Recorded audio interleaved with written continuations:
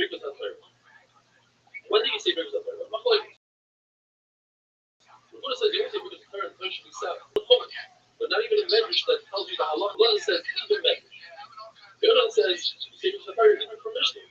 Rabbi says you say Birkus HaTorah even tomorrow. And Rashi says because that's the equal Torah. This is great for the young people. The Torah is the main part of Torah because from that halacha comes out and it's the logic behind the Mishnah and it explains away the contradictions in the Mishnah and sometimes to add and take off the words of the Mishnah. So that's it. Shmuel says, what bracha do you make up in the Torah? Lazik in the Torah. Higher than you finish off with a bracha. Rabbi says you say which says is considered the most important bracha out of the three. Why? Because it gives the strength and is powerful and makes the highest from the Torah. Therefore, since these are all important brachas, we say all three. After the Kohanim brought the part of the Talmud in the morning and they salted the orange, the Kohanim would pronounce, make one bracha. What is that one bracha? According to Shmuel, it's a Rabbi, and according to Rothschild'S, it's going to serve art, and then they would say, I serve something. And they would say, Shema, three brachas to apply Israel.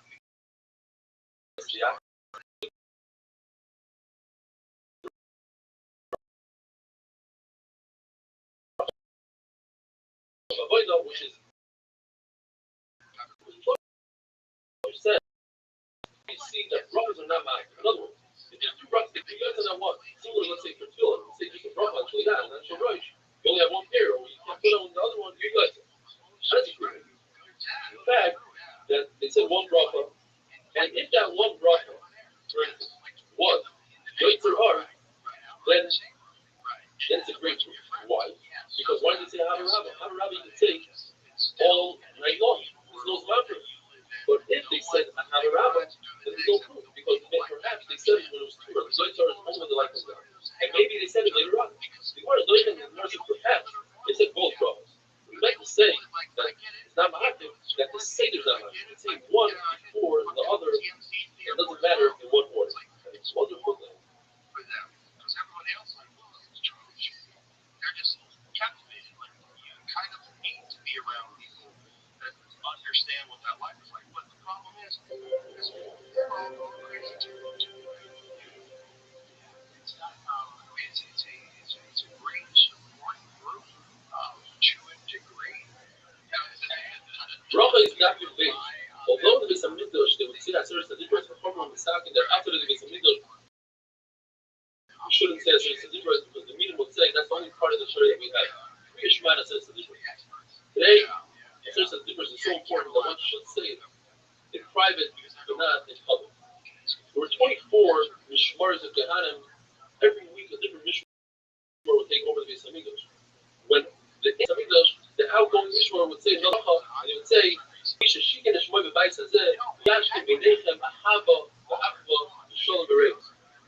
you want to go through a series of questions regarding the brachas. So the person starts in Myrav, he starts off thinking that he's saying Shabbos. He says Yoitz of Ar, but he finishes off a Myrav Arabim. And the same thing in Shabbos. He thinks he's saying Myrav Arabim, and he finishes off Yoitz of Ar. In both cases, he's Yoitz because he finished off correctly.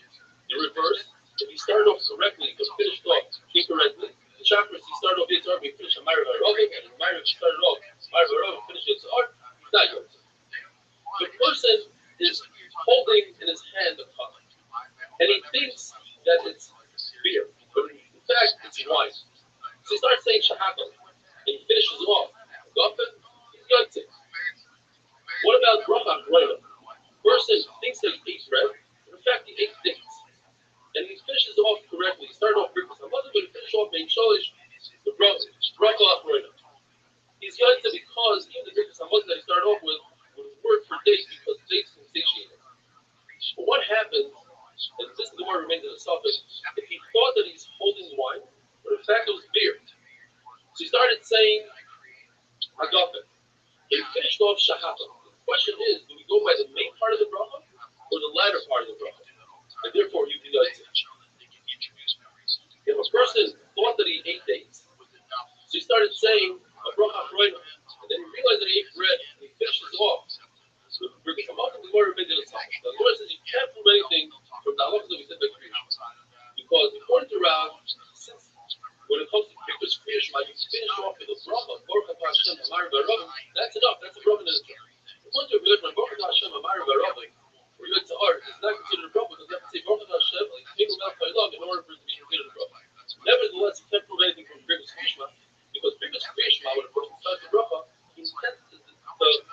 mentioned the day and the night in the same bracha. So every bracha really is a bracha for the day and for the night, and therefore he's Yosha.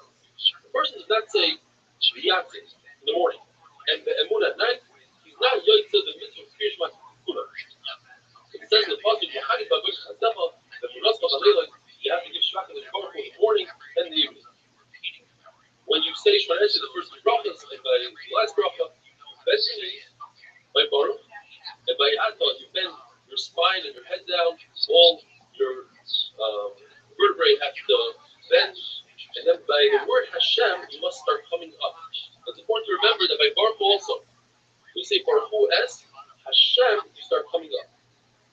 Rav would bend his knees and bow down quickly, and when he said the word Hashem, it would be like a snake, he'd pick up his head very slowly to show that it's not a burden on him to do the kriyos. It's interesting that we know it's like Hamelech HaKadosh and Hamelech HaMishpat. What if one forgets and says Hamelech HaKadosh or Melech HaMishpat? So according to Rabbi, that's the halacha, he's not Yoitzel, and according to Rabbi, he's Yoitzel. If a person has the ability to daven for his friends and doesn't daven for his friends, he's considered a sinner. If he has the ability to daven for his he must do so until he feels sick, literally sick. He has to fast and daven until he becomes sick. If a person is over an Aveira, and he's embarrassed by the Aveira, it'll make him finish. Not only are they Muslim on that Aveira, but they're Muslim on all of the Aveiras. How we know this? We know this from Shol. Shol brought down Shmuel and Shemayim through the Hoy. Why did you bring it down? He says, try this, try that. He never mentioned that he tried to ruin the human. He's embarrassed by the error that committed, that he killed the knife with Doran Kum. So I didn't know that Shaul was forgiven because Shmuel tells him tomorrow you'll go to battle, and if you go to battle, you'll be killed with your children, and you'll be with me. Says tomorrow with me means my pizza, which in other words, Shaul was Zoycha for being Gan Eden with Shmuel Hanavi, which is a tremendous sentence. Or because the Gevinim, they said they'll forgive Shaul if Shaul gives them 7 of his sons and they kill. Obviously, they hated Shaul. And the pasuk ends off saying that Shaul was a Fakir Hashem. Said the Gemara that it wasn't the Gemara that said it, was Hashem that announced it. Fakir Hashem, in other words, forgave Shaul. The Gemara tells us that they wanted to institute them to say Parshas Balak in Kriyashma. Because Parshas Balak has the pasuk Parash Shachar to Aryeh with the Lavi. It's a beautiful pasuk, but it also includes the Lashon of the Shachar Kumach. The reason why they didn't institute it because the Tzibur was very long. And to say one pasuk, you also can't say because you can only say a full parsha from a page to a page to a sama. Why do we say the parsha? Because they include the amazing concepts. Include the concept of all mitzvahs. We start with all mitzvahs. They include Hashem says about one mitzvah. You take Mitzrayim, Asher, you take something Mitzrayim. The words Akri Lavavim come to tell us that you shouldn't think about Minos. Akri Adechem comes to say that you shouldn't think in Averis. Akri Zoynim comes to tell you shouldn't think about Avodah Zarah. Says the Mishnah, there's a famous Mishnah we say in the Haggadah, even though nighttime is not a time you put on tzitzis. Nevertheless, from Lozman Azariah holds, you should say the parsha of tzitzis. Why? Because it says the Muslim that this story that's in Kitzvah, but it's trying all Yimei Chayecha, all the days of your life. Yimei Chayecha are the days you may. All Yimei Chayecha, that Shulchan means the night. You should say parsha the night. I would say no. All Yimei Chayecha comes to include the time of Mashiach. We're also going to say the parsha of tzitzis have a wonderful day. And the way that we're going to buy into it is because our memory sucks. Because that's just how they're going to sell it. Yeah. Yeah. Do you remember your phone number when you were kids? My address was in mine. That's nice. Yeah. 7212 Berkeley Avenue. You used to remember your phone number. Rothschild'S Dafy's Gimel. The Gemara tells us that once Mashiach comes, we're not going to be mentioning the Geulah from Babel, Paras, but we will be mentioning Mitzrayim. So it's slightly muted compared to how we mentioned today, because the main focus is going to be on the Geulah from Gog and Magog. The pasuk says, "In the place of Kadosh, I'm going to give you a brand new Geulah. It's going to be so large, you're going to forget about the other Geulah." And Moshe, the first time, bumped into a wolf, and he has a great story to tell over his friends. He bumped into a wolf, and he was saying, later on, he bumps into a lion, so he forgets about his first story, and tells him the second story about the lion. And after that, he bumps into a snake, forgets about the other two stories, and all he tells people is how he was saved from a snake, the eater of snake. Klal Yisrael is going to be so busy with the Gula of Gog and Magog, they're going to forget about all the other Gulas that they have. But now, there's going to change Yaakov Avinu's name to Yisrael. The book of Yaakov, we see we do that every day. The answer is because the book himself of Yaakov Avinu, Yaakov, after he changed his name, there's no mitzvah. However, when it comes to Avram Avinu, Torah tells us not call him Avram. Therefore, the name was Avram, which means the father of his nation. Avram means the father of all nations. This is the right to Allah and Hasay to change his name and call him Avram. What about Sarai? Her name was Sarai, princess of her nation, Sarai, princess of all nations. Lord tells us that the book is called Avram Avinu. This is what we need to call her. But he didn't tell us. So therefore, we call her Sarai. We're not over Israel. Now we finish the first parak of Shas, which is Zohar, to finish all the prophets of Shas together. Says the Mishnah. If a cipher was fixing the Sefer Torah, and the way you fix the Sefer Torah, you say the words yourself, and you fix. Now, if he had no intent to say the words, then he's not going to Kriyishma, but if he had intent to read it, he knew he was reading it, then it's going to, unless you hold, like the Mandora that says, mitzvahs, tzrichos kavana, and then you have to have kavana to be good to the mitzvah of Kriyishma. You are going to be discussing the Mishnah, that is, different cases of somebody stopping his real shema to say hello to his friend, or to answer. Everybody agrees that the guy's not his friend, the guy is a bad guy, that can kill him. Then obviously you got to say hello to him, and answer him, smack him over. If it's out of honor, cover. So if it's between Krakow, and let's see what that means, then you're allowed to, according to Rabbi, according to Rabbi, not only that, you're allowed to answer somebody, anybody, even if there's no honor involved. In the middle of the parrot, the middle, between in the middle of the parrot, according to Rabbi, you're not allowed to answer. According to Rabbi, you're allowed to answer. What is being a prophet? In a prophet means between the two prophets of Kriyishma before Kriyishma, between the second prophet of Kriyishma and the prophet of Shema, between the parsha of Shema and the Shema, between the parsha of Shema and Vayomer, between Vayomer and the Yaakov. According to Rabbi, you don't stop between Vayomer and the Yaakov. Why is the parsha of Shema first? It's not in the right order. The first parsha is Vayomer. The answer is because first we want to do Omla Shema, and that's in the parsha of Shema. Then why is Vahoyim Shemaya second? Vayomer should be second. The answer is because Vahoyim Shemaya is talking about Torah, and Torah is day and night, whereas the parsha of Vayomer is only during the day. Rabbi holds that Kriyishma must be said only in the Lashon HaKodesh because it says Vahoyim as is. Although we already know that you can't say Kriyishma Torah in any language, it has to be Lashon HaKodesh. But there's a Havamina that Rabbi was actually like a Havamina. I'm say the word Shema. Shema is a lesson of hearing. Any language that you hear it in. How all you can say Kriyishma in English. Rabbi says no. Kriyishma has to be said in Lashon Kodesh. So what does Rabbi do with the word Shema? He says the halacha is that you must hear the words coming out of your mouth. How all you're young to even if you don't hear the words coming out of your mouth. And Rabbi take the word Bahoyu and they learn that if you mix up the words Shemaya instead of in Shemaya, you're not young, that has to be in order. Rabbi learned that from the Hay of Hadavar. We have a three-way machlokes. Where do you have to have Havana, the proper intent, in order to go to it? You don't have that proper intention either. According to Rabbi, it's just the first puzzle. And therefore, and Rabbi holds that's the halacha, and that's how we pass it. So the person just has Havana, the first puzzle, and he had some itis and he didn't say the rest of Krishma, he's going to halacha. According to Rabbi Eliezer, you must say the first three psukim of Shema with Havana, as it says.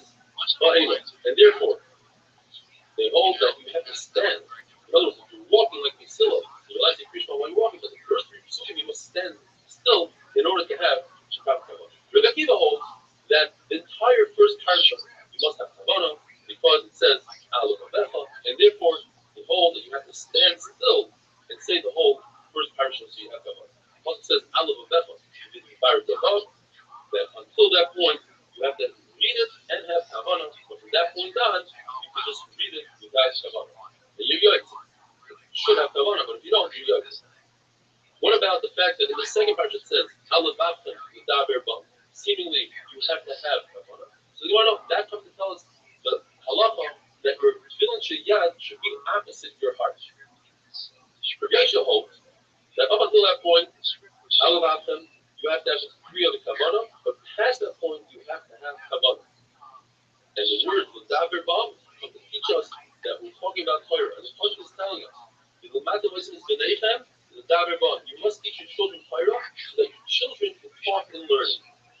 says the Gemara in the pasuk of Shema, when you say echad, if you lengthen the dalit, it's very hard to do it as a Ashkenaz. It's easy to do it if you're money.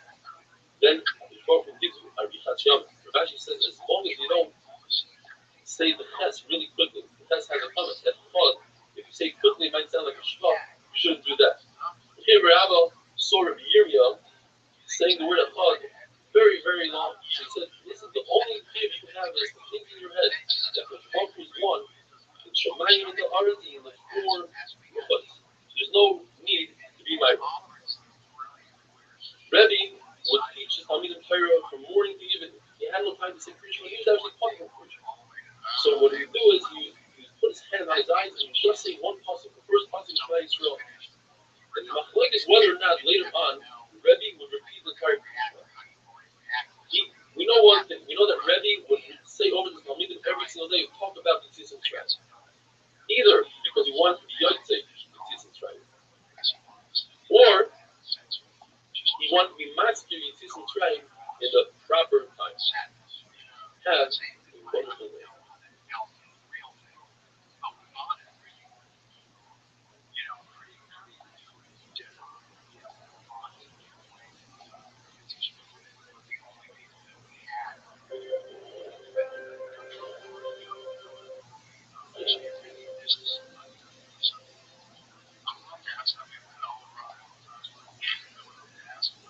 Rothschild'S Daf Yudalid. If you or if you know somebody else that might be interested in a Daf Yomi share that's entertaining, fun, geschmack, with a lot of visual aid, search for our share online on YouTube under Rabbi Daf Yomi or Eli Stefansky, and come see for yourself why, since the beginning of Rothschild'S, over 1,000 views per share.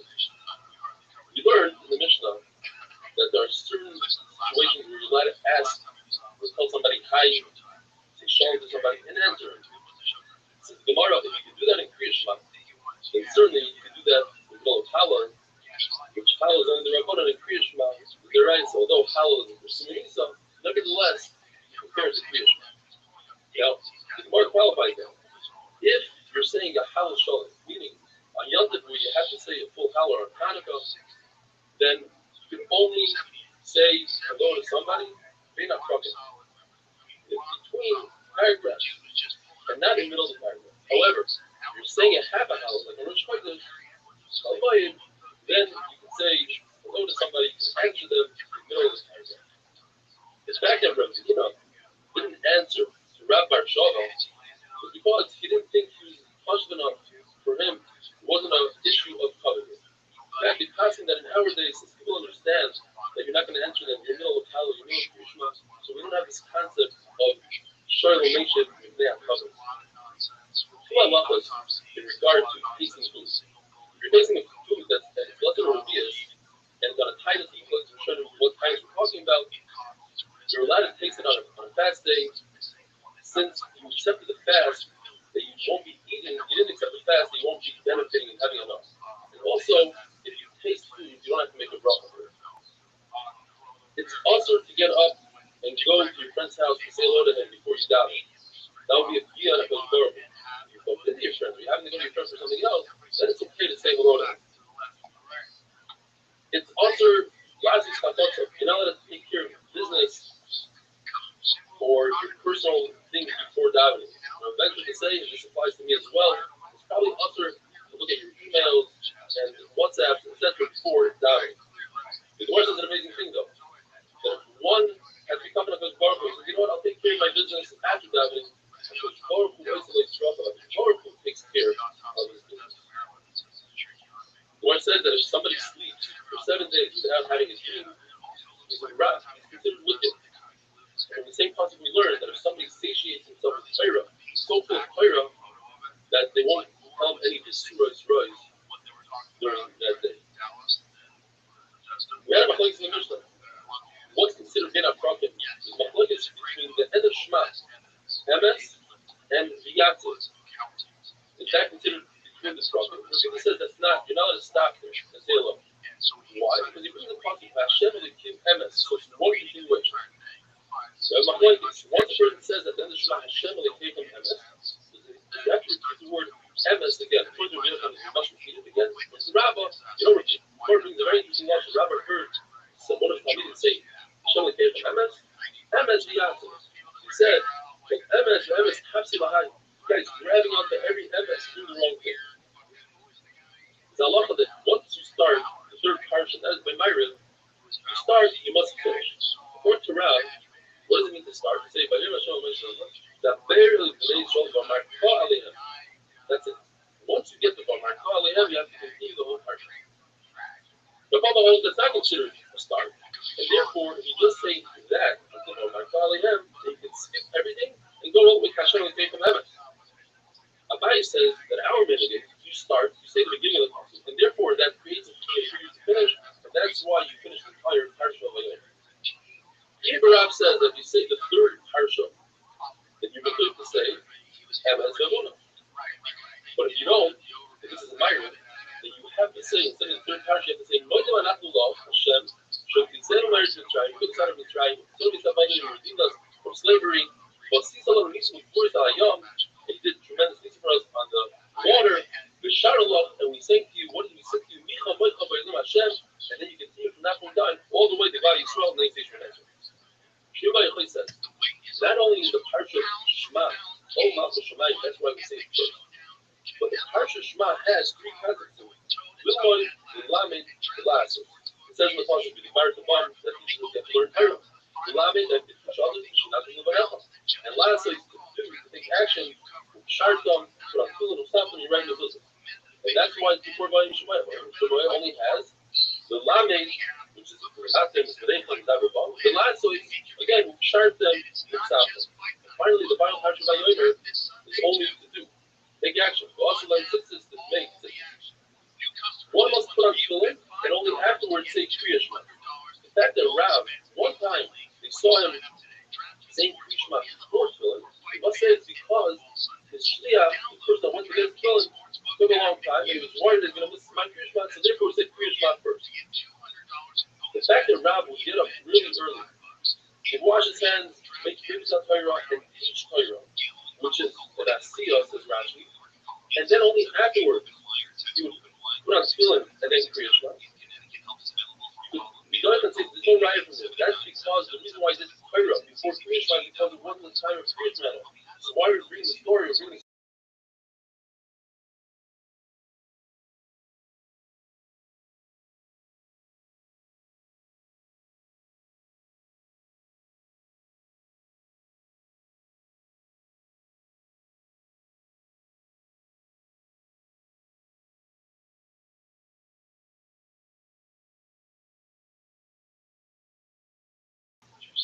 Rabbi Shimon ben Gorcha says that in Kriya Shema, when it comes to reading, you say Ol Malchus Shemayim, and then you do Asiyah. But he admits that when it comes to the person says Kriya Shema, without tefillin on, according to Ula, may it be distracted. It's testified position where it's tefillin. And according to Rabbi Yochanan, you're not performing the mitzvah. You're not doing the mitzvah as it was meant to be.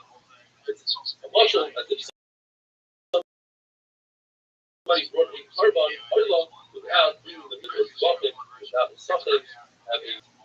Simultaneously, that's why I think shot from the back end, and I think the Argos, if he wasn't involved, he was like the guy to frame it on, but I think he was involved.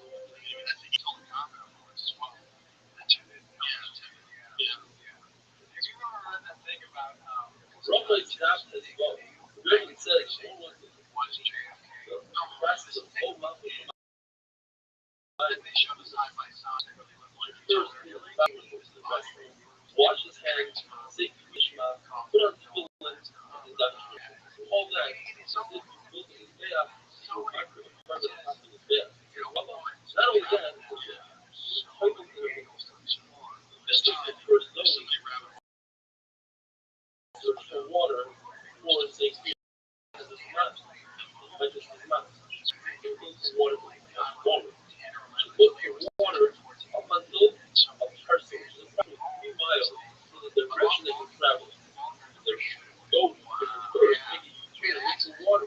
water, gold quick to go.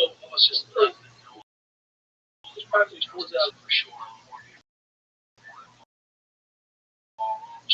There's the Mishnah says here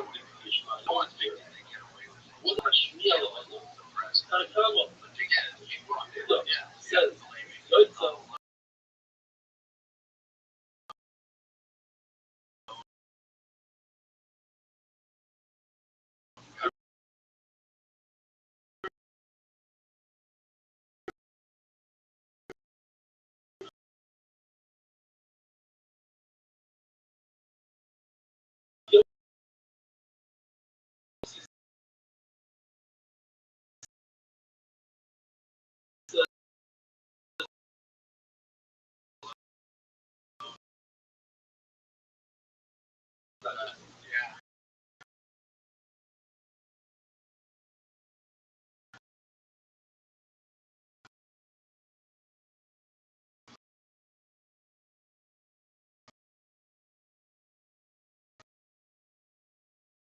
it's a very long story. It's almost match up following five days.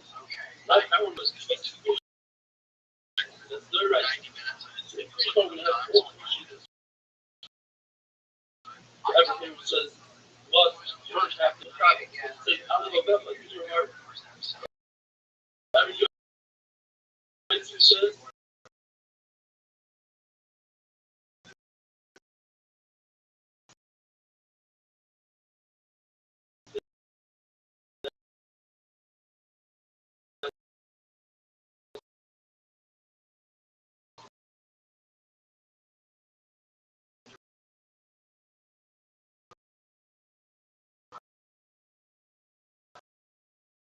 half the year in this year. It says Shema. They have your blood in the time.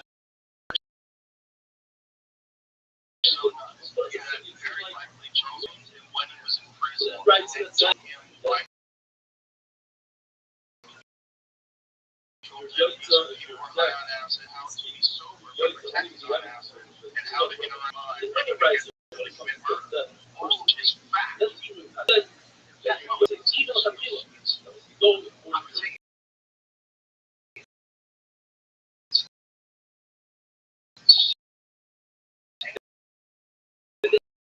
so yeah.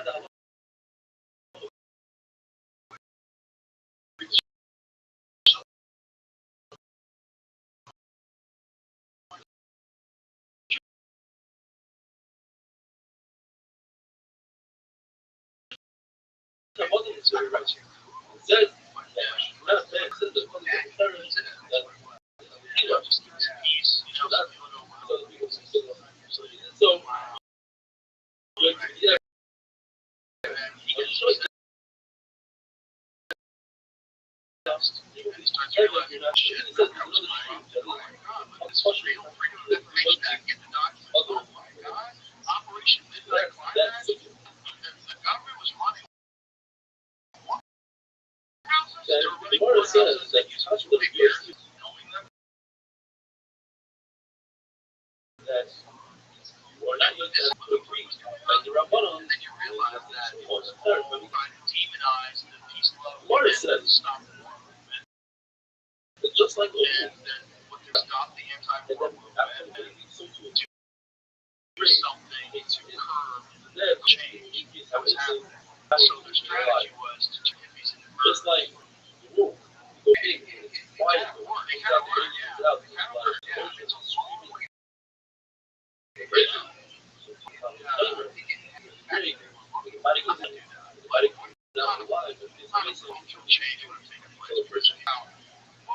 this is 1950 and 1960. It's like amazing. It's a different 10 years. It doesn't between 1960 and 1970. This world's crazy. Just like the culture is crazy. These are nuts. Everything is flying. Very psychedelic. Nixon comes along in 1970 and passes this sweeping Schedule 1 Act, makes all LSD, makes everything illegal, all to stop the civil rights movement at the same time. All the work. So it's a concerted effort across the board.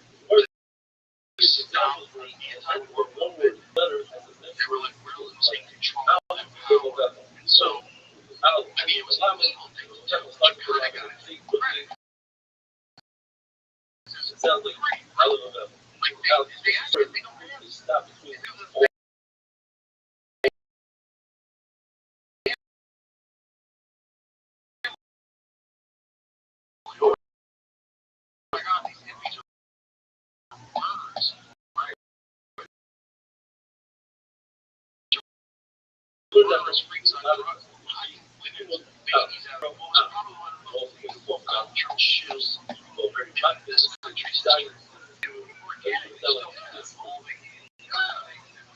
if somebody is very careful, says Krishna,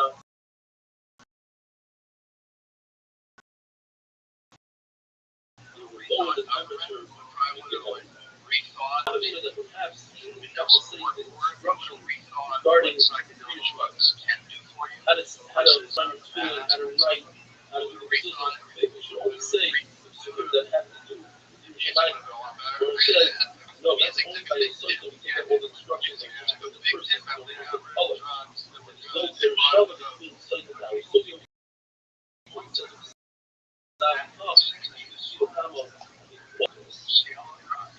Yeah, it was offensive. That completely demonized any peace, love, and those people became a real problem. Zero tolerance. Kind of nuts.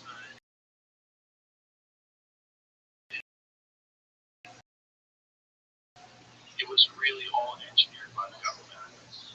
It's really that. Rabbi stopped the Zion. The word tells us, I'm going to let me go learn Torah now, and I'll come back with what I learned. So came back with the following. So if a person makes a mistake in the Shema, let's say he misses a word, he must go and repeat the entire Shema. Let's say a person says Vishorecha, and he's not sure where he's holding it. He's holding at the end of the first parasha that has a Vishorecha. Perhaps he's holding at the end of the second parasha. He must go to the first parasha. According to Rashi, the following halacha applies to the third parasha. In other words, better than the other two parashas. Therefore, so that perhaps if the word or something, the third parasha only said every single word, you don't have to finish it.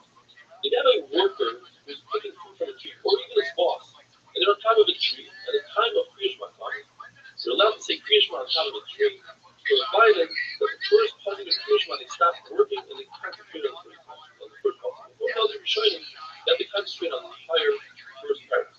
But when it comes to Shemon Esrei, you must come off the tree and have Shemon Esrei, where it's sturdy and they're not concerned that they're able to have the proper kavod. If it's a tree that's really sturdy and has a lot of branches, such as an olive tree or a fig tree, they're allowed to stay and remain on top of the tree.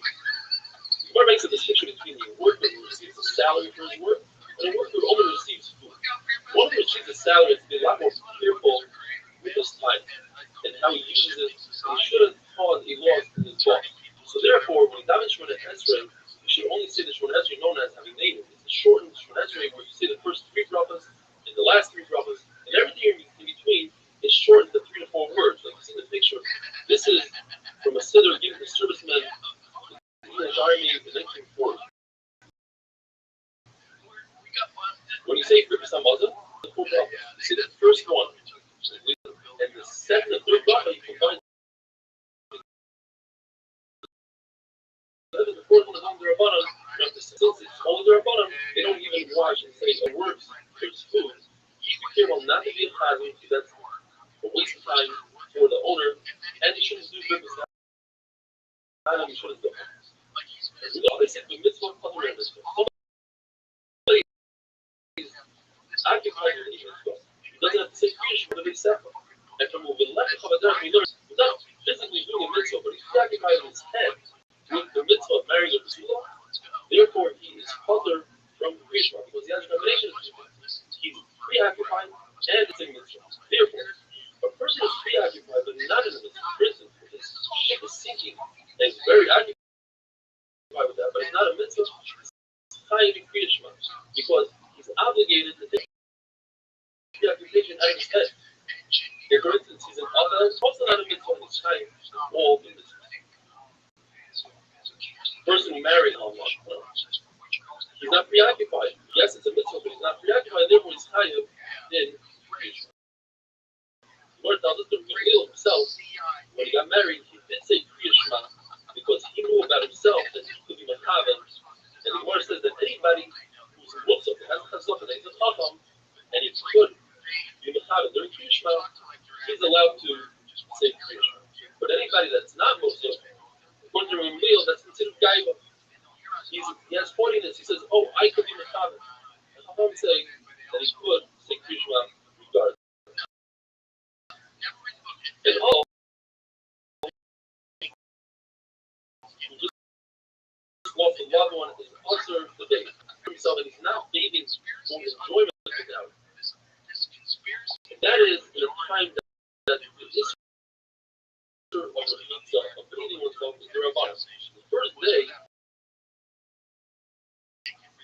first night according to some, and after the first night according to two, then they serve. The person who loses a slave, we don't stand in the rows that we stand in front of Rabbeinu, we stand up from Menachem, we stand up from Menachem, and we don't make the bracha of the Chava, which is by the Suda, the first Suda of Avraham.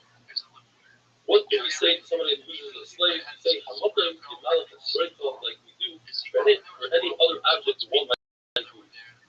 There's no spade that you on a slave. According to Rabbi Yossi, if the Ebed, the slave, when they touch on the Chava, then you could say, wow, what a great person he was. And he was trustworthy.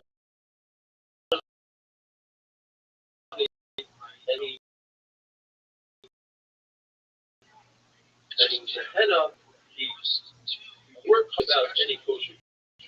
Therefore, you don't say any husband on a slave. You don't call slave Mr. or Abba or Zuma. Because in those days, a way to call somebody in a nice way, unless the slave is a fashion slave, and then you can give him that surname. There's only 3 Abbas. Avram Yitzchak, Yaakov, and we don't have any more. In other words, you can't call one of the Shvatim Ruvain one of her Abbas, because the Chashivas is up to 3 Abbas and 4 Abbas. Whoever is careful with Yishma and Shmona Esrei, says the Gemara, they'll have Olam Hazeh and Olam Haba. And now the Gemara brings many different filas that the Amoraim and Tanaim would say after Shmona Esrei, in order to make the Shmona Esrei their own. And the time permitting, we'll go through most of them. Rabbi Lazar would say the following: that we should have a hava, a achor, reis, shalom. In other words, we should have peace and harmony, achdus, and we should have many talmidim, and that the future should show a lot of hope, and we should have Gan Eden, and we should have Toiv, and we should wake morning and find that we have Shemayim, and we should find one. Rabbi Yochanan used to say, peek at our shame and see how hard we have in our life, and ois and chasidus, and you should give us graciousness.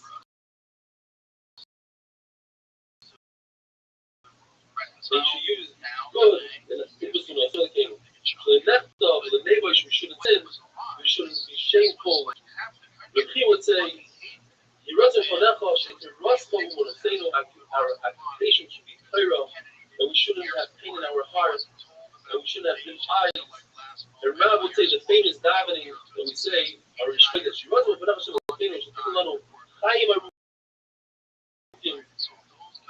long life, we should have we should have wealth, we should have Havas Torah, Yerushalayim, and Shemala Rabbi would say, a lot of people put that in the part of me, other than people shouldn't say terrible rumors about us, we shouldn't have bad friends and bad neighbors, something I'm not sure we can push them without the push them, things we get risk, whether it's joy or non-joy. Even though Rabbi had guards, he would still say all these. And tomorrow we're going to share the key with the rest of the having wonderful day. He says that Lee Harvey Oswald couldn't make that shot, has never shot away. But it was not that far. I'm not saying he can do it 100 times out of 100. The possibility of him having that rifle ready, the car comes into view. Rothschild'S davening time, we're going to continue with the special davening that Tanoim and Rabbi inserted at the end of their Soccer would say, please, because when they fight, war breaks out down below, have peace between them as a Haman, and between people that learn Torah the Shema for their sake, and people that learn Torah for their sake, for their cover. Those who learn Torah for the Shema, they should have the skills to learn eventually Torah the Shema. According to one of the Rothschild'S used to say, Hashem, put us in a corner. If you're ready to bring us in a corner, make sure there's light in that corner. Don't put us in a dark corner, and our heart shouldn't be speaking, and our eyes shouldn't be dim. Or another, Shaz Alexander said, "Well, we dwell upon that Moshe, to name lashes and turn clouds. Our will, do your will. What's preventing us? So Earth should be so the Sahara, and she would not feel it. The fact that we're in those, please take those two things away, and we'll behave properly." Rabbi used to say, when we say on Yom Kippur by Vidui, Ekai actually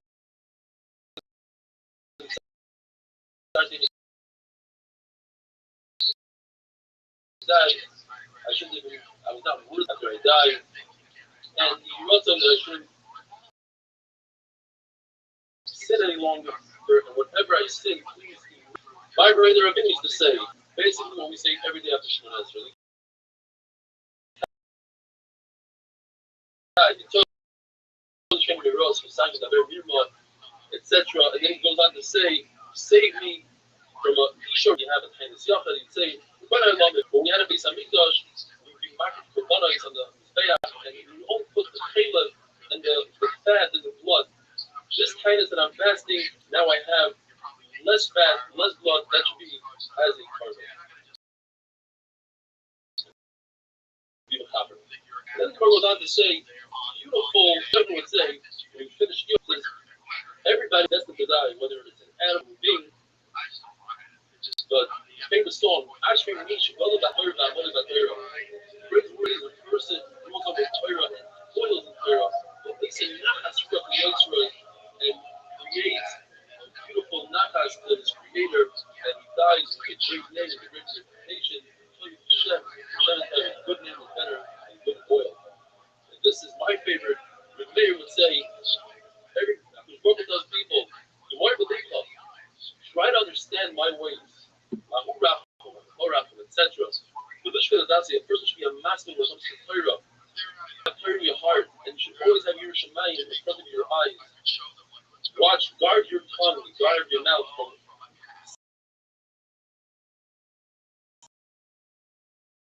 sinning. And you should act to show with the haro in your creation. I go to learn Torah, you go to work in the field. Why? I'm closer to home. And what are you going to say? And this is unbelievable. I don't understand it as well as the other one. This is the Gemara. The main focus is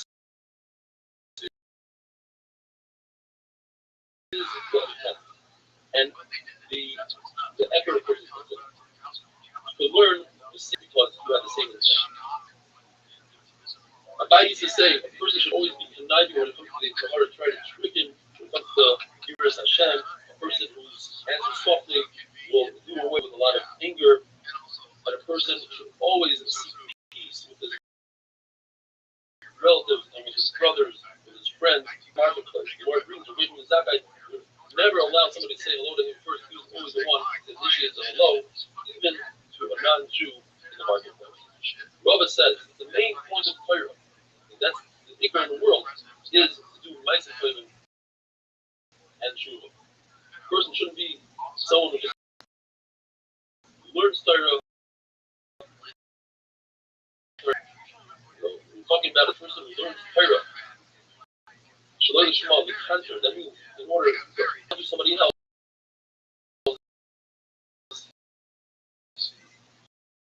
that's a person that's better they shouldn't be created. Because if a body, we're not going to be dealing with eating, sleeping, we're not going to be jealous of each other, we're not going to be competition, we're just going to be sitting with crowns on our heads and basking in the glory of a Baruch. The Gemara's famous women don't learn Torah. How are these life of Elam Abba? And how are these life of protection for the Vilagayim? And the Gemara answers by bringing their children to learn Chumash in school and allowing their husbands to learn Mishnah and Gemara, that they young me, and waiting for their husbands. In those days, their husbands would leave for extended enough time, waiting for the husbands to come back from learning. That's how they share the Torah of Elam Abba. The Gemara brings beautiful bracha that the Chachamim would say to each other, and basically it includes all the limbs of the body, that their mouth should talk Torah, their feet should run to Torah, their eyes should look forward to Torah, etc.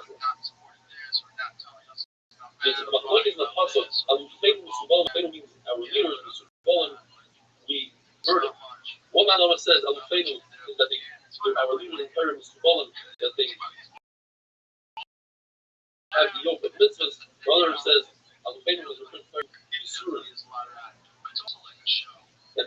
goes on to say that we make a bracha that we shouldn't do like David and Shaul, that they had bad advisors like Shaitel and Doyeg, and we shouldn't, like we say, we shouldn't have children that go off the desert.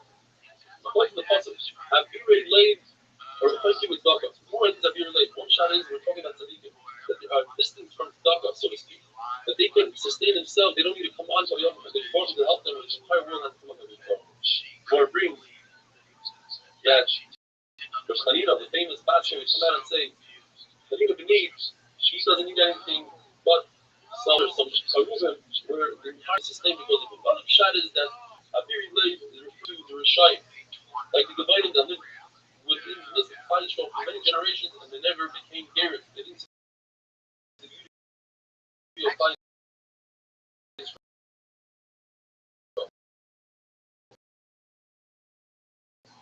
or the people from Machasio, they would come down from the sky and throw a fire and they still didn't become Garrett.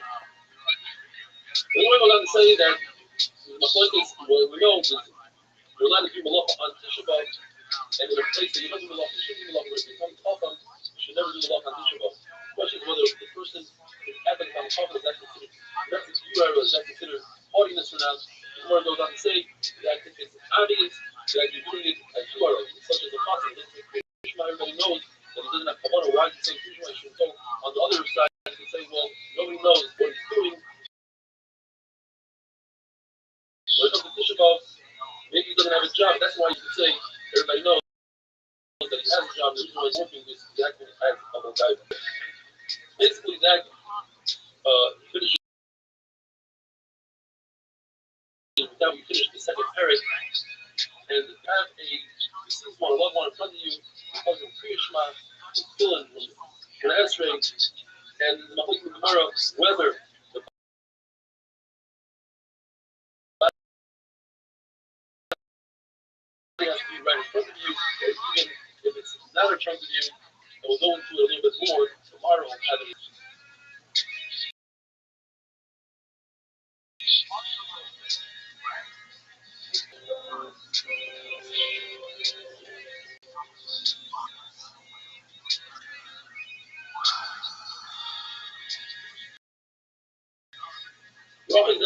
says, before we get into this, first talk about halachics that have to do with the death. The concept called the Rabbi, poking fun at the death, funning the death, that includes not only mitzvahs, but even eating from the dead. So you're not going to walk 4 hours within the dead or in a cemetery next to the garden and say, Krishma, that was from Esrei, say, Kaddish, the hill of the death. Particular personality and say, third of that. And where you took the outside, it causes the dead to be shocked. If you see a funeral procession by the dead, you're going to be upset. You're going to say, why doesn't this person come to my funeral? If you do, says Gemara, that it's as if he's going for himself. It's also to eat because of the dead. And therefore, one has to eat. You should eat. You should live. Go to his own home, go to his friend's home. If you don't have a friend's home, build a wall. You can't build a wall. Just turn it back to the dead. As an oval, it's also basic, it's also lean, wine. You shouldn't, says Rashi, you don't need to make a bracha. Not a bracha Rishonim, but find out before the other Rishonim. And it's also for other people to be with you with the bracha. But on Shabbos, all of the halachos don't apply. You could lean, you could eat.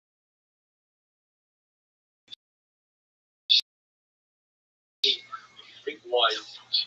And with the burial of his own relative, from all the mitzvahs, like Tefillin, and Esrei, etc. The Mahlik Gemara that it's only if the dead is right in front of him, but once he leaves, the house is not there, then there's no longer appeal to, there's no longer a cure to do other business.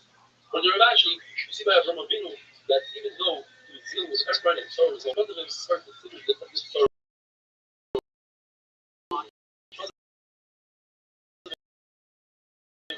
Still dealing with it in his head and dealing with it. What about the people that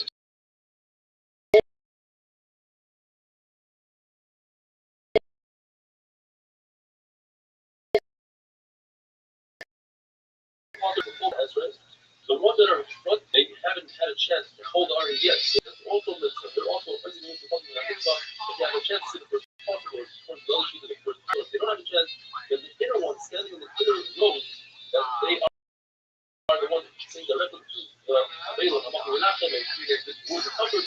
They are called in the creation. The ones on the outer rows that don't really say directly to the Avos, they are chayiv in the creation. What about those shemers, people that watch the body? Like in the Gemara, that they're watching them from mice. They are also considered bicycle mitzvah. They are public. You go to the side and daven while the other watches. On a ship, there's machlokes whether there are mice or not. If that's a concern, because one man don't one should watch the bodies, but another man don't want one should go once my patient comes and say creation. There's a certain tree bones of the sea. You got to see it. But the same Allah applies to the therefore no fake bone according to sack or a donkey taking the ship unless you're concerned that people come and steal the same area or do something to the bone, you can throw it on a donkey. Now, the Gemara discusses and figure out all the beautiful stories. What exactly do the dead people know? What do they hear? What do they understand? We're talking about like the Rosh, it's not a book under the dead person. They understand. Sometimes my son told me that a dead person can feel pain. Some say this is a shocking pain. But if an insect is eating the body, you feel that pain. If there's a mouse called Yuma in charge of the dead, he announces that a certain person is going to die soon, in a day or so, and the other dead people, they know that he's coming up. Dead people get information and news from other dead people come up and tell what's going on down below.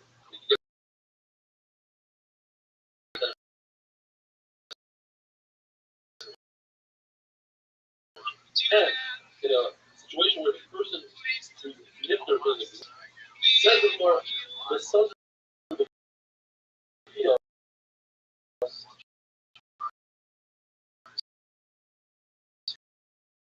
were wondering if their father who already was with them, does he know about their pain? That they're learning it's a positive, amazing. That people's function. Now, these are into the Messiah. They're in this world. You're not concerned about that. Even when they're dead, they're considered alive. But Sadiq is always concerned about and what the people hold for him. Mark talks about Yoyod and Yoyada. That there's nobody like him in the first Mikdash and the second Mikdash.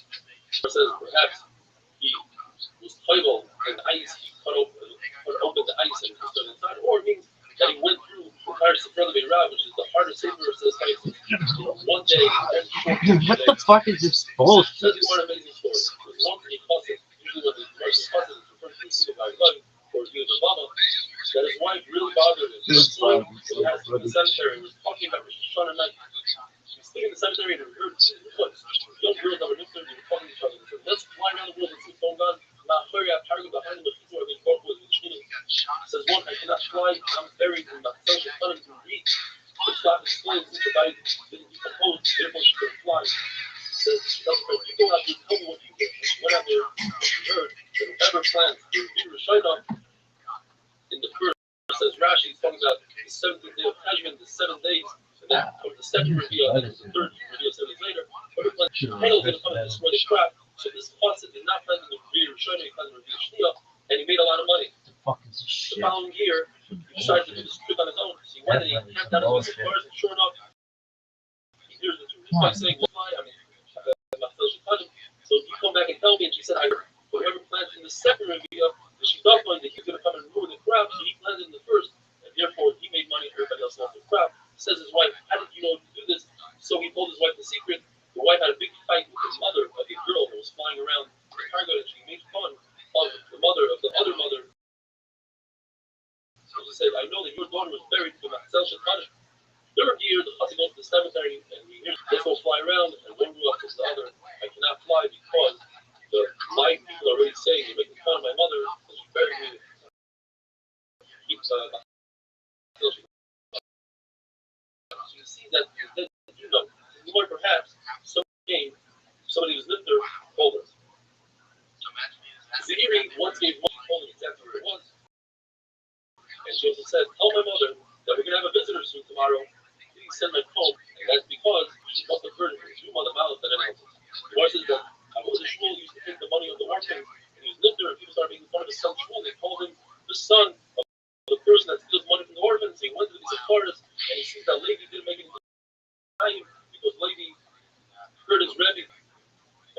father, and his father's crying and laughing. Why are you crying? Because you're going to be Mr. soon. Why are you laughing? Because they consider you as a huge individual in Shemayim. So big, have Levi go up to Shemayim. In fact, maybe one of the Shemayim says, where's the money? The money is buried between our money. This is our money. I didn't want it to get real. I didn't want it to steal. And they return the money. How did you see that the dead know what's going on, but it's different for such a powerful person? They got the Shemayim way in advance. Have a wonderful day.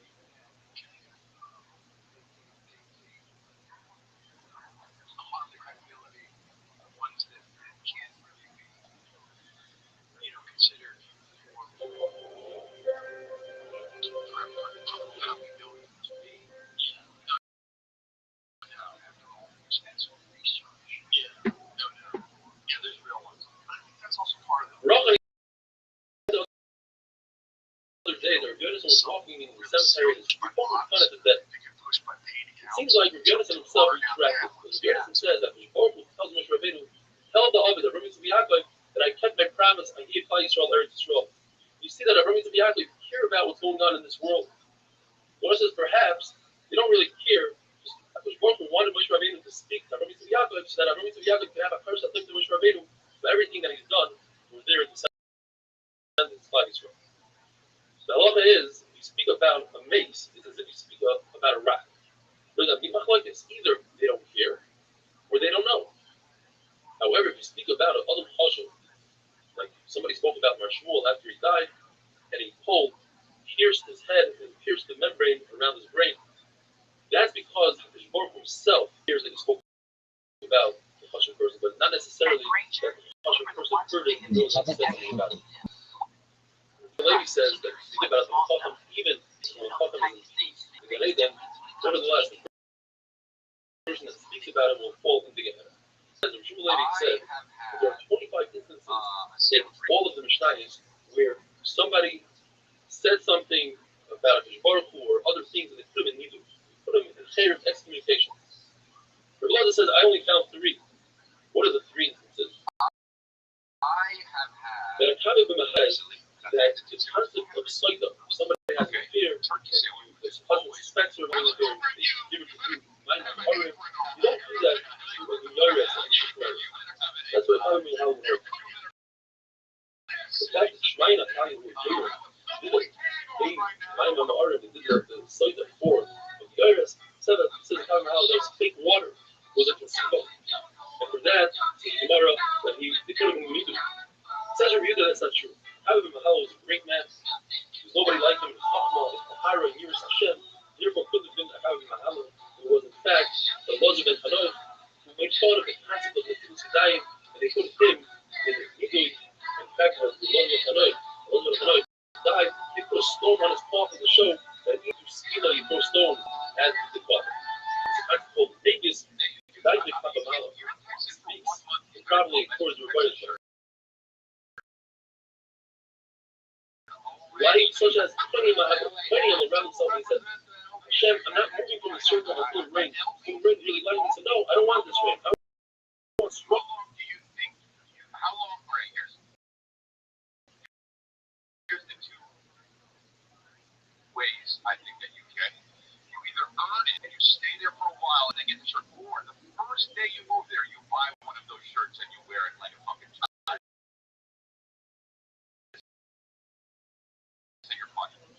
Yeah, I know the first thing you would do. No. And a camera to take the fan.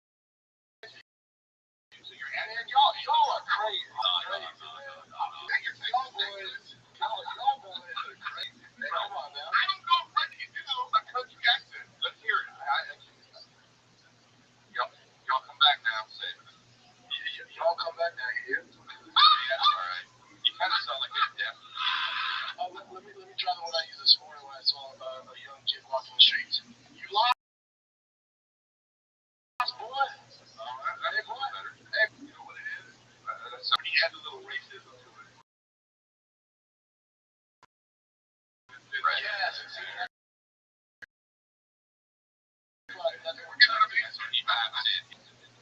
We're talking about Asian. Wait, who racist now? Honestly.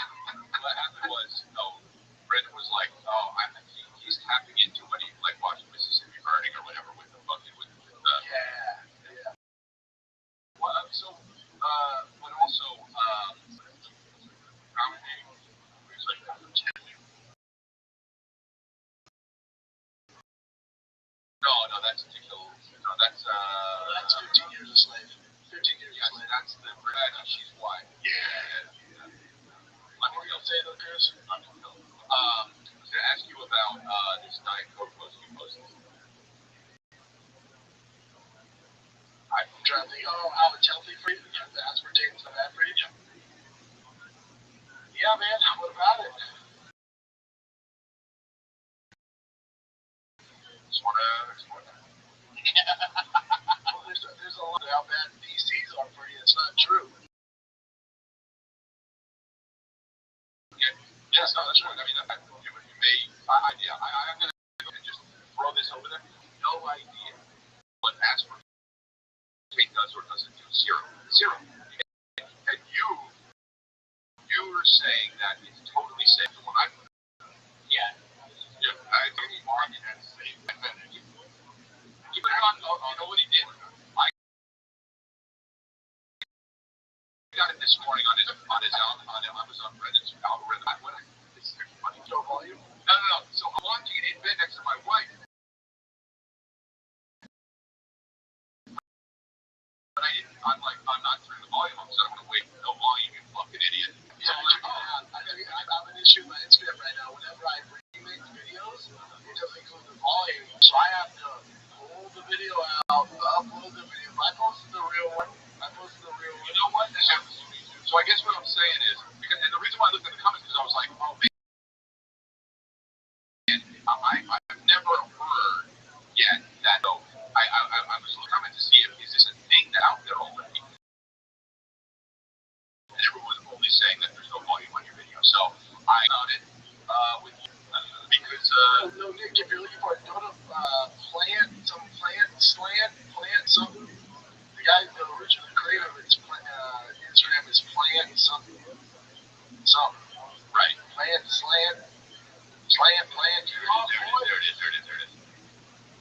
There it is. That's the guy for sure. Let's see where this guy Coke is. Okay, so let's see what this guy is. So yeah, all right. So and in the volume part, you guys need some silent. Here's why. The word Diet Coke. Why? Oh, you mean the stuff that's produced over 100 countries worldwide? And the acceptable safety intake, which is such a 100 times less than the amount of cause no adverse effects in animal studies done after drink around 17 diets on a day over an extended period. That's not basement, sir. Just checking. It's horrible for your body. Your body can't even use it. That's an interesting way. Considering aspartame has calories. In fact, it has the same number of calories per gram as sugar, but wait a second. My diet soda has 0 calories. Yes, that's because aspartame is actually 200 times sweeter than sugar. Tiny amount of it, and your diet soda has less. Oh, interesting. Let me check the sources. And yes, not. What is it? Let me see.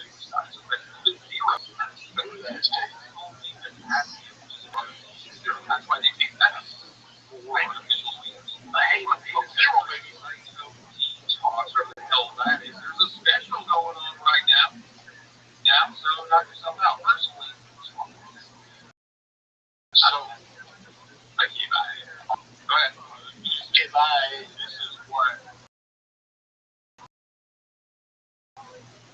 This is what I hear. Because you have to, I guess, sure. And he's putting out facts about whatever he's saying, all this stuff. Feels believable. Sure, okay? Like, I if you just saw his video, you'd be like, oh, this video, I'd be like, and that would have an effect on you.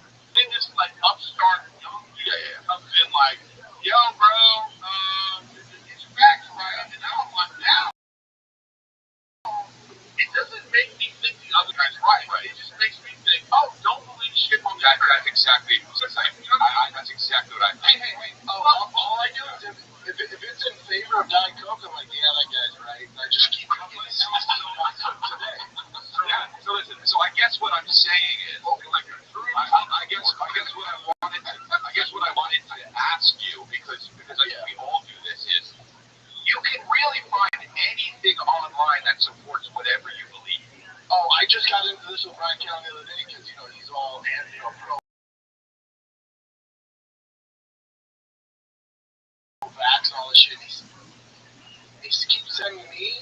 I can find on Instagram and TikTok the counterpoint. I understand. You're not a doctor. I'm not a doctor. I sure as fuck don't care what you think about me. Yeah. You shouldn't care what I think. You sending me these videos ain't helping anything. So I guess, and that's why I saw that video with you and Rabbi around that, right? And then I saw this, and I was like, that's what I can think of it. I was like, I guess they call it confirmation bias, whatever. But like, so at what point do you think because I sometimes I'll see something, I'll be like, I'll take this thing out, and I'll go like this. In my head, I'll be like, I can't post it. Who the fuck knows if it's true or not? But I don't care about that. Amazing. Okay. So that's hilarious. And it also depends on like messenger. So like if you watch Rothschild regularly, he's pretty information. So he'll let people talk about stuff and he'll just like, go mention some shit, right? But then like you go, then you'll see another video. Yeah. Like, this guy's a moron. Yeah. Information from someone else. Then no, I know. I don't.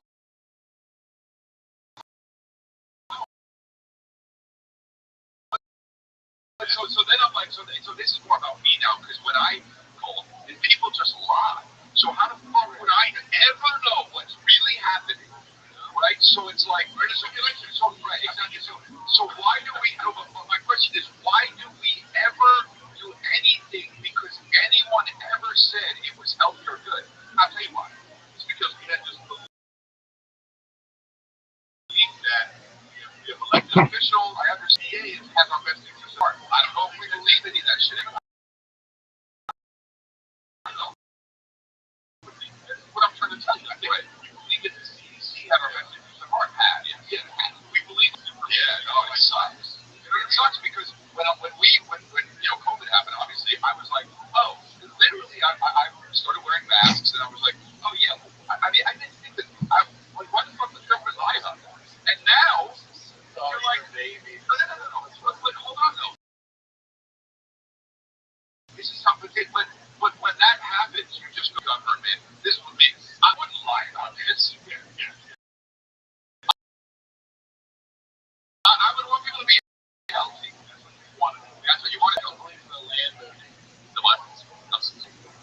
The landing on the moon. Jesus Christ! All this Diet Coke is what comes. Land moving.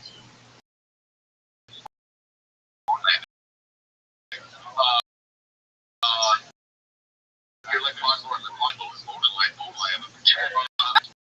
Call that. So, but yeah, no, I don't look. Did we land on the moon? Go, back in whenever it happened, we go, yeah, we did. Because who the fuck knew any better? And now you see all of look. I honestly don't give a fuck if we landed on the moon first. Like, that's not something I actually care about. You should though, because if they're gonna lie about that, what else are they lying about? I understand, but my point is, okay, we don't know for sure what, but something. No, we do. Well, no, we don't know everything they lied about. Is what I'm saying. No.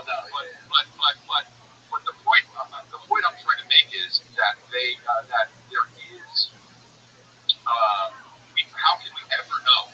Well, for anything, what anyone says, I don't know if perpetuating the lie becomes the process. It's easier to do that, even if you're common sense, because even if you're like, well, like, if you're going to ask yourself, happy, maybe you'll never know, right? But you can look at that and be like, okay, so this guy's up here, he's the assassin that killed him is killed. Just look at that. Currently, look at that same thing. It's like, dude, that's never going to go away. That's going to be the next, big thing that JFK. It's like, and people aren't going to let it go. They're not going to let it go. The government's still operating like it's the fucking 90s. Yeah. But when they will realize with the internet in this day and age, they're never going to address it. They're going to put out a video.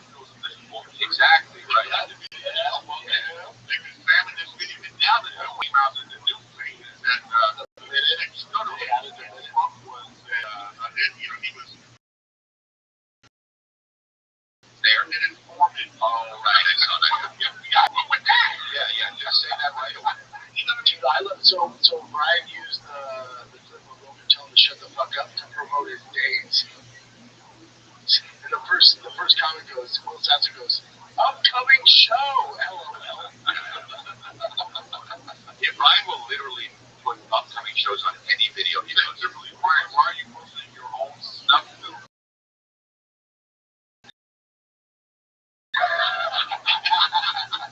Oh, this person wrote on a comment. They're great. Hell yeah. That's the funniest clip. It's Today, dude, there are so fucking many people that come up to me and say, you better wear a lab coat. That's the weirdest. It's so crazy. And it's just like having a watch on the television show that those things are there. Everyone has to play it. I don't even remember, and this one is I was drinking at this time, that's when my face was fat.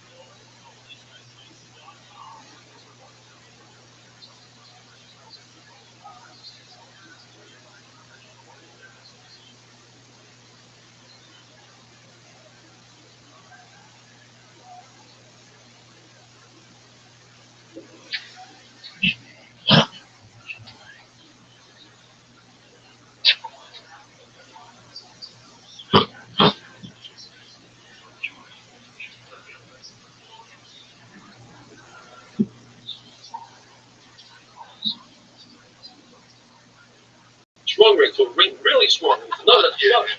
Give me the proper ring. You want to show him the said, if you weren't fighting, I would put you in favor. That's not how you talk. You're speaking like a son speaks. It's not correct. The real fight is Zecher, the perfect face, everybody should take a goat and put him on a spit, on a skewer, and roast him. And Shimon should have said, you deserve Kira, because you know, think now they can touch him outside of Beis Hamikdash. So that's a brisa. The famous story of Tanur Shalach Noim, where the Lazar had everybody home, and in order to take a Bisheret, earthenware stove, and make it not funny, if it's funny, you have to bring it in pieces. So let's say you chop it up in pieces, and you want to put it back together with sand. The Lazar holds this far. The Lazar tried to put it down with the tree, with the wall that bent, the water stopped.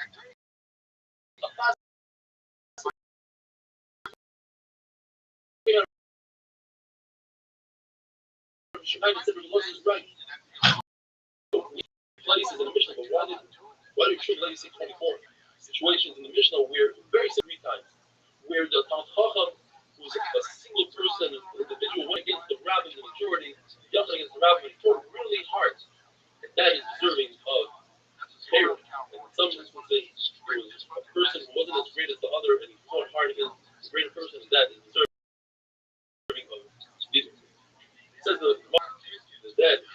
When he comes, when it's close to my creation, people might miss my creation. Unless it's other questions like your Yosef, they took him out right before my creation. People listening to a husband, or it's a mitzvah, so to the rush to go out, they should one by one. In other words, one person goes out to speech, I think that kids are dead, but the body in front of them, they think they're both creation together, and the other sits there quietly, and he says, he accepts upon himself the terrible tragedy that happened to him, and he says,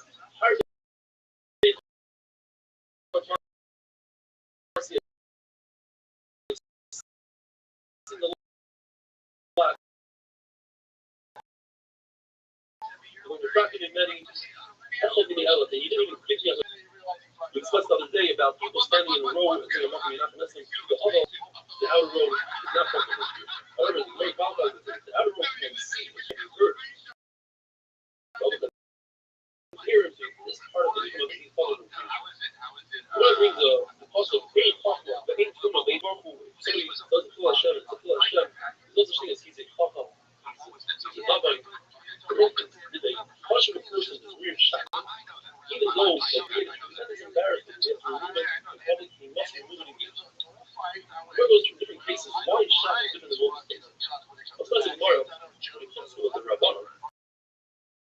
The Rabbanon is not judged as their zera when it comes to human dignity. Therefore, we have the concept of face of God. If there's a field that was plowed through, and there was a grave there, which were sort of like small that are soil are spread out throughout the field. And the Rabbanon, if you're on the way, you're not going to you get on all fours, look through the field, and you see present only the Rabbanon with their eyes, you will get there. If an Aval decides, he takes his route, there's a fork in the road, and he says, I want to go to the base of prize. So the follow to the base of prize for the covenant of the Aval. To give proper honor to King, where it says that the Lord of the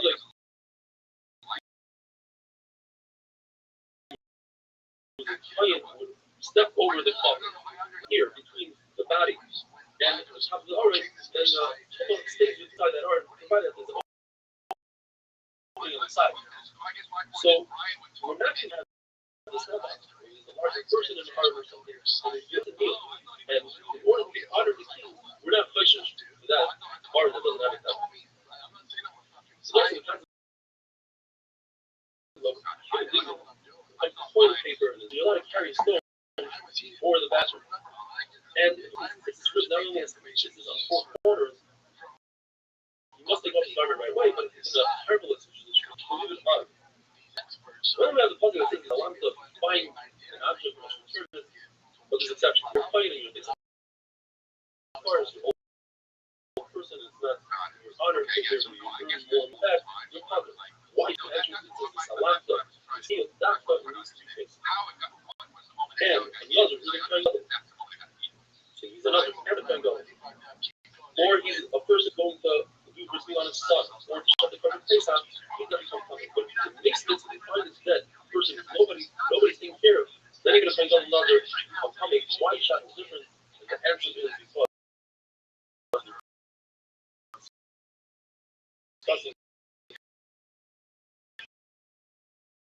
Sheva Taisa by Hilo and from Pesach, and it wasn't said by Tum having a wonderful day. Yes, you're right. Here's why. Because the chances of a child coming in contact with the cause and being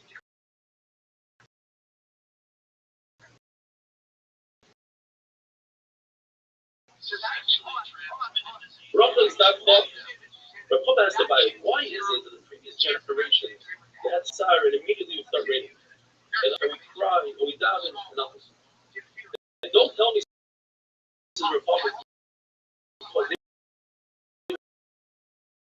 are greater than us in learning. In fact, we are greater than them in learning this republic. Today, Rabbi Yehuda only learned we learned relationships. Rabbi Yehuda tried to grab and Shmuel's Rabbi status. When we learn Hiftzim and Yodams, how a branch transmits food into the fruit, but the branch is really wet and soggy, it doesn't. We have 30 shatim in there. What is a shot? Shot is that the previous generations, they were moister nefesh, Kiddush Hashem.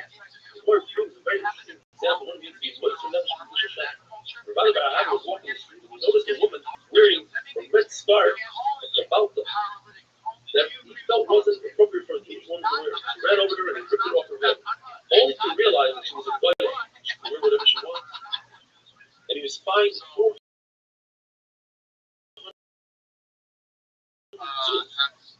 She said, because her name was Muslim, it sounds like $200 in a situation where he owes money to make him a chok for terror. The Gemara says, for a big one position himself at the entrance of the mikvah, so that women don't be asking questions about people. They ask, what about the Yitzhar? Women appear to me like white geese. I don't have any Yitzhar. So Rabbi would also position himself at the entrance of the mikvah for a different reason. It's theoretic beauty. They can have something that is beautiful and say that it could be really fair. I come from Shevet.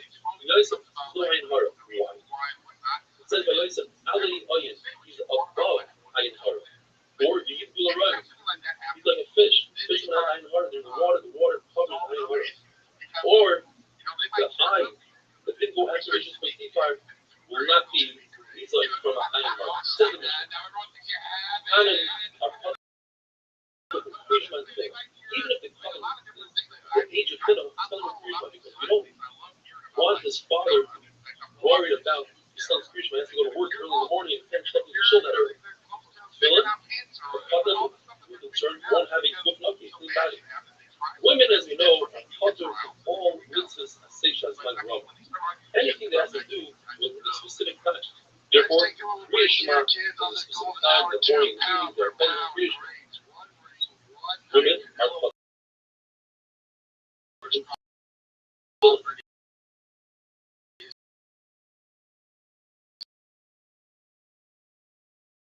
And the Kiddush is that I would think that they'd be high in them because it's a slave and it's just a big longevity. Women need longevity. I would think that the Zuzah would be part of it because it's based on Shaleichem, and then right after it's Safta, there's a Hekesh just like they're fucking Torah. They should be fucking Zuzah, and they're high in the Zuzah. A woman is high in Shmuel Ezra, the Shmuel Ezra brings Racham in, and women need Racham. Even though Shmuel Ezra is Erev, Oikim, Tzarayim, it's Mash Rama, nevertheless, because of the Racham. What about Kiddush on Shabbos? He's not like this from the Rabbana. He's definitely high. What is the Rabbana? The type of the Raisa that says,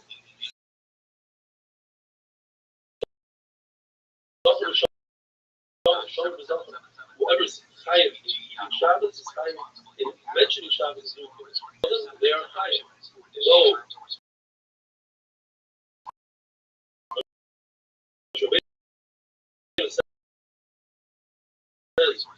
that fights also even in the morning, so it's the Raisa because if you might be a husband, the one that's not right, because the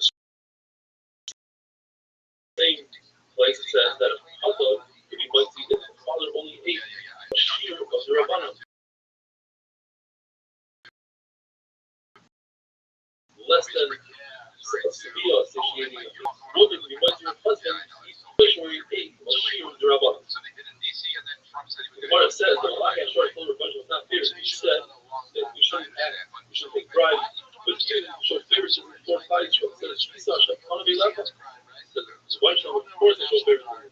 I hold Klal Yisrael to stay great when you're satiating, master on themselves, they say great even on a campaign of like or the Zayis of the mayor.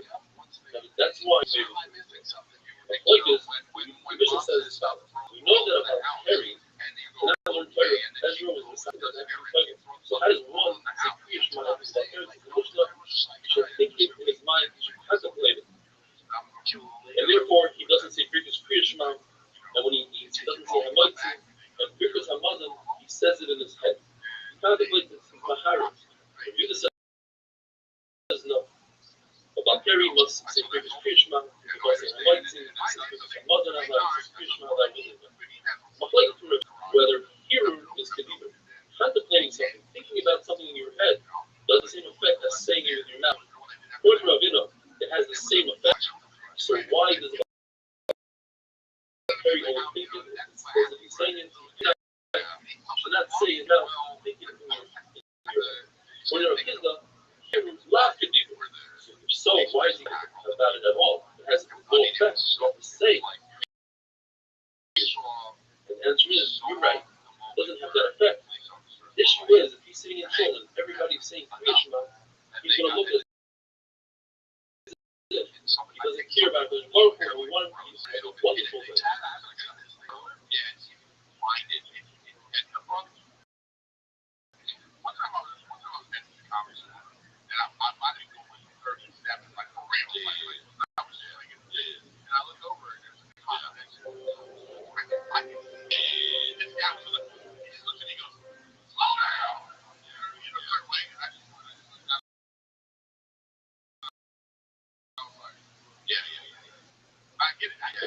Harry, you must say something either Raisa, such as Kriya Shema or bring something. He has to think it in his head.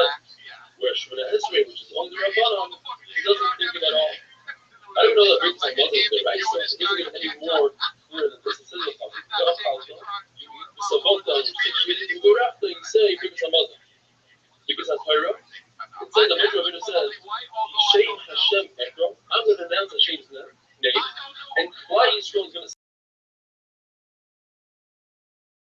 Amen, and then from there we're going to go to the Shira. From our mission, it seems like that the Birkus Hamoitzi, the bracha you say before eating food, is all the Rabbanon, because it says that you don't have to contemplate on it, you don't have to think about it. Even though we have a kind of framework going in two directions, so one should perhaps say Birkus HaTorah after you learn Torah, and one should say Hamoitzi before you eat. If you make the Birkus Hamazon after you eat, so certainly you should make a bracha after you learn Torah. The same thing in reverse. If you say Birkus HaTorah before you learn, so certainly you should make the Birkus Hamazon before you eat. And the answer is they are not similar at all. Birkus Hamazon comes after you're satiated and you feel good about yourself. So you don't make that bracha prior to eating because you didn't have anoia. Whereas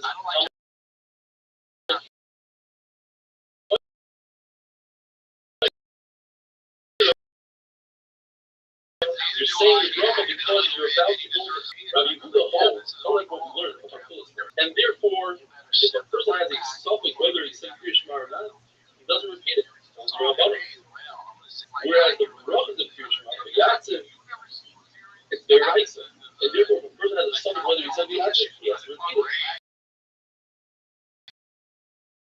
What does he do with the famous concept that he said from the beginning, the first Daven brachas? You go to sleep. He says, no, Shach of nothing, the first Talmud Torah, the Kiyah of learning Torah is in the night and in the day, but not for Kriya Shema. From our Mishnah, we see that about Harry doesn't make a bracha after eating. So the Torah, or after Kriya Shema, that is. So you see the Torah that is only the Rabbanon, and the answer is no.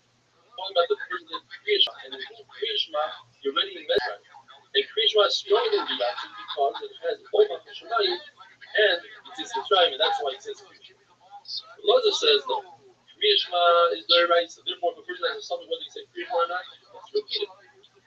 Shmona Esrei, which is the Rabbanon, that he doesn't repeat if he has a something.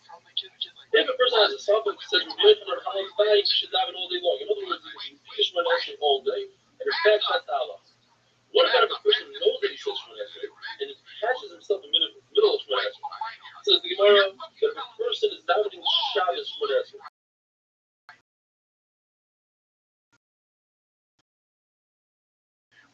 he's on Shabbos and he's davening Shemona Esrei, also he feels weekday Shemona Esrei. The halacha is that he can finish the bracha. What is the reason? The reason is because in reality we should be saying Shemona Esrei every day on Shabbos, and in addition to that, add the brachas of Shabbos. So because of the tircha, it's here, Muhammad says he knows Shemona Esrei. So therefore, if he finds himself saying a bracha, a regular weekday Shemona Esrei, he finishes it.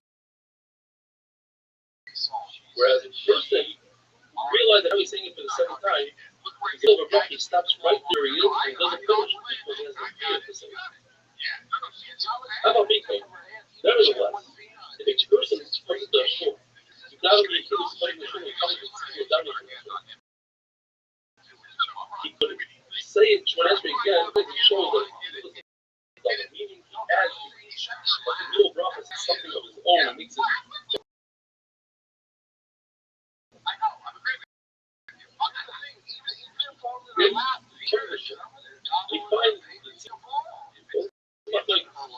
according to Rabbuna, if he could finish Shemona Esrei before everybody gets to the cousin gets to the budget, he should start Shemona Esrei finish. Because the problem is you don't want to daven Shemona Esrei while everybody daven this budget, but then it looks like you don't agree to the budget. According to Rothschild'S, he has to be able to finish Shemona Esrei before everybody gets to Kedusha. And the focus is whether a person can take Kedusha by himself or not. We the paskin that a person can take Kedusha. The Torah comes out that it should be before everybody gets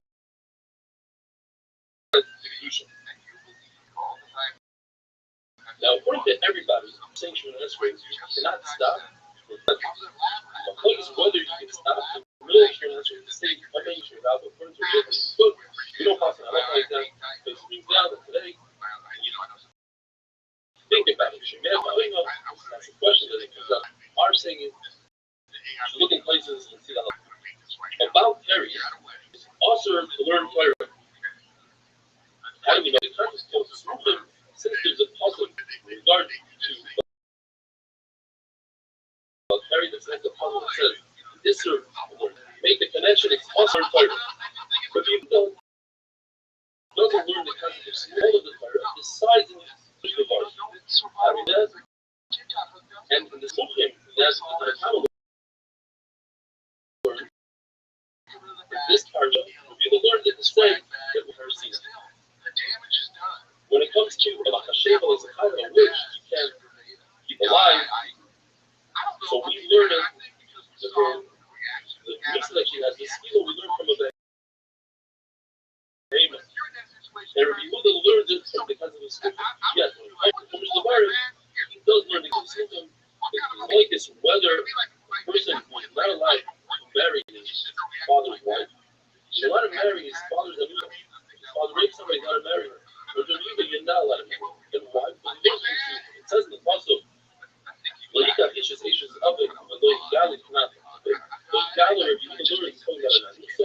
Why? Because the final Pasuk talks about an Anisa. In the Mishnah it says that there are three people that have Zerah and they're not allowed to learn Torah.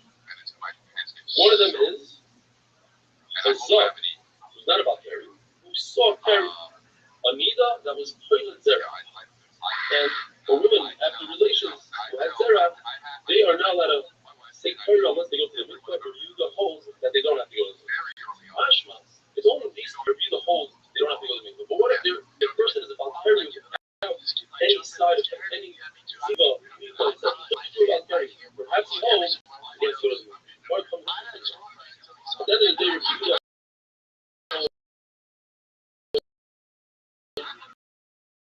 That Torah is also the Lord Torah. He just holds that it took the biggest fish since they are the Rabbanon, so you're allowed to say that. I think it's wonderful that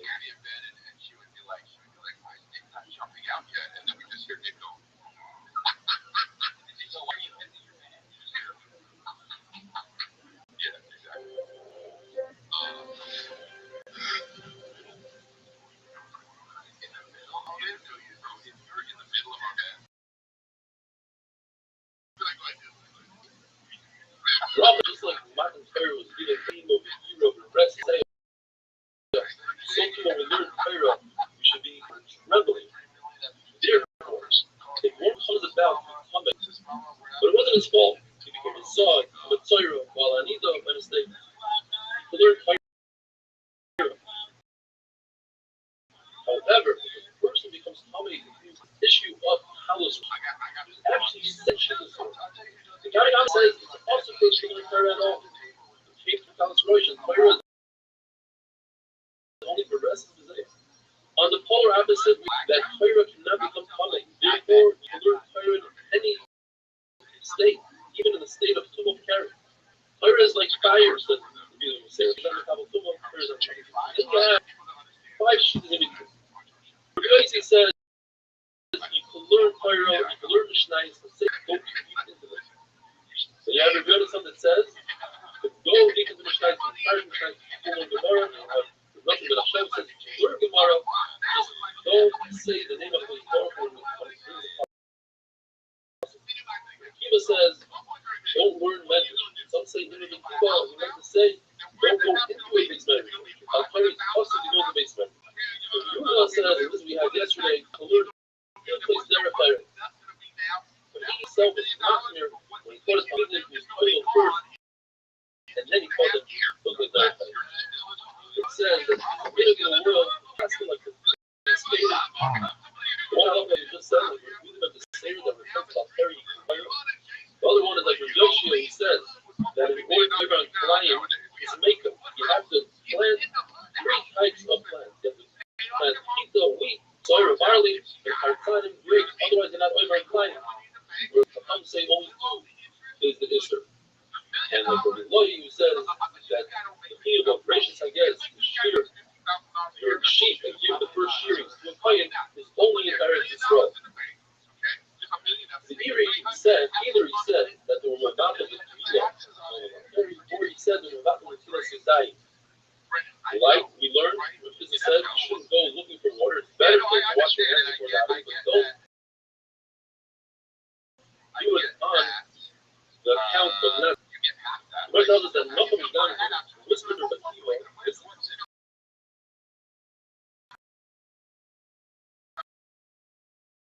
coming out. Everybody whispered this, but what's not welcome that this new paradigm, when one is toilet for a carry, he doesn't necessarily have to go to the mikvah with 40. So he can pour upon himself 9 times like a shower, pour the water on top of it. That's what it's too later on. Another home that when it comes to Tisha B'Av, the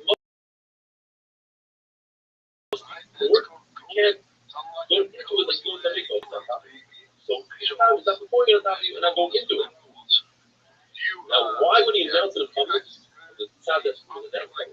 Because this tefillah of carry caught a lot of the Torah. It's a long time to go to the mikvah, or people were about to go to the person knows he has to go to Mars for a mikvah. He might have stayed. And then he said it in secret because he didn't want to meet them to be with the wives like in a violent relationship. Kelly says when it comes to halacha, tefillah of carry, some are makeup, some are not. Those who are not here, they are going to have a reason to.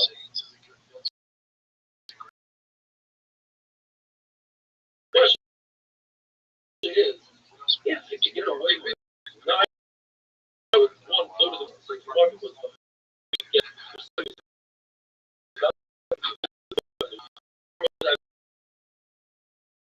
You have to look for that. The different becomes instituted. You have to have one holds that about very people, the common meaning of rainwater, a thing that says that just like a regular mikvah, 40 still have rainwater. But not measured, how we can use it for carrying. Oh, what do you mean? The whole, that only somebody that's sick and the carry came against his will, he can use 9 times. You're telling me, yes, if I'm talking to you, like a person who's but it wasn't like that. He was smart. He wanted to carry by himself like he was his life. Therefore, he can't use it. So Gemara, halachically, is not complete and broken. So, according to people, the Mishnah is repaired. Why? Because the Mishnah is the exact opposite. A chayla will melt. Very, like I'm talking, you use 9 times. A chayla that very pain to say to you doesn't even need to be chayla at all. Ezra, when you're starting to feel the very people with 40 times. What about somebody who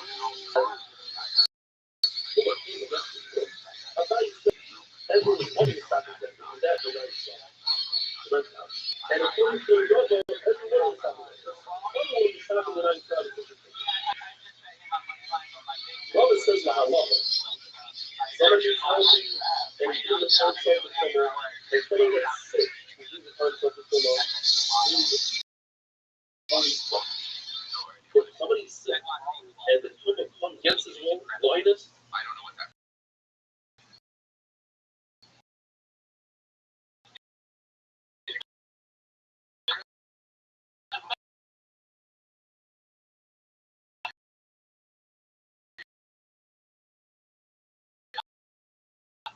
or sorry, somebody who's healthy and it or is sick and he brought it on himself, who's 40 years but if against his will, he could teach with 9 stars. And some are before the 60s, higher he needs 40 stars. Some say that about Harry needs 9 stars, Karka has to be a real mikvah. Some say no, like you mentioned before, it could be like a bathtub.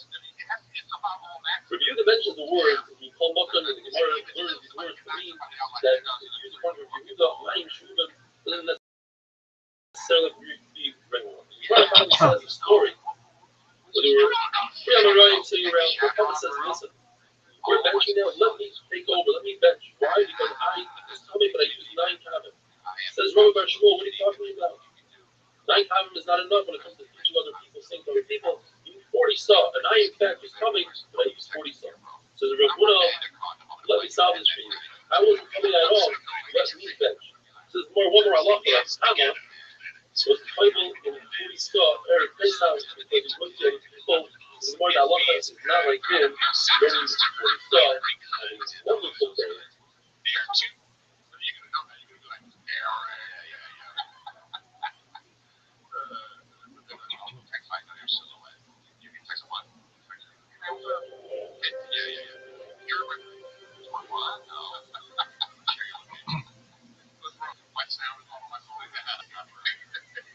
So anyway, Well, that's what people realize that he forgot, he's not carrying. Don't just walk away from the value should finish off from Ezra, but you can have it. You can go off of it. You can change everything that everything is.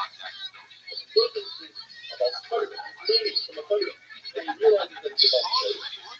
So say everything really quickly. And according to the mayor, always say, that's it, then he has to let them go.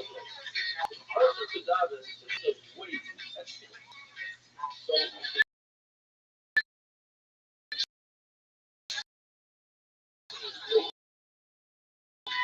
put it back to the picture outside 4 hours. The person is telling why he is right at this. Consider the point of saying, point to Rabbi is not here. And that's what you get. The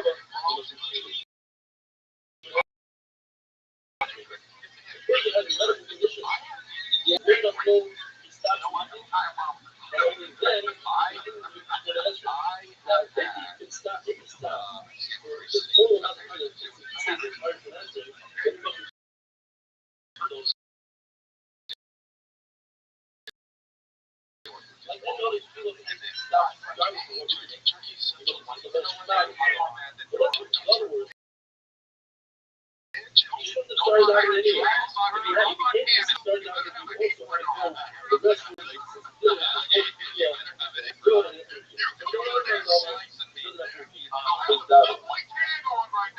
And now, this one's got to do it out. If a person needs to release himself and the wrestling, and start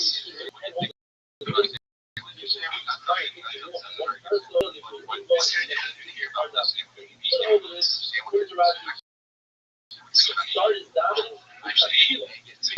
More radical so what shall it want your body?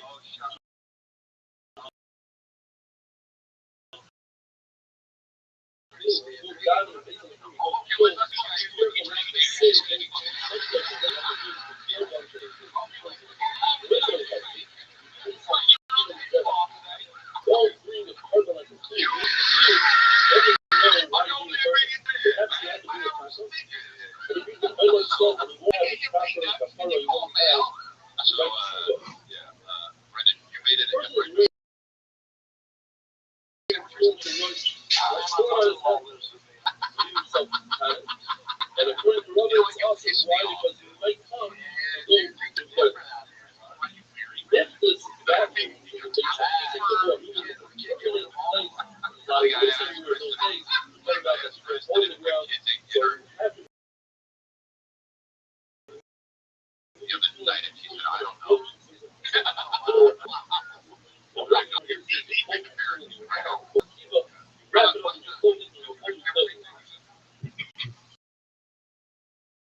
If it's a visa, you say, all right.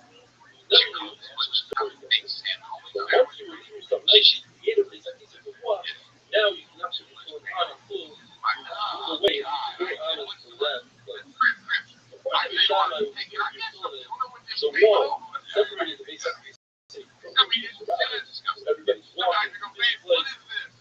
Folks chilling on the shelf, facing it out. That is somebody snaps the foot. There's no story, but what time grab people.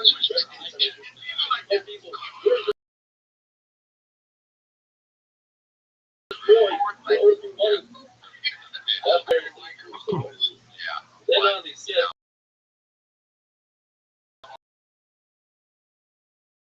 not people in Rabbi, somebody might say, shoot, what are we doing? Anytime party.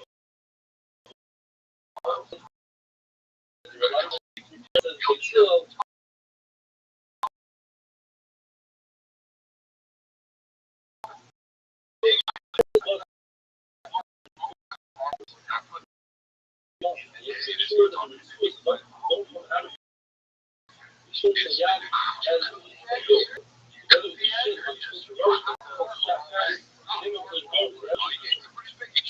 this is all if you're going to this is the last time thing we're feeling.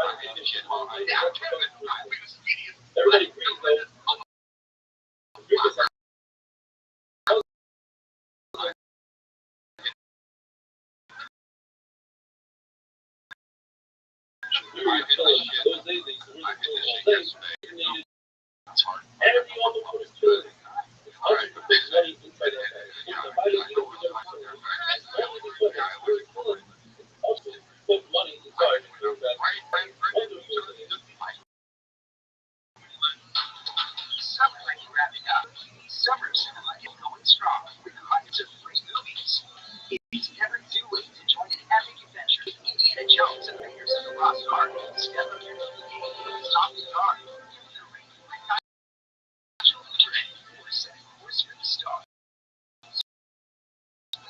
Trek. Every Star Trek.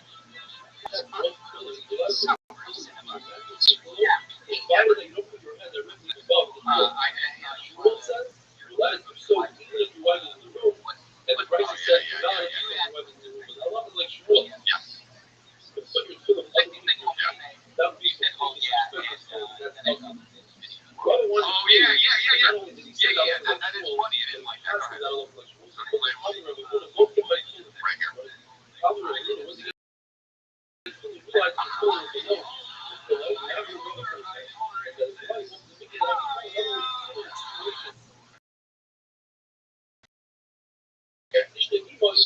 Still a lot of people below your When they saw the person.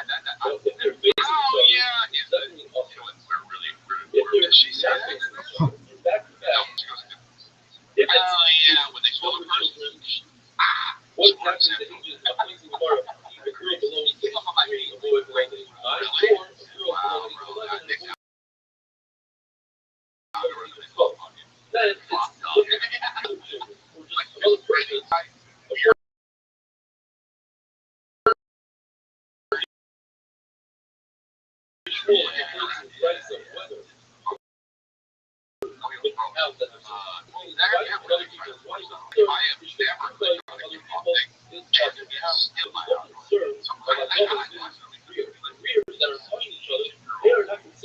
another person. Standing up, making yourself also because he doesn't have a woman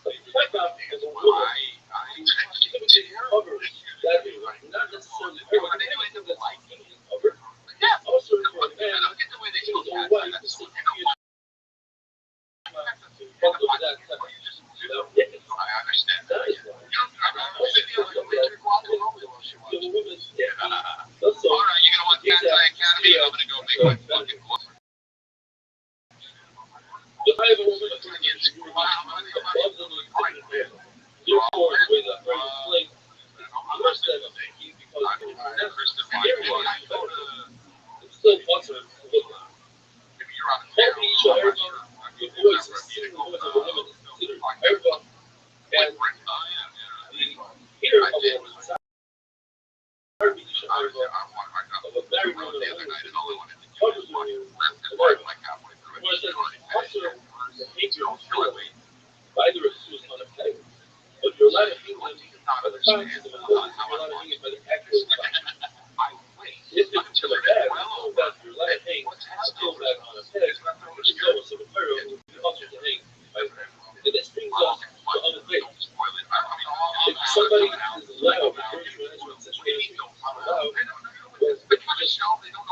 not necessarily also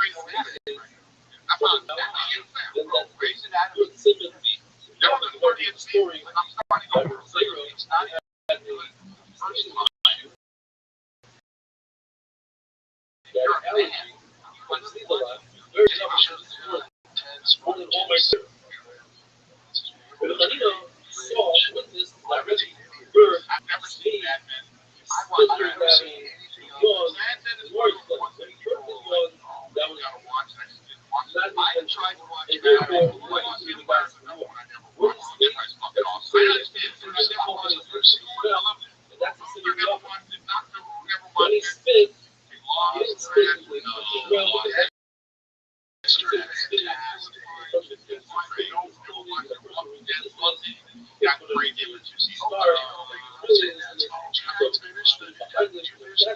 So I didn't start yet. I have to wait for this. I have to wait for this to have to talk. Oh, it's Yeah, that is, the Reggie started top five allowed during it's not time for me to watch. also when during that matters he put his hand over his mouth in order not to show his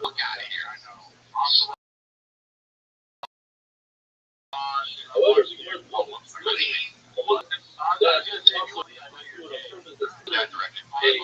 that's what do you do with one kid that he has to do so in davening he must walk down behind wait until the smells cleared and then go back from where he was in front of Ezra. When he does so, he has to say he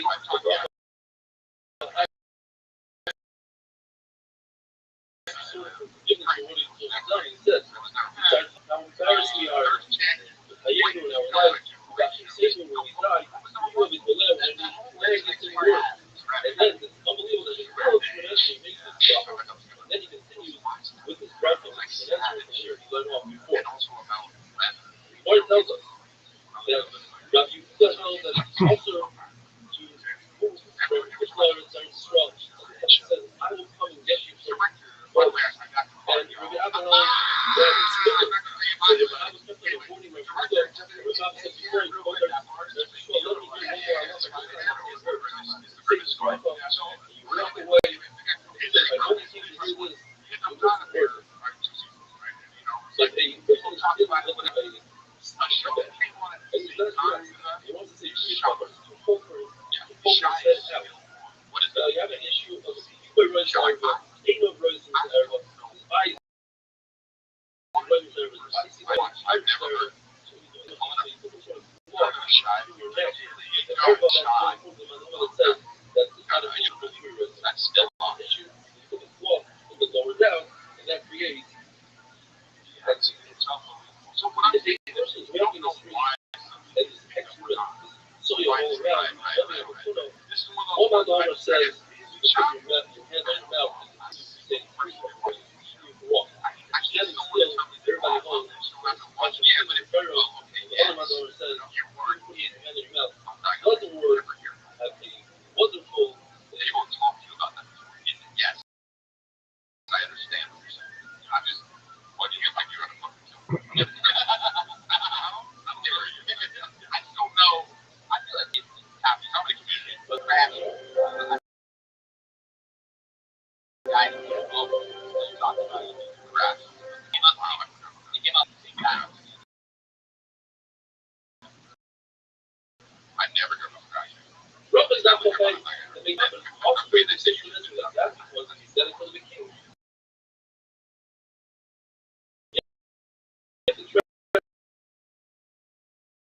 Properly. If we put those in the restroom, first get started. But in his hand on his ability, what his brother has, saw you on face on his hand. When you were putting the blood out of the show, I would show part of the same thing that the blood that's streaming on that mouth, so when you put this says the public, all that's smoking from my next show, every single part of the runs that person in the front. On the left is where the smell is there, put your ability to yourself. Not so much. But it doesn't have to sell more hours. And the right so one guy can say, what kind of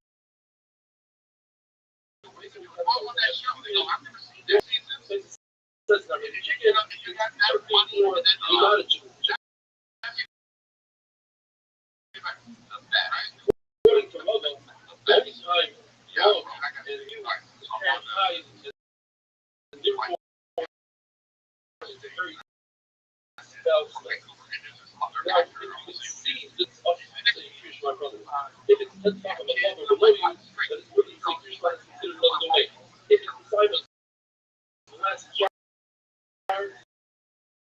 it's filtered to say Krish right from the middle. But when it comes to airball, because over there it's still yeah, very small amount of sun. If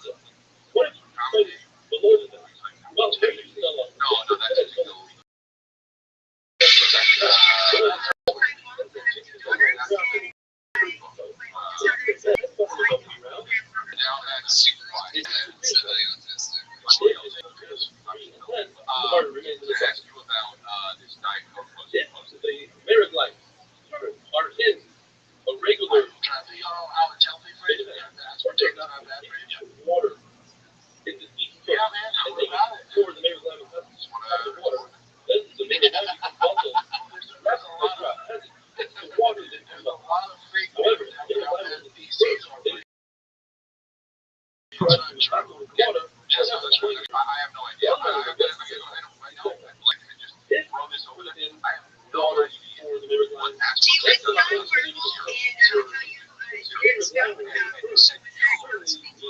Saying that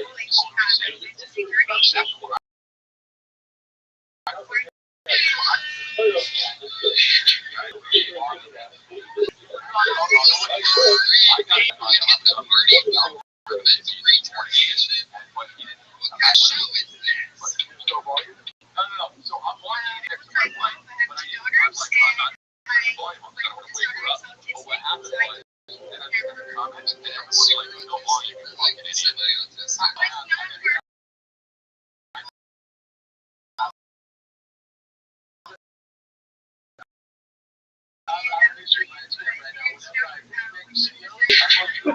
Grandparents, I want to thank all the well-wishers what's on Central. Yo! Having to be in Ramat Shabbos, Shabbos, Yeah. at my house, we're all invited, not Hope you're having a good day. I'm about to go to bed. But I gotta take a win. Facing a bathroom, even if there's nobody in the bathroom. If somebody designates a brand new bathroom, there's a subject whether you're allowed to daven inside the bathroom. But outside facing the new bathroom, that we use the type of seam similar to what we have today. It's weird, the soya falls out, it has some sort of pipe that removes everything. So that is considered, salsa is considered sealed, and it's mutter to daven facing it. Says the Mishnah, cases where there's an additional tumah to the carry. Israel is a second, you have to go to the mikvah. So what happens if a person is had this earlier, person is a goer, he saw two re'iyos even one day. Now he has to wait Shiva Nakiyim 17 days. During that time he became about carry. Now if he goes to the mikvah, it doesn't really help much because it's already coming. The same thing, if a woman was a needle, so she has to wait 7 days, and she was a toilet, she admitted, but she also has a tumah of carry. Then the case that's interesting where she was Meshamish, she became Kamei, and then afterwards she became Anida, in order to say the recovery review that says since it doesn't help anyway, you are fucked. Now, the Lord brings a case that's exactly the same as a woman who's Meshamish and then becomes a Zav, and that if a person is about to marry, and then he becomes a Zav, since the people doesn't help anyway, according to the Tanakama, you do need a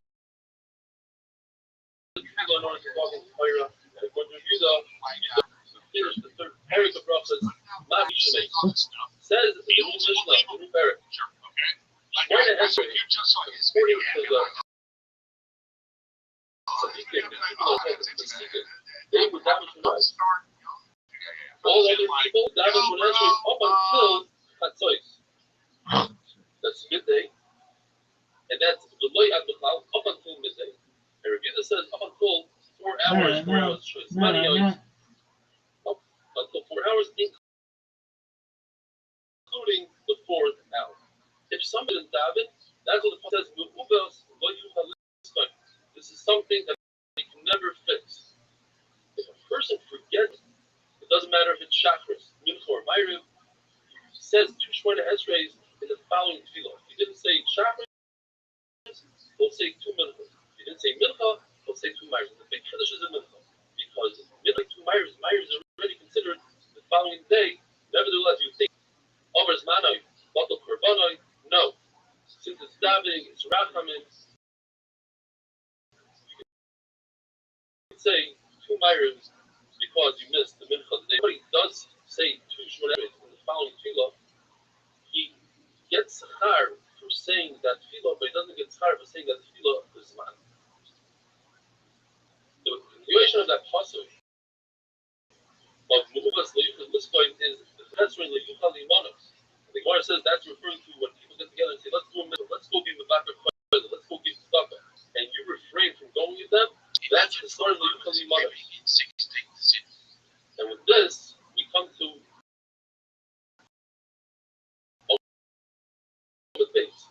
Above Omid Beis, a person forgets Mincha Shabbos Ma'ariv, even though it's a good type of Shmoneh Esrei. Ma'ariv of Shabbos. The issue is the alien is, why is it okay? Because, in fact, as we said the other day, Shabbos Shmoneh Esrei should be a Shmoneh Esrei. It should have 18 brachas. Some says not to be maculous, not to be messiachas, they made it less brachas. So therefore, if we say a weekday Shmoneh Esrei, we say Shabbos Shmoneh Esrei, instead of a weekday Shmoneh Esrei, they work. What if somebody forgot the Shabbos? The following is Ma'ariv, the Motzei Shabbos, the weekday Shmoneh Esrei. What do you do? Say Shmoneh Esrei, and the second one does not. But the Shmoneh Esrei that you're saying first should be the one you include Ma'ariv. Say Ma'ariv. The second Shmoneh Esrei is Tashlumin. What if you reverse this? He said the first one for is Mincha, and the second one for Ma'ariv. Luckily, he has to say a third one because he's not Yotzim. The kasha is more down. We say that the person says, "I'll put it to an order." You want to say it's a kasha, but the halacha is you have to say a third Shmoneh Esrei. In that very kasha, or the same halal mother, the Shmoneh Esrei. Now going into the davening, we have chakras mincha. The first sheet is Rabbi Yossi. It's based on voice of Doshim. Rabbi Avinu, he instituted chakras, as it says, Vayashkim. He got up in the morning. Yitzchak was midbar, as it says, Yitznoi Sarah. And Yaakov Avinu was Ma'ariv, Vayolim Shach. Now, that it's basically, it's based on the other, but they were so effective.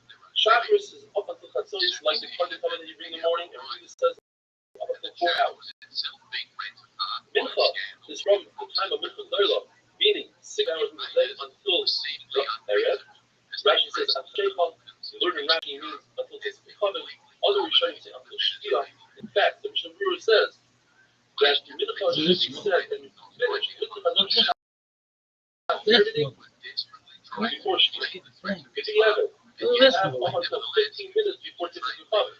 The Kippur points out that it's better to daven with Yechidus or Shkia than to daven with a minion after Shkia. Mincha is like the comment of the evening, which goes until the evening, which Yechidus says until Friday Mincha. Meaning 10 3/4 of an hour into Ma'ariv is because of the Barim of the Hoylot and the Marzeh all through the night. What's better? Musaf is actually some Hoylot doing this happening at the Karban of Musaf daily long, where it goes until 7 hours a day.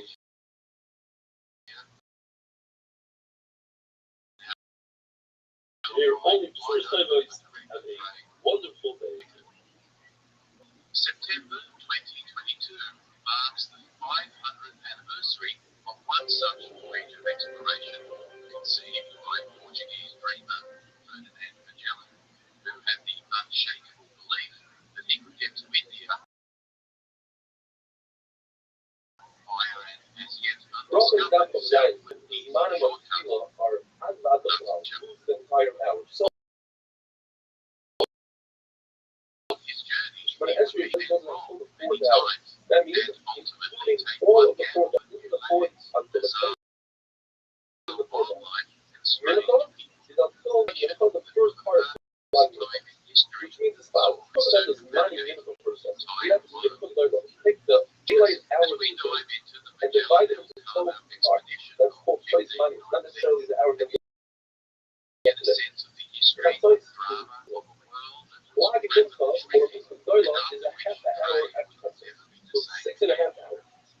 but Mincha before we begin, Chana please is take a 9.5 moment hours at the beginning of the night, or if you enjoy our 4.5 content, hours please before show the your night. support by making a Take small, those 2.5 hours donation for the through night the and heart-shaped divide that in half. next to the share button to the That's 5 minutes. Or 15 minutes. That is Mincha.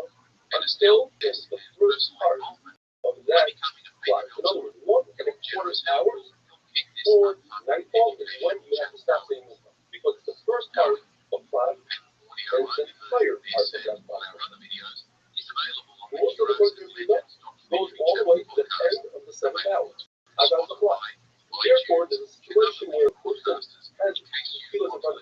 He has mincha because he said that mincha does start at 6.5 hours a day. And he has another half hour left to finish off with it. Which one comes first? Says, daven Musaf first because Musaf is about to expire and daven has to spend the 7 hours. You only have a half hour left. Rabbi Yehuda ben Baba testified 5 things in the second day. Isolates the second day. One of them is the Shvatana. The mother married her off and in order that she meal. That is to say that she wants to negate the marriage, and therefore there's no marriage. The situation where two sisters beginning this marriage, a brother and her older sister was a third married to another brother. That older sister's husband died.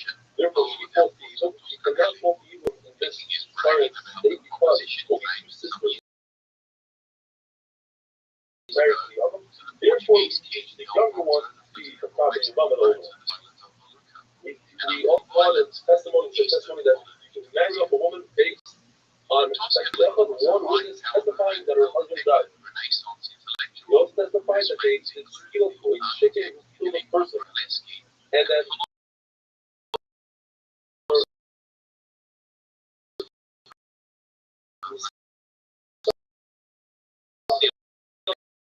it's enough. It's considered old wine, and that's why we constantly that chapter 4 hours a day, not a book of it. Rabbi, Shabbos, he did her first Shabbos when we told after the flag, holds up the Yehuda that flag is the end of the day, and after flag is already nighttime. Chachamim say you can only do Mitzvah Shabbos after Shul. Chachamim is saying with Shayim, but they hold that Mincha goes all the way to the evening. And whoever does, Gemara that you can do any way to the Gemara. If the entire congregation daven translates, they thought it's nighttime, they daven Myriv, the Moshe Shabbos, go to the school Shabbos, they thought it's day. There's Tefillah words because of Tefillah Tzibura, but the individual man says he has to repeat the daven. The Rabbi sat in the Beis Hamerchat in a sauna before the Zera, doing the Zera, and he was Mekadosh the Hefir, he was Mekadosh Shabbos. So he was Mekadosh Shabbos, went to the sauna, and then he was Zera. The Rabbi Ba'abo, who was the eldest brother of Rabbi, he got in the mitzvah of Friday behind Rabbi davening Myriv of Shabbos. And you see from here,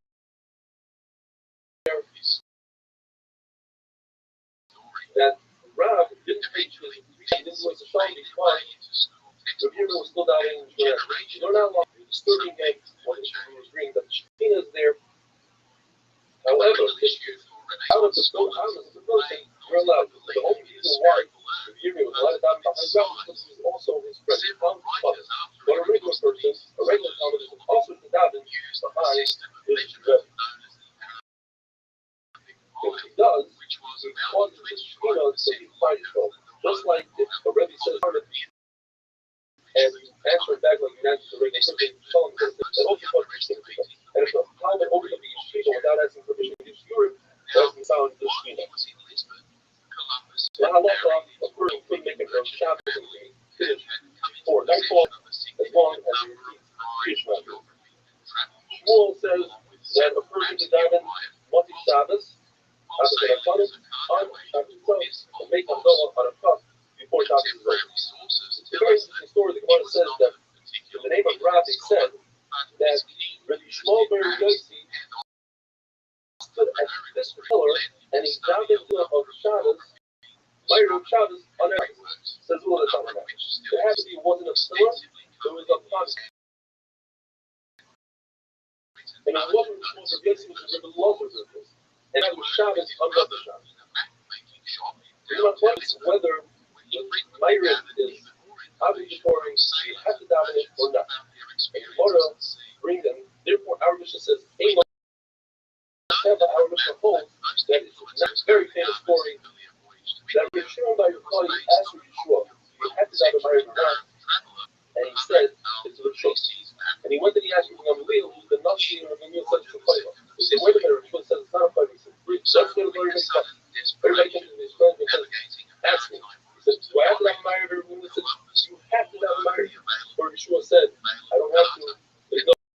So Gamaliel says, "Is anybody here before?" And Yeshua said, "No, nobody argues that." But they said in your name that you might place said that you said that you should. So Yeshua, I can't argue with them. Gamaliel forced Yeshua to stand. As the year went on, and Yeshua was very upset. He said, last year when it came to Rosh Hashanah, that it's a particular spirit, I will try to give a with your stick, with your money. And the constant when it comes to players, very telling the players that he made Yeshua stand up like he did today. We have to get rid of him. Who's going to be instead of him? If Yeshua can't be instead of him, it's part of the story. You're going to be instead of him because he's not supposed to. But that's because it's a problem. You know that it ends with others, 10 generations from Ezra, and he's wealthy. So deal with the case of the husband is actually not asking wife. The thing is, so yes, his wife likes it, but one thing we will be, it's better to be at the last cup that breaks the next day than not to be anything. But you don't have white hair in the store in Pesach. That has 18 rows of, like they say in Pesach, everyone says, tomorrow will continue the story as I said, have a day. Around the southern tip of Africa, the first European to demonstrate that a maritime route east was possible. Columbus was laughed out of court, and Portugal rubbed its hands at the prospect of a maritime trade fleet to the east, bypassing the Arabs.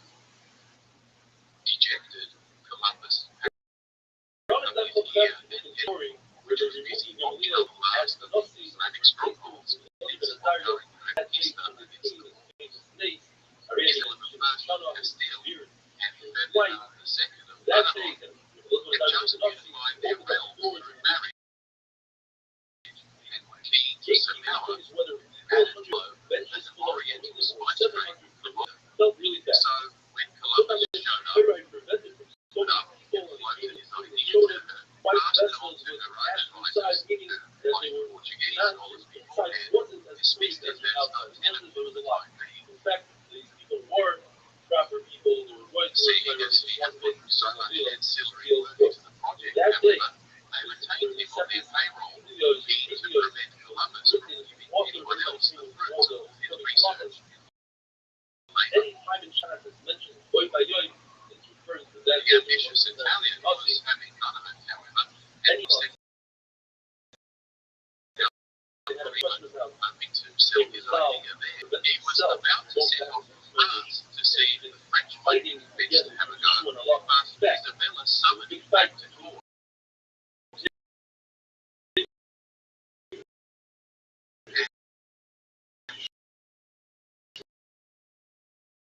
Rightly agreed with a monthly voyage, because damn it, any risk was uncustomer for the New Year's. They are no longer considered This meant that the entire Canaries comes from the were right, with its adjacent native waters was basically a British required a license to pay the tariffs that would be flowing through there. So Columbus got his ships, and in 1492 sailed the ocean blue. The rest is history. I see you're behind Which brings us back. to I still don't 1493. understand.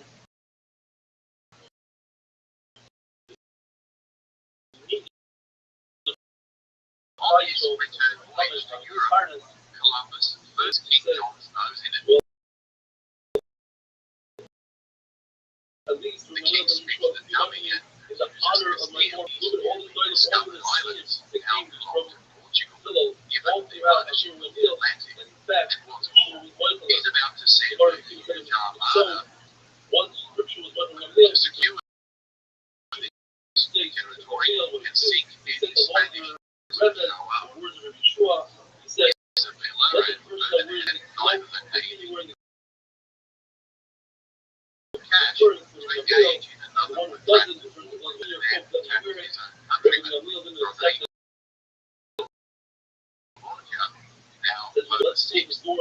not allowed their behalf, to be claiming to at the get front to of the own sway the of. entire ocean. So The the Pope Shua agreed, itself was the decreeing Shua that said that all lands a 100 person meters pious, west the of son of the a pious, Azores has gone to Castile, wrapped all the because way around you're to the son of a Nazi, Furious therefore you should be Portuguese Nazi. king knew better than The to question challenge is, so the he Pope, accepted. but The he question nevertheless managed to or if you're negotiate going to die and shifting you're the ready to Nazi, goalposts a you little don't go further forward west. and say,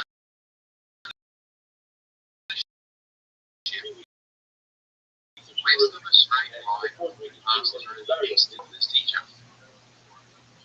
Zero, This created an obvious problem was very which wanted ends to up on the far side of the world, so you said where the Portuguese had established trading outposts on the Spice Islands, that the Spanish and he way heard the fire of love from rightfully the their sphere of influence.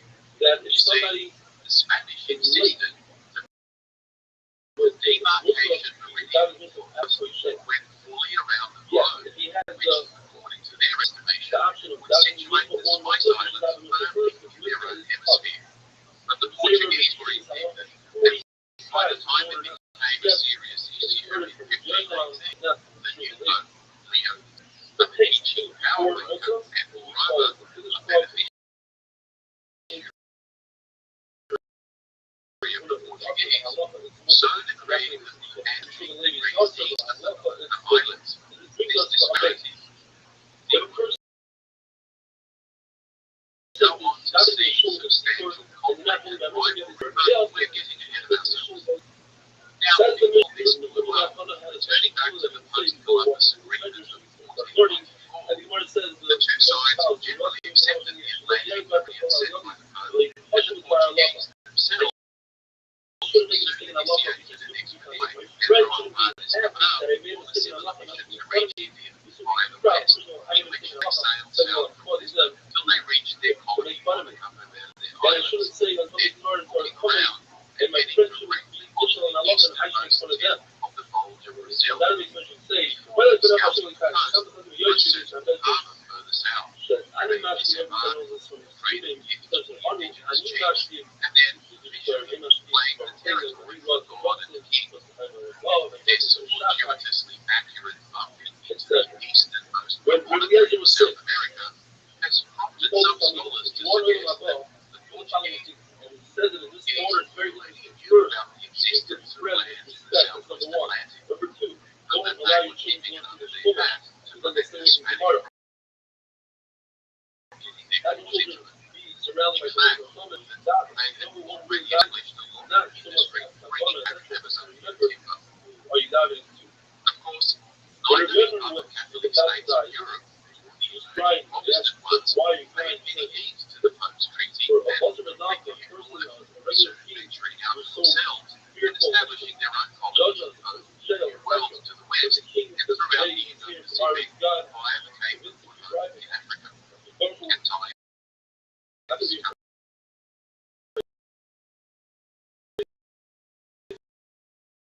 this conflict with both Spain and Portugal, who were busy taking regular potshots at each other or otherwise conquering. The reason I go into this protracted background is to demonstrate kingdoms have for one another, which sets the baseline for the antagonism to come in the further expansion westward beyond South America for Magellan. But we'll get to that in a moment. Anyway, as the next few years went by, both the Spanish and Portuguese got busy enslaving as many of the indigenous people adjacent countryside, the system of the encomienda, whereby the conquered lands elected to provide a rotating workforce that was usually exploited to complete exhaustion. See my video on what I call a man in the for a more in-depth discussion of this subject. One of these notorious conquistadors by the name of Vasco de Balboa heard tales of incredibly wealthy people and cities, so he set out in 1513 on a military expedition using a mix of diplomacy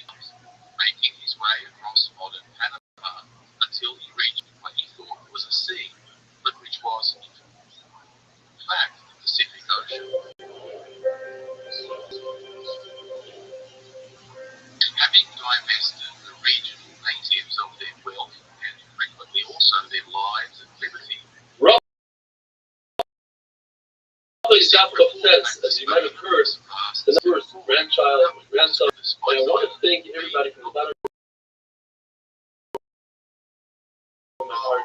We got close to 4 million steps.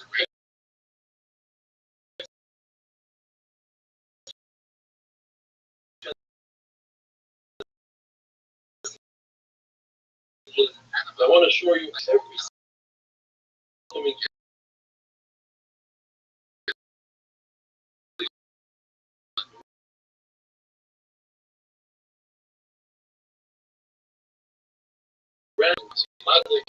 and one ran Mullah Kata, the one that added the 19th bracha. Today we say it's called Shemona Esrei. We sing 19 brachas, and the 19th bracha is B'Lam Al-Shidem, Minim, the heritage. They wanted to later, after your author is dashing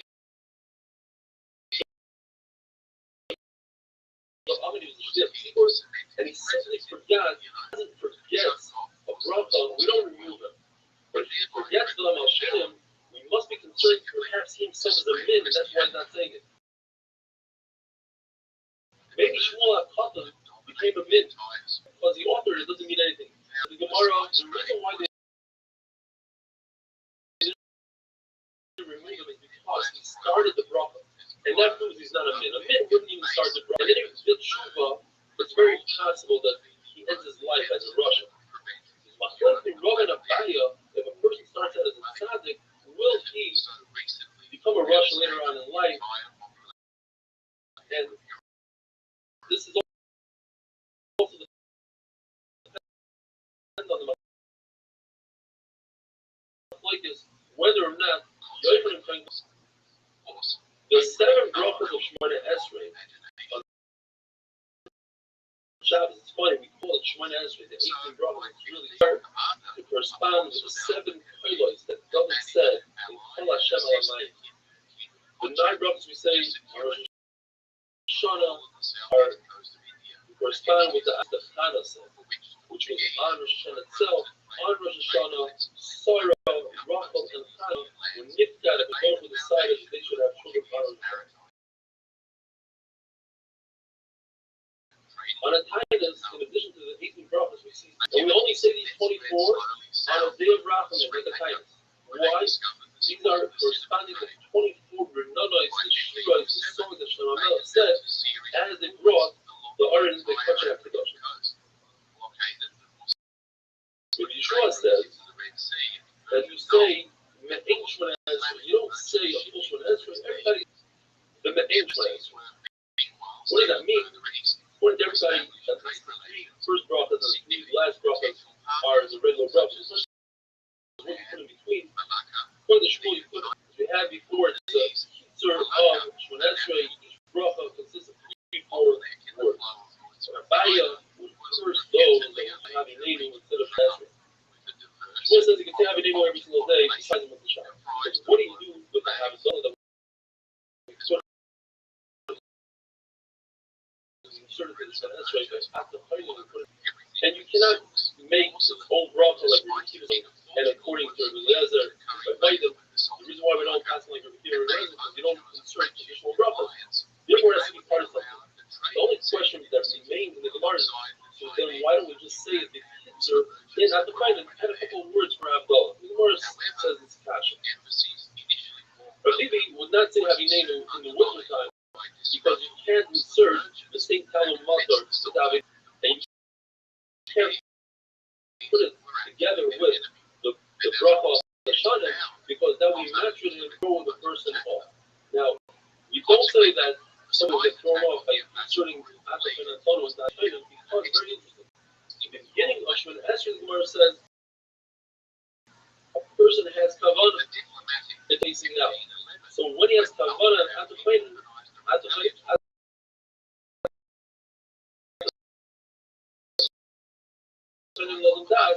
then we can insert whatever we want in my Shemaya Tefillah. That's only if a person made a mistake, you can insert it.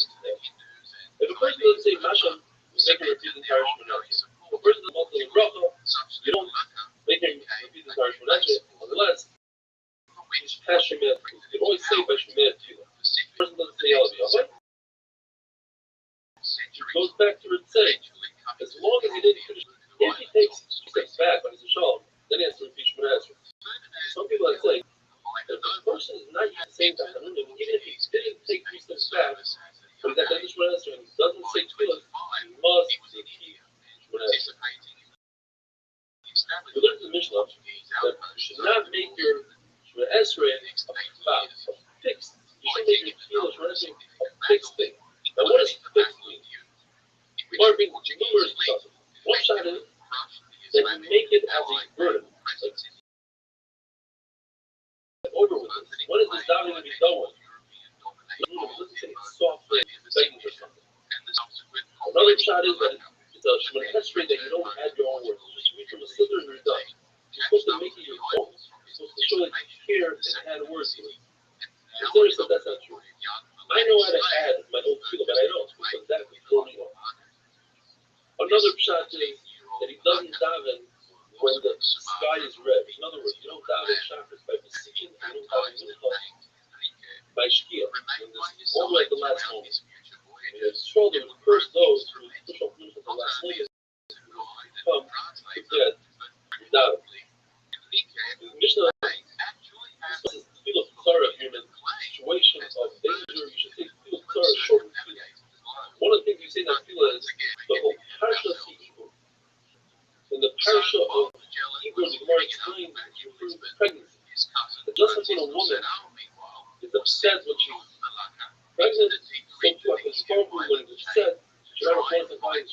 Because it shows up and just sticks in these little parts. What does it mean, a woman that is pregnant? That every good thing comes with pain and aggravation. Or it says there's a scroll in the Surah. In order to come to a beautiful, healthy child, we go through very vigorous labor and delivery and everything else that's involved. Just like a woman being upset, in other words, she went through pain, but at the end she had a beautiful thing. So too, Christ, when a person is upset, that it comes to beautiful things, as Gemara said at the beginning of the session. That a Storm wasn't upset by those days when Bilam that led people to go over there and be resilient because they didn't have that fear that we have to go over. Constantly Baruch actually is good for us. It's good things. And some people say that this field Torah Shas Hebrew means when Kleinscholz are not doing the right thing, a person still think about Kleinscholz. If a person is walking in the safari with dangerous animals or bandits, should take the Torah. What does the field Torah rather says? I say return to Shemayim Mouth between Nachas Ruach and Yiriyah from the Nachas. I hope in if I say Baruch Hashem Shemayim. The Lord Rabbi says, Shema Taka Shamtu Yisrael. I say Meir Bakashosam. Baruch Hashem Shemayim. Finally, I hear it say, so I think this is a song. Torah. We brought in Shadidon to give everybody what they need. Baruch Hashem Shemayim. And I this like, oh, like he said, don't get upset. That brings the Avera. In the song, etc. A wonderful day, have a great Shabbos, and Mazel Tov, and simple by everybody. As their exclusive backyard, and as the old saying goes, possession is 9/10 of the law. At least that was Magellan's take on it. Explorers had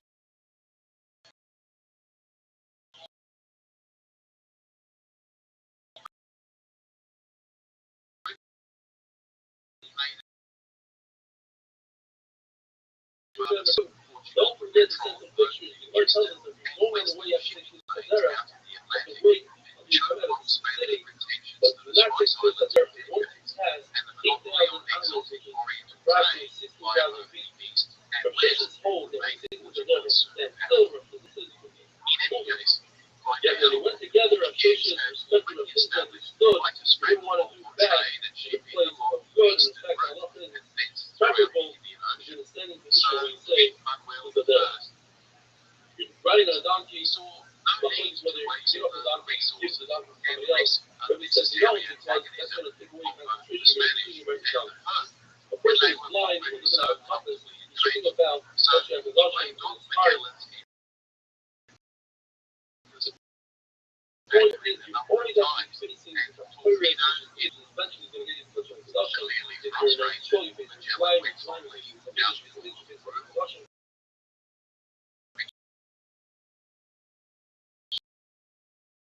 Really much in the always facing the your authority. friends who had the patience or his So my question is, what do you do if you have an emergency So situation he smacked the and dummy, you won't be able to renounced dive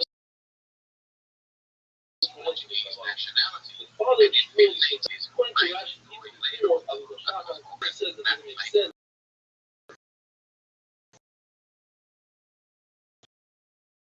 some Because reviews.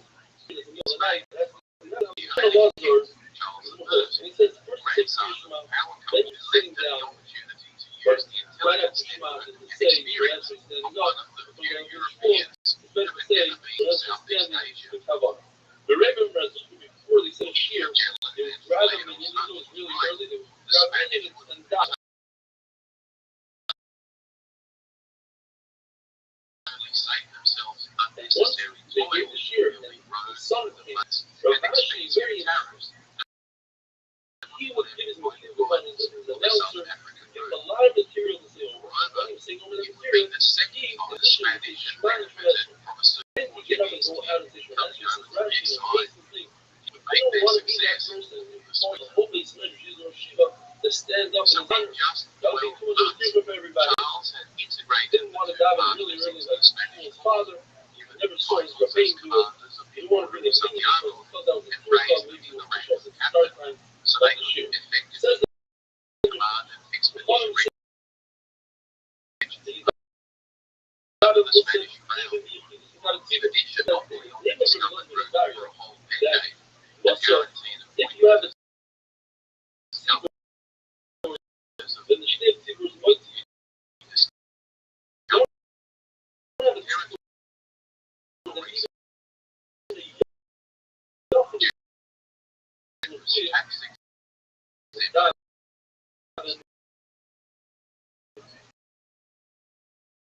even taxing was for the project to go ahead.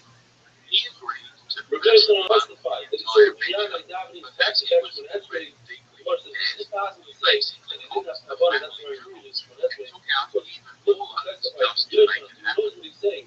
So Told on us the the story in 20th of order to bring September out a point. Davening 1519, even the 5 ships what does a under similar Paris, story? received By the Apple Armada Davening del when Nabucco, repeated it set sail from San we have Juan de Kavanah. Barrameda The letter said at the mouth that of the before you dive Guadalquivir into you have to and set assess forth your from Tenerife situation, in the evaluate Canary whether Islands. you can at least have Then Kavanah the walk southern off most according to Spanish holding in the therefore, it's Atlantic. possible your paper apple 5 ships Kavanah. were Therefore, it Trinidad, must be that you Magellan's keep flagship, because of the San Antonio, God, captained by Juan de Cartagena, don't forget to say all the other chakras, or Muslims. Concepcion, captained by Said Gaspar at de the time of Quesada, the Ishmael Ezra, the Santiago, in a seaboard, he captained looked by for Joao Ezra, Serrao, Magellan's other and cousin he and himself is going brother to to repeat Francisco Al Serrao, later on at Mincha. and the Victoria, That captained by should Luis Mendoza. repeat Ishmael Ezra. On board was a Person crew forgets of the Al 200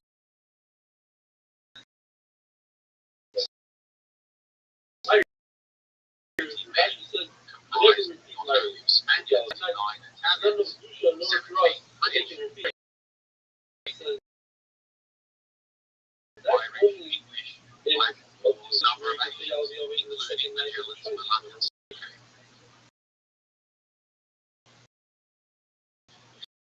Later, That was was one of the immediately first after Europeans to he must accurately wait portray the enough time for principles him of to walk latitude down.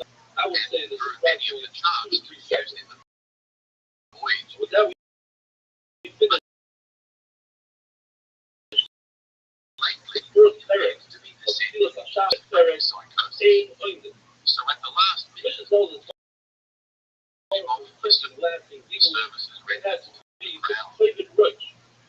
The he casino was in China lately about the suddenly davening and joined 1 by full another hour civilian, the before Venetian davening. scholar Even Antonio he comes over Pigafetta, to speak to all who you acted guys as personal not allowed secretary to to enter Magellan, the and snake whose wraps itself meticulous around diary the gives us the most substantial surviving record of the entire Lord says, voyage. don't learn from China.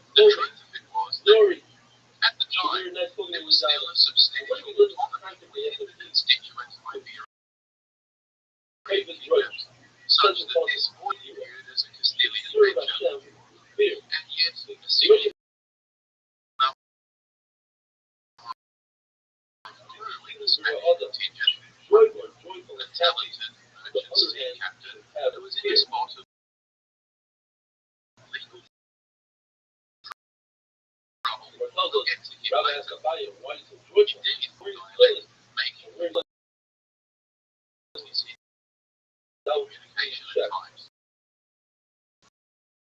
similar story to There were Arabia. Portuguese and Basques and more. Unfortunately, their network is still in project. In any event, travelers as crew members of the varying nationalities preferred to together aboard the same vessel, which presented a greater potential risk of joyful.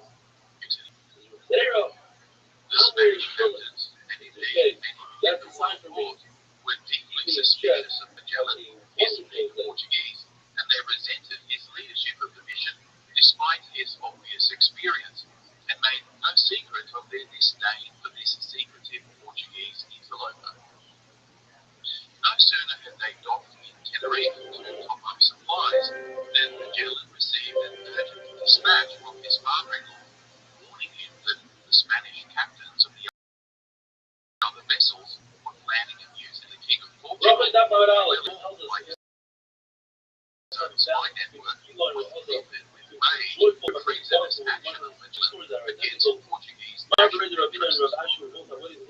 dispatched 2 entire fleets of warships in pursuit of his little squadron to destroy it and arrest So, Put everybody in their place. Once you tell these people, he played his cards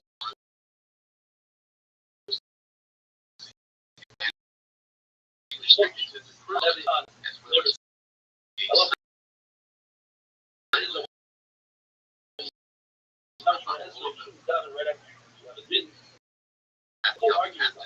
anticipating that the Portuguese were not expecting to stupid enough to venture into their coastal waters. The wait The gale paid off, Right? and as they progressed, Your house was parts of the into the house. peninsular coast, The back and door. from which its Portuguese discoverer, Pedro de Silva, in 1462, swore he could hear the mighty roar of lions. The name started to shade anyway, as they approached the equipment, they experienced continuous rain for 2 entire months, only to emerge from the weather into a dead calm. And these days, when they eventually drifted into the southwest equatorial ocean current, which carried them westwards to the Brazilian coast. The Atlantic Ocean crossing saw Magellan's small squadron endure storms lasting several weeks, and the ship's scribe, Antonio Pigafetta, relates how, during a particularly violent storm one night, they were relieved to witness a sail on fire, burning brightly at the top of their masts. Many times the whole thing seems to us that is upheld, and in a storm, among others, which we suspend in the darkest night, show dogs on top of the largest cage of such splendor that it looked like a burning torch, and stayed there for 2 hours, which was so great a consort that we wept for consolation. When he wanted to leave from there, he threw so bright a splendor into our eyes that for half a quarter of an hour we remained as blind, shouting for mercy because we thought we were lost. But the sea soon became the real. Now, Satell's fire was a phenomenon employed sailors several times and consisted of sudden appearance during storms or upset weather of a bluish earthy flame like glow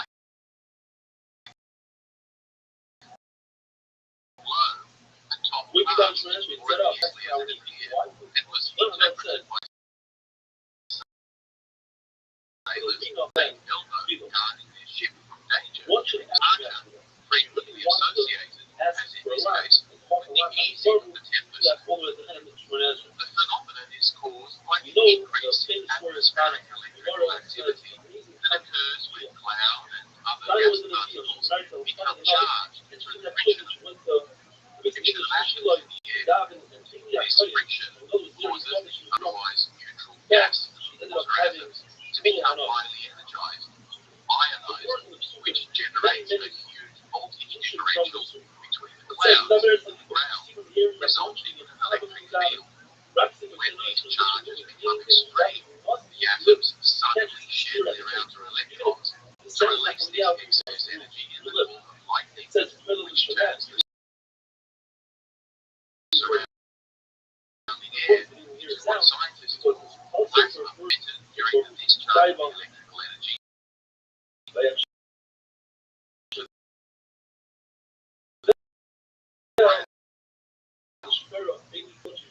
In the less area of the field, pointed objects such as the controlling masts of ships like energy that occurs around these objects. The electrons of the charged particles float about, charging electrical energy to dance around their ball in what is technically called discharge. The bluish-purple color arises from the composition of the ionized gases while shedding their electrons. Blue in the case of nitrogen and purple in the case of oxygen. It's not been observed to present any danger of fire or electrocution, but Tesla demonstrated its relative potential when he generated centimeters while in his experiments at Colorado. When the wings of butterflies lean to a significant low, they flitter around. Fireballs and silvers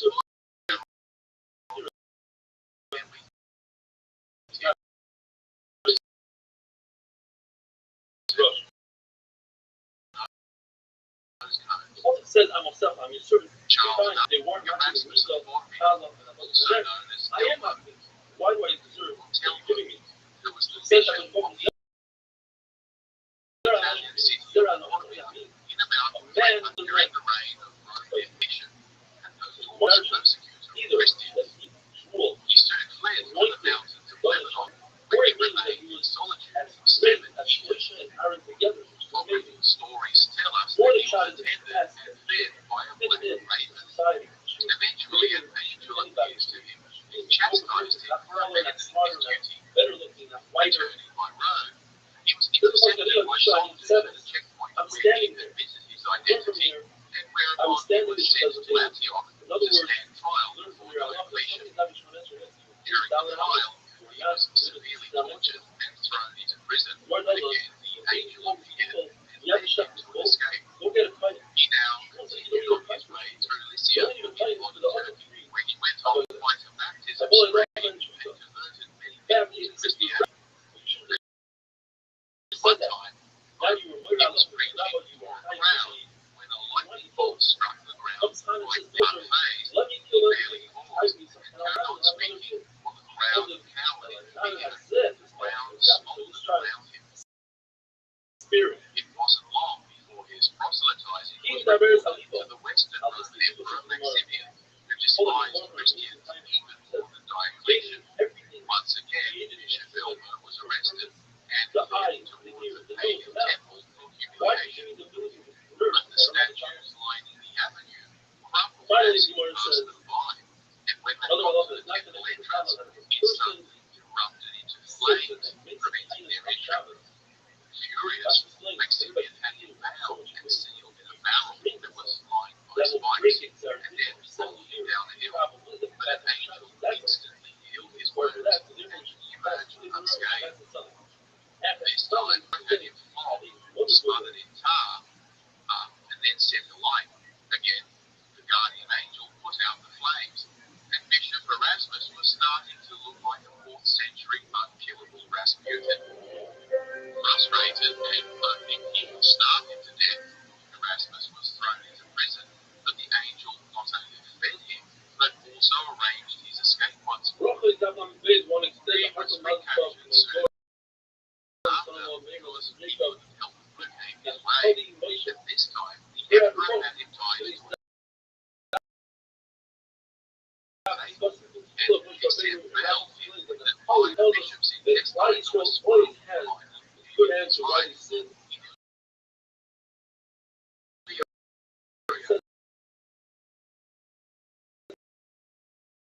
talks about Asher, I'm the one who's working These are the best. this fault. That's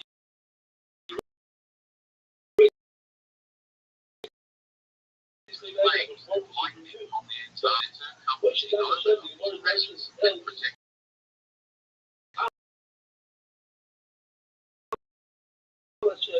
which gives strong lesson growing in feeling He's like also petitioned for intercession, being considered one of the powerful 14 holy helper saints of the Catholic Church that people praise and pray. without that we wouldn't be able to sin. Now, The Muslim Magellan, is a person had a Magellan's Magellan, cow with anyway, back to that story. incredible life. Having survived the ravages of It's called storm the and sea, owner and making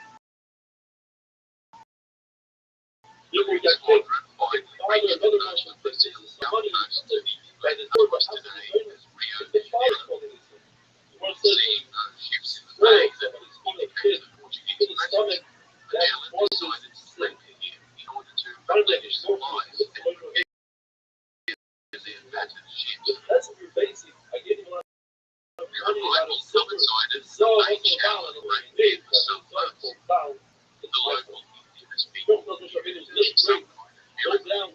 so the room was treated with godlike I deference, just give you and guys locals adopted Christianity with enthusiasm. I don't know how it's therefore They spent some weeks there among everything visual flavors. destroy the The music. sailors enjoy a holiday in this tropical paradise. I guess Brazilian boys didn't know how to get on. The crew got on so well with the natives that when they waved at them weeks later, the natives stood beside the ships as they departed, pleading for them to stay. Thus, it was risky to remain any longer, as the Portuguese were likely to shoot time. Magellan had to also contend with the long-suspected mutiny by his Spanish co-captain, Nathaniel, who accused him of being a double agent and secretly wanted to run into the Portuguese Navy. Options. How to learn The the word conspirator was quickly apprehended, and Magellan was well within his rights to execute him, but in the interest of harmony, and to placate the other two Spanish captains, merely relieved him of his command and confined him to the supervision of the waters near Dusky Island to Ryan. The squadron now continued south and into the massive Rio de la Plata estuary, thinking that they had found the naval passage, but within several days of exploring the reaches, it became apparent that it was actually a really nameless wreckage.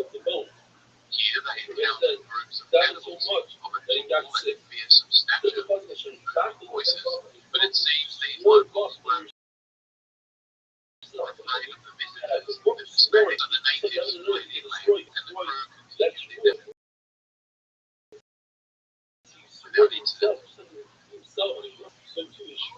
Knowing that this waste of fate, they set off south once again, passing close to shore, and only sailing by day to better observe the coastline for a passage.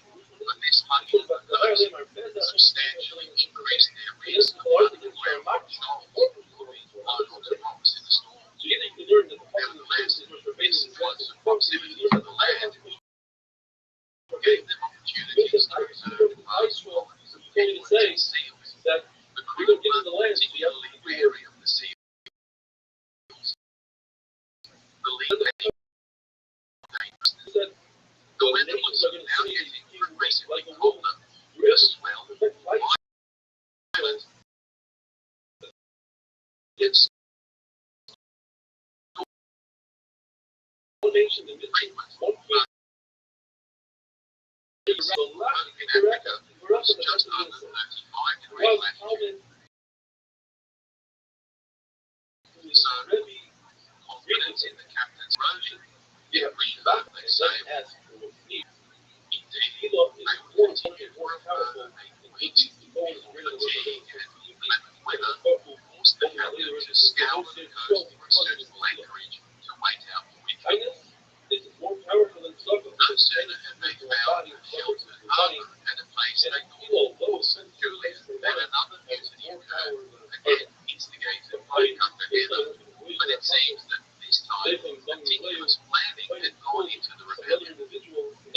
two Spanish captains and provide what they saw as not only Magellan's opposite prediction, but also his reckless sailing close to shore, again colluded in the plan, sending 30 armed sailors in a rowboat over to the San Antonio in the dead of night, which was being skippered by Magellan's cousin. As the mutinous sailed off, they overwhelmed the crew with its officers, killing one of them in the backhouse. The next morning, another boat was sent full of sailors to consolidate their control of the vessel, but it was too strong, and they drifted straight down.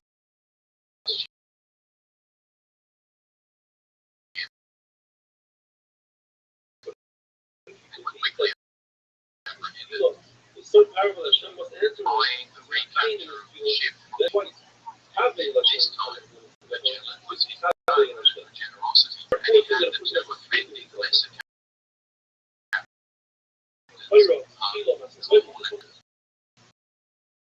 hanging from various top of the ship for several months. This execution, but was instead to be removed. One of the effectively condemned by starvation, were found guilty of eating the aforementioned El Nado, and they were all sentenced to hard labour in chains for the following 5 months, which included completing the months of ships, as well as building shelter on land. However, I sometimes lose my memory. This brutal suppression had the intended effect as the weather closed in all around.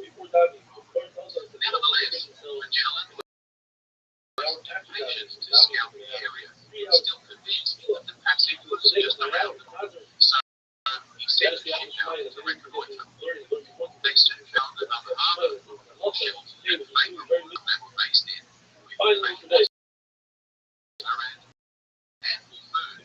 But as they sailed back to enjoy Greece and war, conditions some cargo was blown off the sandbank, breaking up soon after. Fortunately, there were no a couple of weeks of trekking on the land. They finally made it back safely to base, exhausted but alive. Despite the loss, Magellan packed up the camp and had the now reduced squadron favourable anchorage, where they remained for another 6 weeks, risking no more ships. Rabbi Zaplam is given the Lord tells us a story. There's a pasuk, David should answer it, and a non-Jewish officer walked by and said hello to him, and he refused to answer because he was answer. Said the officer, so your own part says, you have to watch your soul. I can take my knife and cut your head off. What are you doing? He said, give me a moment to explain it to you. If you yourself were talking to a king, and somebody said hello to you, would you stop? No. And if you did stop, what would the king do? The guy says, cut my head off. Okay. We learned in the Mishnah, if a snake wraps himself around somebody's leg while he's not answering, don't stop short answering.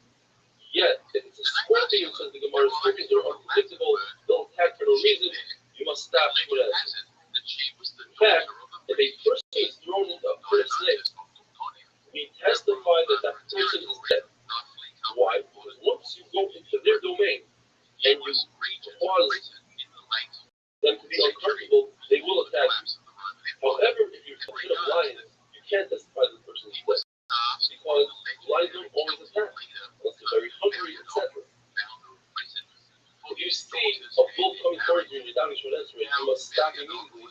If it's a bull that never attacked humans, doesn't have 3 attacks against humans, then if it's within 100 feet, 50 ammo, you run. And if the bull that attacks humans, as long as you can see it, you have to get out of there. So there's a saying in Aramaic, if you see a bull, run to the roof and take the ladder with you. Because the bull will attack is unpredictable. Shmuel says that's only bulls in recent time and a black bull because there's so much food around that he goes crazy. Same story with anyone that knows something that Roy, which is called Rabbi, there's a very special animal that the amount of the snake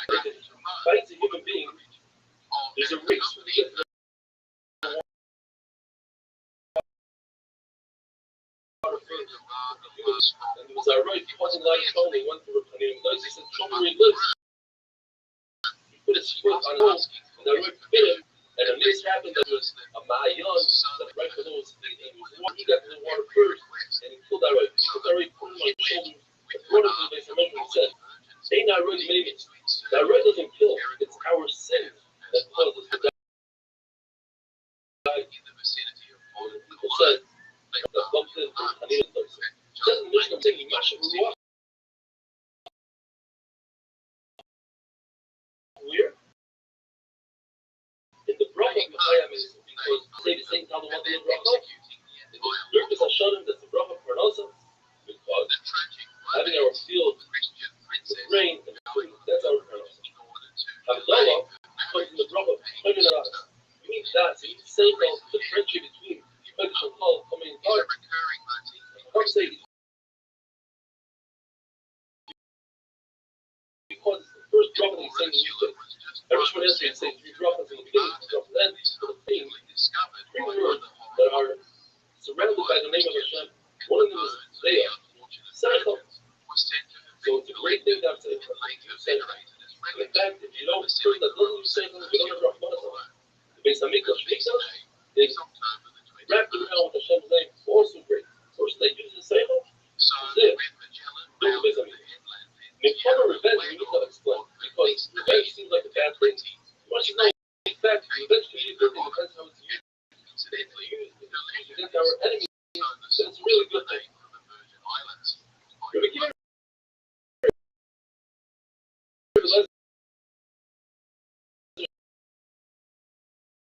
say that the bracha of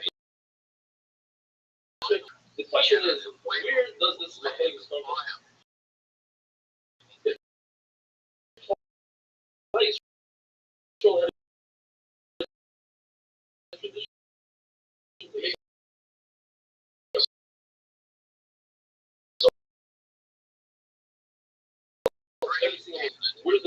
Where can Allah show this one answer? Because Israel didn't have money then to buy wine and say it over wine. Later on, when they became wealthier, they changed Havdalah. They said, no more shul, let's do it on a cup of wine.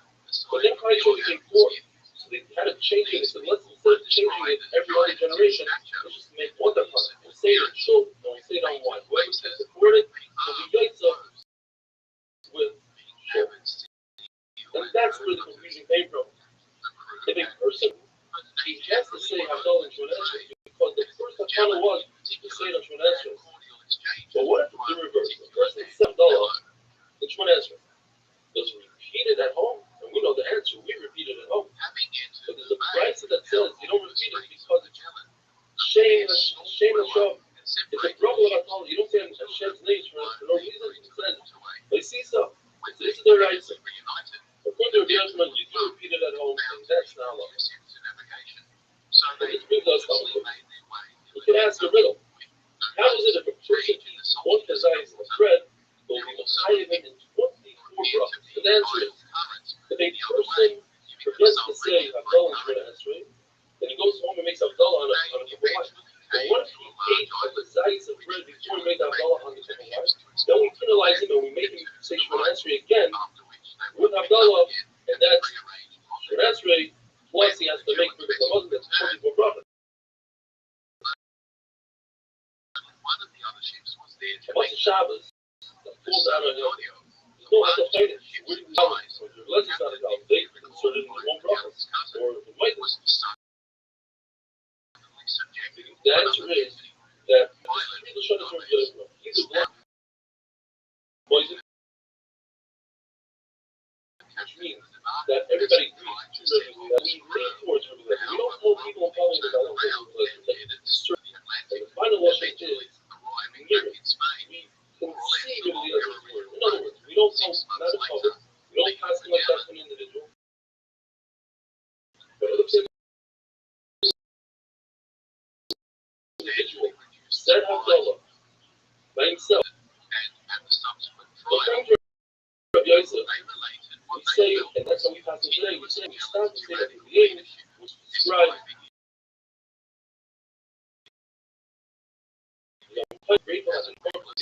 and differentiating between Shabbos and greater than Yaakov.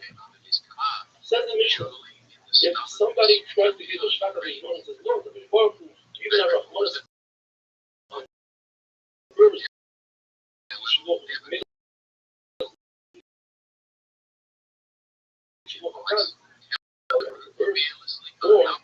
because you think you understand Hashem's when you do mitzvah, you have to do the mitzvah despite Hashem says logic behind it. The judge swallowed the story. The person says, avoid them, it looks as if he's going to two different entities, so he tells to be quiet. He says, well, it's good that he does it. He tells to be quiet, because we have to thank Hashem for the bad. It's like, thank Hashem for the good, Hashem for the bad. And he started saying, okay, I go to the keeper. Those are obesing, but he added, when he finished with me and said, that's all you have, that's all you got. So only three shvatim. And Israel,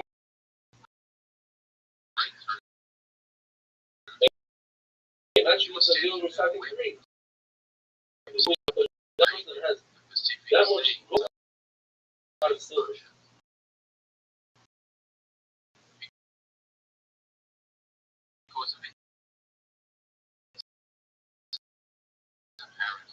We know that everything's in the hands, and we see that there's only hands. It is only has Yerushalayim. How does Yerushalayim? The answer is, Moshe Rabbeinu was so good at Yerushalayim, he didn't realize how difficult it is for everybody else. He considered it a small thing, but a wonderful thing. Worked closely with the Portuguese court to produce maps of West Africa. Behai was a bit of a celebrity, it seems, with his maps and his globe, the oldest surviving one in the world, having lots of interesting, though erroneous details. And scholars today doubt that he claimed to have charted using his imagination to fill in the blanks of Moscow. But also Behai idea into Columbus's head of his passage to India, and it appears that once America had been discovered, he also sold Magellan on the idea that a passage through the continent would be found.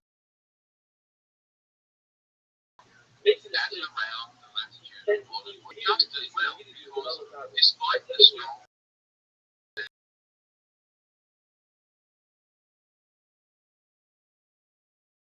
narrow fjords, the Prince of Magellan, other Narrows, so named after the took the long way around a couple of years later.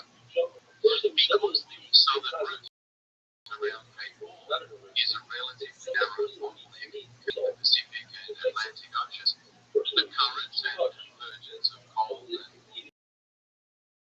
water streams are so dynamic that the 12 meters in weathered stone island that it is considered to be the most treacherous port in the world, causing countless tragic sinking and being a rite of passage, as well as the source of macho sea shanties for generations of sailors for centuries to come.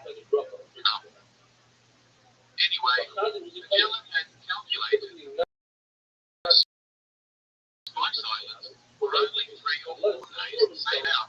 It would take almost months for an expedition of a couple of weeks worth of food and water. He directed our feelings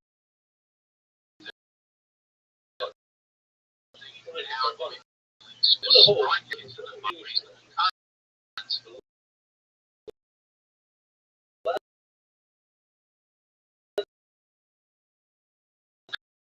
They failed on the islands that might be suitable and dry meats, typical for naval oil in the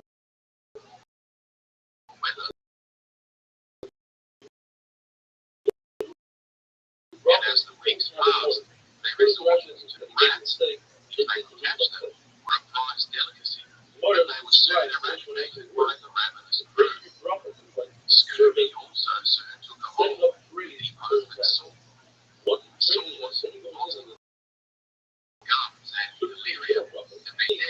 finally, plenty also the last remembers reference with are dozens more things fully to raped the women. justice. Of the 166 souls who emerged from the streets, there were now barely 100 picked enough to work. Interestingly, the senior officers who didn't succumb to that, it appears that their privileged ration with scab provided enough vitamin C to stay on through the day.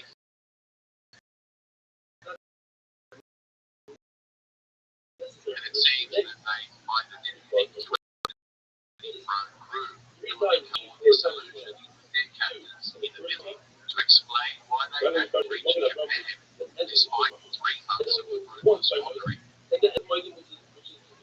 Some were beginning to think he was a madman. Eventually, they passed a couple of small islands, but no real sustenance. Berries once again, they continued without sighting any of the archipelagos and atolls that cluster in the vicinity, until they eventually came to the Mariana, anchoring off the island. Suddenly, there were dozens of mega boats swarming around the 3 Spanish ships, and Austronesian jungle natives swarmed on board without so much as a greeting, and proceeded to make off anything that wasn't nailed down. Even managed to abscond with a mercantile or Spanish pinnace that was tied to the stern of Magellan's flagship, which was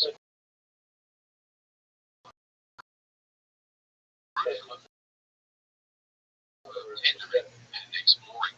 Unsurprisingly, a scuffle soon broke out.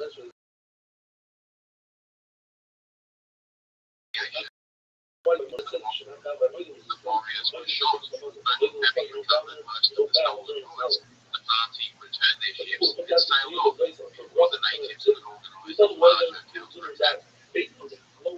Astonished at the audacity of these locals, Magellan named the islands Ladrones, which is the Spanish word for island of thieves. The crew now becoming increasingly ill and debilitated from starvation, they finally sighted land 10 days later on the 16th of March, 1521. Being a Sunday, instead of St. Lazarus, Magellan named this down the east coast of the island of Samar.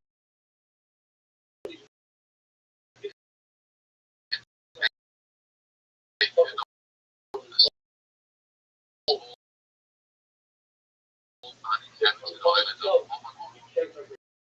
Native people soon appeared by canoe, but unlike the recent experience of these people seeking and hospitable, gifts were soon exchanged. Food was generously provided by the local Raja, seeing so many crew members. As in Brazil, a rapport soon developed between the crew and the locals, with much conversation being had about food, customs, and language of the two cultures. After 10 days of rest and recovery, the ships once again set off at the instruction of the chief to head for an island called Cebu, where there was a much more powerful Raja he might make contact with.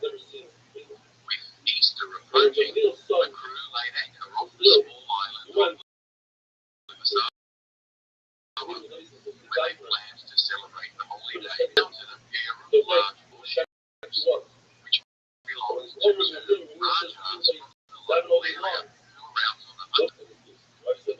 Magellan's slave, Inge, suddenly realized he could understand their dialect, and he now acted as a translator, with the two noblemen inviting Magellan's party to be their guests at the base camp. Now, most of the word Raja with India, so it might be worth taking a quick look at the cultural history of the Indo-Pacific region to get a sense Magellan was coming into contact with. Magellan, just like Columbus in Hispaniola 3 decades earlier, was convinced that the land he encountered in the modern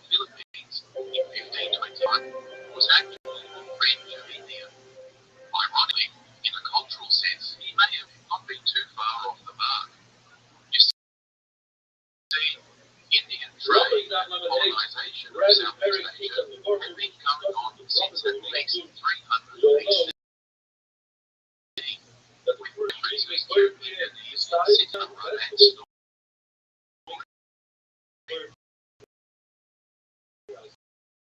Europe, Robert Bride, Sita, Cabbage, lettuce, goes to India, the Chola and the Kalinga, extensive thalassocracy, that is to say, a maritime empire built on trade that spread all the way down through Southeast Asia and thence through to Sumatra, Java, and beyond. Their sophisticated culture, religion, and architecture became fashionable. The Indian language soon becoming the lingua franca among the thousands of indigenous cultures. Now adopted those customs and titles for themselves. By virtue of the solid trade to China in the 6th century AD, many of these Indianized chiefdoms became powerful dynasties in their own right and began projecting their own influence on the less successful neighbors. So it was that in the 4th century AD, there were a number of powerful maritime kingdoms merging out of Sumatra and Java, claimed from the Cholas and Kalingas of India, with tributary states of their own extending all the way north to the Philippines and even to New Guinea. These kingdoms rose to noticeable prominence with the Srivijayas in Sumatra and the Mataram kingdom in Java. If I make a bracha after 1292, Kublai Khan sent a force of 1,000 ships from China to conquer the wealthy Singisari Empire, which was the current dynasty that ruled Java. His expedition ultimately failed, but internal feuds and competition between rival kingdoms saw continuous warfare rage throughout the entire region, weakening their naval power. By the 14th century, Muslim traders and colonizers eventually began to settle in Sumatra, and soon enough began to exert their influence in turn. Support their own kinship in the region. how does he know? At the time,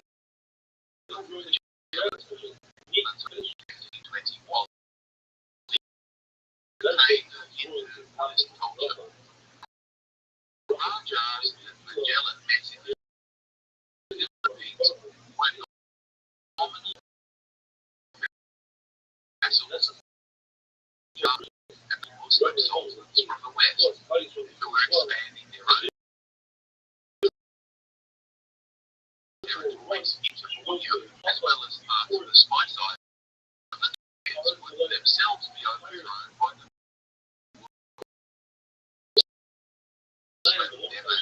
Warriors not so good. Indonesian islands for over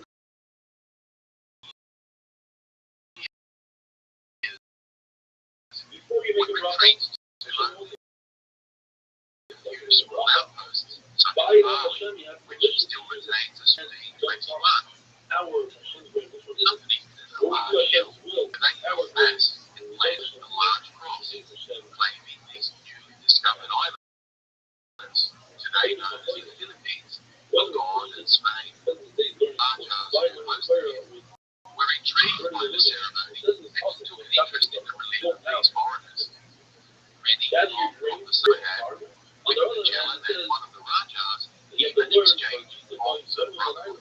It seems that this inspired some kind of renewed religious zealotry in the captain, and like the previous Raja, his new brother recommended he travel to a much larger trading hub of Cebu, where he might find a ready supply of both converts and trade concessions, as well as a cheap source of gold. Apparently, during the conference, Magellan's other commanders counted North Cebu and its sails south to the below Spice Islands, having not received sufficient intelligence as to their whereabouts. Literally, over weeks sailing away, Magellan took his own advice and headed for the local capital instead, where he was brought before the local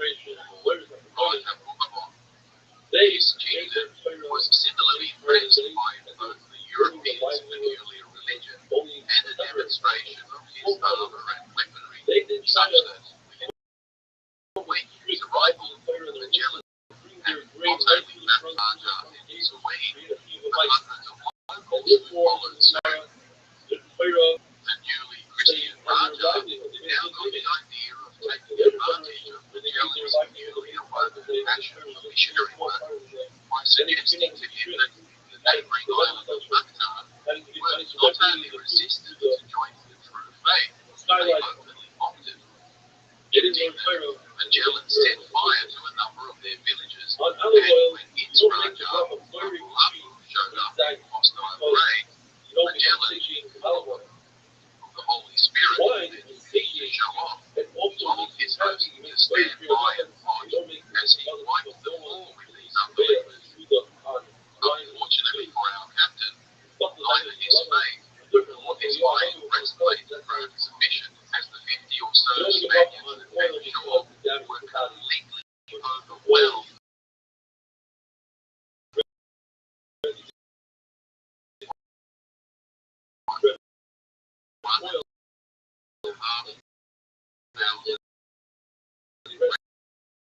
Rampaging natives in what would become known as the Hive, closing in on him. He soon cut down locals on the enemy during the fighting retreat. It was more like the bloodbath than a battle. The rousing Europeans were speared and bludgeoned to death, and the few who escaped, including Pigafetta, barely made it back to their boats under the cover of cannon fire. Lapu-Lapu would enter indigenous folklore as a Philippine national hero for centuries to come. The remaining officers now huddled to discuss leadership, and it was agreed that Magellan's brother-in-law, Rabbi, as well as Juan Serrano, would act as co-commanders. Having his chance to conquering the neighbouring Raja was squandered by this Europe must have infuriated civilians.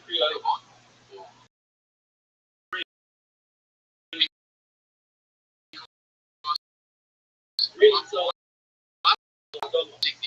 lower against words in reviewing Magellan's last sentence.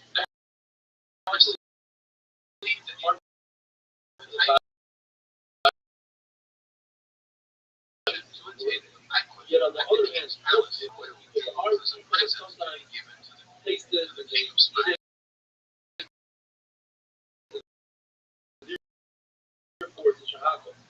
Where the Magellan's real eventually the heavy dependence placed on him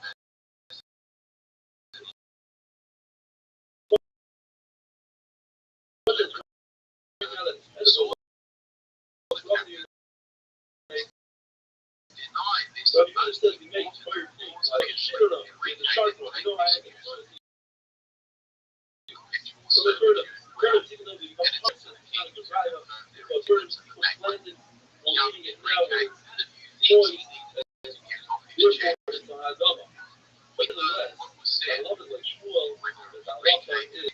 important the Spanish were after his crown, or indeed the Bourbon thought he should make a great gesture to his now angry neighbour, Lapu-Lapu. But when the 30 of the ranking officers showed up for the feast a couple of days later, following the banquet, the king called out his guards and strangled almost all of them before they could get away.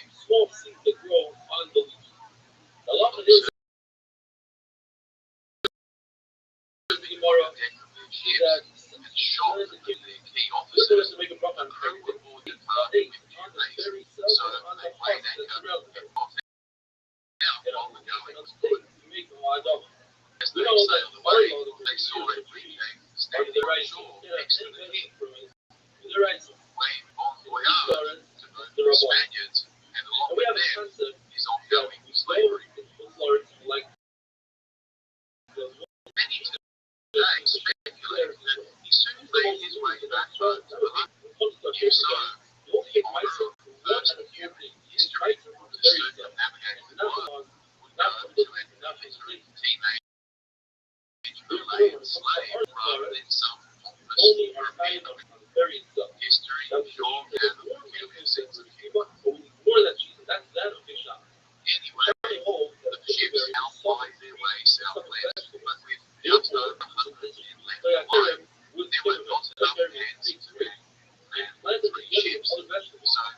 Concepcion was set alight to discover while the Sheikh and crew made frequent stops at different islands and villages scattered throughout the archipelago, where they usually received welcome and ready assistance with supplies. They encountered a well-established pearling industry and plantations of silk, sandal, ginger, pepper, and other spices. Italian scribe Pigafetta, in his diary, depicts the idyllic lifestyles of the various communities they came across, noting interest and curious adornments and peculiar rituals, such as piercing American cultures thousands of kilometers away. Apparently, the phrase "happy wife, happy life"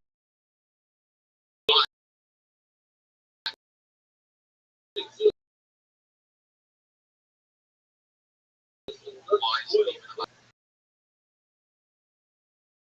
came across chiefs who were for silk and furs. On their trade with China, began to encounter occasional Muslim communities the further south, where they nevertheless welcomed our Italian scribe by the widespread practice of chewing metal leaf, a peculiar and addictive. To their discredit, the crew occasionally engaged in acts of piracy against merchant vessels, which brought them into conflict with the soldiers. But in a note, the Spaniards defeated this naval force and even captured the commanding prince, negotiating a substantial ransom for his release some weeks later.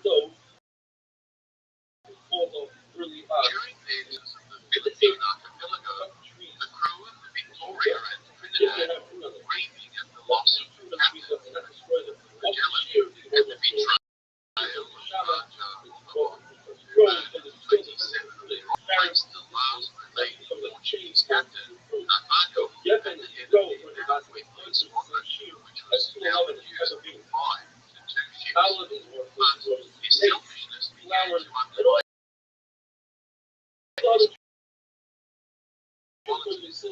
crew became increasingly under questionable circumstances. Once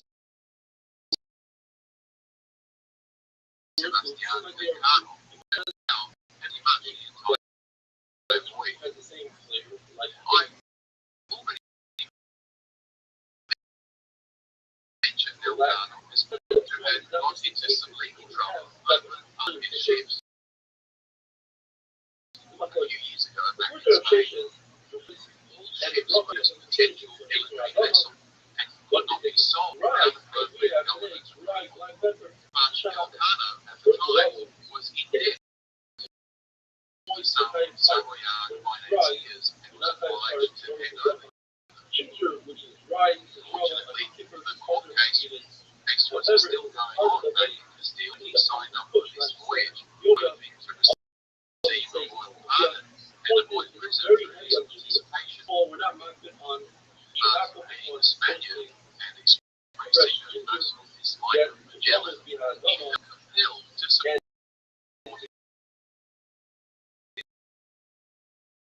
his countrymen without using it on prior occasions of Julian.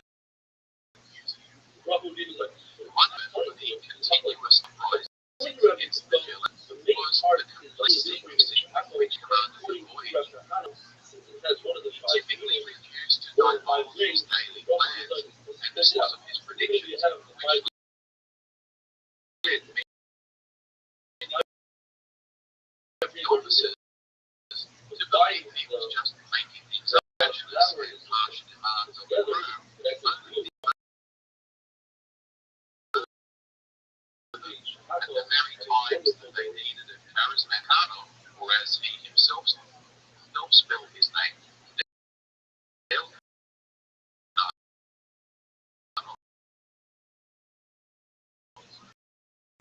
was one of those unassuming experienced sailors who knew smoke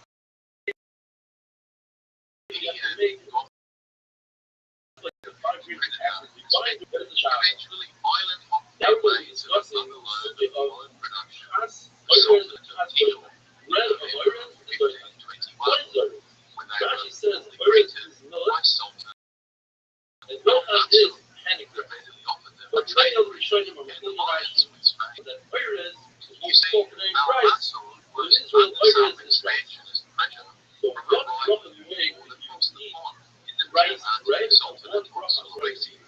It was there that Only my Portuguese not agent just real cousin old, Magellan but surveyed his home, make a burn of Santiago, and from this was whom called a Magellan very learned right of a the lot of people. location of the Swiss You know, island. the Nuri home on the other end. It turned out that Francisco Serrao had died at roughly the same time as Magellan, so the two old friends never managed to actually meet up, though they were so close and only a week's sailing distance away from one another. Mention burn of mushrooms. Had Magellan decided to stick to his mission rather than meddle in seaboard politics, the two would have embraced an historic occasion of east-west conjunction, about which songs and paintings would no doubt have been long celebrated. But it was not to be, and fortunately for the Spaniards, the Tidor Sultan was more than happy to ally himself with Spain to offset the alliance that Ternate had. It wasn't long before a Portuguese agent found out about their arrival and made his way over to parley with the Spanish.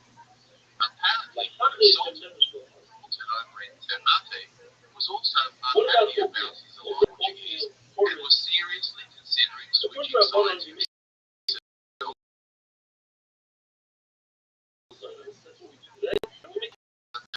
And actually had avoided so rather nervous that he might be next. However, they were Portuguese viceroy of the region and received intelligence of the Spanish mission and was instructed to hunt them down and destroy them. And they hastily bursting all the clothes they had stuffed into their holes now discussed their options.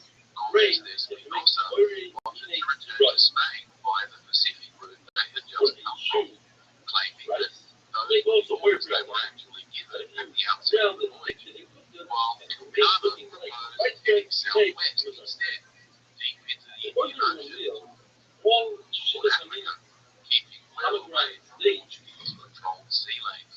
Both options entailed sailing long stretches of the open ocean with little opportunity, but as they got to read, they decided to march up and take their chances to his own. Moreover, a dozen or so like either option chose to remain in paradise, listening Portuguese prison rather than starving to death on the deck floor.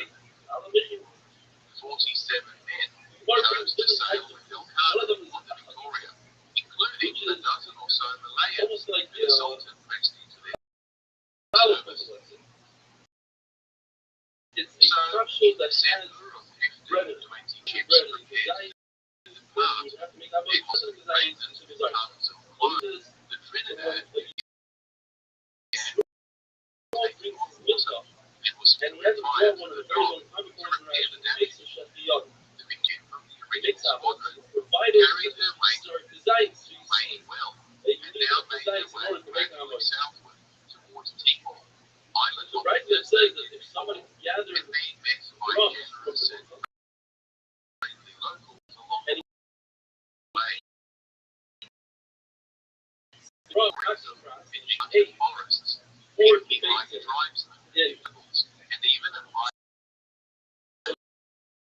the Amazons to kill any man who comes near of ancient Greece, meandered their way through its tropical labyrinth of timeless forests until they eventually struck out into the Indian Ocean and headed southwest, well away from the Somaliland and Indian coastlines, and in fact, passing only within several hundred kilometres of Australian shores, where they might have stopped for rest and supply. But they pushed onward, and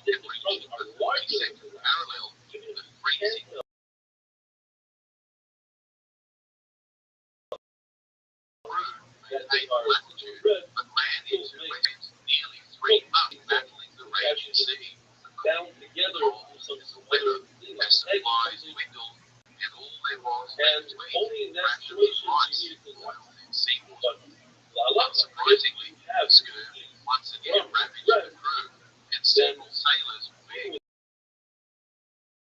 how finding together Mozambique definitely on have the a imprisonment which is and torture also known of as the Portuguese our authorities. it's a very More democratically liquidy than dough. his unfortunate Maybe you have predecessors, something like the captain put it to a vote, and you and put the it crew up. decided in favor of keeping their honor Says and the pushing Gemara on to that according complete to remission. Rabbi, it's higher than Kala, But as they and according to approached the Yochanan, table it's for higher vote, than Kala. impossible headwinds held them up for weeks and What is forced the the decision to reason? head close to One shore, is risking very, either being very wrecked on the big dangerous reefs along the maybe coast something or like captured by the Portuguese. By the some other side miracle, is they eluded getting both, bread but as they so rounded the that's on cape, a the situation was bit and becoming turned more around dire by the day. donut Station, some bread is made in the and sun. men were dying like All flies these from things, starvation, whatever the so they side is, searched fruitlessly for a landing along the coast now we of know that Guinea and the, Senegal, it's high but enough. to We no must avail. say that the This time, person another boat was had decided to to call make in it bread. to the captain He of went their to the islands effort, he made a and nice fake design their on the shape. identity as That's having kind of how landed it from was America. just down. 21 men were dead, including 7 Malay sacrifices that could longer be justified. So they called in 4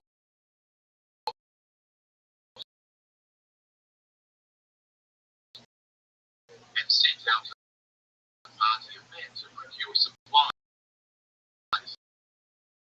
as well as African slaves, to man the building up. Nobody stopped nonetheless. Right.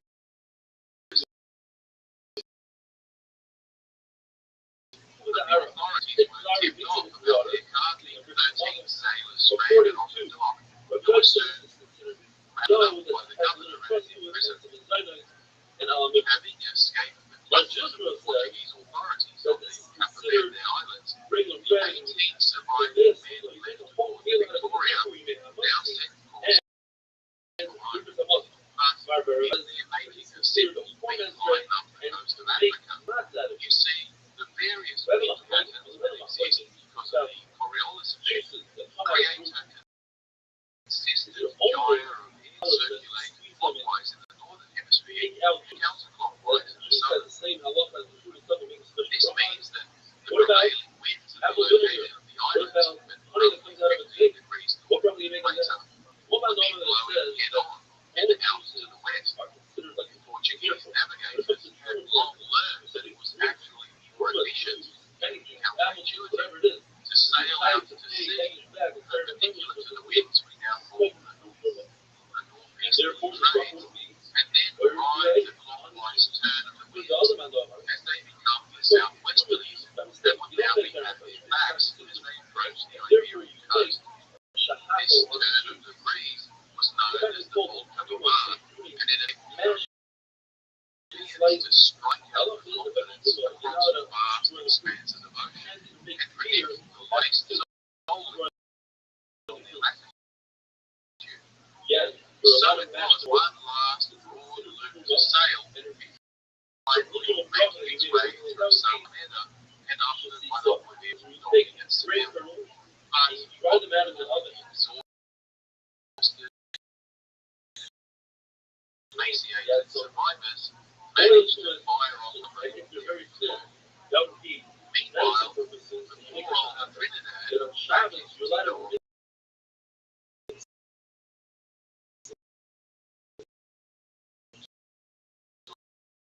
hopes to repair, but sailed off north, which the winds had much that they were hounded by a relentless storm for weeks that forced them to head back to sea. They returned only to find the Portuguese had occupied their former holdings, and 2/3 of the 50 or so sailors left behind were dead, themselves emaciated and ravaged by scurvy and failed adventure. Espinosa surrendered to the occupiers with the ship, its maps, goods, cargo seized, and the crew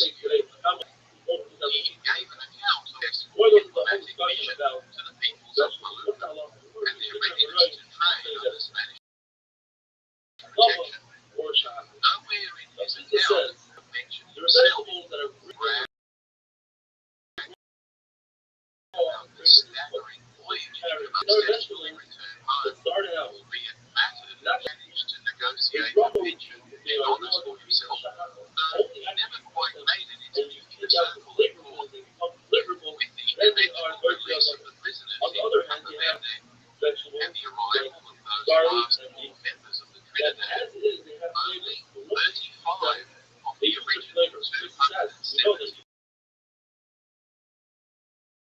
crew members made it back to Spain before the Lucans from a king's a subsequent mission to capitalize on their newfound trade route known as the Loaiza expedition. Elkanah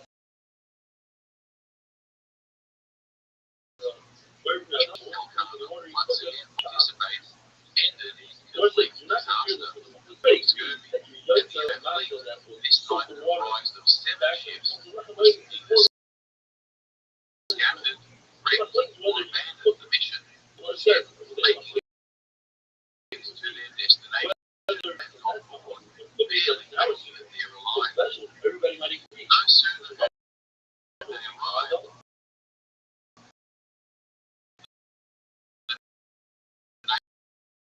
they were arrested by the Portuguese patrol, and eventually, having been aboard Magellan's voyage, now being the first man to circumnavigate the globe.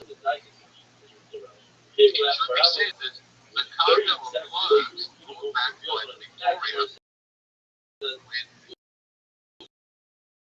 costs were accounted for, given the extraordinary price of spice on the European market, such that the cash term actually a complete success, and the surviving sailors became rich enough through their share of the profits to retire.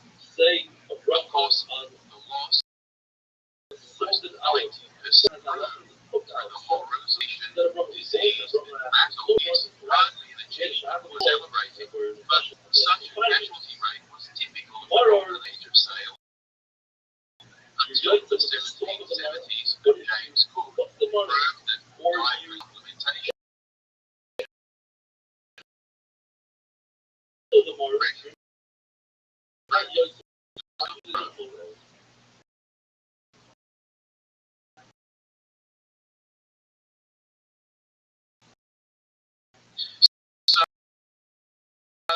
what can we say about the legacy of Magellan and the circuit, as well as a vast national, was given a cold shoulder by the Castilian court as such an incredible enterprise has proved in historicity and dimensions of it. Considered honours only for a gentleman, and the distaste for the competitor shifted public focus instead on Magellan, such that Elkanah's role was individually marginalised. Nevertheless, Magellan's image too continued to suffer from the ongoing inquest into his harsh conduct that's tarnished his reputation in the eyes of the crowd and ordinary Spaniards. It didn't help that he was himself Portuguese rather than Spanish, which his original homeland condemned him as a traitor of the highest order. Indeed, the rivalry between the two Iberian powers now accelerated in earnest, with continual skirmishing for control of lucrative outposts throughout Southeast Asia, escalating the already volatile atmosphere in which Muslim sultans were seriously displacing the indigenous culture long residing in Hindu states in the region of the South Pacific. The Pope would eventually settle the Anti-Meridian right of possession, which the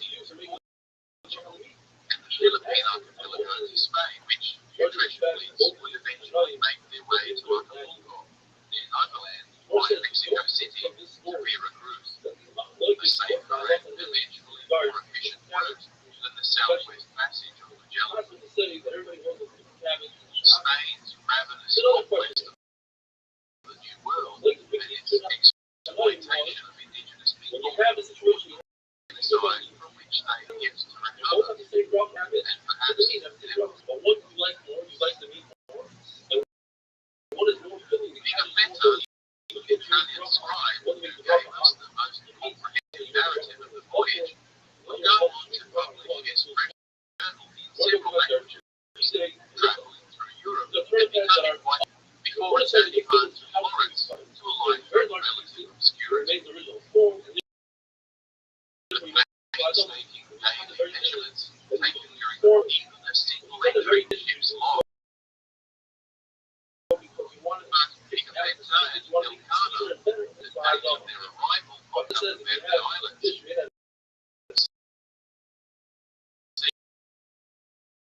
seems to be contained later than the local calendar suggested. Navigators travelling westwards in what is known as the circumnavigator's paradox.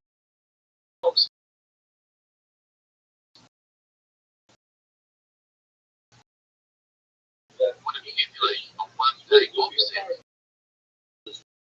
One day relative to starting point. The concept exploiting the information novel, arrangements have set an international deadline and boundaries to better demarcate one palatine from the next. The explosion of the spice trade saw the emergence of completely new social and economic theory of venture capitalism, mercantile trade, and academy of science as the world bound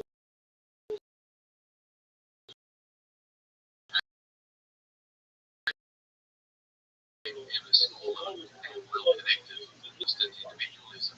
As a gradual intellectual began promoting feminism and the separation of church and state. It also saw the permanent collapse of Islamic influence, both the Egyptian world and maritime Indian Ocean networks produced incredible finance wars against Christian Europe. By the 1700s, the Islamic world will be up against some of its former glory as Portuguese, Spanish, and increasingly other trade companies and nations in their economic and political influence. The rise of the oligarchs include one form or another to this very day. What is broken? Who says you make the broken bread more important to a function on the whole one? Or kind of came and said we should do it. The lawyer said and put it under the whole one. And the said it's amazing. He asked the guy, what's your name? He said, my name's Sean. He said, The 16th century and you make Shalom continuous wars, famines, and so traumatized the ordinary person that they scarcely had reached it around their life, and the church was itself being battered.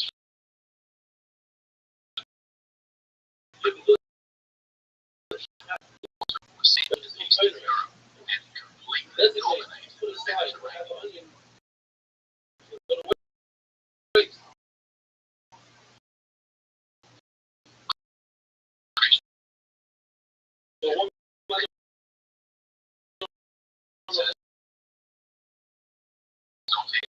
Paying exorbitant fees for the bread. In some years, it was possible to bypass the land and to the source, and thus cut out the profiteering middleman. Stolen and smuggled Arabic maps suggested it was possible. The idea began to gain and a number of intrepid seamen from the Kingdom of Portugal took the challenge of venturing out into the Atlantic Ocean, probing their way down the great unknown coast of Africa, eventually breaking through into the Indian Ocean, from Asia now lying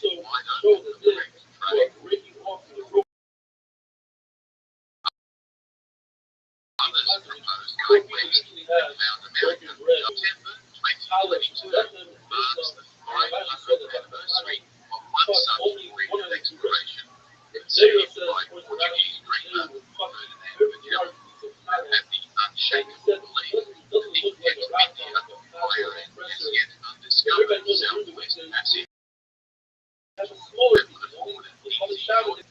Other Rishonim learn on his journey. they He know would be right both and wrong both many powers. times, and Rabbi and ultimately Rabbi, this is the last one. would take one gamble When too they many. get But on the power way, for they would payroll, discover new they lands, make them up. bizarre They have a choice of wildlife, different and powers. strange The payroll power because in an payroll power they expedition had one that less for than the the first payroll. time in history saw mankind circumnavigate the entire globe. They never had a business double did. Join us as we dive into the Magellan Elkanah expedition of 1519 and get a sense of the history, drama, and wonder of a world that was rapidly shrinking and after which a trade would never be the same again.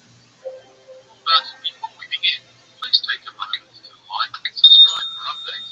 And if you enjoy our content, please show your support by making a small, easy donation through the heart-shaped next to the right share button below, or via the PayPal link in the description. Better still, why not get better access and personal involvement by becoming a non-supporter? Your generous help will keep this unfunded educational channel going. If you are only version of this and all our other videos is available in Tree Channel Podcast, available through Spotify, iTunes, and other leading you want to listen in your car and everything that's on there. Don't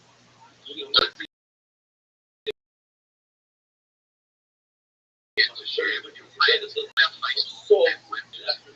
I encourage you to visit, like,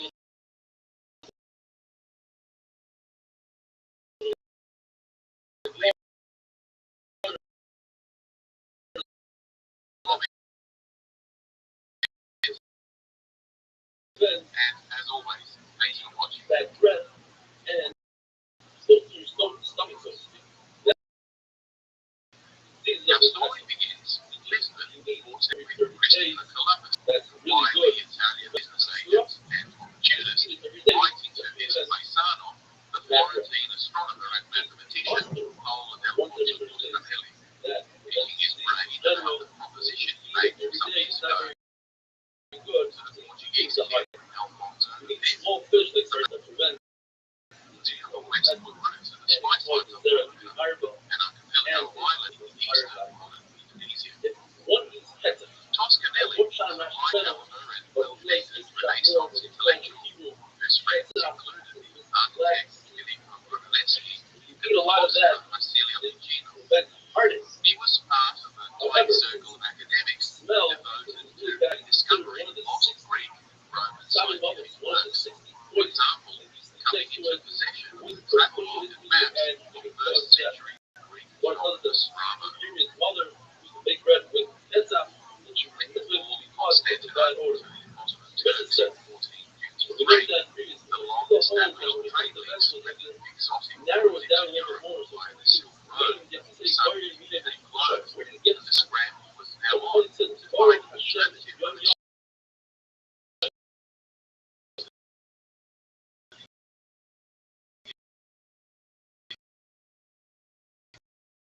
Exotic textile despite major heavily earth to be flat, but historians of style scarcely Christian scholar of the works of Demosthenes in 240 BC. According to the earth, the rough sphericity of the earth was widely known throughout the Middle Ages of Europe.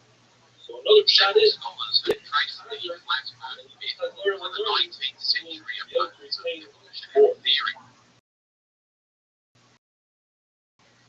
as well as to philosophers of Columbus, who took substantially to the telling of his story. Eventually, these myths made their way into school textbooks and generated a misinformed people just accepted it without question. Some things have changed. the land that you gave me. What happens if you had The real issue for Renaissance scholars chopped lay down? not in the beliefs in the spherical world. Several writers after Eratosthenes, such as Ptolemy, The whole used the the system land. of measurement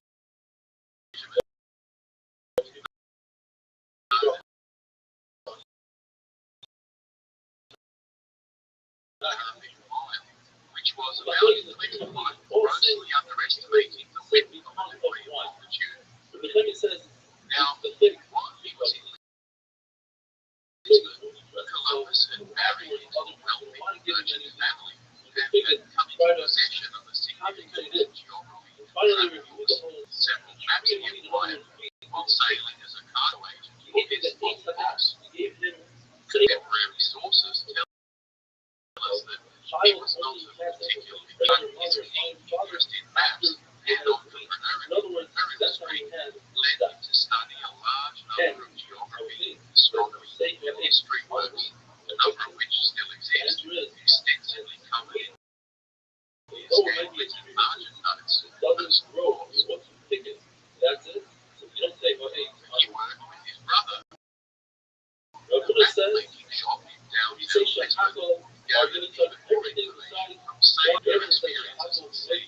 even wine and bread. We know that the man that most influenced his and Vasco da Gama's earlier voyage to India was based on a copy of 12th century Arab traveller Muhammad al-Idrisi's map How beautiful for the is Northern this day? King, Roger II of Sicily. Less than the normal. So, with the sun of desperation for the Orient, Better Columbus would only available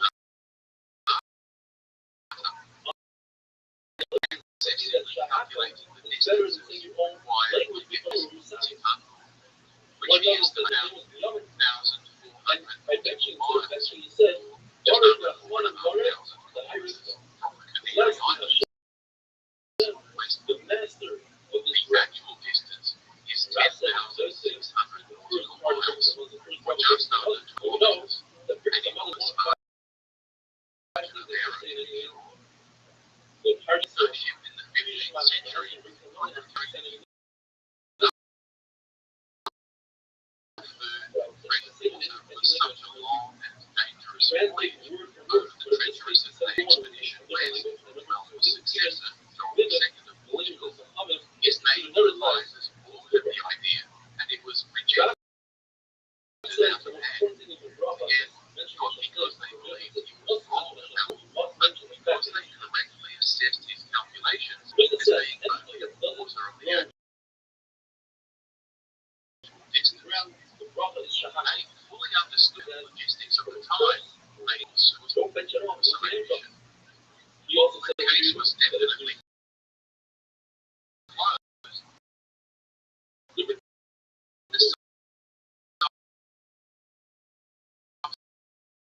The penetration in 1488 of Mongol Mountaineers around the Portugal broke its hands at the prospect of the maritime trade leading to the east, pointless to the Arabs. salt, Its jet water, Columbus packed up his gear and headed to Castile, what is which nice? was busy mopping up So the we must last say,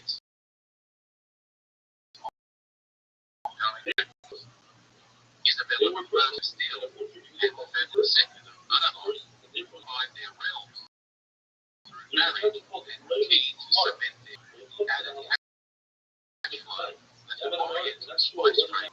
So when Columbus showed up and floated his idea to her, she passed it on to her own advisors, like Portuguese scholars beforehand, missed it as untenable for the time being.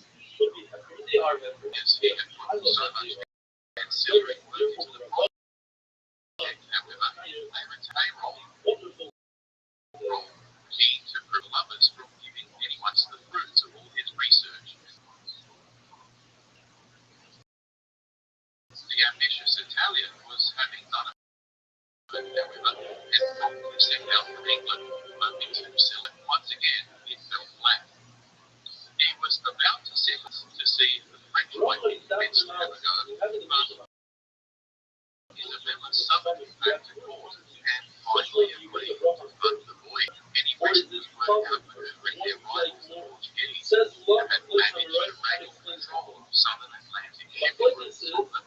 In the Treaty of Alcazar some few years earlier, this meant that the entire west coast of Africa, south of the Canaries, along with its adjacent Atlantic waters, was basically a Portuguese playground, and all Spanish ships now require the license for the payment of hefty tariffs even to sail through the there. price of that says that even tournament. So Columbus got his ships, and in 1492 sailed the ocean blue, and the rest is history. Which brings us to 1493. On his return voyage to Europe, Columbus first docks from Lisbon Harbour, strides into the Portuguese oil port, and rubs King John's nose in it. The king spits the dummy and accuses Castile of breaching their treaty, advising them that these newly discovered islands now belong to Portugal, given their ownership of the Atlantic, and furthermore, he's about to send a huge armada to secure this new territory and sink any Spanish vessel that dares to show up. He's a lurid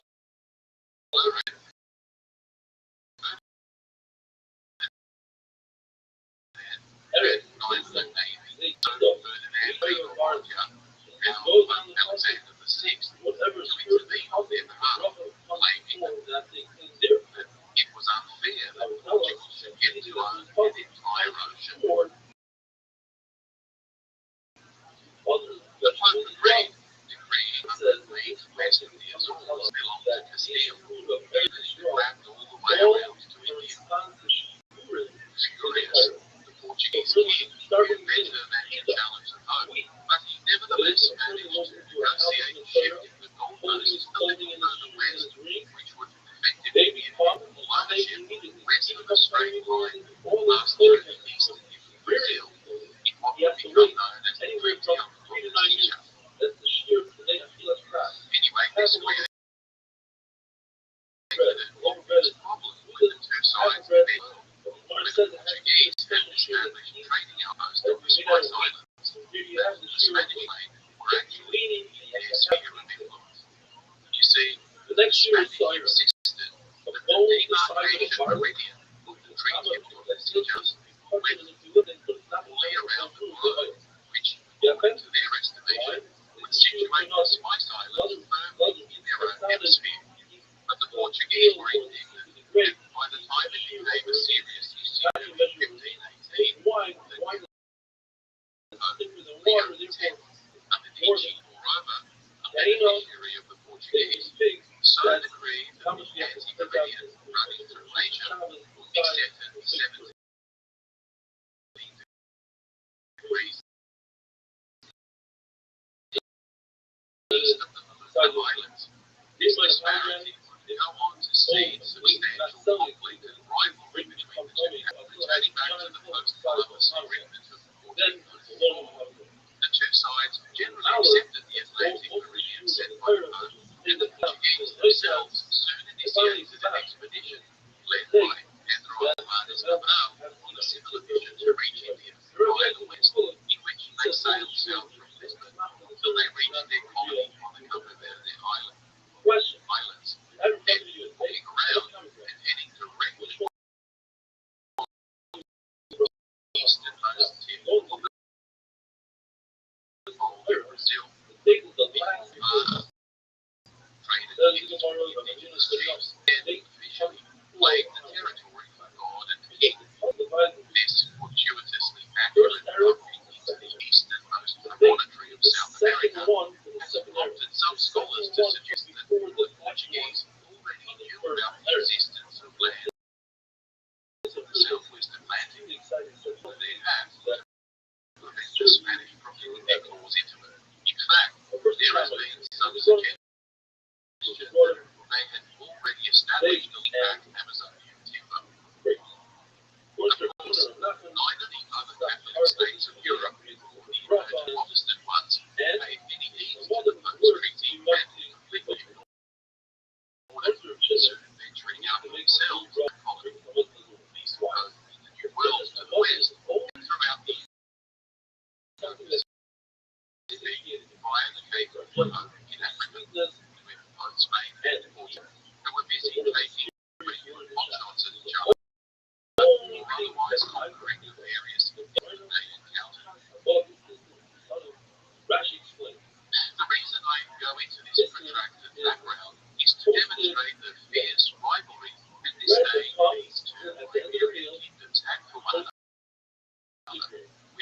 establish the baseline for the antagonism to come in the further expansion westward beyond South America by Magellan. But we'll get to that in a moment. Anyway, as the next few years went by, the Spanish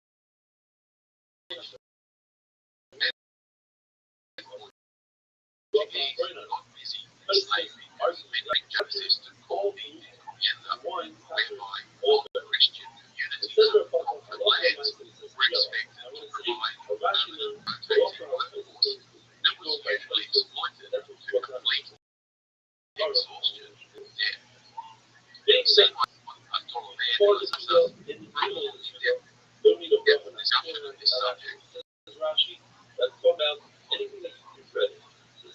One of these notorious conquistadors by the name of Vasconcelos de Balboa heard tales of incredibly wealthy land cities, so he set out in 1513 on a military expedition using a mix of diplomacy and force of arms, making his way across modern Panama until he reached what he thought was a sea, but the Pacific Ocean. Having divested the region natives of their wealth and frequently also their lives and liberty, he sent reports back to Spain of this vast sea,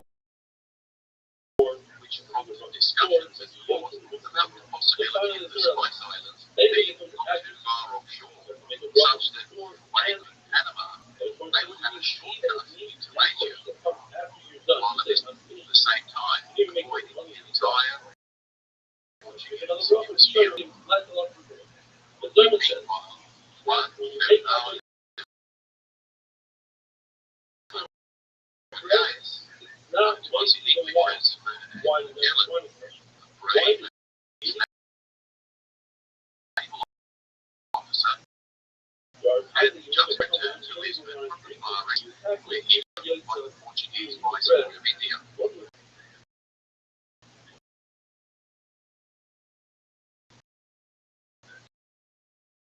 You see, following the violence of the Portuguese court in the ocean, in pursuit of three primary objectives. Firstly, to choke off Muslim sources of wealth and thereby cripple their power. Secondly, to spread Christianity. And thirdly, to dominate the entire spice trade back in Europe. Now, the spice trade was clearly their highest priority, as the Nutmeg and mace were not only used as preservatives and interesting flavors in food, but were also military potent medicines that prevent cure black death.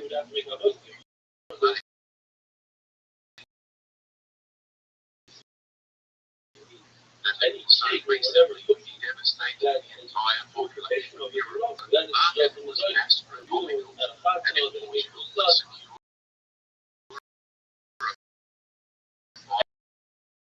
and in Portugal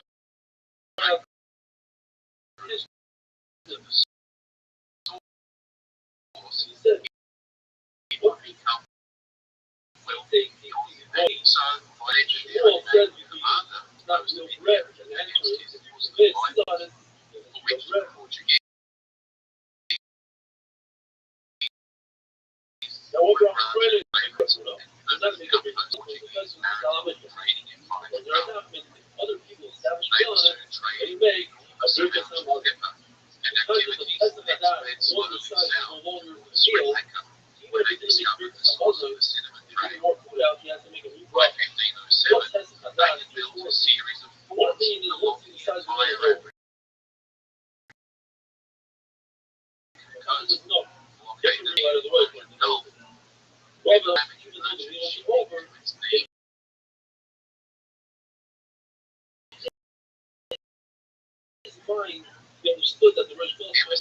Significant potential partners such as Siam, Malacca, and India. Of these, Malacca, the natural bottleneck in the flow of goods from China, was reputedly a major regional trade hub, and a diverse and cosmopolitan population comprised of local lands, as well after that point, you have to make a new blood. 4 people. The 4 things that must happen immediately after the first one is the king of Portugal was on the animal curry favor with the sultan. And they hoped to a friendship and alliance if they would be allowed to alongside the Chinese, Hindu, and Muslim merchants. However, the embassy's initiative was soon undermined by disgruntled Muslim merchants who convinced the Sultan that the Portuguese were actually their enemy. And as a Muslim, if the duty bound, not only to reject their embassy, but to attack them. Consequently, a surprise attack on the ambassador led to naked and a hasty withdrawal. the Mishnah that if you make a bracha on the wine that comes The diplomatic insult was a the wine that comes when after the meal before, the retaliatory strike of Malacca that quickly into an amphibious assault, and soon after, the swift conquest of the city.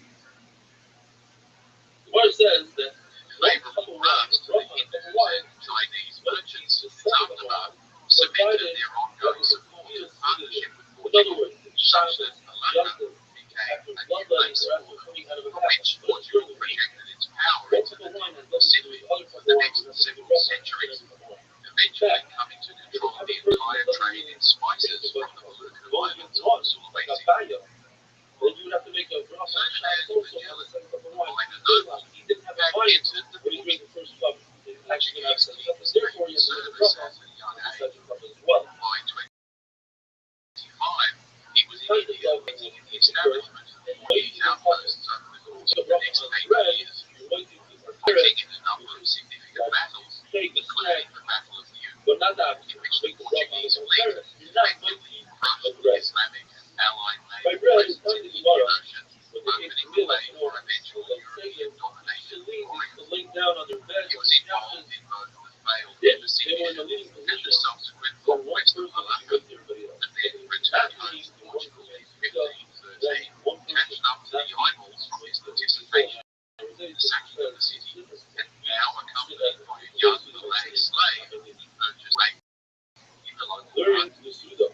This Why? 14-year-old Malacca, possibly sojourned on the human man, Drinking and wine being for baptized and named therefore Again, whether remained by his side throughout his future voyages and would prove instrumental.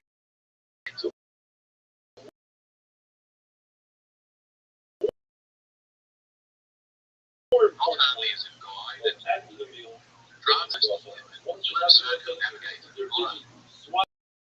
But once again, we're getting ahead of ourselves. So while Magellan was living it up back in Lisbon, his cousin Francisco Serrao, meanwhile, was sent beyond Malacca into the deeper Indonesian island, trying to find the exact location of the Spice Islands. His ship was unfortunately wrecked 3 weeks ago, but the crew rescued and eventually found themselves at the court of a lord who was keen to ally himself with a strong foreign power that might dominate the Mediterranean region. Serrao, well received in the Sultanate of Tep, becoming a close friend and advisor of the Muslim lord, and set up an own fleet, taking advantage of the knowledge this European nation had. Serrao never forgot his mission. Mission, however, providing to Magellan back home information on the exact location and political situation of the Spice Islands in our own time. Now, with this new intelligence on the Spice Islands arriving from Serrao, as well as in the great Western Sea, Panama lying lower, Magellan began earnest fleeing of the Portuguese king for an expedition down the south coast of America to search for a passage around. Since the dense, malaria-infested jungles of Panama would take years for the Spaniards to establish roads, and if the Portuguese would race down the Atlantic coast of South America, they might justifiably claim it under the terms of their previous Treaty of Alcazaba, which gave the claim to any southern land It was a contentious claim given the recent people of the meridian of Tordesillas marching everything west on into Spain, but it was unclear whether this decree superseded the entire previous treaty or only part of it. The Portuguese were certainly considered the Atlantic Ocean as their exclusive backyard, and as the old saying goes, possession is 9/10 of law. At least that was Magellan's take on it. Explorers had already made it down to the Rio de la Plata near modern-day Buenos Aires, and Magellan was confident that the elusive cape was just a little farther south beyond the 40th parallel. If they could pull it off, Portugal could control the eastern and western shipping lanes out of the Atlantic, choke off Spanish pretensions to the Spice Islands for decades, and the monopoly on exotic oriental trade by both the east and west would make it. In any case, by now, the Portuguese had already established quite a stranglehold on trade and shipping along the eastern route and thence throughout the ocean. So, King Manuel I saw no need to waste unnecessary antagonism on both the Spanish and the Pope. When they were already so comfortably entrenched, meaning this expedition, Magellan went on leave without any proof, which only served to worsen his standing in court.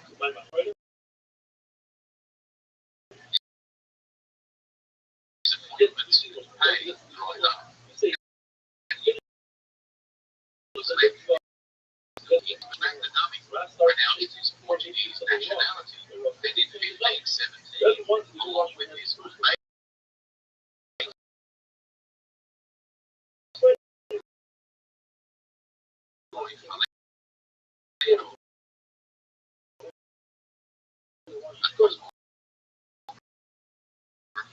and maker of some reviews, made his word of it, and left him the opportunity to use the intelligence of one of the few Europeans who had ever been to South Asia. Magellan and Palermo's was right. The Spanish would not necessary toil moving roads through the muddy jungles of Panama, but also bypassed all the naval checkpoints and expensive tariffs that would be levied by their rivals. South African route.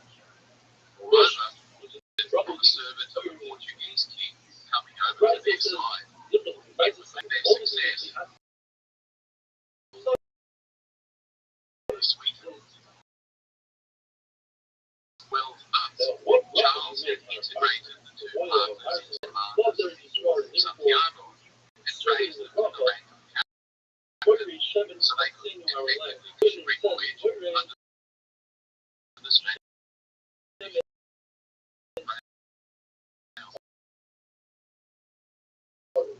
In addition, Magellan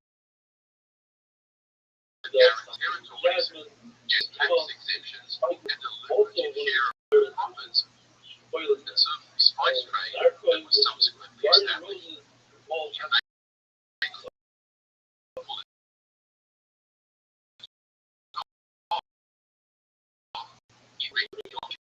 You a sense of how enthusiastic the king got, he agreed to personally fund the entire job, but as he was already deeply in debt, he basically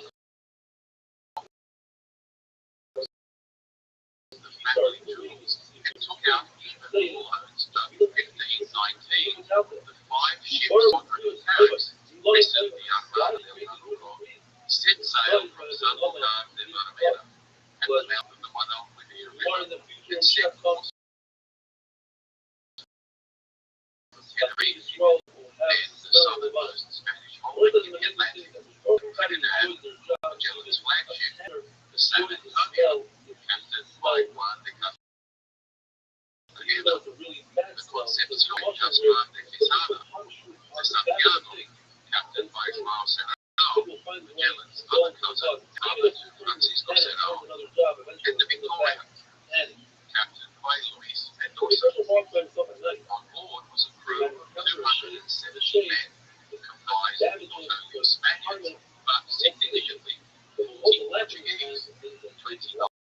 Italians, 17 French, and a smattering of Greek, Irish, English, Black, Moors, and a number of Asians, including Magellan's beloved slave, Enrique. Later, who was Magellan's co-captain and designated astronomer / cartographer, was one of the first Europeans to accurately portray the principles of latitude and longitude, and drew many of the charts to be used in the voyage.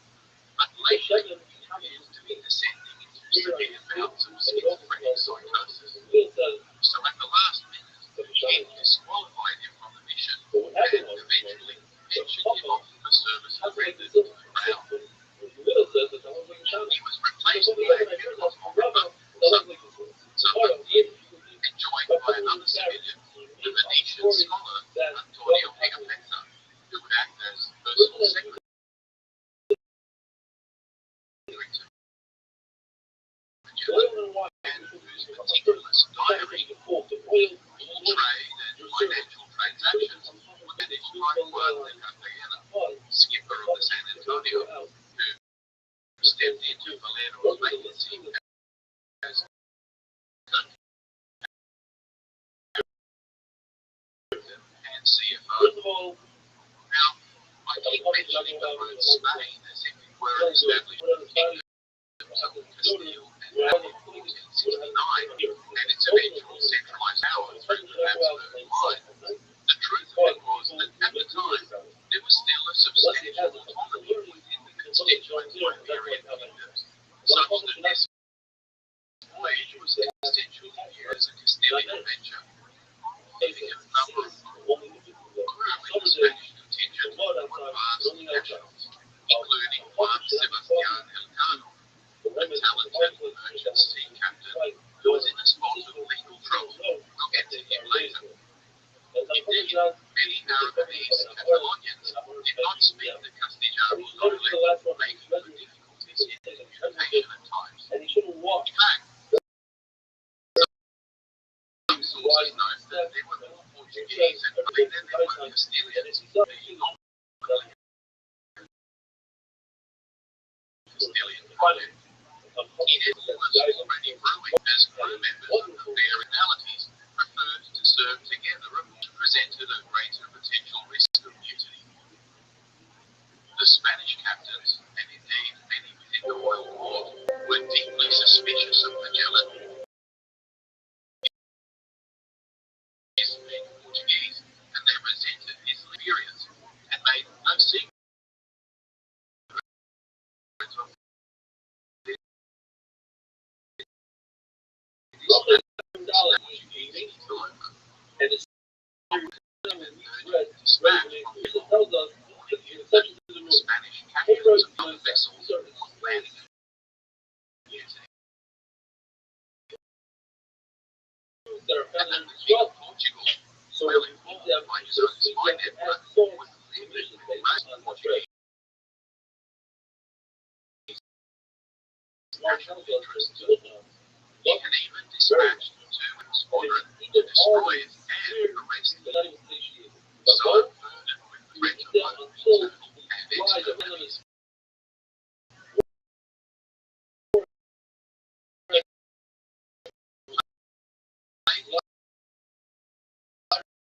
Guards close to his same.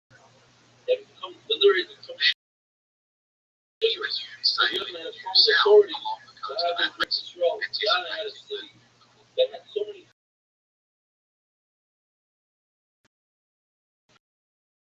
Portuguese would not expect and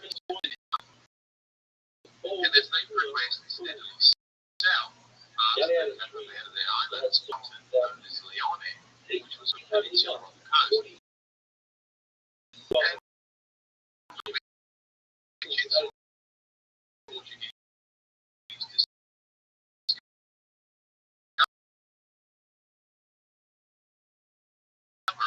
Pedro de Sintra, 14th, as they approached the experienced continuous rain to fire ups, running from the weather into a dead calm. Countless days went by until they eventually came to the southwest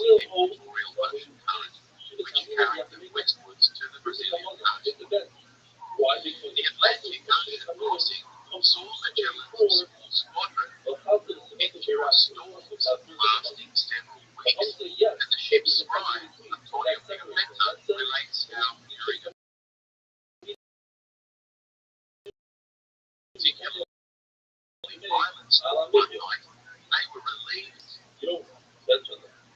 many times the whole water used to us, that is until, and in a storm among others, which we suspended in the darkest night, showed themselves on top of the largest cave of such splendor that they looked like a burning torch, which stayed there for more than 2 hours. It was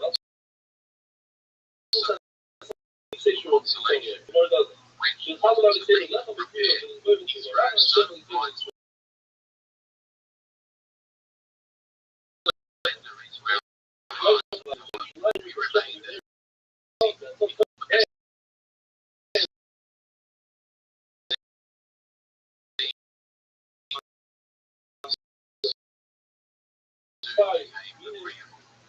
It consisted of the sun and the atmospheric storms, unsettled weather,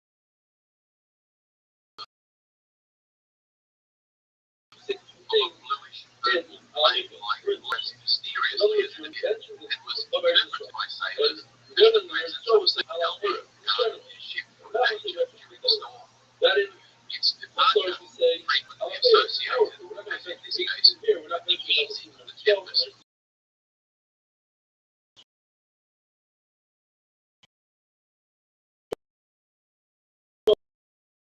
The phenomenon is caused by the increase of the air.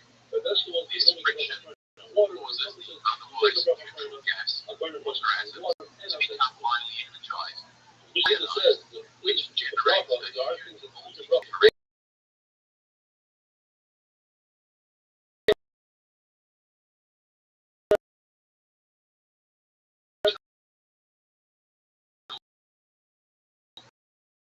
Clouds around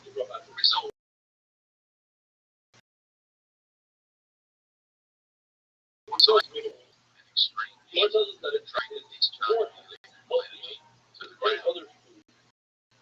A less charged area of the field, pointed objects such as the protruding masts of ships, concentrate the energy of the field somewhat locally. A less intense heat occurs around these objects. Charged particles knock about, much as plasma cause discharge of electrical energy to dance around their molecules.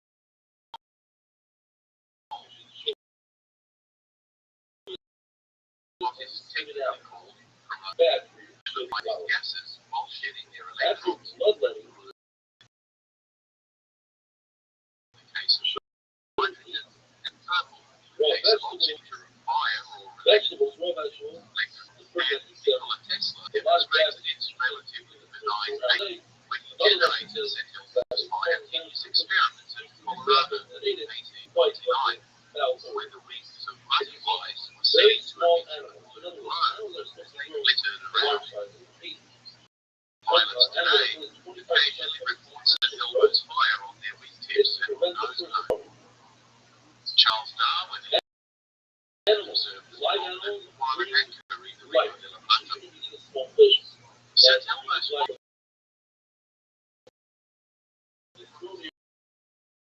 century Christian martyr, Erasmus of Bormio, also known as Elmo, in about 300 AD, during the reign of Emperor Diocletian, a notorious persecutor of Christians.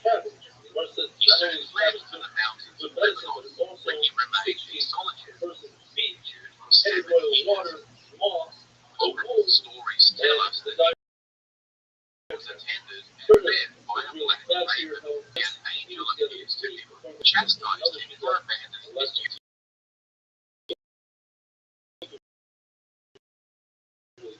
Returning by road, he was intercepted and was sent to Antioch to stand trial before Diocletian. During the trial, he was severely tortured and thrown into prison, but again the angel appeared and led him to an escape. He now continued on his way through Lycia in modern Turkey, where he went on quite a baptism spree and converted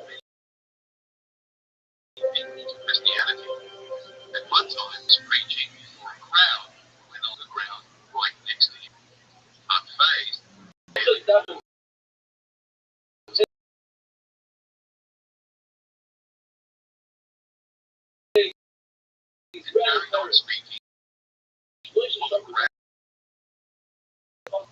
and despite Christians even more than I believe. Once again, Bishop Elmer was arrested here for a temple violation with the statues lining the avenue. And when they got to the temple entrance, erupted into flames, preventing their entry. Furious, Maximian had him bound and sealed in a barrel that was lined by spikes, and then instantly healed his wounds. He emerged unscathed. This time, the Emperor had him run in tar and then set alight. Again, the guardian angel put out the flames, and Bishop Erasmus was starting to look like a 4th century unkillable Rasputin. Frustrated and confident he could starve him to death, Erasmus was thrown in prison, but the angel not only fed him, but also arranged his escape once more. He was recaptured soon after because he couldn't help preaching to whomever he was lay, and this time the Emperor had him tied to a table and disemboweled him with an iron rod tied to a window.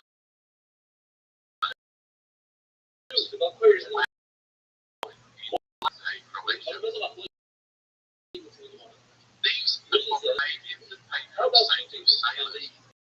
They were not only adept at using the windlass, but also multiple flames on the entire ships. When furious, flames would appear on the mast of furious. They considered it a comforting omen of his presence and protection. Given the gruesome nature of his death, he is also petitioned for intercession by people with abdominal pain, women in childbirth, holy health saints of the Catholic Church, people pray for rain.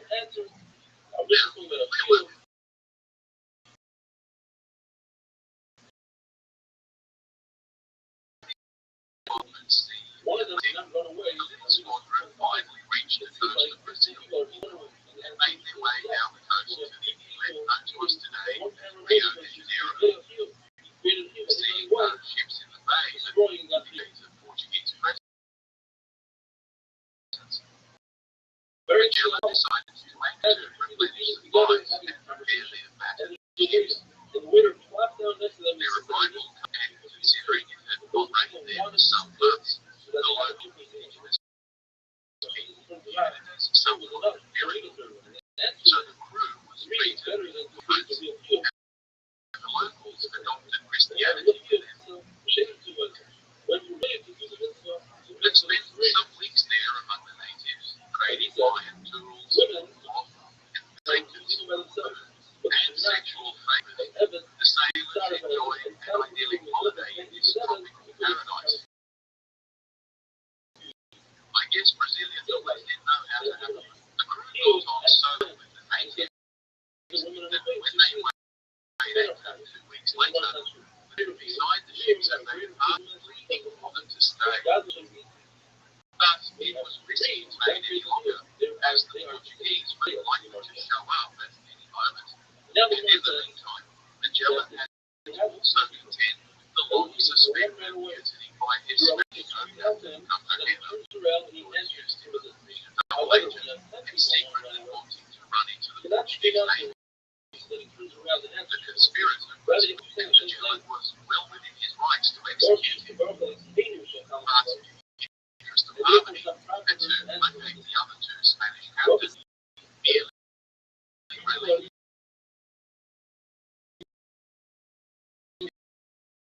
on his command and supervision of the forces behind. The squadron now continued south to the massive Rio de la Plata estuary, thinking that they had found the naval passage, but within several days of exploring the inner reaches, it became apparent that it was better. The water slowly became less brackish.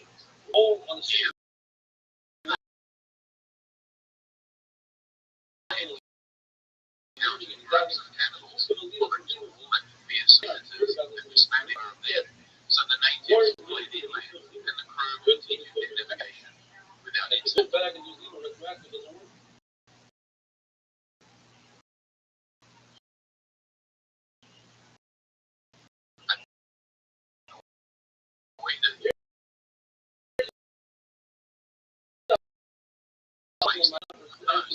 Substantially increased their risk of running around on shoals and being blown onto rocks in the storm. Nevertheless, this closer proximity to the land gave them opportunities to observe vast colonies of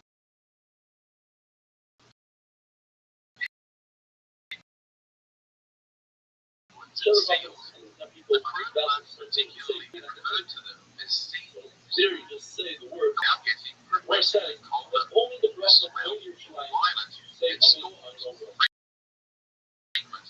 my neighbor, Rafa, was Concerningly, they were now well below the 40th parallel, which Magellan had predicted would be the vicinity of the passage. The reef would hope in Africa was just under, so confidence in the captain's calculations was eroded with every curtail. Indeed, they continued from weeks for fatigue and forced the captain to scour the coast for a suitable anchorage to wait out the winter. No sooner had they found a sheltered harbour and a place they called and another using Cartagena, but it seems that this time the rebellion. The other two Spanish captains, angered by what they saw as not only Magellan's incompetent predictions, but also his reckless sailing close to shore, again colluded in the plan, sending 30 armed sailors in a rowboat over to the San Antonio, being skippered by regular sailors over the top. They overwhelmed the crew and its officers, killing one of them in the front yard. The next morning, another longboat was sent full of sailors to consolidate their control. The vessel, but the current was too strong, and they drifted straight into Magellan's ship and quickly overheaded, eyeing the recapture of the ship from their own vessel. The other two realized they were now outgunned and outmaneuvered, so they begged for clemency. This time was in no mood for generosity, and he had the talent of bending less than part of his lawn and water various body parts of the children for several months. Sworn by the king, escaped this gruesome execution, but was instead sentenced to be burned on a nearby island, which was a miracle, effectively a death by starvation. 40 additional conspirators were found guilty, including the aforementioned Army, and they were all sentenced to hard labour for 5 months, which involved careening and repairing the hulls of ships, as well as building shelter on land. This brutal suppression had the intended effect, and life settled into a desperate and puzzled order as the weather closed in all around them. Nevertheless, Magellan was impatient to scout the area, still convinced that the passage was just around the proverbial corner, so he sent a ship out to reconnoitre.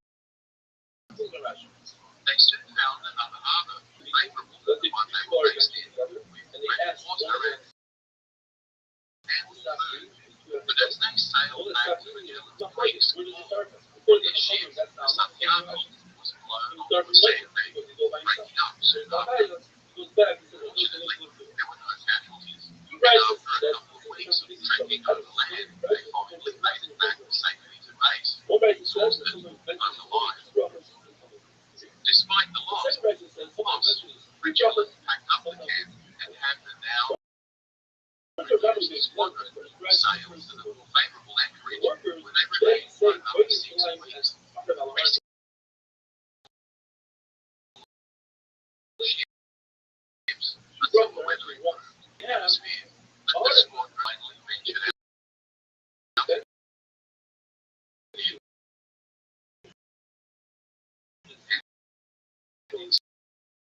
research.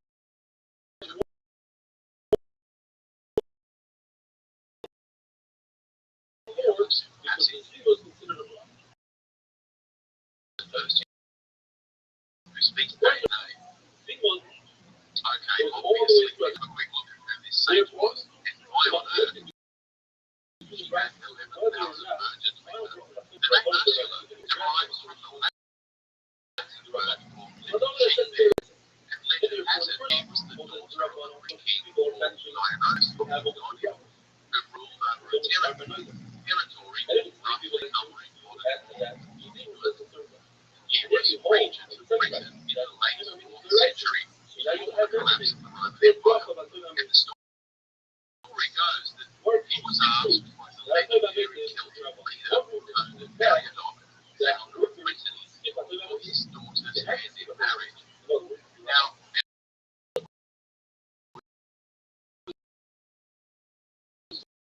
busy fighting off so he initially requested Dionysus to send him several thousand eligible women who might marry and settle into new communities. Obligingly, the king sent his daughter, who was apparently accompanied by 11,000 virgins. They travelled across the English Channel in ships, but when they questioned the princess, it claimed to her to be before she considered herself becoming his wife. She was first deemed to travel to Rome on a pilgrimage of chaste maidens. Now, being a headstrong woman, it was told the groom that she wasn't asking for his permission, and legend tells us that he was so in love with her that he would have granted her every request. So off she went with an army of politic virgins deep into insurgent territory, and as luck would have it, in the vicinity of Waterford alone, they ran into a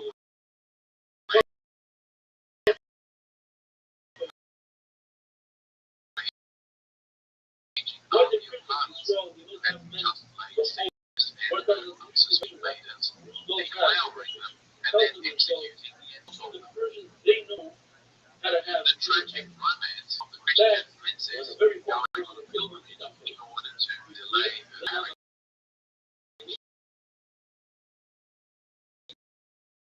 To a pagan student, meeting a grisly end. In other words, is a recurring motif in Greek who have been martyred in this unfortunate way. Anyway, some seed was eventually discovered by other horrified Christians, and the bones of the unfortunate virgins were said to have been collected and later venerated as relics within the Basilica of St. Ursula in Cologne. Her feast day is so when Magellan found the inland in Tierra del Fuego on her feast day in 1520, he named the cape in her honor. And incidentally, her legend is also the source of the name of the Virgin Islands, so named by Columbus when he sailed past that Caribbean paradise on the same day in 1493. Now, you might also be wondering why he named the area that they were sailing through Tierra del Fuego, the land of fire in English. The extreme edge of the South American continent was named Tierra del Fuego by Magellan during his famous voyage of discovery in 1520. It was so named on account of the many campfires they observed on shore while passing through the region. Like this winter waters expedition had come across traveling groups of indigenous Gardens who, despite the cold, were quite naked beside the odd animal. These people were described as in stature and fearsome in appearance, faces and powerful nose, being avid steel and bird hunters. The crew had mixed interactions with these people. They generally were open to trade, and Magellan in particular had cordial exchanges with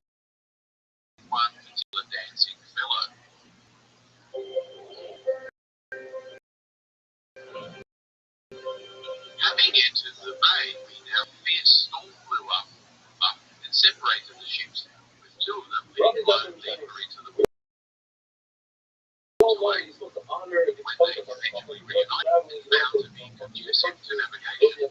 So they cautiously made their way through the noticeable change in the saltiness of the water. There also appeared to be tiny currents moving the other way, giving them some reason for encouragement. They eventually came to the large island, which Magellan directed the two ships toward the left and two to the right, after which they would meet up again and rearrange rendezvous. When Magellan's vessel returned, only one of the other ships was there to meet them. The San Antonio, the largest of the ships in the squadron, was displacement, and chock full of his cousin, was subjected to another mutiny. Its Portuguese pilot, Gomez, stabbed the unfortunate captain after the vessel tried to set off the captain.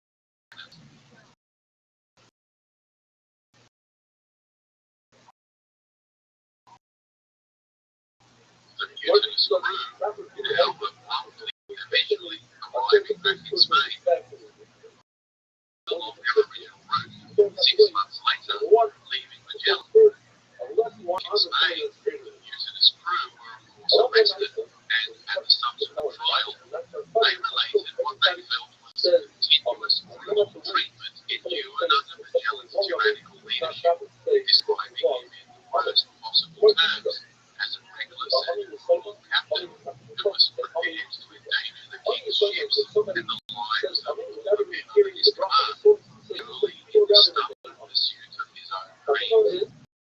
They reported that Magellan never took the advice of the council of his subordinate captains and treated them with such contempt that the crew carelessly owned up to and even justified their two previously failed mutinies, despite domestic court-martial and a death sentence.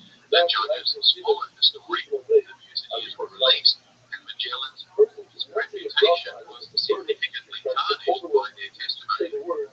Magellan's wife, back in Seville, became a court pariah, and her husband's income was cancelled, leaving her virtually destitute, independent of the generosity of friends.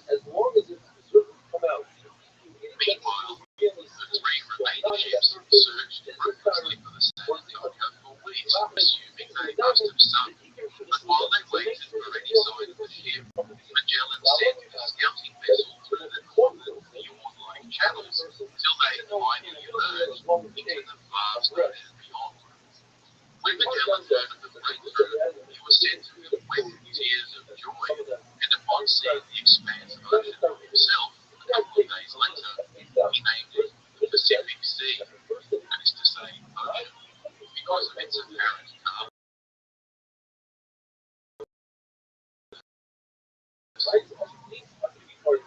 If you think it was just about to get comfortable,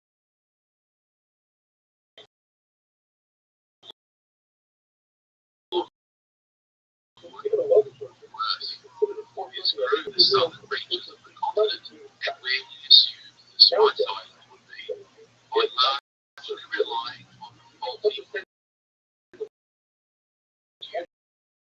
produced by German merchants then coded with the Portuguese court to produce maps of West Africa. And Rabbi was a bit of a celebrity, it seems, with his maps and his globes.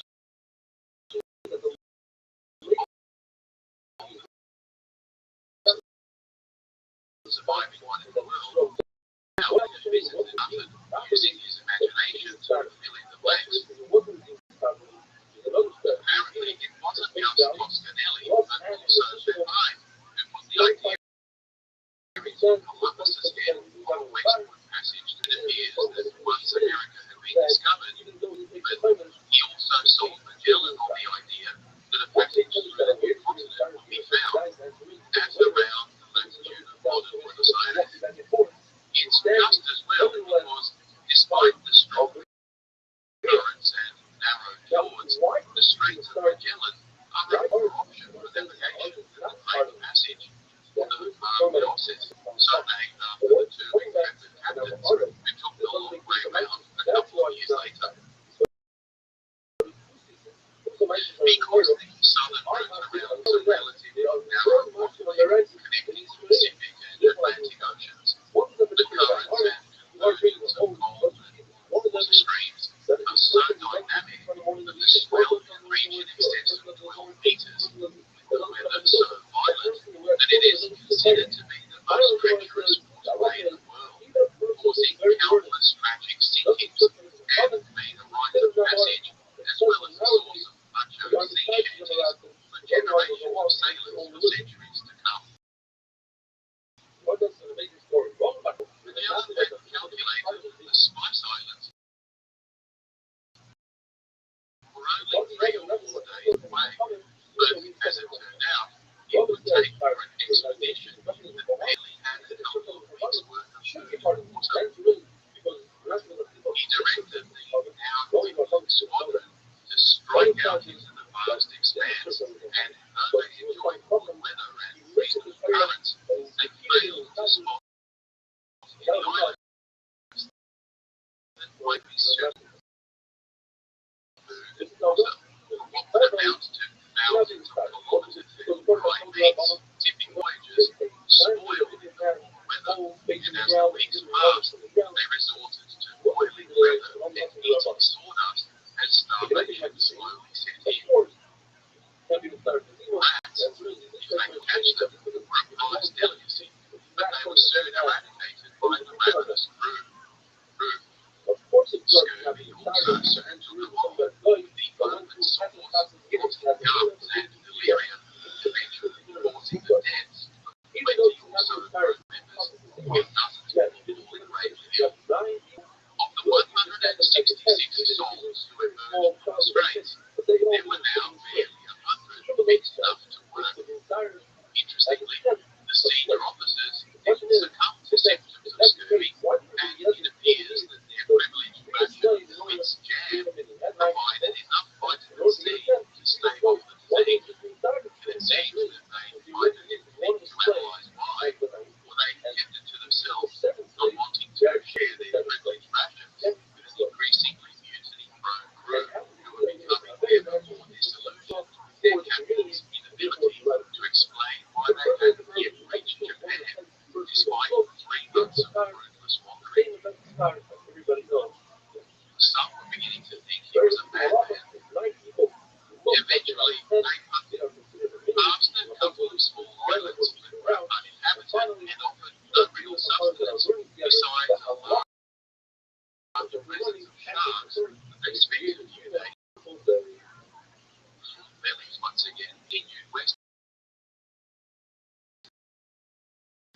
without sighting any more of them until they eventually came to the Marianas, anchoring off the island of Guam. Suddenly, there were dozens of outrigger boats swarming around the 3 Spanish ships. Ostriches and jungle natives proceeded to make off with anything that wasn't nailed down, and managed to abscond the Mercadina or Spanish pinnace that was tied to the stern of the flagship and exploring.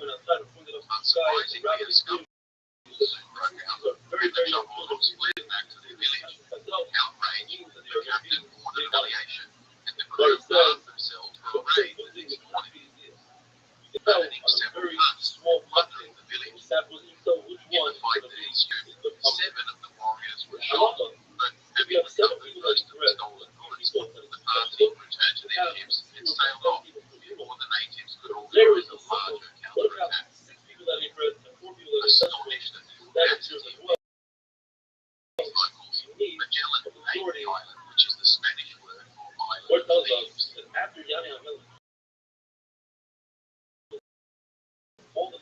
crew now becoming increasingly finely sighted land. 10 days later, on the 16th of March, 1521. Being a Sunday, the feast day of St. Magellan named this island in his honour. They sailed down the east coast of the island of Zama and anchored on the small uninhabited island of Polygon. Set up on shore for the comfort and convalescence of failing sailors. Here too, native people soon appeared by canoe,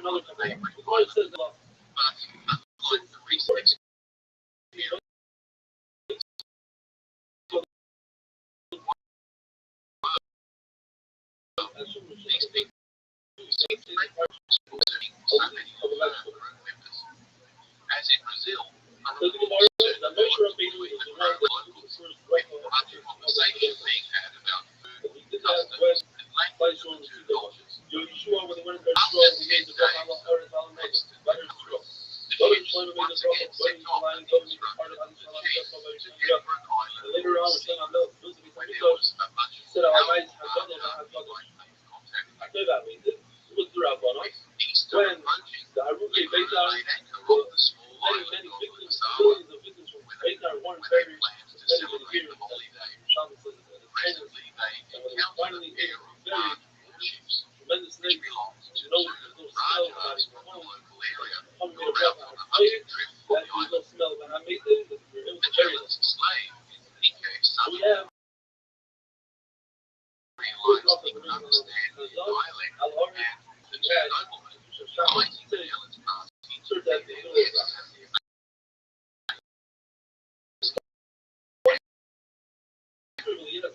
Now, most people are taking a quick look at the cultural history of the Indo-Pacific region.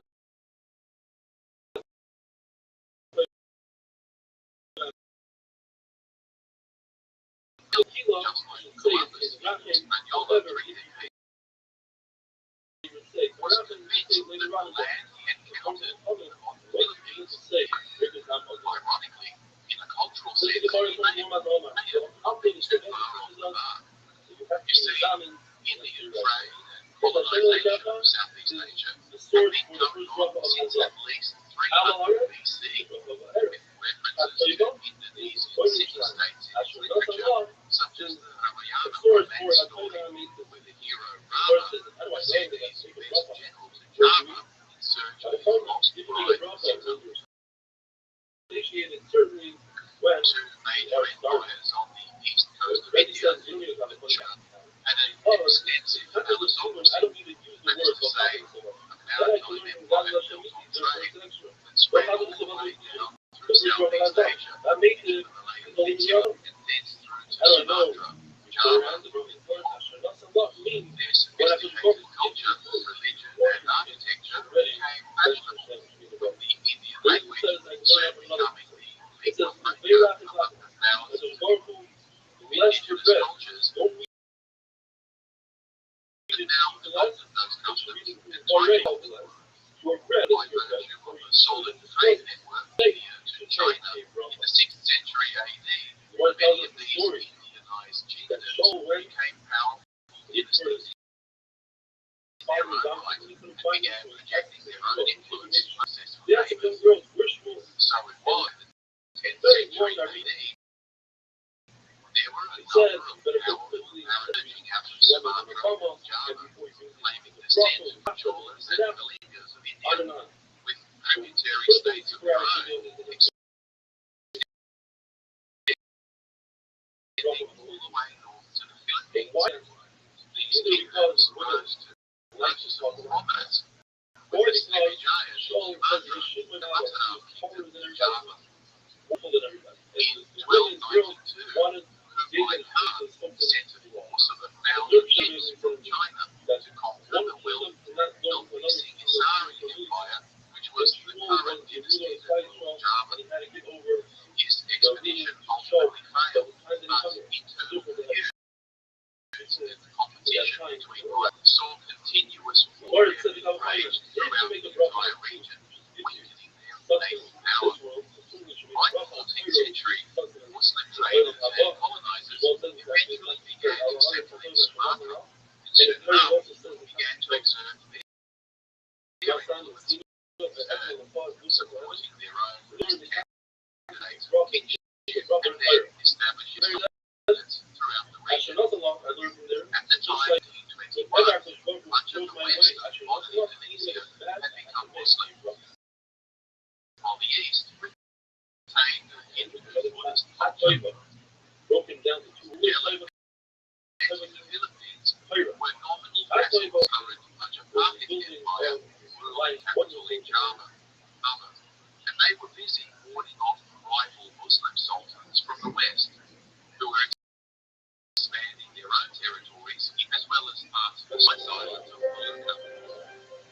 Over the next few years, the Majahids would themselves be overthrown by the Muslim Demak Sultanate and the Hindu influence that the Indonesian islands of Malaya would retreat to other few small outposts, such as Bali, which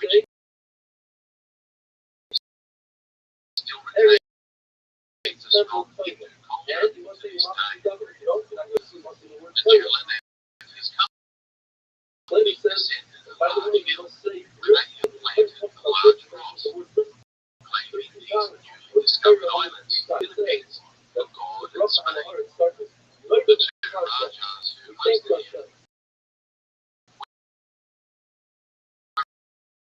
were intrigued by the ceremony and took an interest in the religion Wahab, with Magellan and one of the Rajas even exchanging forms of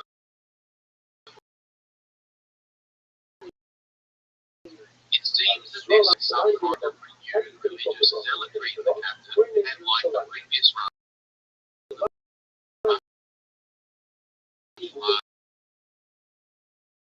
ladies home of Cebu, where he might find a ready supply of converts.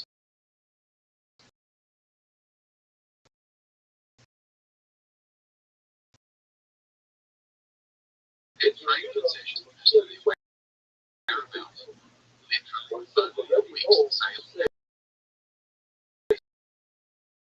As usual, Magellan took his own advice and before the local lord, Raja Philip. This was similarly impressed by both the Europeans' peculiar religion and the demonstration of his armor and weaponry, such that within a week, Michael, Magellan's chaplain, had not only baptized the Raja and his queen of locals who followed suit. The newly Christian Raja now got the idea of taking advantage of Magellan's newly emerged passion for missionary work by suggesting to him that the neighbouring island of Mactan were not only resistant to join the true faith, they openly mocked it. Indignant, Magellan set fire to a number of their villages, and when its Raja, Lapu, showed up in hostile array, Magellan, full of the Holy Spirit, keen to show off, told his host to stand by and watch as he wiped the floor with these unbelievers. Unfortunately for our captain, neither his faith nor his iron breastplate proved sufficient as the 50 or so Spaniards that came ashore were completely over 1,500 waves in what would become known as the Battle of Mactan.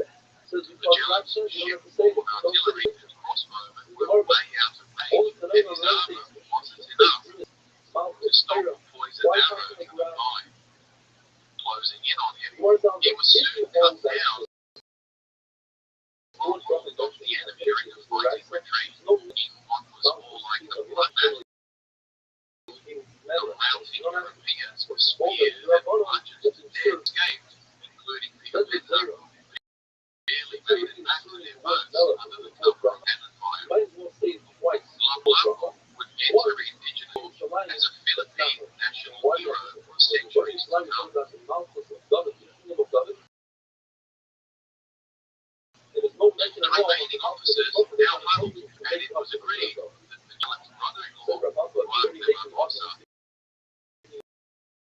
as well as Juan Serrano, would act as having his chance of conquering the neighbouring Raja, squandered by the hubris of this European blackguard, must have infuriated Cebu and King, Don Carlos as he was now called, because Lapu now had a significant casus belli against him and would prove to be an ongoing enemy. So,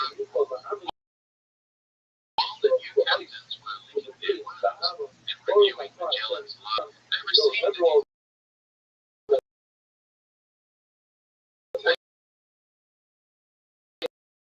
invitation to attend a banquet at the king's palace, where they procured royal jewels as presents to be given to the king of Spain.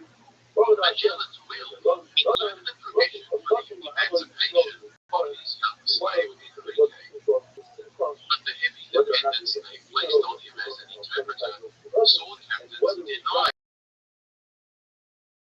those and they insisted on him in servitude until a later date when his service might no longer be required. Obviously, Enrique didn't take this news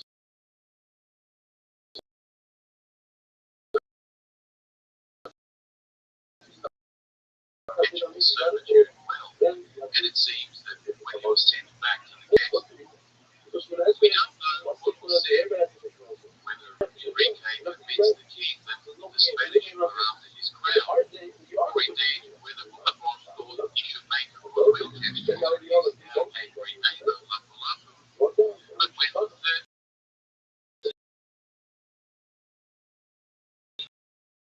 of the ranking officers up for the feast a couple of days later, following the banquet, before they could get away,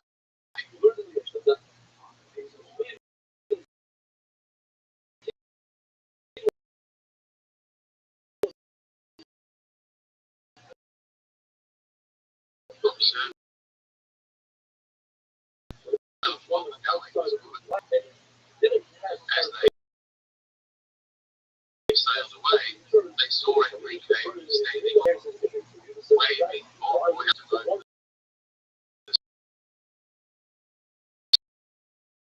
Spaniards, and along with him we speculate he soon made his way back home, becoming a illiterate teenage Himalayan slave rather than some populous European aristocrat.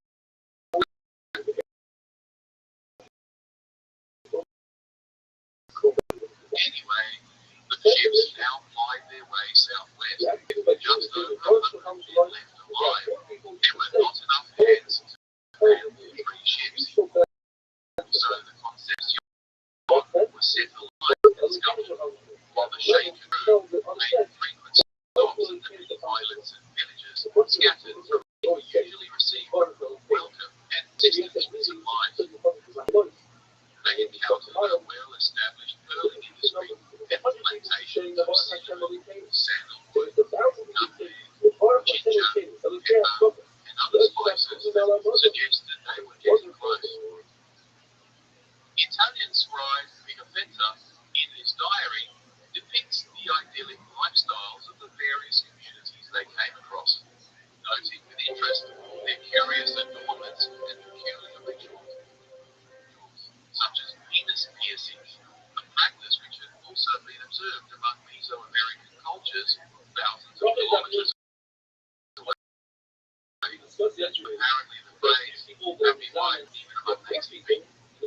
Some inhabitants were described as being dark Ethiopians. Most were virtually naked, but occasionally they came across chiefs who were resplendent in silk robes and gold jewelry. The ships also began to encounter occasional Muslim communities the further south they went, where they nevertheless also usually received a warm welcome.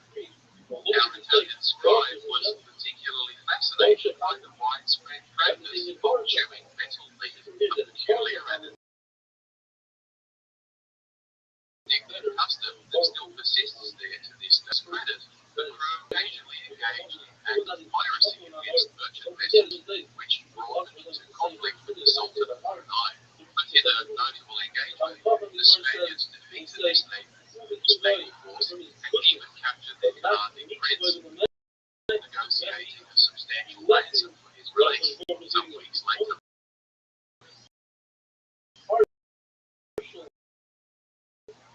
During their time flying the waters of the Philippine archipelago, the crew loss of the captain, Magellan, and the betrayal and murder of 27 of their officers, the Portuguese captain, Rabbi, at the head of their now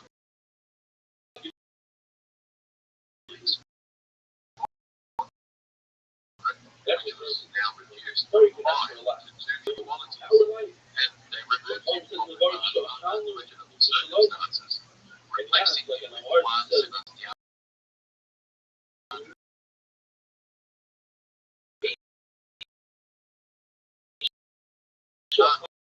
this being competent and experienced merchant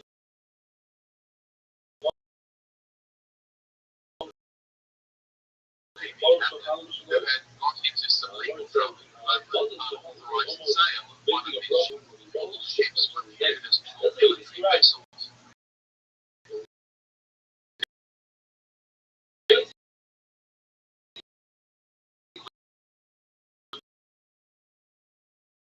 Not be sold without appropriate government approval. Fortunately, still going on back in this deal for this voyage, both received a royal pardon and avoid lessons for his participation in the venture. But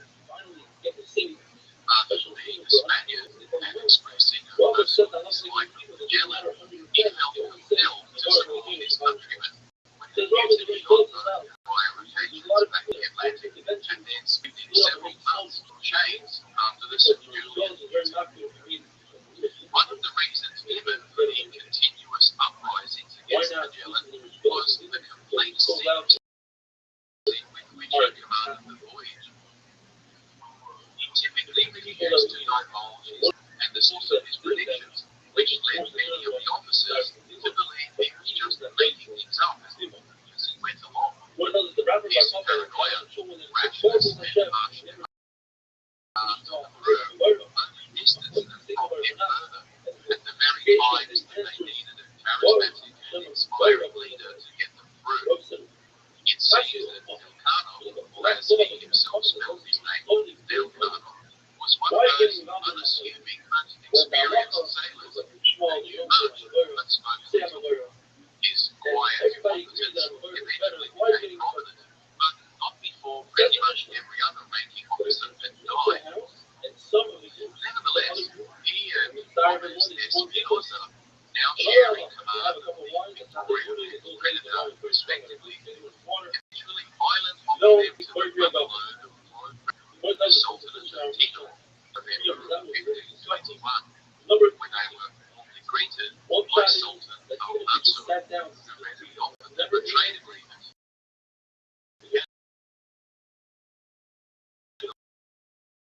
Alliance with Spain. Across the pond in the Ternate Sultanate of Sulawesi.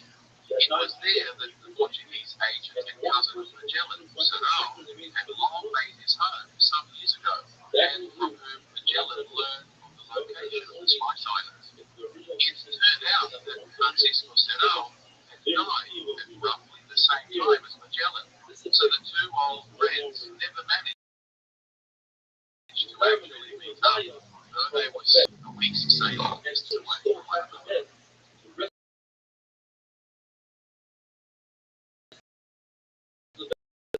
As Magellan decided to stick to embrace the historic vision of East-West conjunction, about which songs and paintings would no doubt have been long celebrated. But it was not to be, and fortunately for the Spaniards, the Tito Sultan was more than happy to ally himself to set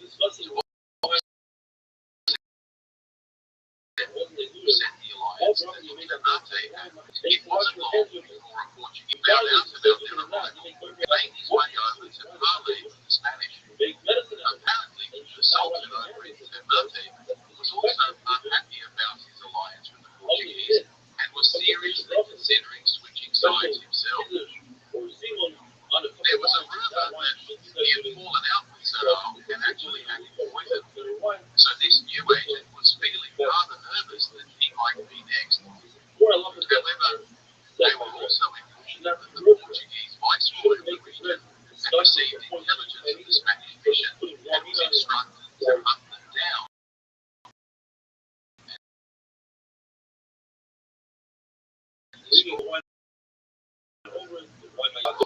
And they hastily packed their ships to near all the clothes they were stuffed. The two captains now discussed their options. Gomez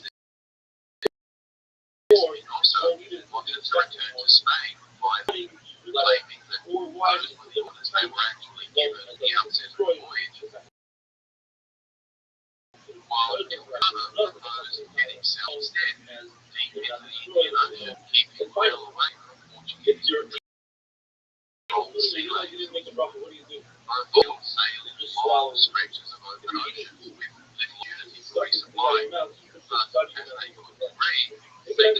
to part company and take no chances. He looked at his own. Moreover, a dozen or so men disliked either option and chose to remain in paradise, risking Portuguese prison rather than starving to death on the deep blue. 47 men chose to sail with Elcano on the Victoria, including a dozen or so Malayans who the Sultan pressed into their service. Brother, that now is So, saying in somebody December has of bad breath, they eat a lot of 1521, garlic. as the Or lumber garlic? ships Little prepared kids to up. Somebody depart, forgot to say brother their in the middle of holds eating. pregnant You with eating, tons of stop, make a clothes. brother. The Trinidad began taking off the water and was fired to the dock to repair the damage. The Victoria, the second smallest ship Make a original brother afterwards. squadron, Make a brother carried their weight well and Don't now ride made from their there way because the gradually first thing southward is there. towards Not make a brother. Island as they did before. Could have made a Many brother. men played and Lost frequent that. along the way. Part of the discussion These often told is very stories of interesting. They mythical call the beasts, sparkles. enchanted Wine forests, and cabin. pygmy-like tribes living underground, of cannibals, Right, and even an one island of Amazons out of that kill any man one who is made comes of near. wine. It's very good for lunch. Like the Very bad Argonauts for of ancient good for Greece, your heart, they eyes, meandered their way through very this bad for your tropical labyrinth of timeless secrets until they eventually struck out into the If Indian the Ocean wine is and headed old, southwest, then it's good well for away that's from the the Sumatran and wine Indian variety. coastlines. In fact, Afterwards, passing only within several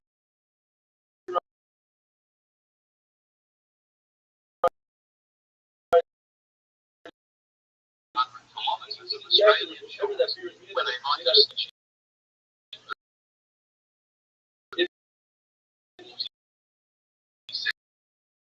The parallel wine variety. the Rangers. They spent nearly 3 months battling the raging sea. Cold, lethal, and all there was left on seawater. Unsupported skirt, once again ravaged the crew, and several sailors begged Elcano to call into Mozambique on the African coast, even if it meant imprisonment and torture by the Portuguese authorities. Gangs of shades A that more are waiting for democratic leader than his unfortunate predecessors, the captain went to a vote, and the crew decided in favour of keeping their honour and pushing on to complete the mission. But the third thing about his targets But is switch. as they What we approached tell the about Cape targets of with Hope, bullet, that be very careful, don't fuck with possible women. headwinds Or held them up for weeks, and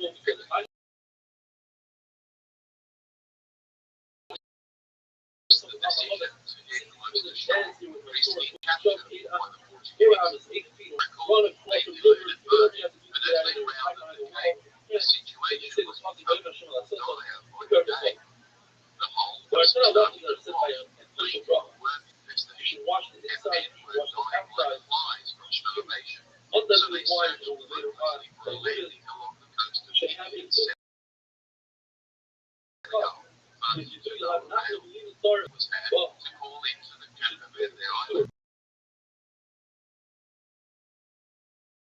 Around Make your their cup, identity as or having other won cups, from looting in seven addition to your Malayans, head covering, your sacrificing special head covering, sacrifices just that for could no your longer mother. justify. Wearing the jacket of wine with your hands on somebody else, sit up with your hands and put it into your right hand. While It should be concealing above the the ground, wretched above the table, woes using instantly betrayed for a very long time. They the loved weapon was the over my flat around the purchase of a on couple a of Washington points side of now. price, but the authorities were tipped off about cargo and scrambled to impound the vessel. And Elcano running called were very to much shove in off, all time. leaving Therefore, 13 we also sailors can't stranded on remember the all dock that. and were soon rounded up by the governor and imprisoned. Shabbos for Shmeidish Hanukkah. Having That's escaped real long. the It was clutches heavy. of the Portuguese authorities You on left the hands Verde Islands, you don't have 18 surviving men left the Victoria, who now set to but it wasn't a case of their making a sailing. You see, the various wind patterns that exist because of the Borealis effect create a consistent gyre of air currents that circulate clockwise in the northern hemisphere and counterclockwise in the southern.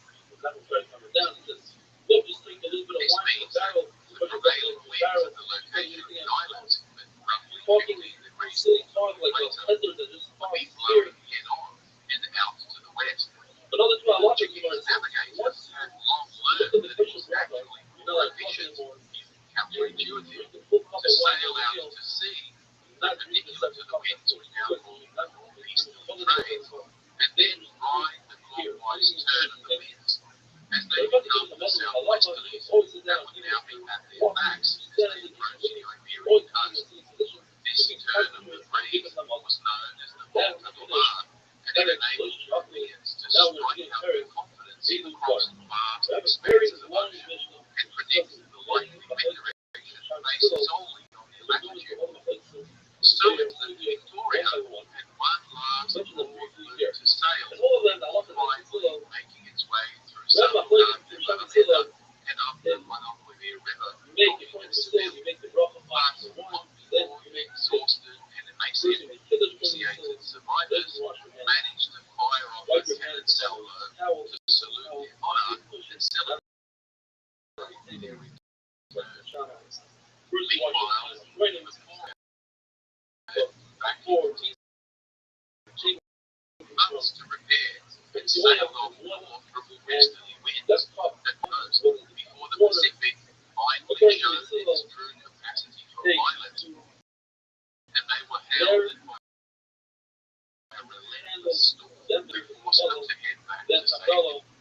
They returned to find the Portuguese occupied their former holdings, and 2/3 of the 50 or so sailors left behind, themselves emaciated and ravaged by scurvy, failed to venture northwards. Espinosa surrendered to the occupiers, with the ship, its maps, goods, cargo seized, and the crew tackled the Their hapless Portuguese agent was taken outside and summarily executed for treason. 4 of the 50 or so men of the Trinidad dated back to Spain alive.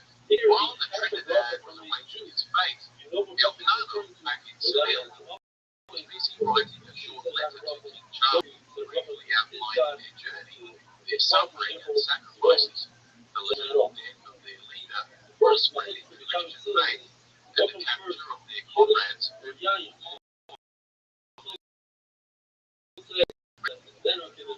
he gave an account of the successful diplomatic mission to the peoples of Maluku and their ready-made Spanish protection. Nowhere in his account did Elcano mention himself, brag about the staggering voyage he commanded to successfully return home, albeit battered. He did, however, manage to negotiate a future and honours for himself, though he never quite made it into the inner circle, so-called court, with the eventual release of the prisoners in Cabo Verde and the arrival of those last 4 members of the Trinidad. 35 of the original 200 made it back to Spain alive. Who were keen to meet the king,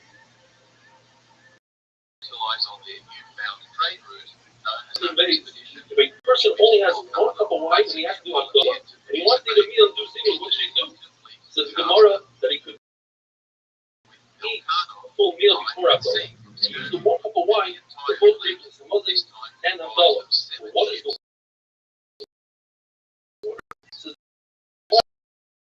what he does is he first does the just go for it. Just go for the shop. I don't know.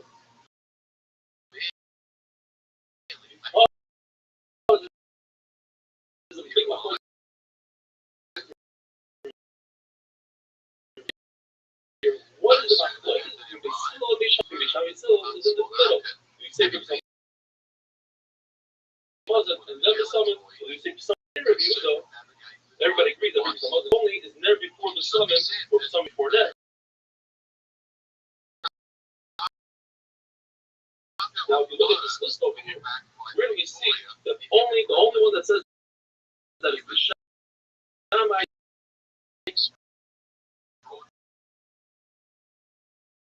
according to Yehuda, Havdalah is all the way to the end.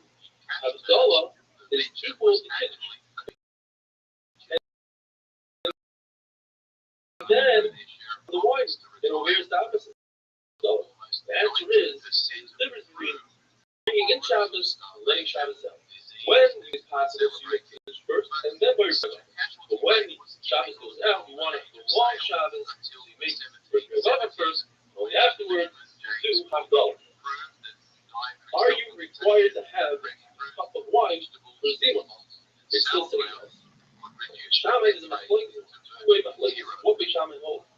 The Bryce says specifically that according to Shammai, you don't need a cup of wine because the Bryce says that if a person was about to finish his meal, then he brought a cup of wine and drink the cup of wine before he benches. So you see that according to Shammai, you don't need it.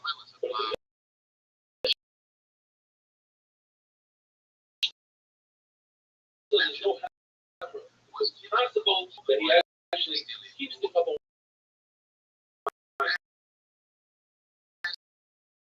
for benching, but it's just sugi of Tuman Jahara.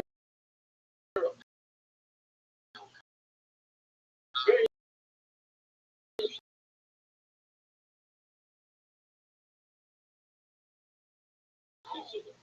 you know that a corpse is a that's pretty much it for food. Unless you do one exception to the rule. Usually you go down one glass of chuma every time you touch it. When it comes to mashkin, the 7 liquids, say water, wine, a person who's ashamed touches that liquid goes up a level. It becomes a rishon, and it has the power only the Rabbana to become something else and make that a shame. So therefore, we have a place. What comes first? You wash your hands on Sedayim, and then pour the cup. So you pour the cup of wine, and then you wash your hands. What's the matter? According to the Shammai, we're concerned that the cup will become common. Shammai hold that you're not allowed to use a cup that they come in. Concerned that if your hands wash, perhaps they will touch the cup. If your hands have liquid on them, the cup falls out. The cup has been soaked in wine that came off the top. He touches that wine in return becomes a rishon, which has the power to become the cup. And I'm not allowed to use it. But we still say you're allowed to use a cup. It says that your hands are going to become cup. You're not allowed to eat with clean hands. That's why we wash the meals tonight. So if the cup is coming, wash your hands. You have moisture on your hands. Didn't wipe your hands. So that moisture, by touching the cup, will become a rishon, and that rishon will end the shame, and that's a problem.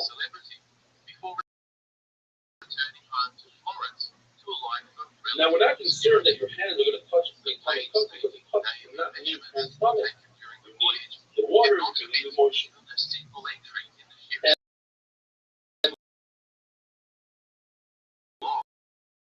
Hands without water cannot make the cup come in easy. When you wipe your hands on a towel, what do you do with the towel? You put it on the table, or you put it next to you on the couch. According to Beitzillah, the table is a shady, and the cushion is a shady. There should be a difference, so there is a difference. Put it on the table. The third thing is the moisture in the table will make a liquid in the table coming. I'm not concerned that my hands will become hot because that is not something that we find in the Torah that just comes in the rest of the time. Where food becomes a shame, that's the Torah. Concerned that your hands will become hot. Therefore, put the towel on the table. The table cannot be a shame in front of the Shammai. You're not allowed to use the table as a shame in front of the Shammai. Therefore, put the towel on the table, not on your cushion. Another thing you find in the Mishnah is you have to sweep the floor before you wash my hands. You have to clear the table from for the child. Are you allowed to use a shamash, a waiter, with an amaris that doesn't know the halacha, doesn't piece up the large pieces of bread from the shamash? You are allowed to because you're allowed to use a shamash that's on art, and therefore that you might use larger pieces, and the water from your mammogram will put on it and ruin those pieces. So say, I'm not concerned because you're only allowed to use it and only remove those pieces shaman. Unless you switch the because we say that what the shaman says is what we say.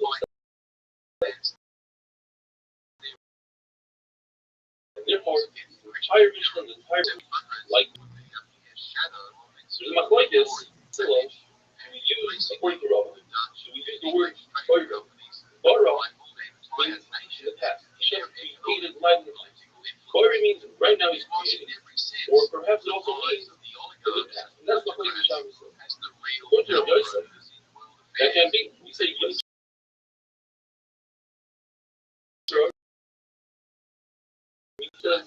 Everybody holds the same word. Machlokes is the word ma'oire. Ma'oire means light. How many according to Shaman is one? When you be still, it has three ma'oire. You don't say ma'oire, you say ma'oire because it has red.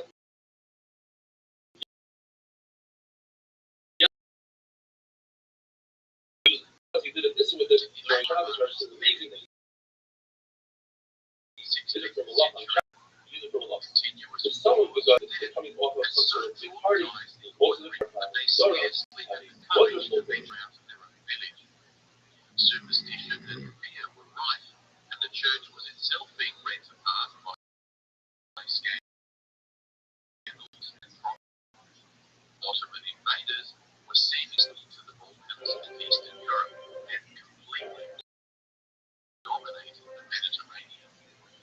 Christian princes, when not fighting amongst themselves, were desperately trying to contain the threat of Islam, and yet they Probably nothing given. Today we're going to be discussing mainly the Habel candle and the summit.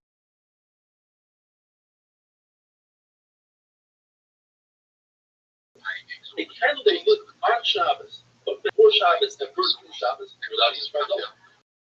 But a candle that was lit before Shabbos by a guy and used on Shabbos for Isurim for the guy, you're not allowed to use. You'll have a combination of a flame that existed before and an old flame, and every second it regenerates and becomes a red.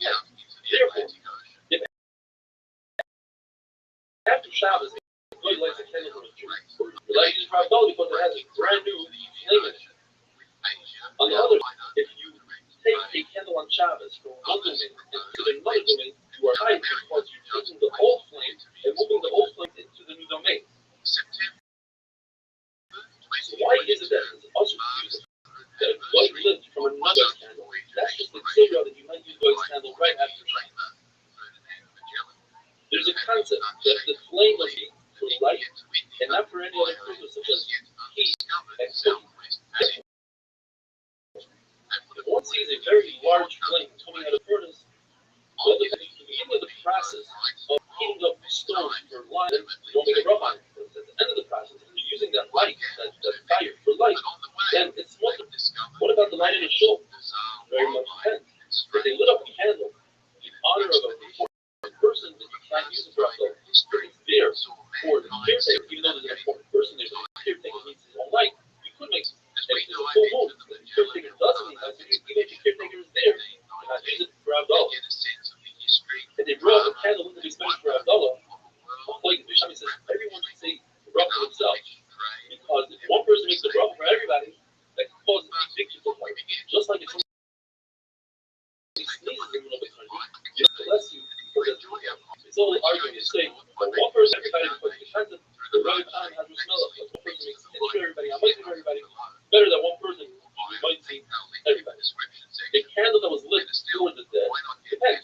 If they would light that candle during the day in his honor, then you cannot use this for alcohol. Lighting it, see the way, then you do make a bracha on it. Bad smell, or for the bathroom, or your hands, do not make a bracha on it.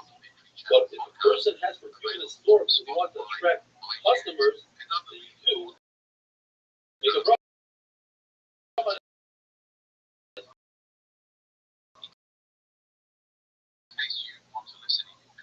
A city, therefore, if you have a city, and a minority of the Jews use the fragrance for source for tissue, and a minority of the Jews only uses exposed fragrance into their clothing, which doesn't count for alcohol.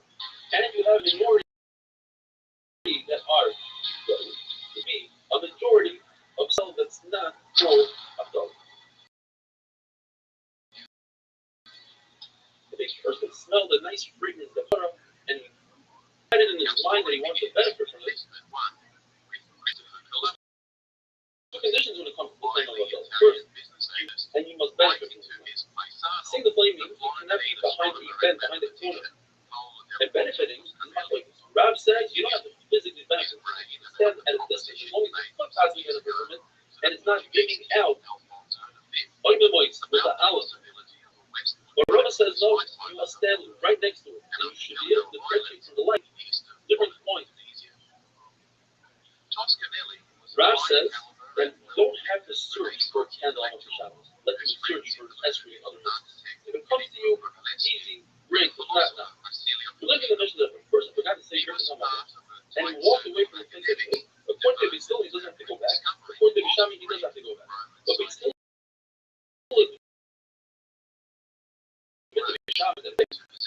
the reason he must go back. What else? He forgot, he walked away, but he came back. He was awarded with a top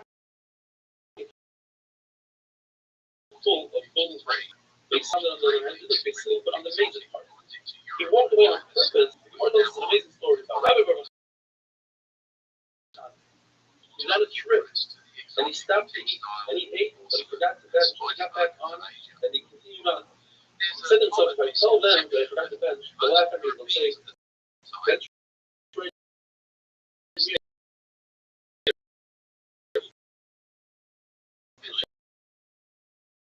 everywhere. So he lied to them, and he said, hey, I forgot to rest because Klal Yisrael is neutral to a dove. What saves the dove is wing. That's why it's saved by Yisrael.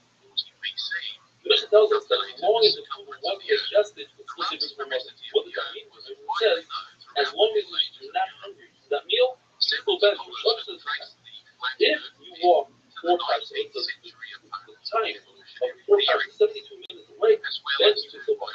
More than that, you can. And that's if you eat a very large meal. If you eat a small meal, then it depends if you're still thirsty from that meal. If you're still thirsty, then you can finish. The mission tells us that the person heard a part of a drama. So the Gemara obviously is not trying to interpret this. I might see for kids, if you only heard part of it, that's not enough. What it's saying is that if you heard part of it, you're allowed to say if you don't hear a drama. If you heard part of it, you don't hear a drama. Let's say, the machlokes is what is better? Is it preferable to leave the signal, or is it preferable to answer the signal? One of my notes says it's preferable to leave. In fact, the Bryson says gets a fire before the person is. Other my says no. It's like a war. You send in the lesser soldiers first, and then you send in the elite group to clean up. So the audience is more important. Children that are told to repeat the bracha over and over, do not say oven to my bracha. But a child would say oven to his bracha. The Gemara tells us a very interesting name. Rabbi, he says that a person that's used to washing his hands should not bench until he washes his hands. Says Rabbi, that's not true. You don't have to be careful with that. Comes along Rabbi and says that hands that are doing, meaning that are dirty hands, one, you should wash them otherwise in this one. I don't know who these people are. I don't know who these people are. All I know about is the Bryce. The Bryce said, sorry, learn that you do my training to wash the plate. I'm afraid.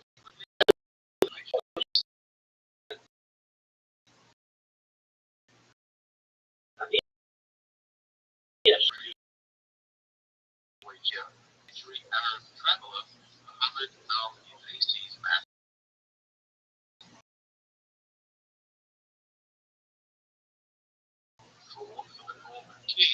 Roger the Sandy and Maritime theories, Columbus pored over the available data and began obsessively calculating the distances Rothschild'S down in a very paragraph discusses many different types of rough which he estimated at 2,440 miles, just under 4.5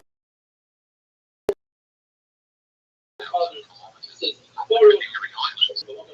The actual distance is 600 miles.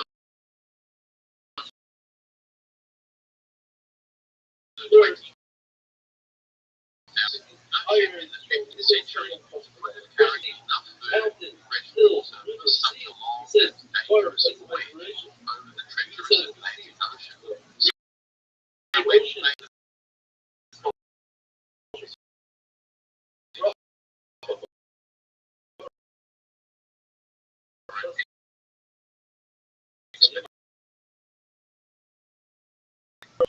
he says, the other, because they correctly no assessed his excuse of calculations doubting as being something only that a already occurred. quarter of the He actual so distance. his wife was pregnant, he doubted They she had fully a boy. understood that the technology and logistics of the time made it a virtual suicide mission. The case was definitely closed with the subsequent penetrating 1488 of Bartholomew Diaz around the southern tip of Africa, the first European to demonstrate that a maritime fix was possible. Laughed out the Portugal rubbed its hands at the prospect of a maritime vaguely to the east, bypassing the Arabs, packed up his gear and headed to Castile, which was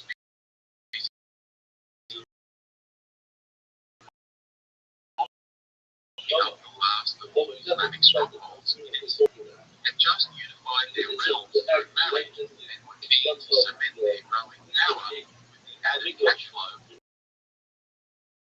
that an Oriental spice trade would provide them was shown up in the latitude idea to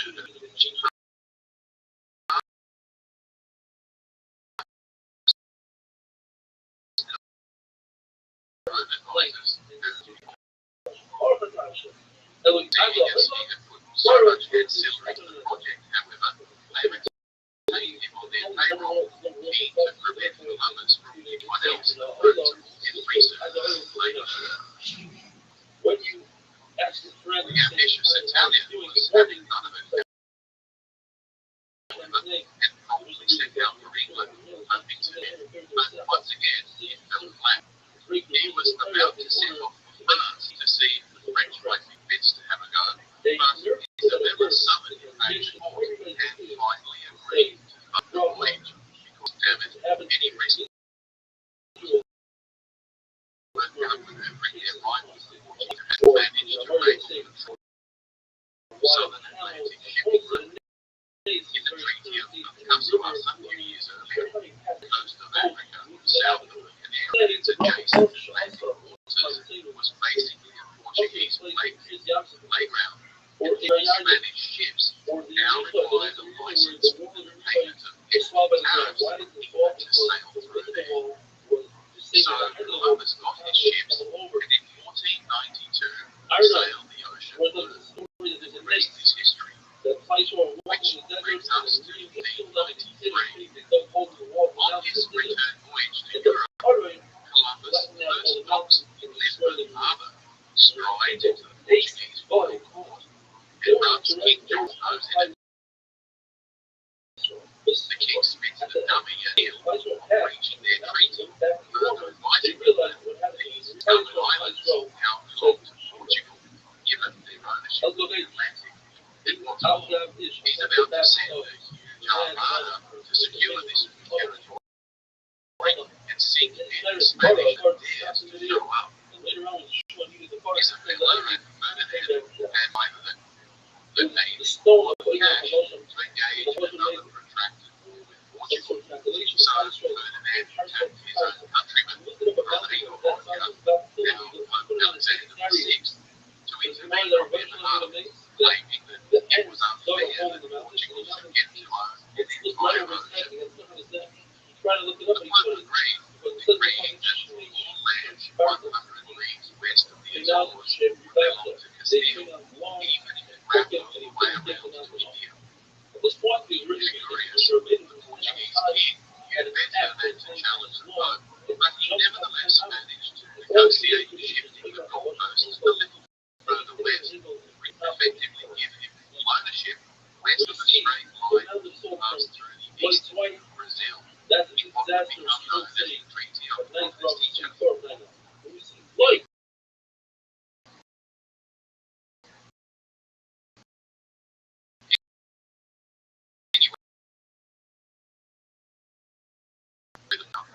suicidal, and the Spanish flag were actually based on the You see, the Spanish insisted that the demarcation meridian of the Treaty of Tordesillas went way around the globe, which, according to their estimation, would situate the Spice Islands firmly in their own hemisphere. But the Portuguese were indifferent, and by the time it became a serious issue in 1518, the new Pope power broker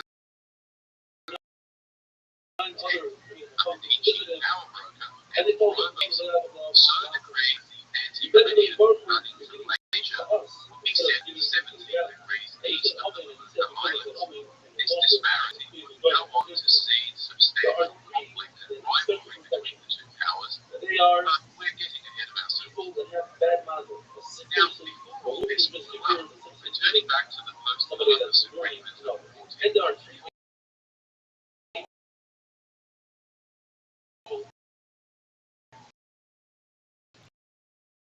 that the two sides have generally accepted the Atlantic meridian set by the Pope and the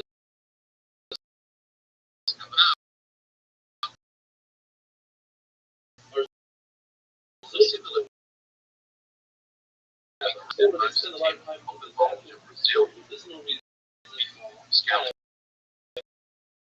the coast for a suitable harbour further south, traded with indigenous chiefs, and then claimed the territory for God and the King.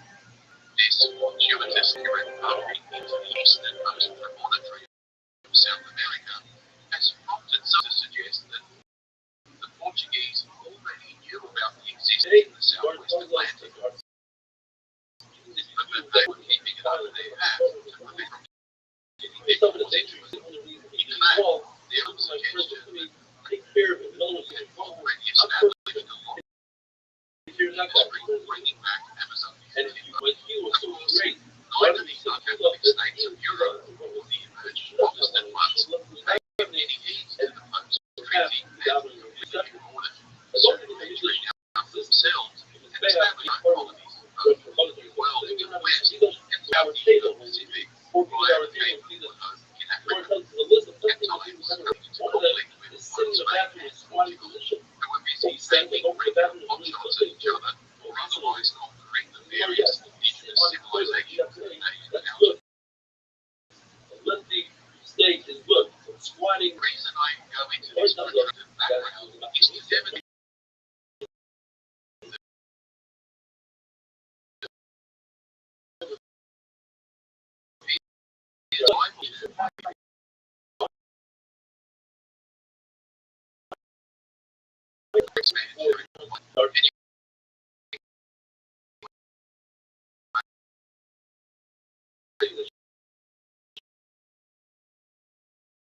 as the next few years went by, both the Spanish and used languages as a rabbi and communities of ultimate lands. Expected to provide a permanent rotating work. See my video for abandoned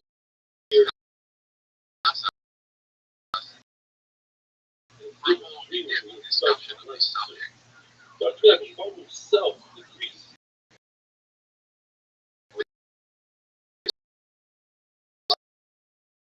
Course by the name of Rothschild'S. 13 on a military expedition overseas and also arms, making his way across until he reached the 24th sea, but which was in fact the Pacific Ocean.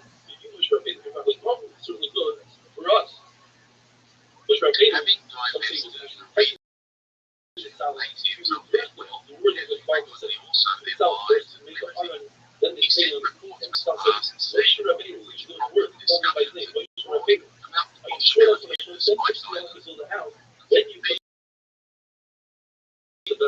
far offshore, such that Panama they would have a shadow of Malaysia, while at the same time avoiding the entire Portuguese sphere of influence. One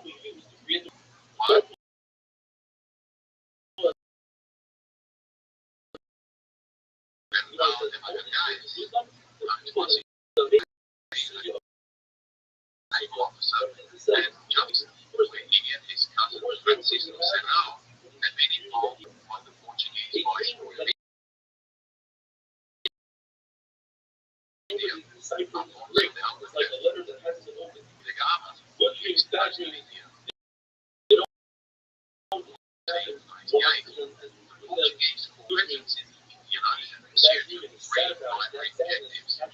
Firstly, choke off fossil sources of wealth. Secondly, to spread Christianity. Thirdly,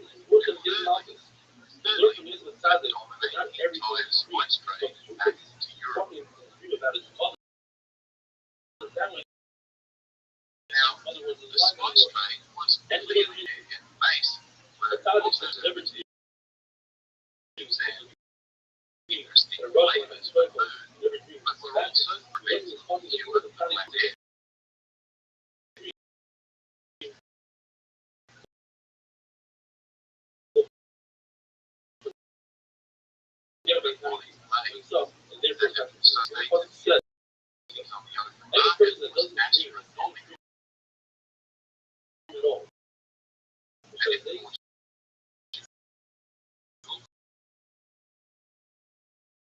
Would secure a viable trade route to the sovereignty and manage to ally and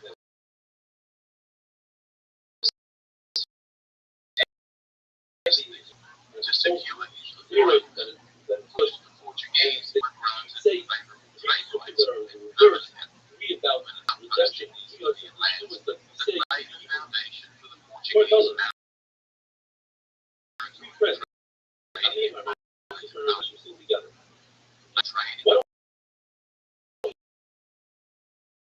Celebrities then spread slowly south to Sri Lanka, where they discovered Evan and built a series of forts on the higher African coast. Trade routes to the Red Sea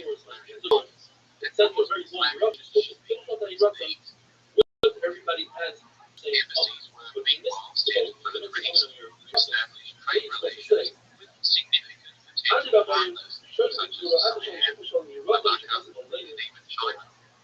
The second one gets Of these, whoever is Malacca afraid of it, and bottleneck in the flow of goods from China was a regional trade hub and then you should with a say, diverse I just Neapolitan know you're saying population I'm so and so. comprised of Say working later.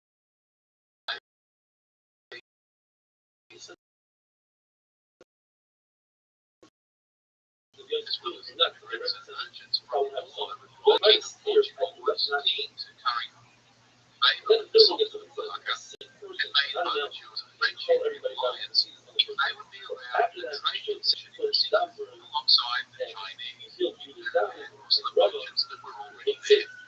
However, the embassies initially was somewhat divided by disgruntled Muslim merchants who convinced the Sultan that Portuguese were actually their enemies, and as a Muslim, it was duty bound not only to protect their embassy, but to attack them. Consequently, the league forced the mayhem and a hasty withdrawal back to the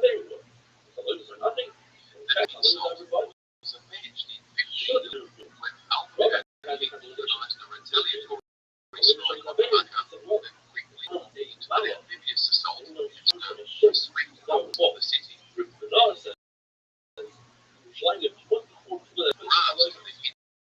And Chinese merchants cemented their ongoing support and partnership with Portugal, much that Malacca became a base from which Portugal projected power into the deep Pacific for the next several centuries, eventually coming to control the entire trade in spices from the Maluku Islands on Sulawesi. Ferdinand Magellan had entered the Portuguese king's naval service as a young age. By 25, he anticipated establishing posts over the course of the next 10 years, fighting in a number of significant battles, including the Battle of Lyon, in which the Portuguese fleet effectively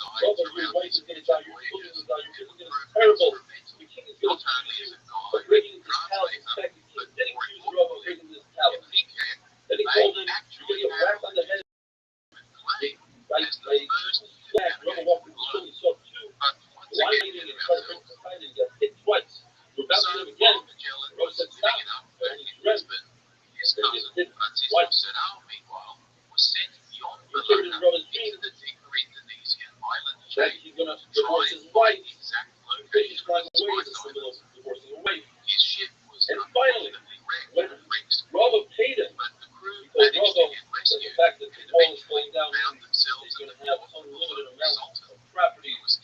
Abayi's house fell down. Now all of a sudden he calls Abayi under his bus, even though Abayi paid him, he said Abayi's going to die. You're going to call Abayi.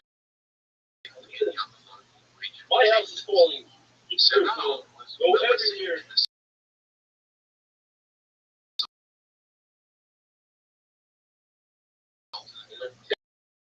There's so many dreams of mine. Head still open. Great Kabbalah. Finally he tells them, I dreamt that there's no longer a government back on the ship, and if I ever remember that no one can have an ace, said, I'm going to get a boat with Rabbi. If the boat sinks, will have an ace, I'll die. Jump on the boat. In his hurry to jump off, looked grabbed and Rabbi kicked in his stomach and saw it says, all things are interpreted based on discrimination.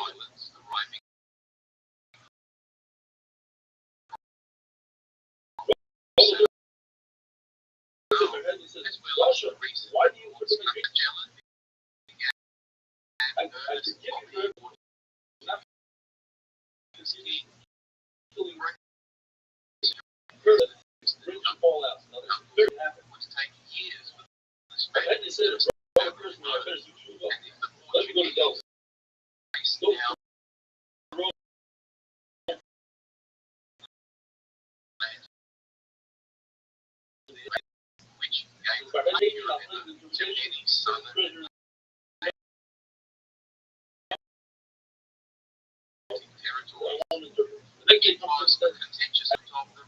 Following it says, like, entire many things going on.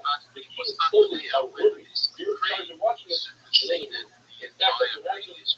They took the treasurer out to kill him, and the treasurer said, and he was out to sit his dumb. They took their heads in and tried to do good. Cedar, because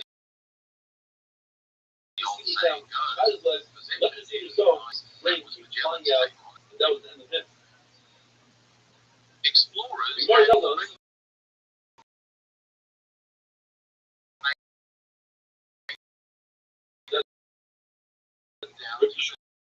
Well, also, like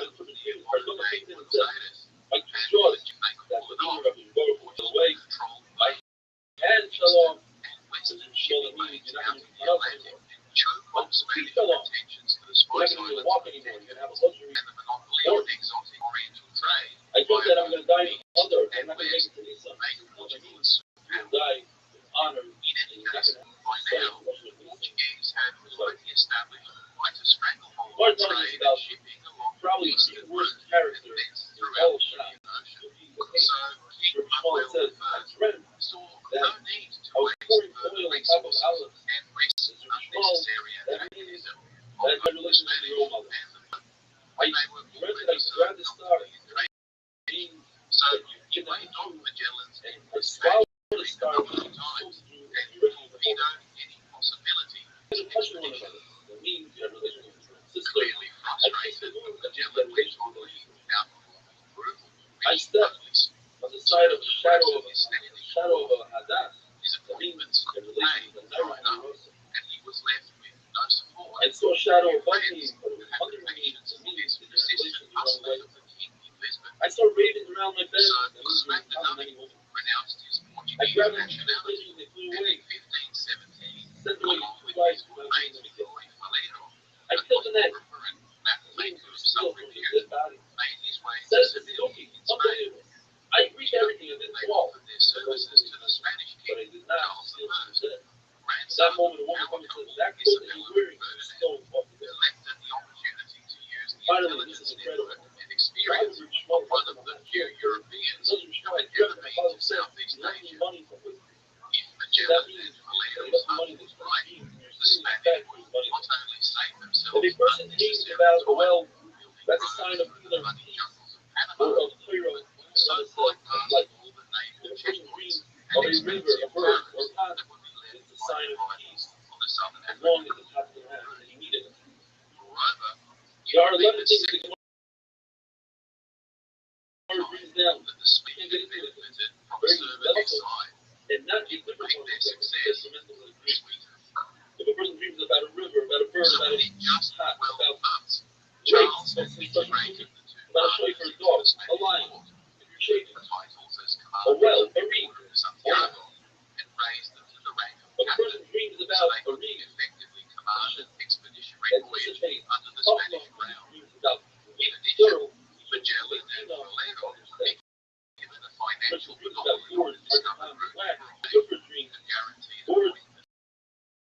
heart. Rabbi, only by people that have serious Shemayim. So 5 things that are said about it now. It's neat to be trouble. If they coerce you, your kids will be great in learning. If it bites you, you'll have these sores. If it kicks you, that means you have a very long journey ahead of you. And if you ride it, that means you're going to climb to greatness. But if it rides you, then that means it's kind of death. Dream about a donkey, waiting for Yeshua. Dream about a cat and pen.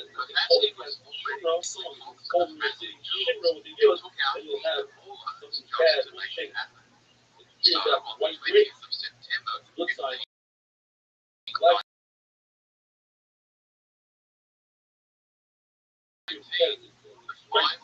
great sign, a red horse, and moving nicely, that's a great sign, galloping, that's a bad sign. And finally, if you see a Yisraeli in Arab, the son of Avram, Shmuel, then you should know that your people will be established. A camel you dream, that's a really bad sign. What is the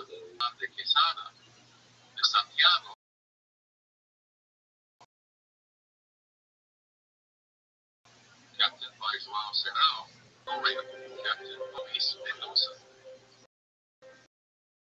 On board was a crew of 200, comprised not only of Spanish but Rabbi Zephyrin's diary, we see the dreams since we have over 150 degrees of turbine, we are going to go over the minute. The person sees a camel, that means he's supposed to die, but he's supposed to live.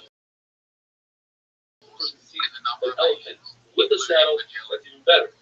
The person dreams the name written down. You know, with one note, they'll see in that. He sees his name, just 2 notes, like Lebanon, multiple Mason. The person sees the word test, that means he will be ever, and they will redeem him. The person sees that yourself saying, Hishmei Rabbi, promise not really my boat. The person sees himself saying, Shema, that means that he's growing to have the Shema, but his generation is because it's not. The person sees Philip, then that means called growing godless. The person sees that he's davening and finished the davening. That's a great sign. He listened to on condition that he didn't think about these people beforehand, didn't know these people, or told them, but he never thought about them, think about them. His sister is Chachma, his mother is Yunah, Naira, Marasa, and his Torah, Patience Ish, will be Ben Olam Haba.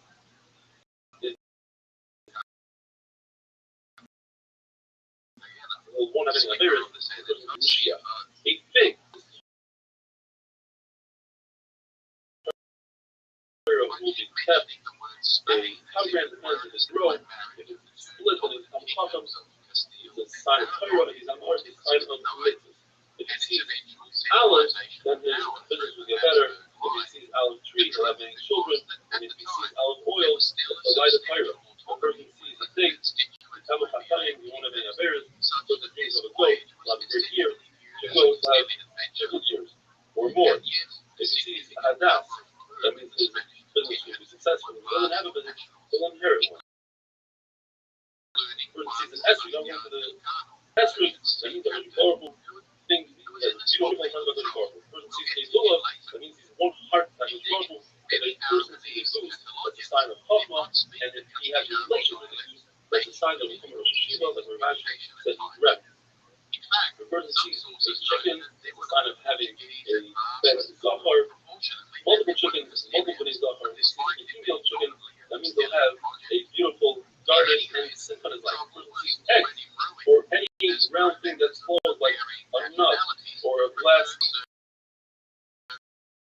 or a cucumber, that means that his request is suspended and his request will be answered. The person dreams that goes to the city will be taken care of, means that he's shaving, that's a good sign, and he's shaving his beard as well, it's a sign that a person will have in his family as well. If a person is sitting on a small boat on top of the waves, that's a sign that he is going to have a good name, and if he's in a very large boat, his family will have a great name as well. If a person goes to the bathroom without using toilet paper, that's a great sign because he's ridding his body of all the bad stuff.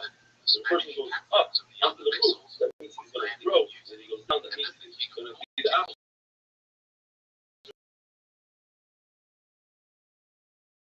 Rabbi and Abai said, no. Once you stop, even if you is naked in Florida, that means he's stripped from all Averis. If he's naked in Israel, that means he stripped himself of all his non-mitzvahs. If the cops grab a person, it means he'll have protection. If they chain them up, he'll have double protection. If a person sees himself in a march, then that means he'll be a in the forest, with a snake, that's a great sign. That means a lot. The snake won't have to work for your food, but the snake bites him, he'll have double kernels. And if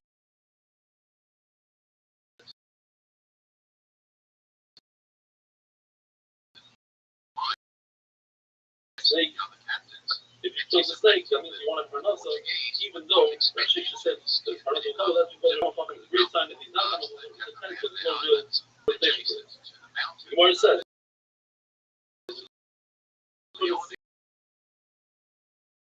say from the Malachim, if it's being greatness, it's capital, that means they have Chachma.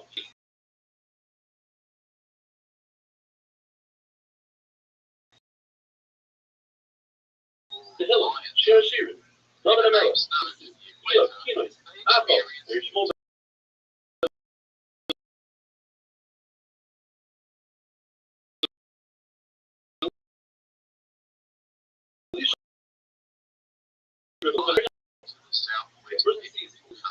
That's a great sign. However, that comes to exclude. He sees a hope, a matic, and those are all items that you can do great damage with, so it's a bad sign. All fruits are a good sign, right? All vegetables are a good sign, besides the club. The other day, Rabbi got hit with a club. All colors are great, besides the color blue, which if a person is blue in the face, that's a bad to the body, and you don't benefit from sherry, inferior dates, and unripe. There are three things that don't go into the body, and the body benefits from it. That's bathing and anointing oneself, and resembles other people, and that's Shabbos and Sabbath. There are three things that calm a person down. That's good sound, music, or good voice, especially greeting other women, and good sighting, like nice picture of buildings, and good smell. There are three things that expand a person's mind, and that is a beautiful house, a beautiful wife, and beautiful messages. There are five things that are one of six. Fire is one sixth of Gehenna. Honey is 1/60th of the month. Shabbos is 1/60th of the oil of Hava, and a dream is 1/60th of a Nevuah. There are things that are amazing areas.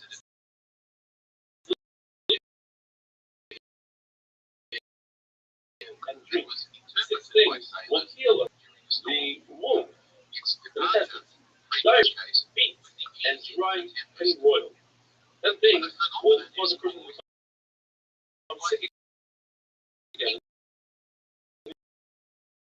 Even worse, that is, the meat oven, if you shave, you eat breast, milk, or bathe, eating nuts and cucumbers. Cucumbers are very difficult on the body, like sword, but that's a large cucumber. Small cucumbers, the Gemara always says, the Rabbi always had small cucumbers on the table. They're very wealthy, even some cucumbers. If a person dreams about a sick person in his own house, that means a sign of peace. So if that person is eating or drinking, it's a good sign. If that person removes shoes from the house, that's a bad sign. Anything removes shoes besides the shoes. Anything gives you in the dream sees up in the Zara. The water mentions Mark.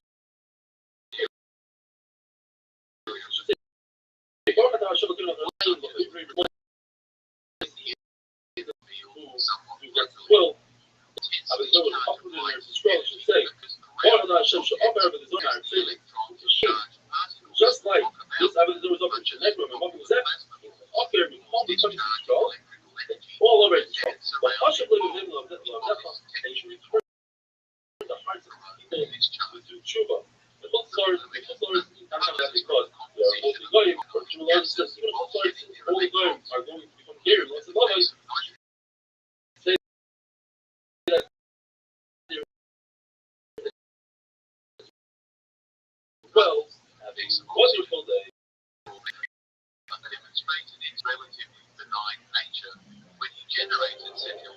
experiments in Colorado in 1899, where the wings of butterflies were seen to emit a blue glow as they flitted around. Pilots today occasionally report seeing Elmer's fire on their wingtips and nose cones. Just like every Charles Darwin even observed the phenomenon while at anchor in the Rio de la Plata. St. Elmo's fire derives its name from 4th century Christian martyr Erasmus of Lorient, also known as who was Italian city of Rothschild'S. In about 318, the Roman Emperor Diocletian ordered notorious persecutors of Christians. He soon fled to the mountains of Lebanon, where years apocryphal stories tell us that he was attended and fed by a black raven. Eventually, an angel appeared to him and chastised him for abandoning his duty, returning by road. He was intercepted by soldiers and admitted his identity, whereupon he was sent to Antioch to stand trial for Diocletian. During the trial, he was severely tortured but again, the angel appeared and led him. He now continued on his way through Lycia in modern Turkey, where he went on quite a baptism spree and converted many people to Christianity. At one time, he was preaching for a crowd when a lightning bolt struck the ground right next to him. Unfazed, he barely went on speaking. The ground cowered in fear and the ground smoldered. It wasn't long before his proselytizing was reported to the Western Roman Emperor Maximian, who despised Christians more than Diocletian. Once again was arrested and was towards a humiliation.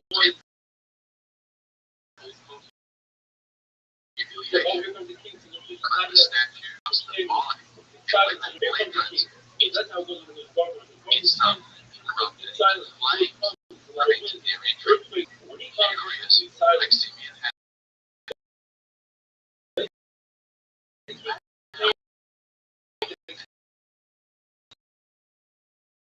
sealed a barrel that was lying so he emerged unscathed. This time, the emperor had it smothered in tar. The guardian angel put out the flames, and Bishop Erasmus was starting to look like a 4th century unkillable Rasputin. Frustrated and hoping he could starve him to death, Erasmus was thrown into prison, but the angel not only defended him, but also arranged his escape once more. He was recaptured soon after because he couldn't help preaching to whoever came his way, and this time the emperor had invited him to take him, and he accepted. Failed him, and iron tides wound up the bishop's intestines on a spool and finally ending his life in the area of modern-day Croatia. These apocryphal stories made him the patron saint of sailors who were not only adept at using the windlass, but also vulnerable to flames and lightning from the guitar. Wooden ships. When the mysterious blue flames were hitting over them, presence and protection. Given the gruesome nature of his death, he is also petitioned for intercession by people with abdominal pain, rampant and limited childhood, being considered one of the powerful 14 holy Catholic saints of the Catholic Church, and being grateful for rain.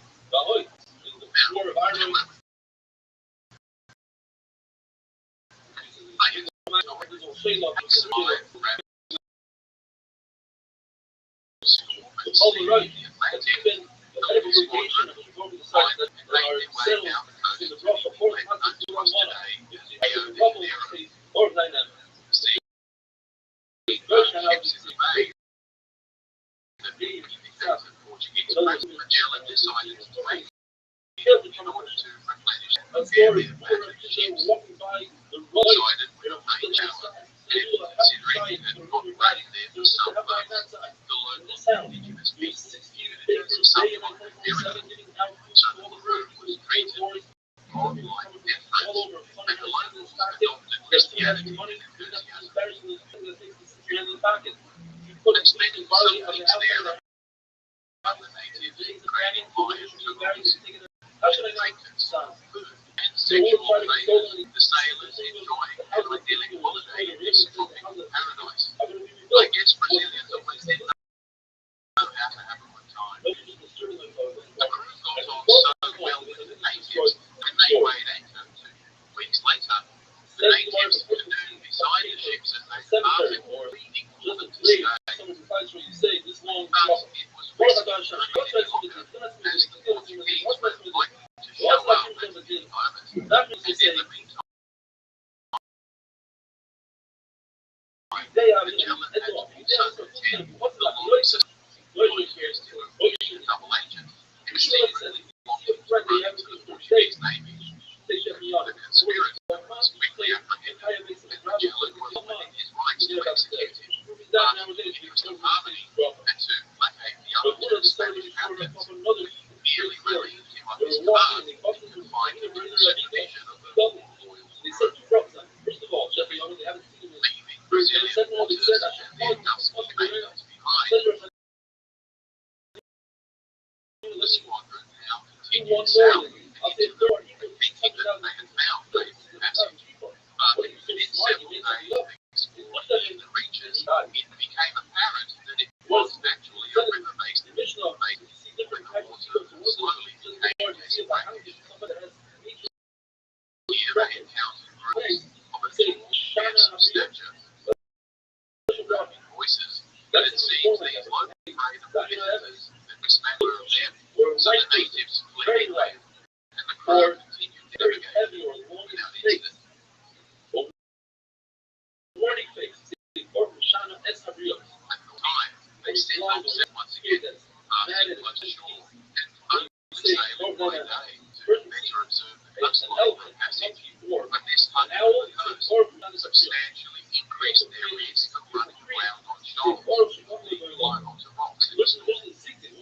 Nevertheless, this close proximity to the land gave them opportunities to observe vast colonies of penguins and seals. The crew were particularly wary of the seals, believing them to be man-eaters more dangerous than sharks, and referred to them as sea wolves. The weather was now getting progressively colder. The smell, the violence, and storms frequent, but concerningly, they were now well below the 40th parallel, which Magellan had predicted would be the vicinity of the passage. The Cape of Hope in Africa was under 35 degrees latitude, so Captain's calculations were eroding every further degree south they sailed. Indeed, they would continue for a further 8 weeks. Fatigue and inclement scour the coast for a suitable region. Rothschild'S document friends, we are gearing up with random assessments. No sooner had they found shelter, harbour and a place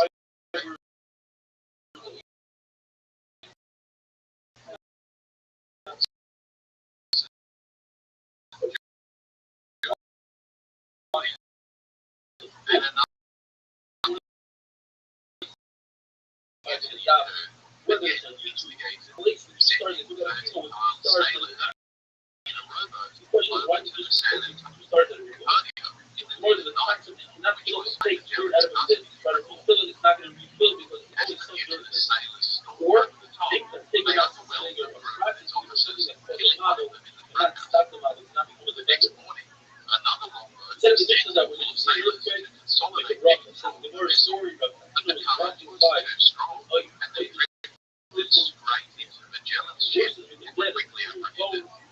The flying recapture of the ship from their own vessels, and the other two captains realized they were now outgunned and outmaneuvered, so they were prepared for clemency. This time, Magellan was in no mood for generosity, and he had the two offending lesser captains drawn at the water, hanging their various body parts off the tip, having been personally told by the king escaped this gruesome execution, but was instead sentenced to be marooned on a nearby island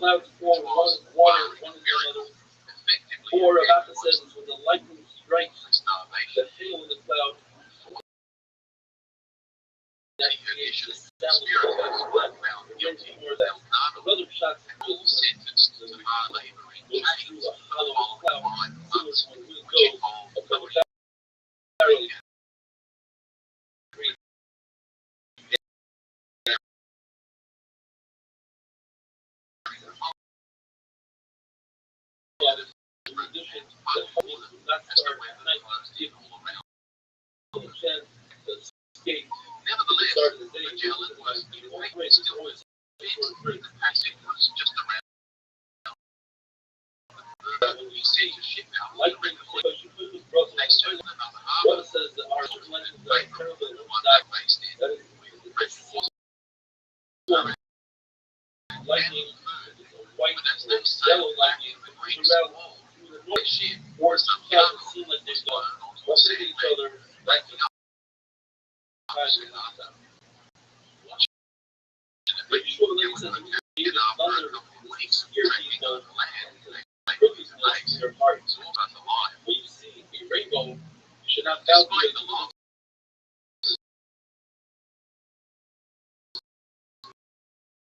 the valley Magellan to packed the up the rainbow camp rather and than say, now on released the Bible, risking that will open make you ships so if it's not even a word. Abai said It wasn't that until when there are October winds in the time of the light, Southern Squadron finally ventured out again and in rivers, search all of those massive big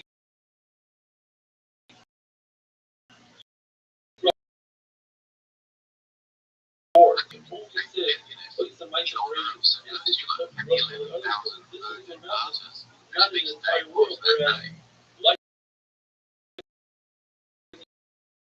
is Okay, the entire world. obviously, before we go, we need to Stop. have a quick look at After why on raining earth the entire night, and and 11 the wind mountains. leaving, The name Ursula place of derived from migration, the Latin word or it said the sheep one there. who's the poop Legend has it there's no such concept that she of was the daughter of a British king called The Lord Leonidas of Ludonia, when you see who the sun ruled over a as territory it was created, roughly covering what it was. doors. He The was sun was regent created in the on late on Wednesday. century The night of at the 6 Roman o'clock. Empire. And the story goes that he was asked sun by would the be back. Celtic leader This Conan every Periodon year, found his 5 hand in days marriage. water. Now, Divide they're them fighting off the by hordes of 91 rebelling days, Gauls, 7.5 hours. but despite his success on the Toward the battlefield, sun. his new domain of He had a America position at was 6. rather sparsely That populated. can happen So only he every 4 years. immediately But requested it happened at 6 Dionysus p.m. to And send on him a Wednesday, several thousand eligible night, women folk early who Wednesday, might God marry only the has soldiers every and send them to the you. only 20 years, same time, Saturn. The king sent his daughter, who was accompanied by 11,000 virgins. It has to be at that time that Saturn They was traveled created. across the English That's Channel in what it ships, says. but when they got there, the Christian princess declared to them, to the pagan groom to be, that before she committed herself to becoming his wife, she would first need to travel Rome on a pilgrimage. And accompanying her would be the rather large retinue of chaste On the Great handmaidens. Ocean, the Now, Atlantic, being a headstrong woman, it was clear to the befuddled groom that she wasn't asking for his permission, and legend tells us that it was so in love with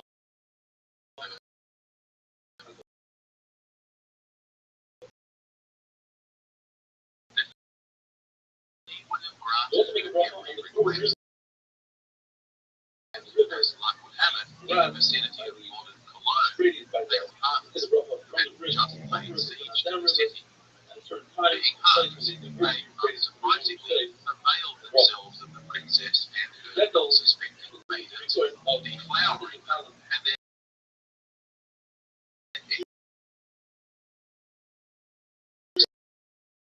light the entire lot of them. cleaner. The tragic romance of the Christian prince Why your faces are red eating a grizzly hunt and they're is a recurring motif in the dark. and for There's a lot of was rain. just one of several to have been martyred and discovered Other by parts other of the horrified Christians, and the bones of the Not on the unfortunate field, virgin and later venerated and relics in the Basilica of St. Ursula in Cologne. The feast day is October 21st. So when Magellan found the inland in Tierra del Fuego on her feast day in 1520, the name came in her honor, and incidentally, the legend is also the source name of the Virgin Islands, so named by Columbus, who sailed past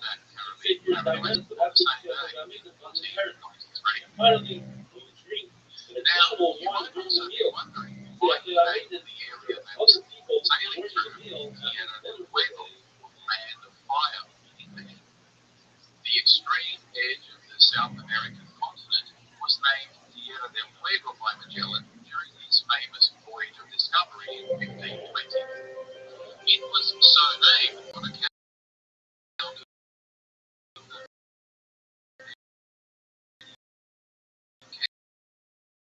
campfires they observed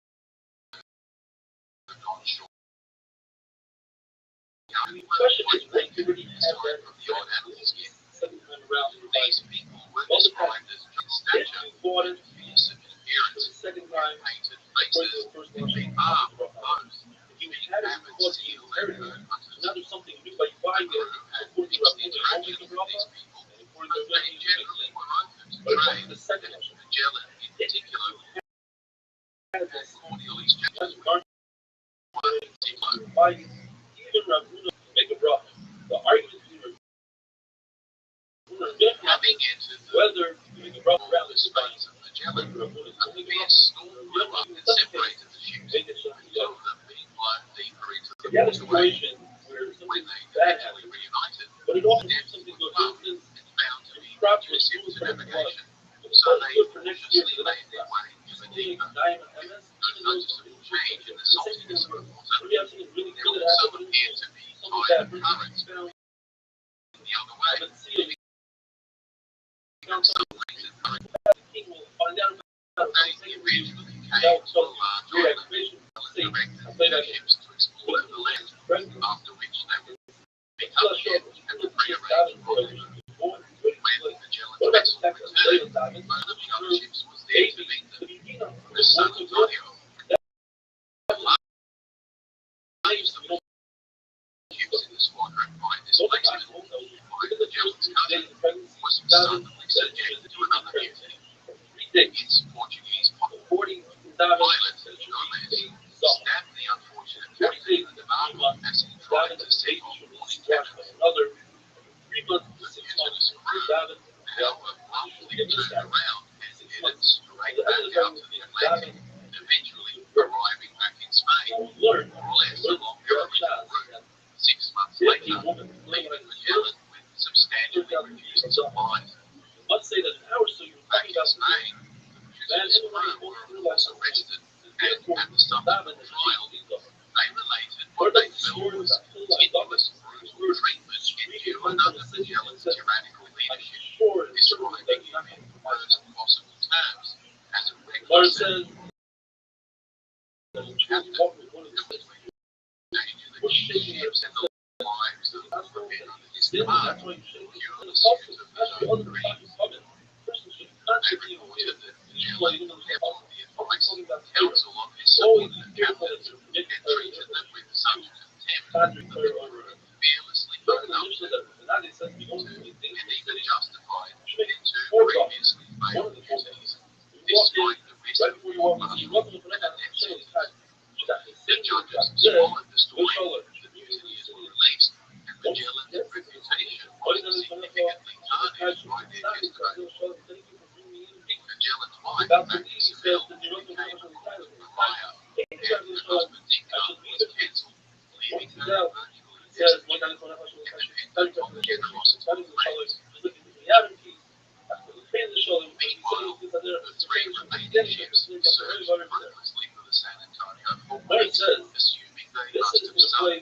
But while they waited for any sign of the ship, Magellan sent a scouting vessel through the northern waterline channels until they finally emerged into the vast ocean beyond. The Franklin was sent to them with tears of joy, and upon seeing the expanse of ocean himself a couple of days later, he named it the Pacific Sea, or Mr. Safe Ocean, because of its apparent calmness. You can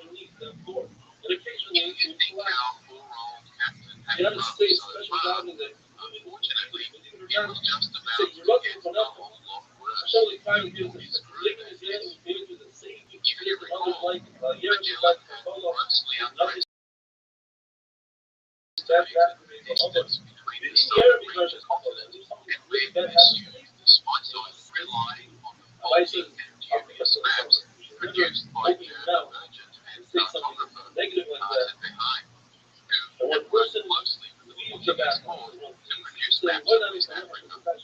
Behaim was only 25 celebrity, it seems, with his maps and his blurb, oldest surviving one in the world, having lots of interesting erroneous details, and scholars today doubt that he visited many of the places he charted, using his imagination to fill in the blanks. Apparently, it's a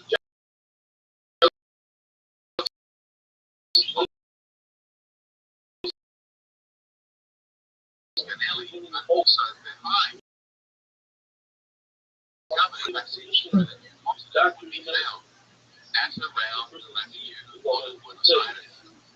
It's just as well because despite the strong currents and narrow ports, the Straits of Magellan are a relatively safer option for navigation than main passage or the analysis. So named after the two encountered captains.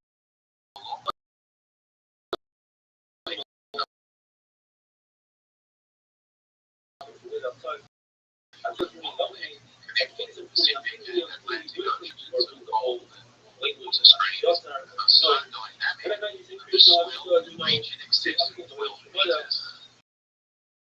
And so violent that it is considered to be the most treacherous fixing heat and being right of passage as well as a source of bunco sea shanties for generations of sailors for centuries to come.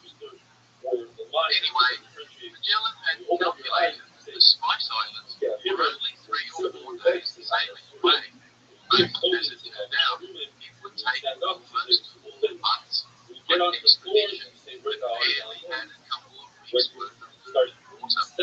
He directed the now dwindling squadron to strike out into the vast expanse and thoroughly enjoy good weather and reasonable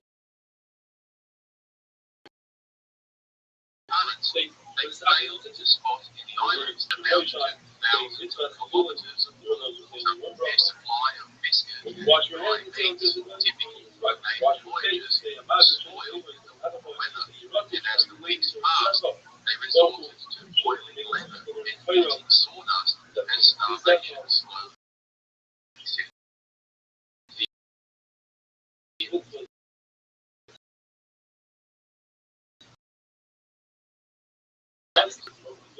Scurvy also soon took a hold. Open sores, haunting gums, and live deaths of 20 or so crew, with dozens of falling great deal.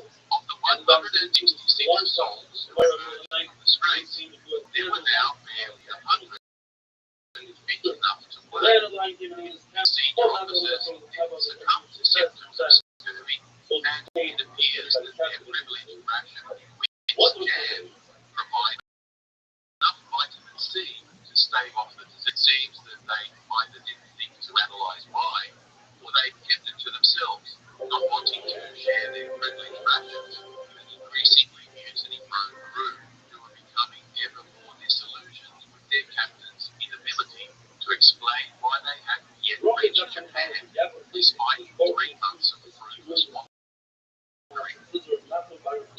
Some were beginning to think he was a madman. Eventually, they mastered combination of small islands that were uninhabited and offered no real subsistence present to sharks. They spent 2 days fishing.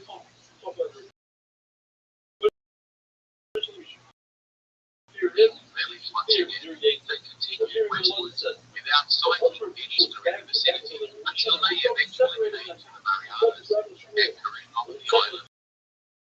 Wow. So dozens of outrigger boats swarmed around the 3 Spanish ships and Australian Chamorro natives swarmed without so much and proceeded to make off with anything that wasn't more than a cabina of Spanish pinnace that was tied to the stern of Magellan's flagship and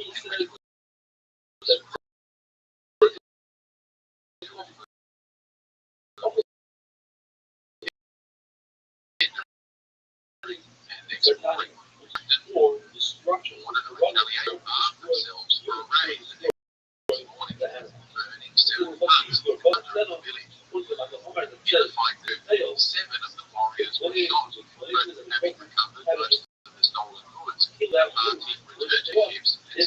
back to back. Field surgery is a lot of pressure at a like even still putting my arms and tail, but look how here because his makeup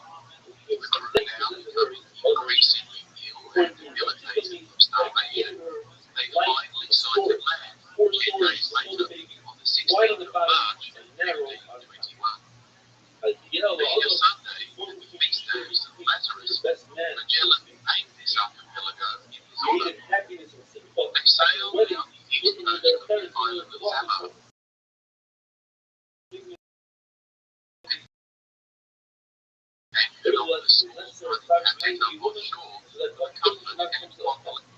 And he lives his wife fights the by the woman who should put something inside.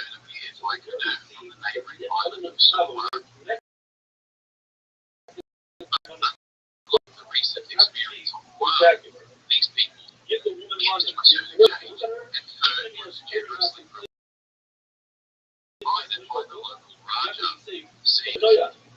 as in Brazil, the reform soon developed between the program and the much conversation being had about food, customs, and late days of based and the ships once again set off when there was a much more powerful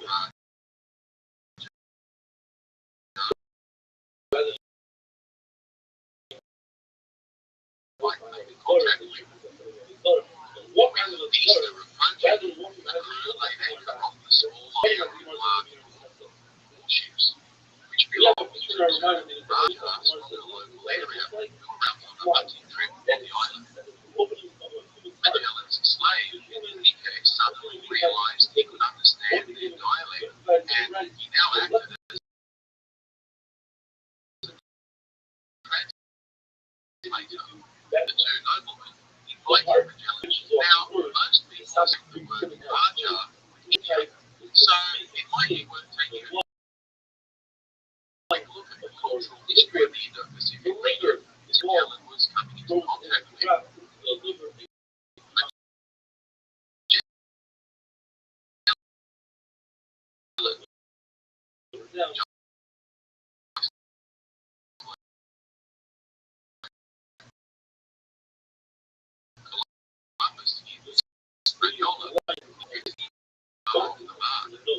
you see, India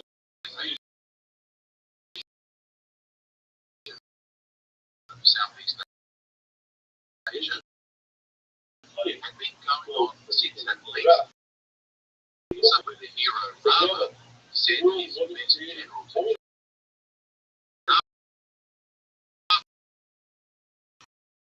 in search of his major empires on the east coast of India. The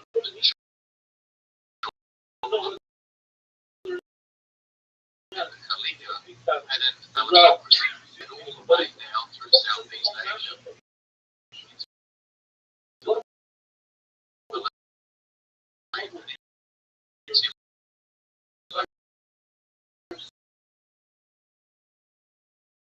Soon becoming the lingua franca among the thousands of indigenous cultures that now adopted those customs and titles themselves. By virtue of a solid trade network that extended from India to China in the 6th century AD, many of these Indianized chiefdoms became powerful dynasties in their own right and began projecting their influence over less successful neighbors. So there were a number of powerful emerging out of Sumatra and Java, claiming the stand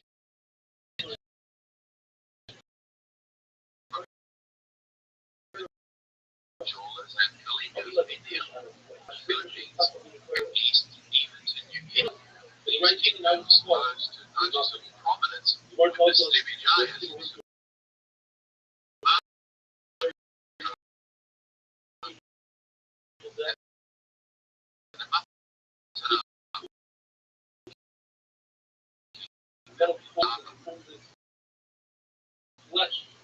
In 1292,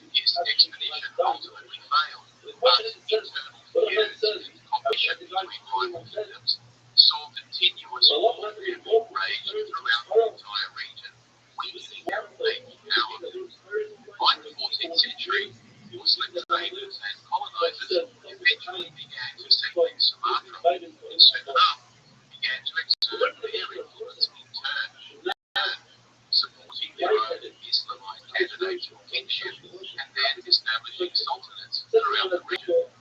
At the time of Magellan's arrival in 1521, much of the west of modern Indonesia had become Muslim, while the east retained the Hindu Buddhist culture.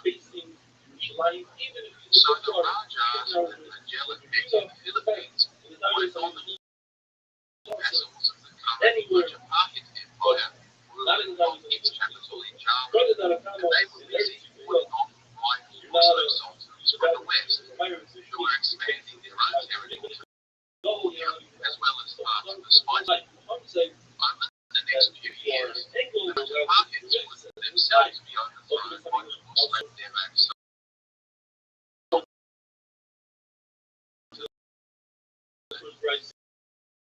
And the Hindu would retreat, such as Bali, which still retains a strong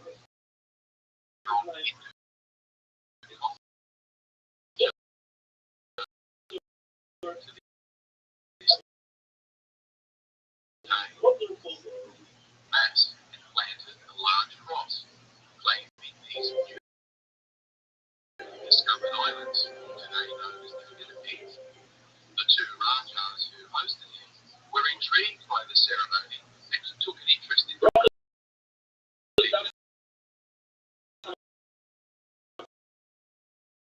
these many long conversations where some kind of unusual treatment happened, and like the previous Raja, his new brother recommended travel to a much larger trading hub of seafood, which might find a ready supply of unconverted and trading possessions, as well as a cheap source of oil. During the conference, Magellan's other commanders counseled him to ignore seafood and instead sail south to the colonial Spice Islands, having now received sufficient intelligence as to their whereabouts. Only a week's sailing away, Magellan took his own advice and headed for the local capital instead, where he was brought before the local Raja Muhammad. This chieftain was similarly impressed by both the Europeans who led the demonstration of his armor and weaponry, such that within a week of his arrival, Magellan's chaplain had not only baptized the Raja and his queen, but hundreds of locals who followed suit. The newly elected Raja now got the national missionary by suggesting to him that they reunite Mukhtar, were not only resistant to joining the new faith, they openly supported. Magellan set fire to a notepad when its Raja climbed up showed up in hostile array. Magellan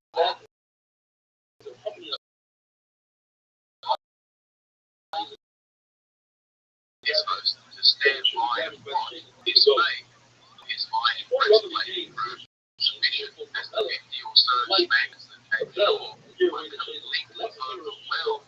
1,500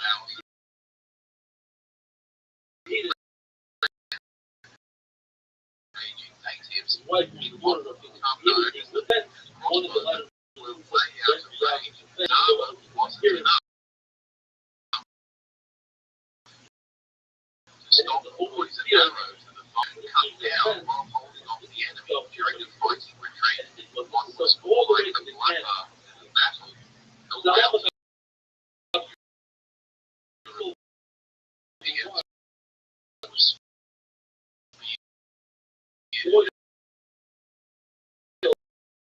bludgeons. As a Philippine national hero centuries to come. As long as you see them revealing themselves. The remaining officers now huddled to discuss with him, and it was agreed that Magellan, Juan de Barbosa, as well as Juan Serrano, would act as co-commanders. Now, why is there nothing so Having his chance of conquering why is the squandered by the hubris of this European created situation on the line.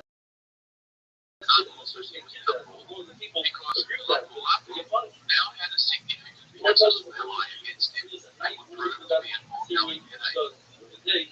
So while the new captains were picking their words and reviewing Magellan's last testament, they received an invitation to attend a banquet at the King's Palace where they would discuss what assistance they might need following the tragic loss of their leader, as well as to give them royal jewels and presents to be given to the King of Spain.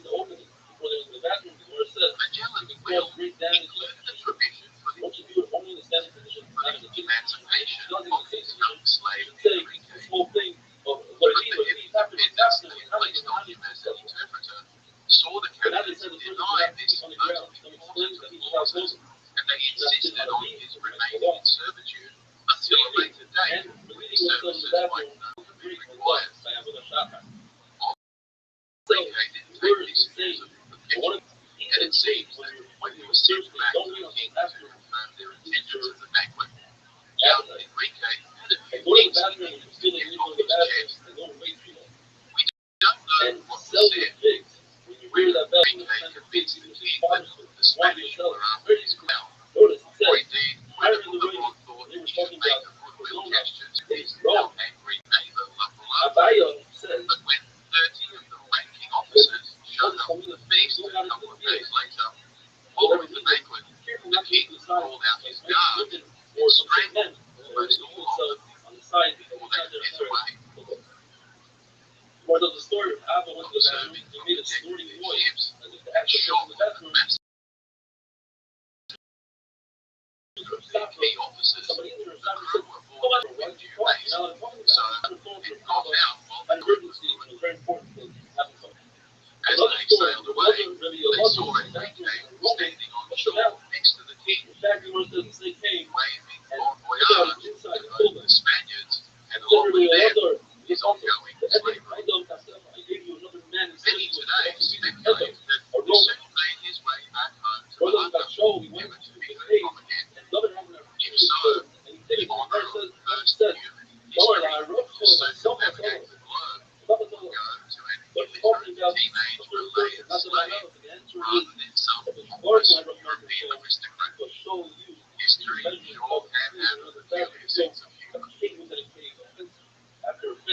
Anyway, the ships now plied their way southwest, but with just over 100 men left alive, there were not enough hands to man all three ships, so the Concepcion was set right to its government, while the shaken crew made frequent stops at the many islands and villages scattered throughout the archipelago, where they usually received the warm welcome and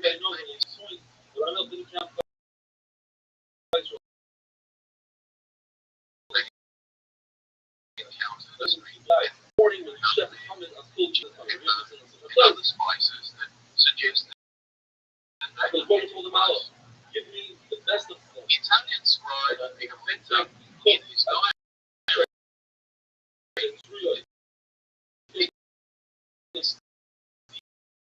the idyllic lifestyle of the various communities they came across offers us a way to narrowly the phrase happy wife.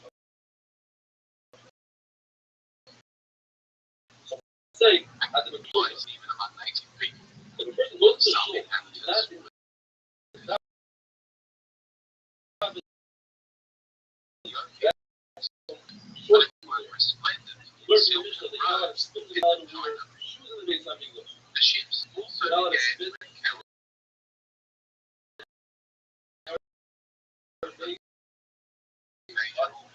to the south they went to receive the warm welcome. Our Italian scribe was fascinated by the widespread use of chewing metal leaf, a peculiar and unique custom that still persists there to this day. To their discredit, the crew occasionally engaged in acts of mercy against merchant vessels, which brought them into conflict with the Sultan of Brunei. But in a notable engagement, the Spaniards defeated this naval force and even captured their commanding prince, negotiating a substantial ransom. Released some weeks later. Adam and Adam by the Olam. They added the word by the way. They said to them every single drop. Rabbi says the sound is coming from the back and back to the front. It's not like the very sound. Referring to a shine that do Averis. If you do Averis, then it's not like a Shem. In order to say the front of the person. There is how there are times that you have to be closer as you require. If you do an Averis, sometimes in order for it's not like a Shem. So the Gemara, Philadelphia would say, in a generation where people are gathering, we're not getting over church, step up and get out of prayer. And in a time where there's a lot of prayer getting over, you can take a back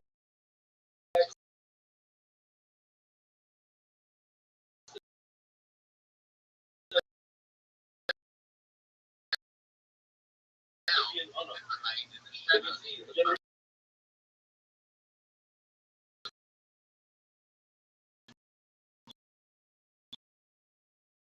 Gathering much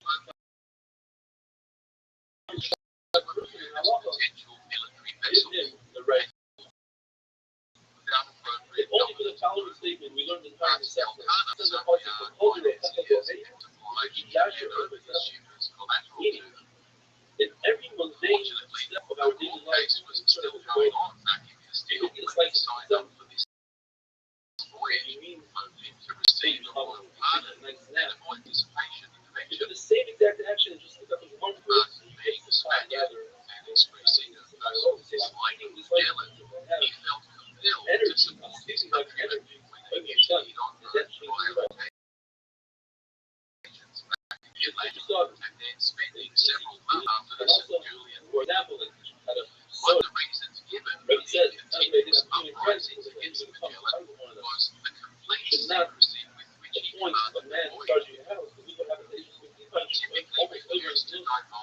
Maybe white prices in London, maybe from wine, which led many of the officers to initial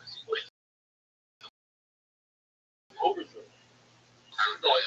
Say to himself, I want to drink my wine. Reverend says, we're going to pay further. At the very time they needed a charismatic and inspiring leader to get them through. It seemed that Elkanah, or as he himself spelled his name, Elkanah, was one of those unassuming, unexperienced sailors who knew nothing but spoke little. His quiet competence eventually became dominant.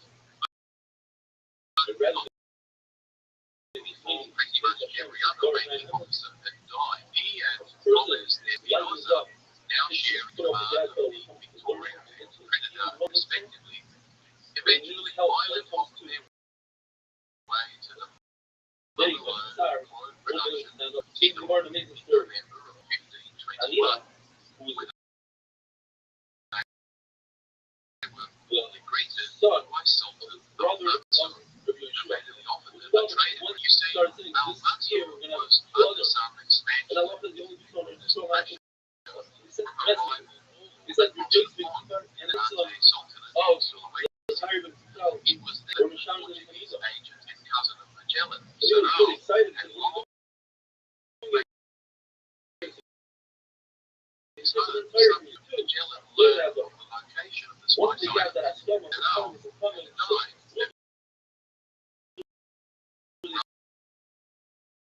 the same time as Magellan. So the two old friends never managed to actually Everybody, weeks of sailing guys are nobody. away from one They're another. fake. And then they told everybody, listen, The two either you would come embrace along or you the tell historic now. occasion Now.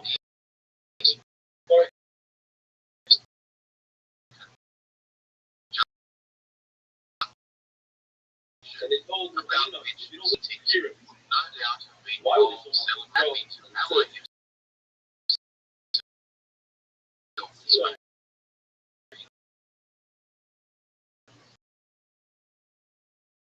He offset the alliance that took way over to parlay with the Spanish. Apparently, Sultan was also unhappy about his alliance with the Portuguese and was seriously considering switching sides himself. Having guests because they were guests. There was a rumor that he pulled an Alfonso and actually had him poisoned. So this new agent was feeling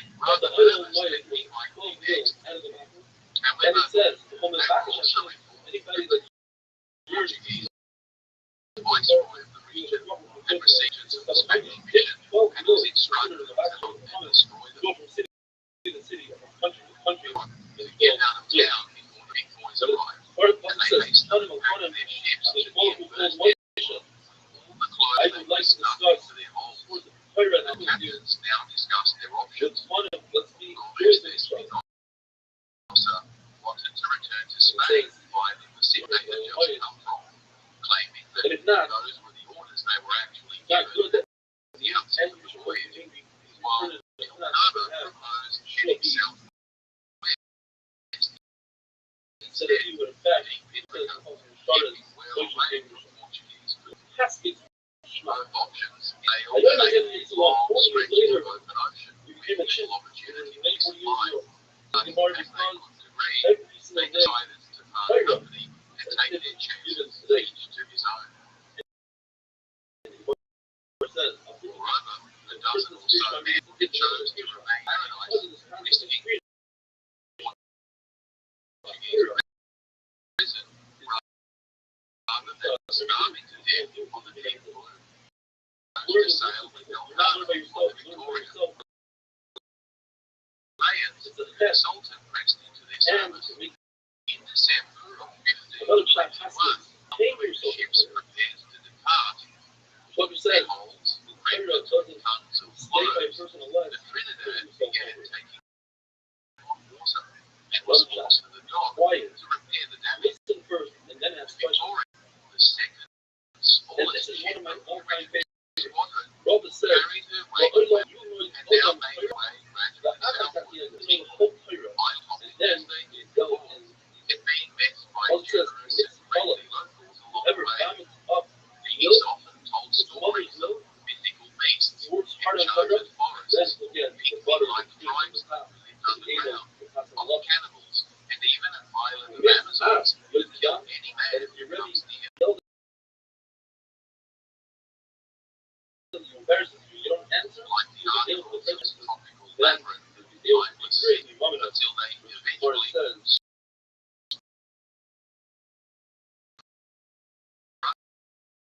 out into the southwest, well away from the Sumatra and Indian coastlines.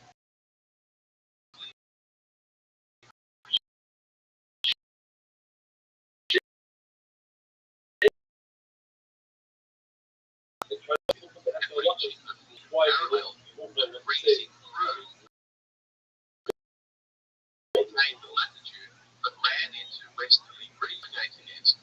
They spent nearly 3 months battling the raging sea, the cold, weather, as supplies dwindled and all there was left to eat, rations,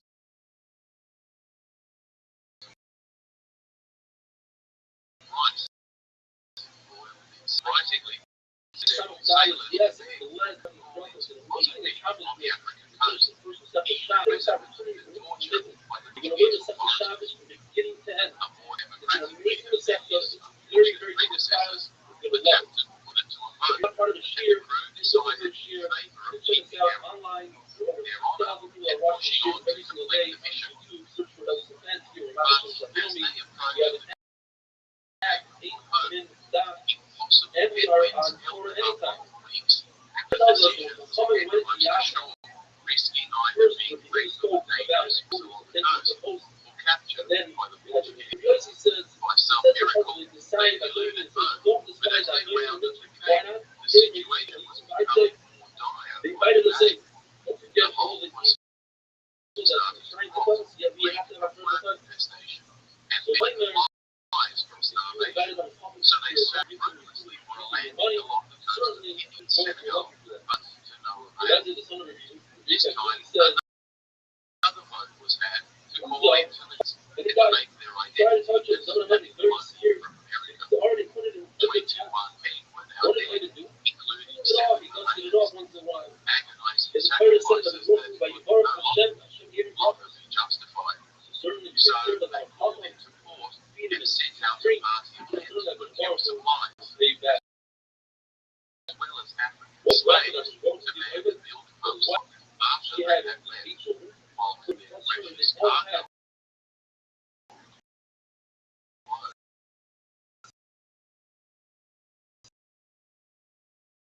the stuff which they had instant children who identity total and landed in prison for a very long about their cargo and scrambled to impound the vessel.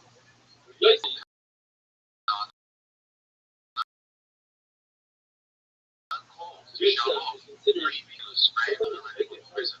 very sharp. Having escaped much of the Portuguese authorities on their islands, 18 Cyprus men left Victoria,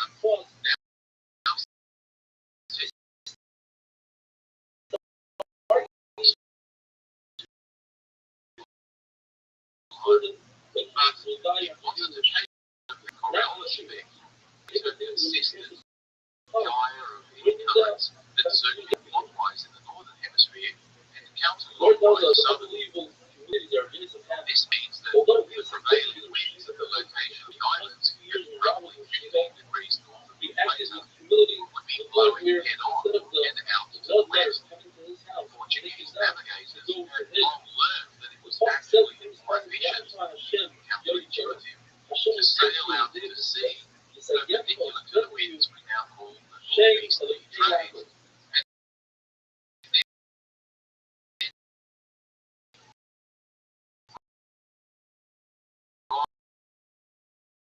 clockwise turn of the winds as they become the southwesterlies, and it enables Europeans to strike out with confidence on the masses of ocean and predict the likely wind direction based solely on the landmass that Victoria had one last sail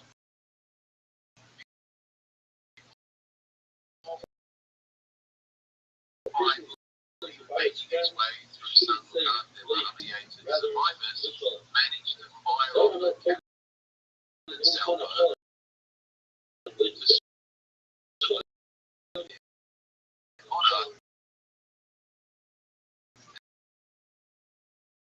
to repair and sail off before the winds that might take them back to the American coast before the Pacific finally showed its current capacity for violence, and they were hounded by a relentless storm of winds that forced them to get back to safety. They returned only to find the Portuguese had occupied their former holdings, and 2/3 of 50 or so sailors left behind were dead, themselves emaciated and ravaged by scurvy.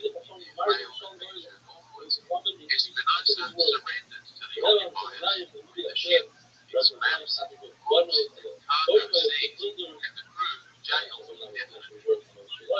Their hapless Portuguese agent was taken outside and summarily executed for treason. Only 4 of the 50 or so men of the Trinidad back to Spain alive. While the Trinidad was awaiting its fate, Elcano, back in Seville, was busy writing a short letter to King Charles, briefly outlining their journey and sacrifices, the lamentable death of their leader while spreading the Christian faith, and the capture of their comrades whom he implored the king to rescue from the Portuguese. He gave an account of their successful diplomatic mission to the peoples of Maluku and their readiness under Spanish protection. Nowhere in his account did Elcano men himself or brag about the staggering voyage he commanded to successfully return home. Albeit battered and shattered, managed to negotiate a mission and honours for himself, though he never quite made it into the inner circle at court. With the eventual release of the prisoners in Cabo Verde and the arrival of those last 4 of the Trinidad, only 35 of the original 270 crew members made it back to Spain alive, along with 4 Malucans who were keen to meet the king. A subsequent mission to capitalise on their newfound trade route, no expedition, in which Elcano once again volunteered to participate, ended in complete disaster, with Elcano dying at sea from scurvy, and the entire fleet, this time comprised of 7 ships, was either scattered, wrecked, or abandoned the mission, with only 1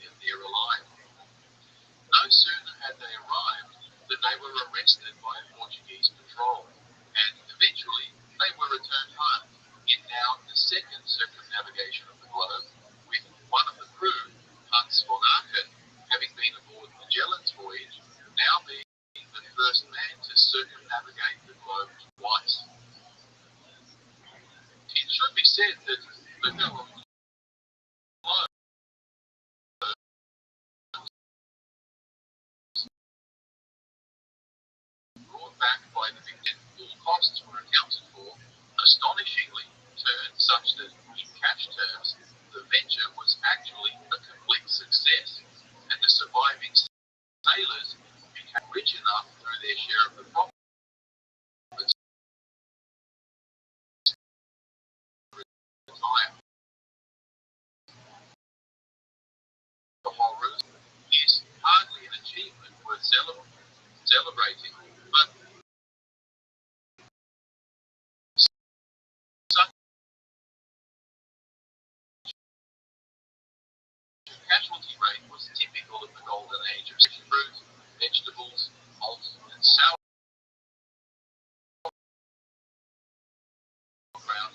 would reduce the death rate to virtually zero. And the circumnavigation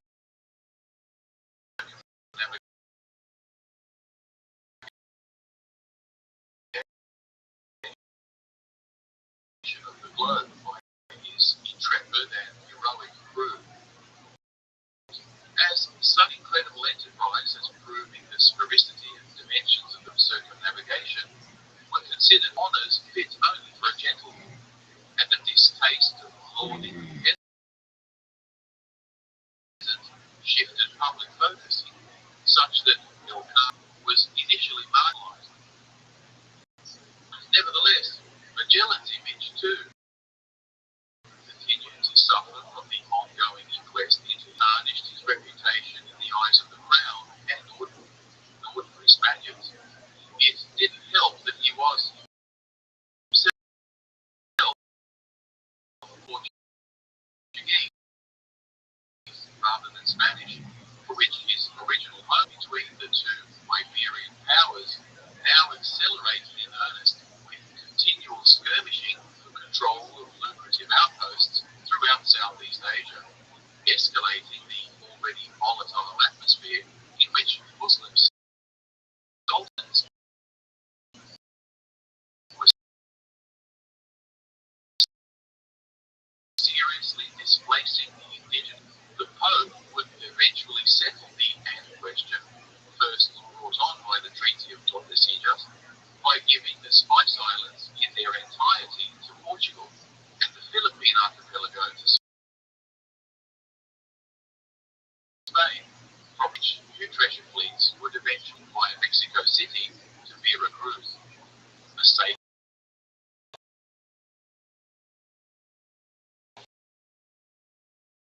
and eventually more efficient than the southwest West Passage of Magellan. Spain's indigenous people would cause a genocide yet to recover, and perhaps never will. Pigafetta, the Italian scribe who gave us the most comprehensive narrative of the voyage, on to publish his precious journal in several languages, travelling through Europe and becoming quite a celebrity before returning home to Florence to a relative obscurity. The painstaking daily measurements taken during the voyage did not omit even a single entry in the ship's log. But Pigafetta was surprised to see on the Cape Verde Islands seemed to be a day later than the local calendar suggested. Arab geographer Abulfeda predicted that westwards, in what is known as the circumnavigation paradox, would accumulate a one-day opposite depth to the local date, effectively 1 hour forward for every 15 degrees traversed, while those travelling eastwards would lose 1 day relative to their starting point, a concept explored in Jules Verne's entertaining novel Around the World in 80 Days. Today, international treaties have set an international date line and boundaries to better demarcate one calendar day from the next. The explosion of the spice trade saw the emergence of a completely new social and economic order in Europe, with ever greater emphasis on venture capitalism, mercantile trade, and academies as the world now became ever smaller. This capitalism financed the expansion of Protestant individualism and a gradual diminishing of church power as intellectuals began promoting the merits of humanism and the separation of church and state. It also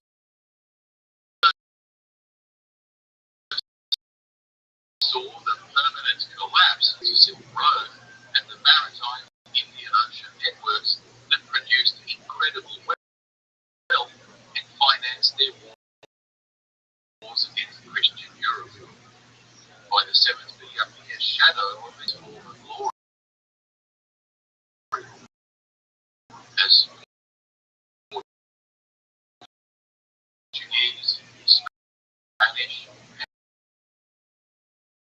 it was in every sense the rise of the oligarchs and plutocrats as the power brokers in world affairs that will set in motion the trend that continues in one form or another to this very day.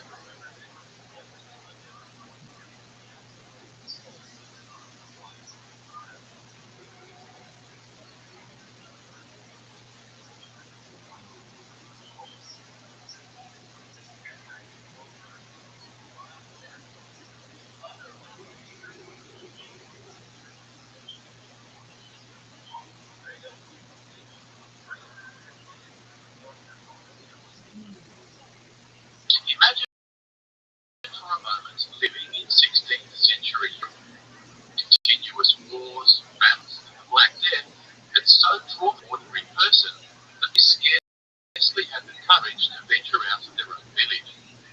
Superstition and fear were rife, and the church was itself marked by scandals and Protestant revolution. Ottoman invaders were seemingly unbeatable as they pressed into the Balkans and Eastern Europe and completely dominated the Mediterranean. Christian princes, when not fighting amongst themselves, obtained the threat of Islam, and yet they nevertheless continued to trade with them for exotic oriental goods and spices, paying exorbitant fees for them. Some began to wonder if it was possible to bypass the Levant and go around the long way straight into the source, and thus cut out the profiteering middleman. Stolen and smuggled Arabic maps suggesting traction, and a number of intrepid seamen from the Kingdom of Portugal took the challenge of venturing out into the Atlantic Ocean and probing their way down the great unknown coast of Africa, eventually breaking through into the Indian Ocean, with Asia now lying wide open for direct trade.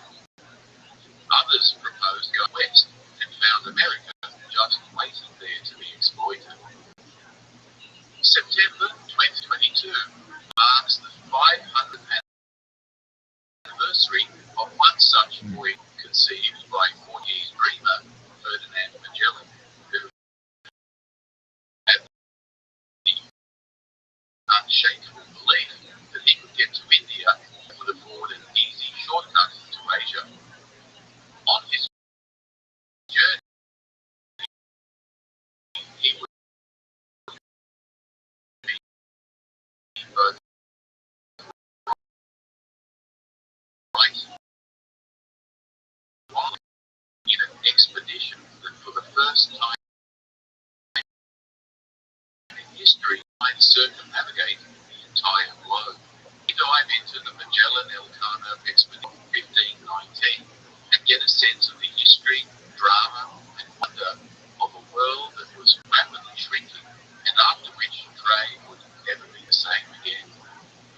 But before we begin, please take a moment to like and subscribe for updates.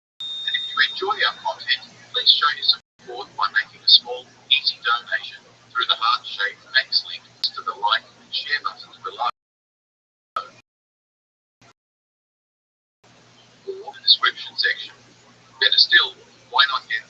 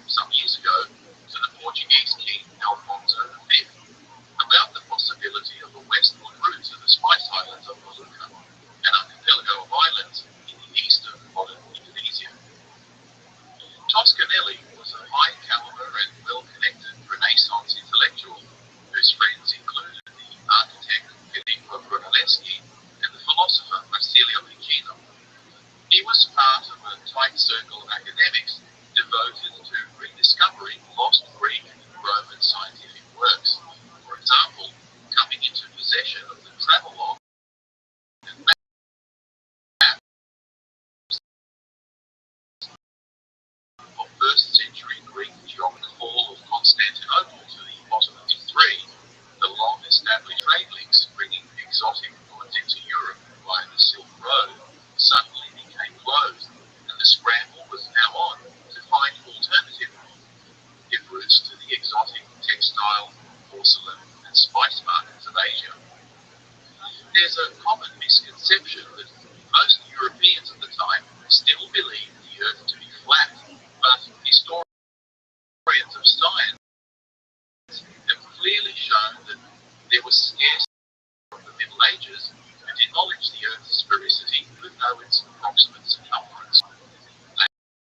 They maintain that at least since the works of Aristotle 240 BC, who calculated the circumference of the Earth, the rough sphericity of the Earth was widely known throughout the Middle Ages of Europe. Several scholars have traced the myth to the 19th century opponents of evolutionary theory, as well as to biographers of Columbus who took substantial, shall we say, creative liberties in the telling of his story. Eventually, these myths made their way into school textbooks, and generations of misinformed people accepted it without question.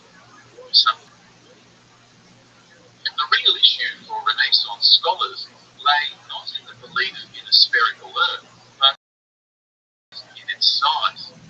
Several writers of these, such as Ptolemy, used the system of measurement known as the Arabic mile, which was about 25% longer than the Roman mile commonly used in European measurement at the time. This meant that map makers were grossly underestimating the width of a degree of longitude.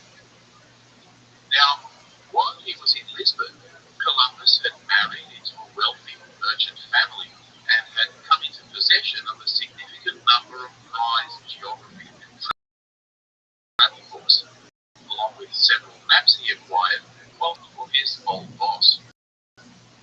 Contemporary sources tell us that he was not a particularly gifted scholar, but his keen interest in maps and entrepreneurial streak led him to study a large number of geography, astronomy, and history within his handwritten margin notes and personal. He worked with his brother in a map-making shop in downtown Lisbon, where he frequently gathered even more information from some experiences at sea. We know that the map that most influenced his and Vasco da Gama's earlier voyage to India was based on a copy of 12th century Arab traveller Muhammad al-Idrisi's map drawn for the Norman king Roger II of Sicily. So, with the sudden desperation for navigating a maritime route to the Orient, Columbus pored over the available data and began obsessively calculating the distances required to get to Japan, then known as Zipaku, which he estimated at 2,400 nautical miles, or just under 4,500 kilometers from the Canary Islands westward. The actual distance is 10,600 miles, or just under 20,000 kilometers, an enormous margin of error to be sure. Regardless, no ship in the 15th century could have carried enough food and fresh water for such a long and dangerous over the treacherous Atlantic Ocean. So when he made position for an expedition to Alfonso's successor, John II of Portugal, his naval advisor balked at the idea, and it was rejected out of hand. Again, not because they believed he was wrong about the project in principle, but because they correctly assessed his calculations as being only a quarter of the actual distance.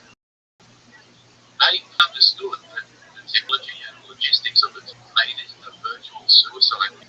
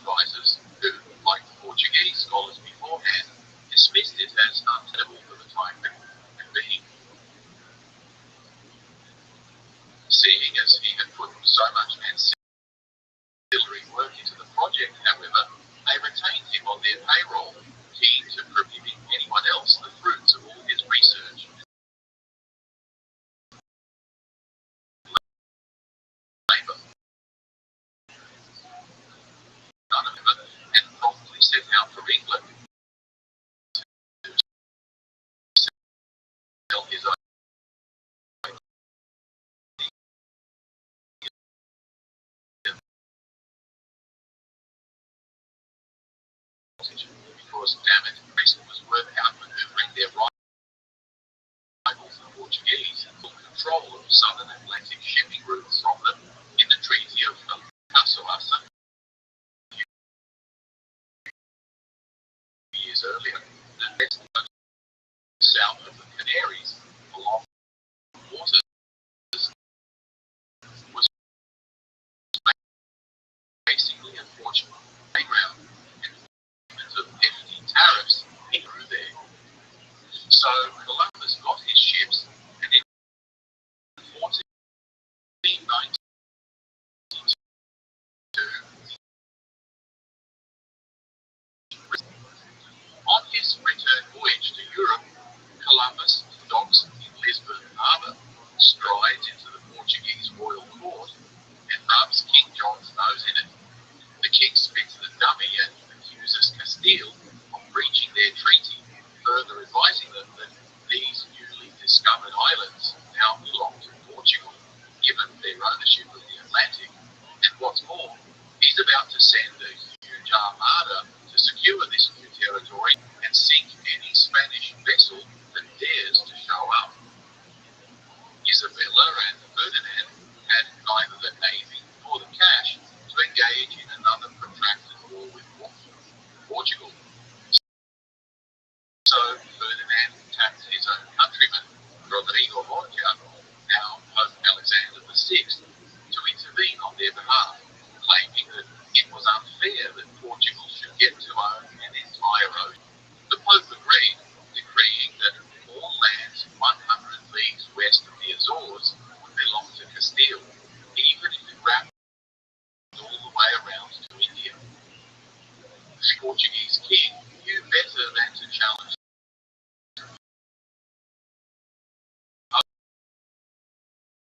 but he nevertheless went further west, which would effectively west of a straight line pass through the eastern tip of Brazil in what would become Rothschild'S. Anyway, this created a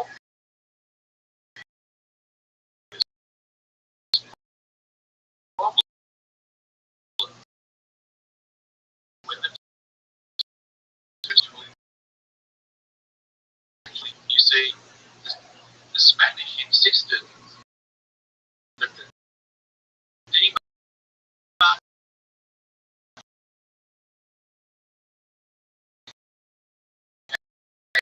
demarcation meridian of the Treaty of Tordesillas were indignant, and by the time it became a serious issue in 1580, the new Pope, Leo X, a Medici power broker and moreover a beneficiary of the Portuguese, so decreed that the Molucca Islands, this disparity would go on to seed substantial conflict and rivalry between the two powers, but we're getting ahead of ourselves. Returning back to the post-Columbus Agreement of 1494, the two sides generally accepted the Atlantic meridian set by the Pope, and the Portuguese themselves soon initiated an expedition led by Pedro Alvarez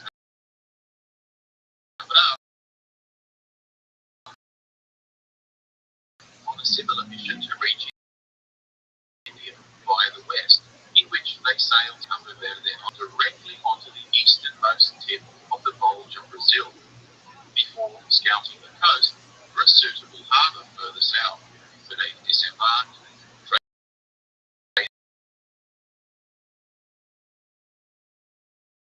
gifts with the indigenous chiefs, and officially claimed the territory for God, the easternmost promontory of South America, has prompted some scholars to suggest that the Portuguese already knew about the existence of lands in the southwest Atlantic, but that they were keeping it under their hat to prevent the Spanish from getting their claws.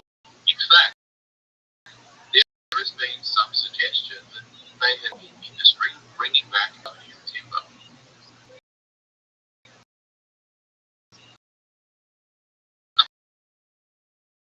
Of course, neither the other Catholic states of Europe nor the emerging out for themselves and establishing their own colonies both in the New World to the west and throughout the Indo-Pacific via the Cape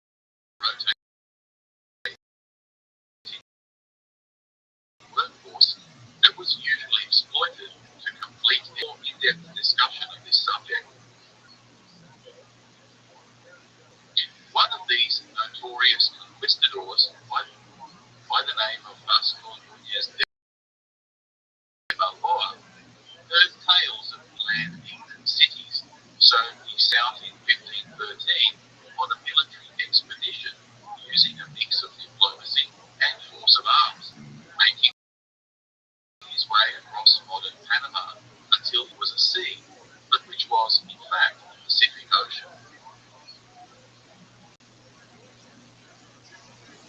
Having divested the regional natives of their wealth and frequently also their lives and liberty, he sent reports back to Spain of this vast sea, which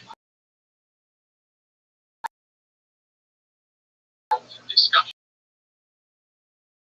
such that a way could be the region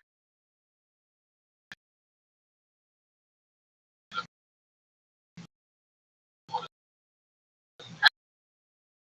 Panama, they would have a shortcut into de Magallanes, known to us in English as Ferdinand Magellan, a brave and competent Portuguese naval officer, had least had been involved in the conquest of Malacca by the Portuguese Viceroy of India, Alfonso de Albuquerque de Gama, on the east coast of India, 1498. The Portuguese court was keen to cement its presence in the Indian Ocean in pursuit of three primary objectives. Firstly, to choke off Muslim sources of wealth and thereby cripple their power. Secondly, to spread Christianity by trade back into Europe.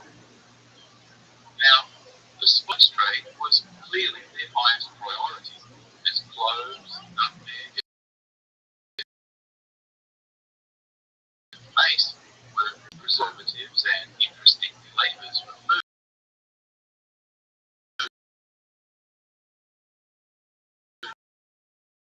but were also thought to be the only medicines from Europe. Consequently, the price of these commodities on the open market was astronomical, and if Portugal could secure a viable trade route to the source, it would become wealthy beyond imagination. So, by 1503, legendary naval commander Alfonso de Albuquerque had managed to ally and assist the Hindu king of Cochin to secure his rule on the southeast coast of India against Muslim rivals, for which the Portuguese were granted favourable trade rights and permanent outposts in the Indian land for the Portuguese maritime trading empire to come trading enormous amounts of pepper and activities.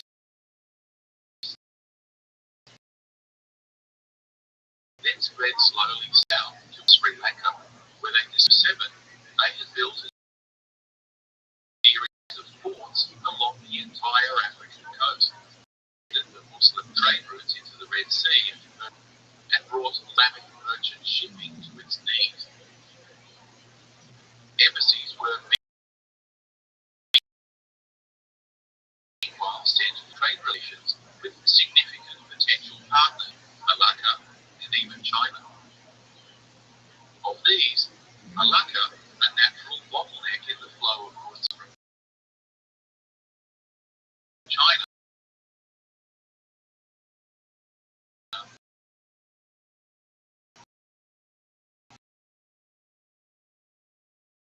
was reputedly a main trade hub with a diverse and to spices and firearms.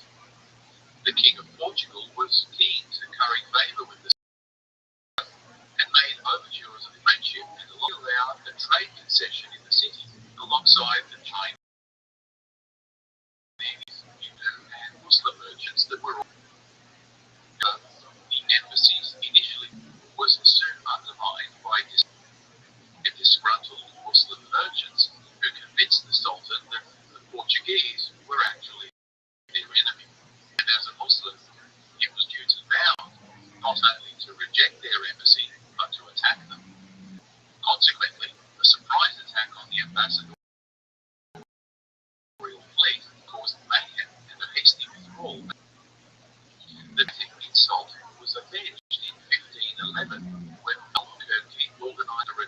retaliatory strike on Malacca that quickly transformed into an amphibious assault and soon after a swift conquest of the city.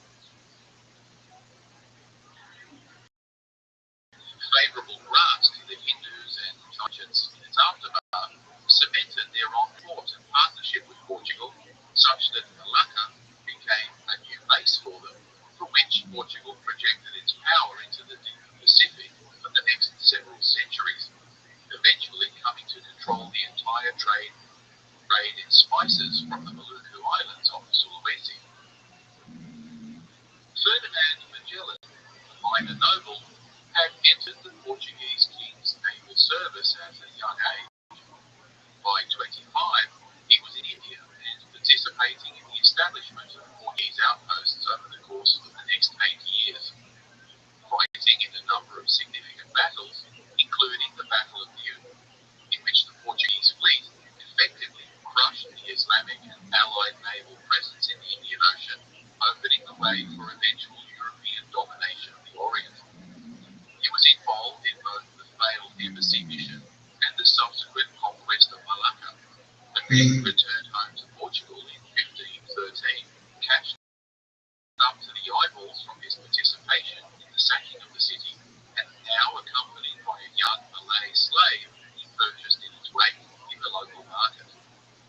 This 14-year-old Malaccan, or possibly Sumatran or even Sibuan lad, whom he baptized and named Enrique, remained by his side throughout his future voyages and would prove instrumental not only as a guide. Enrique may actually have a legitimate claim as the first human to have circumnavigated the globe. But once again, we're getting ahead of ourselves.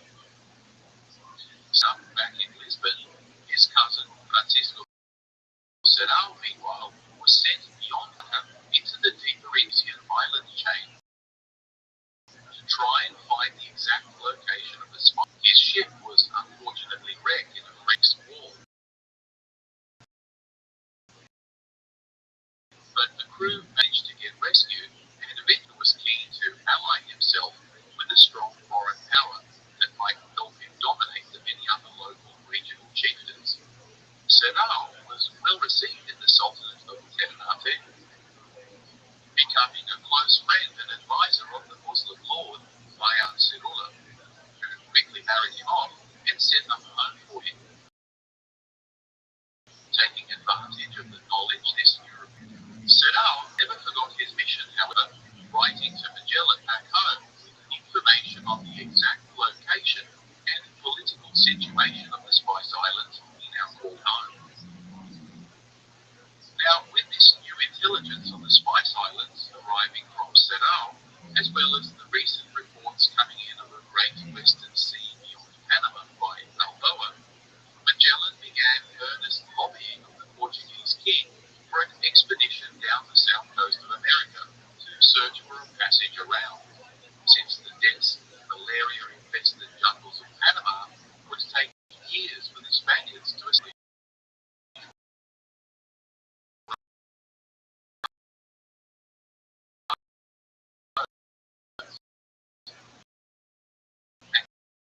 If the Portuguese would race down the Atlantic coast of South America,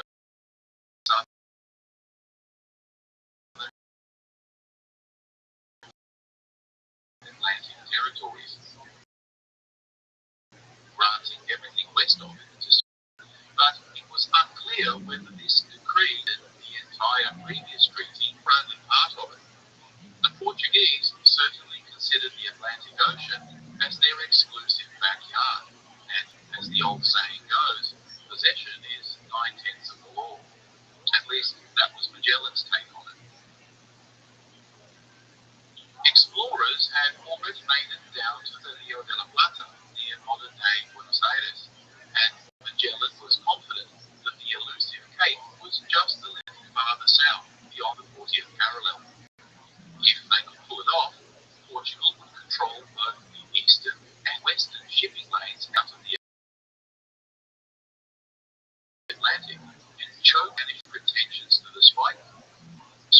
islands for decades. Trade via both the east and west would make Portugal a superpower. In any case, now, the Portuguese had already established quite a stranglehold on trade and shipping along the eastern route and thence throughout the Indian Ocean.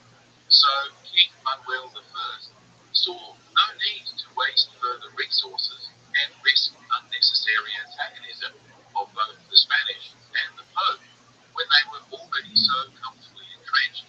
So he waved off Magellan's endless badgering a number of times and torpedoed any possibility of entertaining his expedition. Clearly frustrated, Magellan went on leave without formal approval, which only served to worsen his standing at court. His appointments and pay dried up, and he was left with no support and few friends who had the patience for his persistent hustling of the king in Lisbon. So he smacked the dummy, renounced his Portuguese nationality, along with his good mate, Roy, a cosmographer and map maker, made his way to Seville in Spain. Here, they offered their services to the Spanish king, Charles I, grandson of the power couple Isabella and Ferdinand, who leapt at the opportunity to one of the few Europeans who had ever been to Southeast Asia. If Magellan and Valero's hunch was right, themselves unnecessary toil, building roads through the muddy jungles of Panama, but also bypass all the naval checkpoints and expensive tariffs that would be levied by their rivals on the southern African route. Moreover, it would be the second time that the Spanish had benefited from a servant of the Portuguese king coming over to their side. It would make their success all the sweeter. So within just 12 months, Charles had integrated the two partners into the Spanish court, given them titles as commanders of the Order of Santiago, and raised them to the rank of captain, so they could effectively command an expeditionary voyage under the Spanish crown. In addition, Magellan and Valero would be given a financial monopoly on the discovered route for a whole decade, and guaranteed as governors of any discovered territories, exemptions, and a lucrative share of the profits of any spice trade that was subsequently established. If they could pull it off, it would potentially make them rich beyond their wildest dreams. Just to give you a sense of how interesting the king was for the personally fund the industry, but as he was already deeply in debt, basically hopped the family jewels and took out even more loans just to make it happen. So on the 20th of September 1519, the 5 ships squadron of Caribs, christened the Armada del San Lucar de Barrameda, at the mouth of the one and set course for Tenerife in the Canary Islands, then the southernmost Spanish holding in the Atlantic. The 5 ships were the Trinidad, Magellan's flagship, the San Antonio, captained by Juan de Cartagena, the Concepcion, captained by Gaspar de Quesada, the Santiago, captained by João Serrao, Magellan's other cousin and brother to Francisco Serrao, and the Victoria, captained by Luis Mendoza. On board was a crew of 270 men, comprised not only of Spaniards, but significantly 40 Portuguese.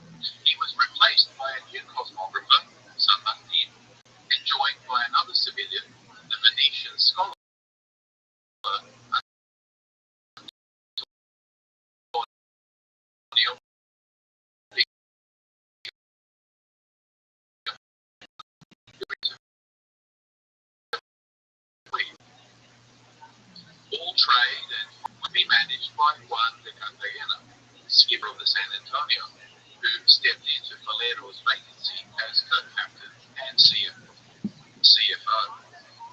Now, I keep mentioning the word Spain as if it were, but in reality, like the unification by marriage of the two dominant kingdoms, Castile and Aragon in 1469, and its eventual centralization of power through the Habsburg line, the truth of it was that at the time, there was still a substantial autonomy within the constituent Iberian kingdoms, such that this voyage was essentially viewed as a Castilian venture. A significant number of crew in the Spanish contingent were Basque nationals, including Juan Sebastián Elcano, a talented merchant sea captain who was in a spot of legal trouble.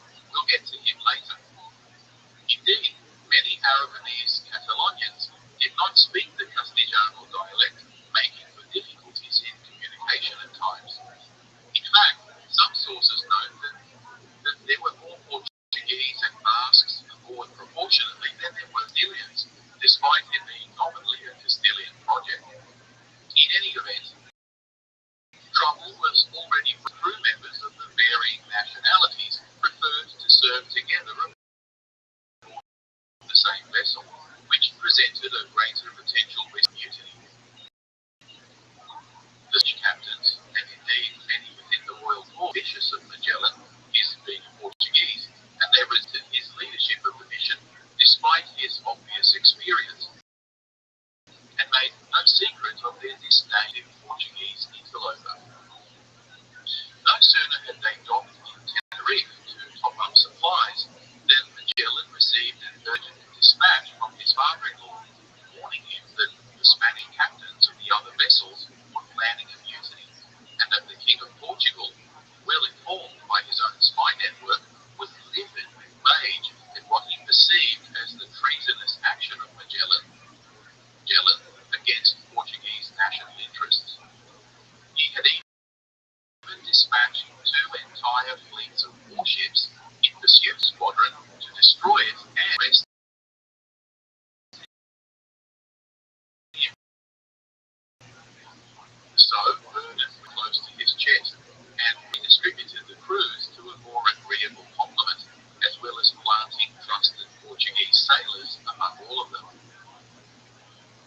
Then he resumed sailing due south along the coast of Africa against the ardent advice of the other captains, anticipating that the Portuguese would not expect him to be stupid enough to venture into their coastal waters. And as they progressed steadily south, past the Cape Verde Islands and adjacent to the mountain known as Leone, which was part of the peninsula on the coast, and from which its Portuguese discoverer, Pedro de Sintra, in 62, swore he could hear the mighty roar of lions. The country bears the name of Sierra Leone. Anyway, as they approached the equator, they experienced continuous rain for 2 entire months, only to emerge from the weather into a dead calm. 8 days went by until they eventually drifted into the southwest equatorial ocean current, which carried them westwards to the Brazilian coast. The Atlantic Ocean crossing saw Magellan's small squadron endure storms lasting several weeks, and the ship's scribe, Antonio Pigafetta,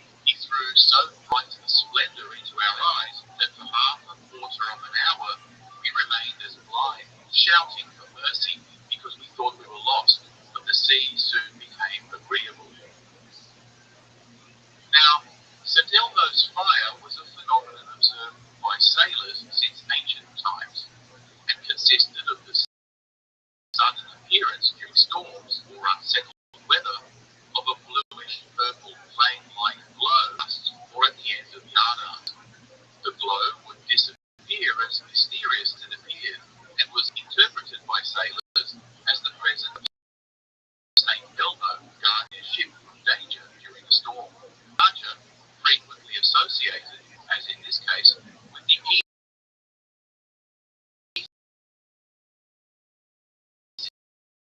of the tempest. The phenomenon is that other gas particles become charged through the friction of atoms in the air. This friction causes the otherwise neutral gas and water atoms to become highly energized or ionized, which generates a huge voltage differential between the clouds and the ground, resulting in an electric field.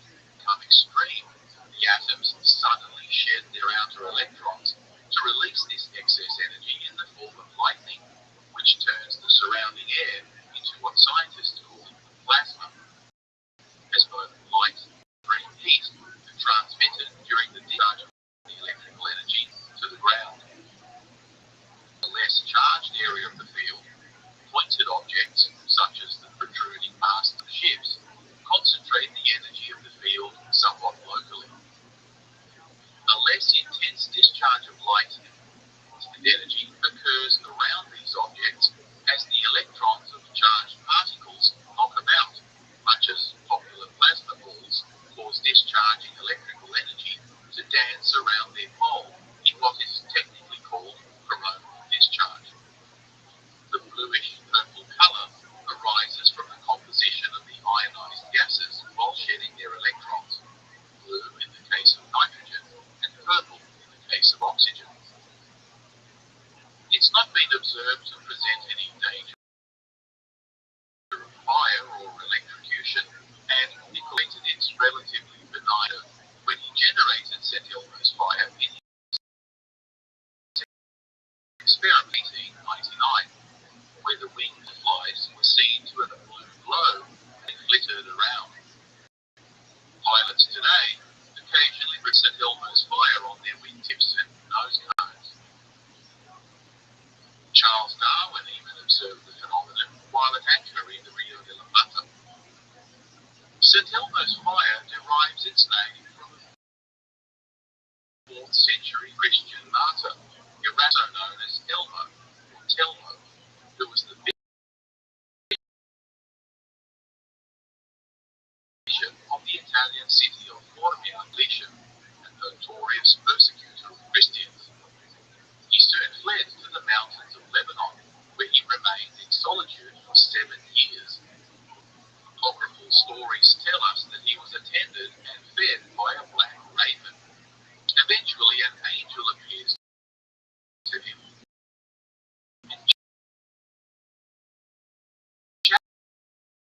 chastised him for returning, where he admitted his identity, and whereupon he trial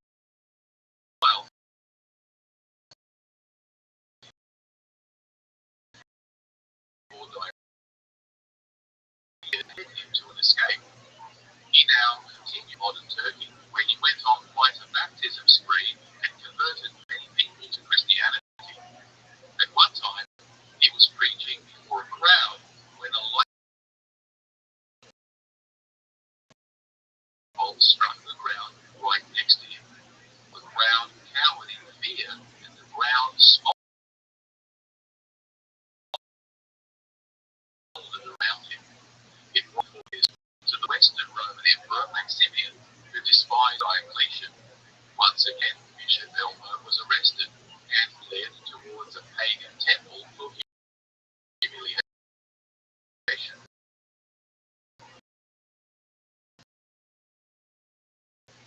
But the statues lining the avenue, preventing their entry. Furious, Maximian had him bound by spikes and then rolled him down a hill, but an angel instantly healed his wounds and he emerged unscathed.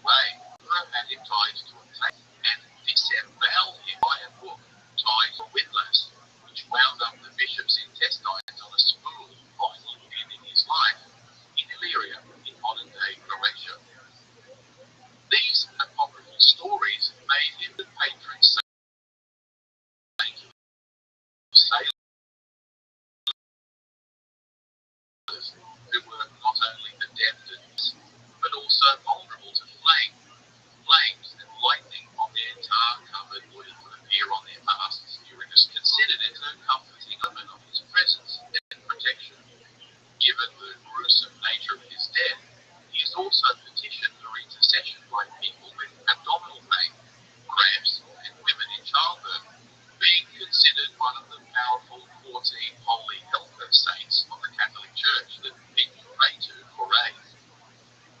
Now, where were we? Ah yes, Magellan.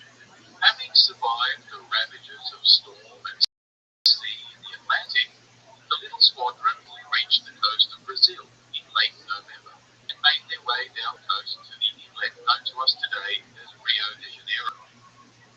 Seeing no ships in the bay that would indicate a Portuguese presence, Magellan decided to anchor here in order to replenish supplies and repair their battered ships. Their arrival coincided with a rain shower, and considering it had not rained there for some months, the local indigenous people viewed it as some kind of miracle. So the crew was treated with deference, and the locals adopted Christianity with enthusiasm. They spent some weeks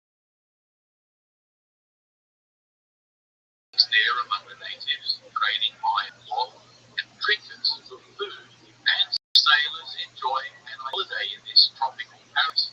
I guess Brazilians didn't know how to have a good time. The crew got on so well with the natives that when they weighed anchor 2 weeks later, the natives beside the ships as they departed, pleading them to stay. But it was risky to remain any longer, as the Portuguese were likely to show any Cartagena, who accused the agent and secretly wanting to run into the Portuguese navy. The conspirator was quickly apprehended, and Magellan was well within his rights to execute him, but in the interest of harmony, and to placate the other 2 Spanish captains, he merely relieved him of his command and confined him to the supervision of a more loyal crew. Leaving Brazilian waters and their dusky maidens behind, the squadron now continued south in Rio de la Plata estuary, thinking that they would passage. But within several days of exploring the inner reaches, it became apparent that it was actually a riverbed. Water slowly became less brackish. Here they encountered groups of full and fearsome stature with booming voices, but it seems that these locals were more afraid of the visitors than the Spanish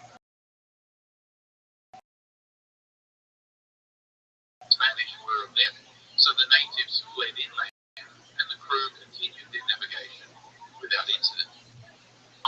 They set off south once again, passing close to shore, and only sailing by day to better observe the coastline for a passage.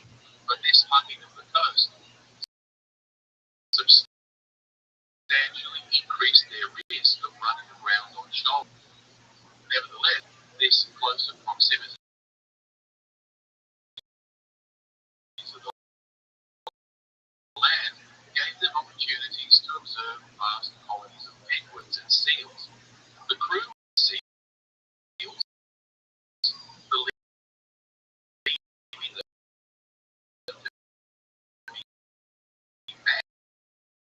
man-eaters more dangerous than sharks, they were now well over the 40th parallel, which Magellan had predicted would be the vicinity of the passage, the Cape of 35 degrees latitude. So confidence in the captain's calculations was eroding every further degree south they sailed. Indeed, they would continue for a further 8 weeks before fatigue and inclement weather forced the captain to scour the coast for a suitable anchorage to wait out the winter. No sooner had they found a sheltered harbour and a place they called Port St. Julian than another mutiny occurred, again instigated by Cartagena. But it seems that this time meticulous planning had gone into the rebellion.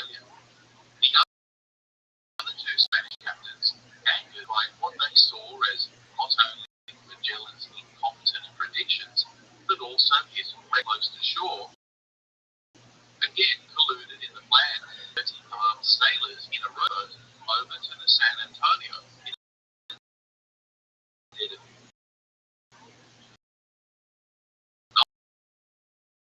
night, which was being skippered by Magellan Top. They overwhelmed the crew, killing one of them in the fracas. The next morning, another longboat was sent full of sailors to consolidate their control of the vessel, but the eyeing the recapture of the ship from their own vessels, the other two captains realized they were now outgunned and outmaneuvered, so they quickly begged for clemency. This time, Magellan was in no mood for generosity, and he had the two offending lesser captains hung, drawn and quartered, hanging there several months.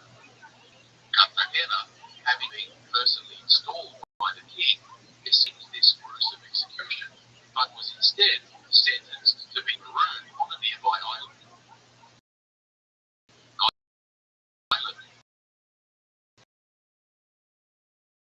which was, barring a miracle, by starvation, including the unfortunate Delgado, and they were all sentenced to hard labour in chains for the following 5 months, which involved careening and repairing the hulls of ships. This gruesome oppression had the intended effect, and life settled into a death. Nevertheless, Magellan was impatient to scout the area, still convinced that the passage was just around the proverbial corner. So he sent a ship out to reconnoitre.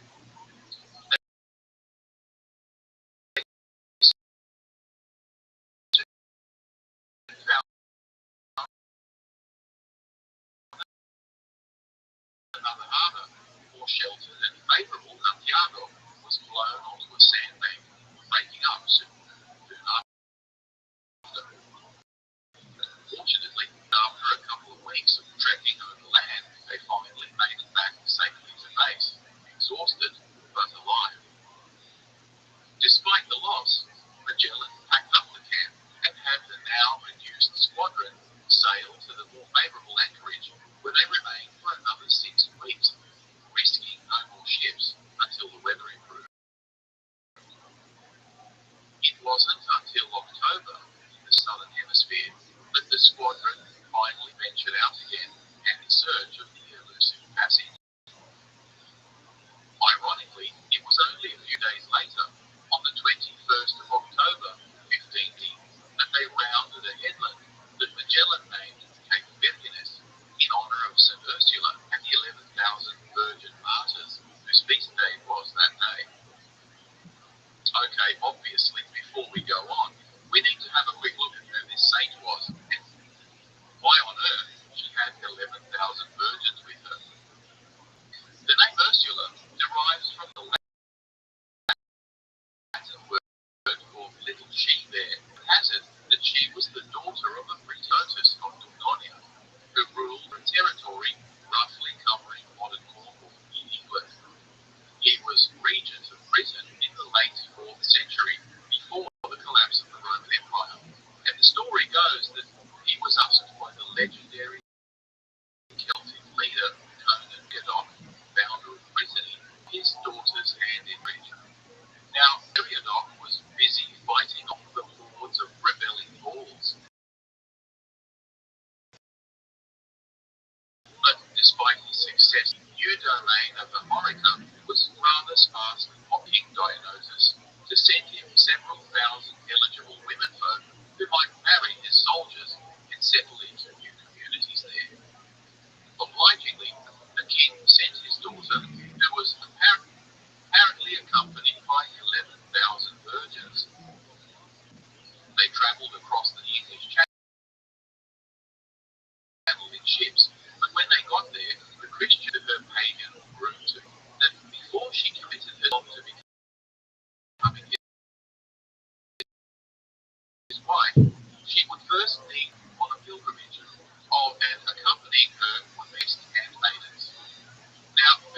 and strong.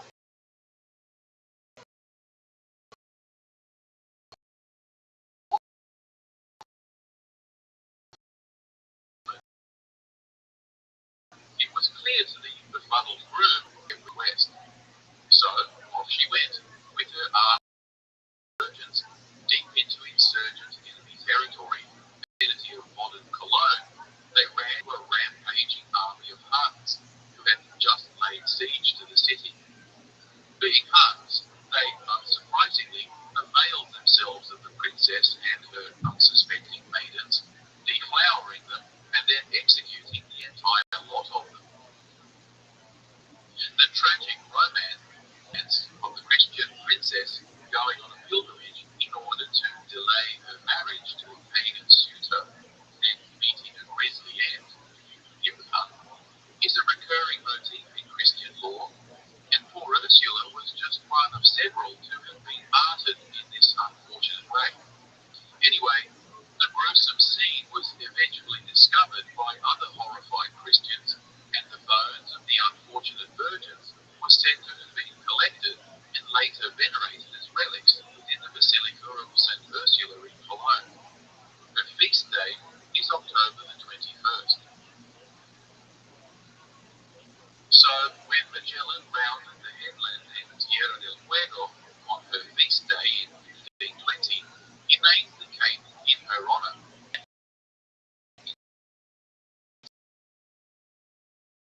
Incidentally, her legend also the name so named passed that Caribbean paradise on the same day in 1493. Now, you might also be wondering why he named the area Tierra del Fuego by his famous voyage of discovery in 1520 on account of the many campfires they observed on shore while passing through the region.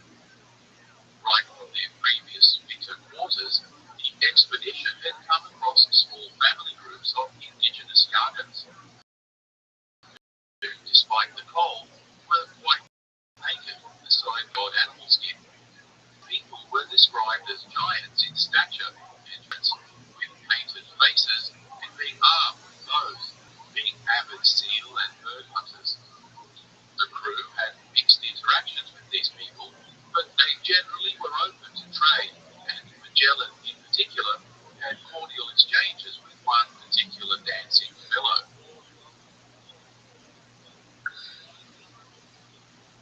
Having entered the bay we now call the Straits of Magellan, a fierce storm blew up and separated the ships, with two of them being blown deeper into the waterway. When they eventually reunited, the depths were plumbed and found to be conducive to navigation, so they cautiously made their way ever deeper. In the saltiness of the water, there also appeared to be tidal currents moving the other way,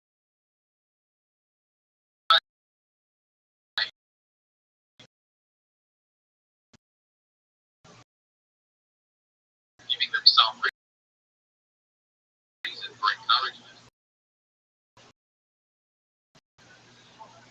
They eventually came to a large erected two ships to explore to the left, full of supplies.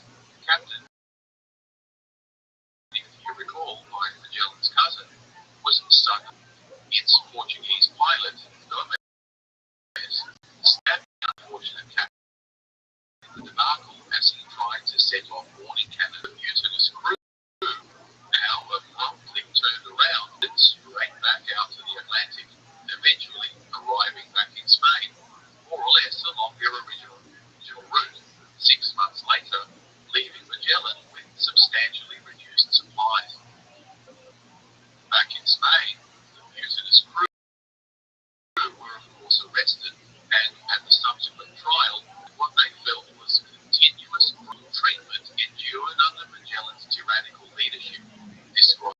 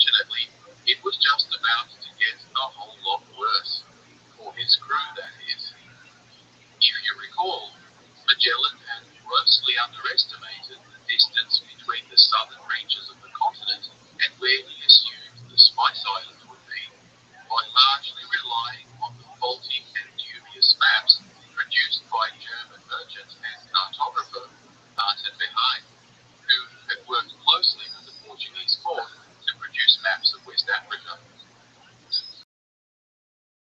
Behaim was a bit of a celebrity and his globe, the oldest surviving one in the world, having lots of interesting though erroneous details, and scholars today doubt that he had visited many of the places using his imagination to fill in the blanks. Apparently, it wasn't just Toscanelli, but also Behaim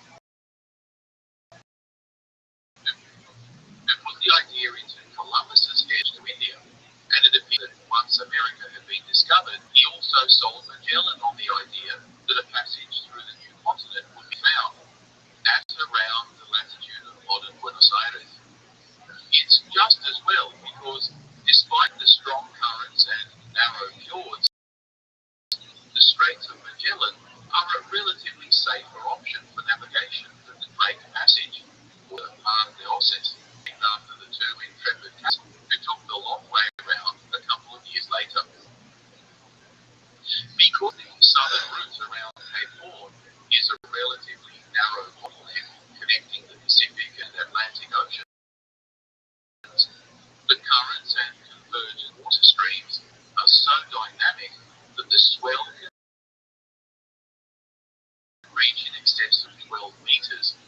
The weather is considered to be the most critical in the world, causing countless tragic sinkings and being a rite of passage as well as a source of macho sea shanty generations of sailors for centuries to come. Anyway, Magellan Islands were only 3 or 4 days sailing away. But as it turned out, it would take almost 4 months expedition that barely had a couple of weeks' worth of virgin water.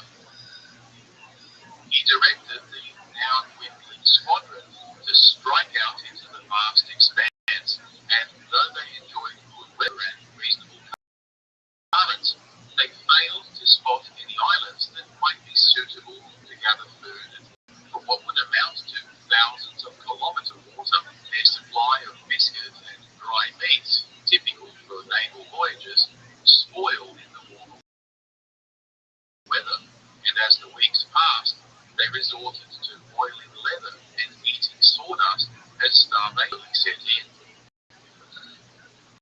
Rats, if they could catch them, were a prized delicacy, but they were soon eradicated by the ravenous crew. Scurvy also soon took a hold, with the open sores, rotting gums, and delirium eventually causing the deaths of 20 or so crew members, with dozens more falling gravely ill.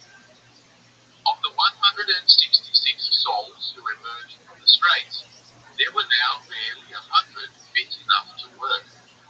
Interestingly, the senior officers didn't succumb to symptoms of scurvy, and it appears that their privileged ration of quince jam provided enough vitamin C to stave off the disease, and it seems that they either didn't think to analyse why, or they kept it to them to share their privileged rations with an increasingly mutiny-prone who were becoming ever more disillusioned with their captain's inability to explain why they had yet reached Japan, this ruthless wandering. Some were beginning to think he was a madman. Eventually, they passed a couple of small islands that were uninhabited and offered no real sustenance, besides the large presence of sharks that they spent a few days fishing. Continued westwards without sighting any more of any archipelagos and atolls that cluster in the vicinity, until they eventually came to the Marianas, anchoring off the island of Guam. Suddenly, there were dozens of outrigger boats swarming around the 3 Spanish and Austronesian Chum natives swarmed on board without so much as a greeting, and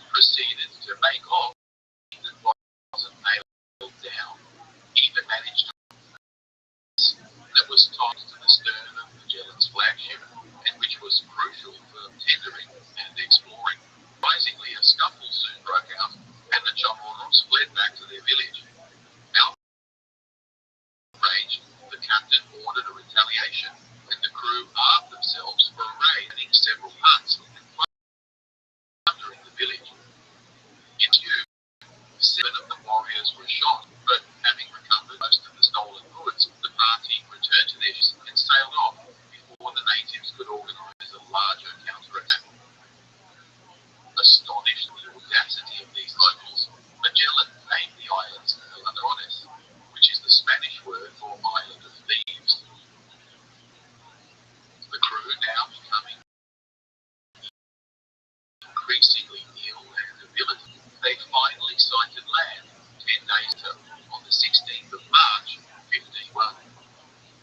Being a Sunday and the feast day of St. Lazarus, Magellan named this archipelago in his honor. They sailed down the east coast of the island of Samar and anchored off the small uninhabited island of Pomamon, where tents were set up on shore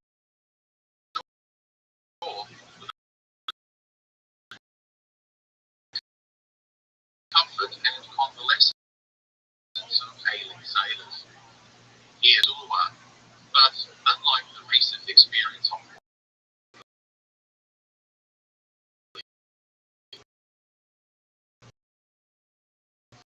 and hospitable, gifts were soon exchanged.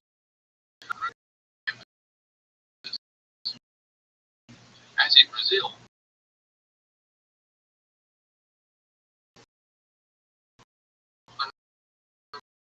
rapport soon developed between the crew and the locals, with much conversation being had about food to head for an island called Cebu, you might make contact with.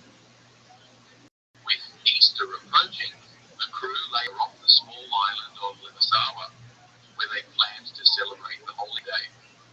Presently, they encountered a pair of large warships, which belonged to two Rajas from the local area who were out on a hunting trip on the island. Magellan's slave, Enrique, suddenly realized he could understand it, and he now acted as a translator. The two noblemen inviting their guests at their base camp. Now, most people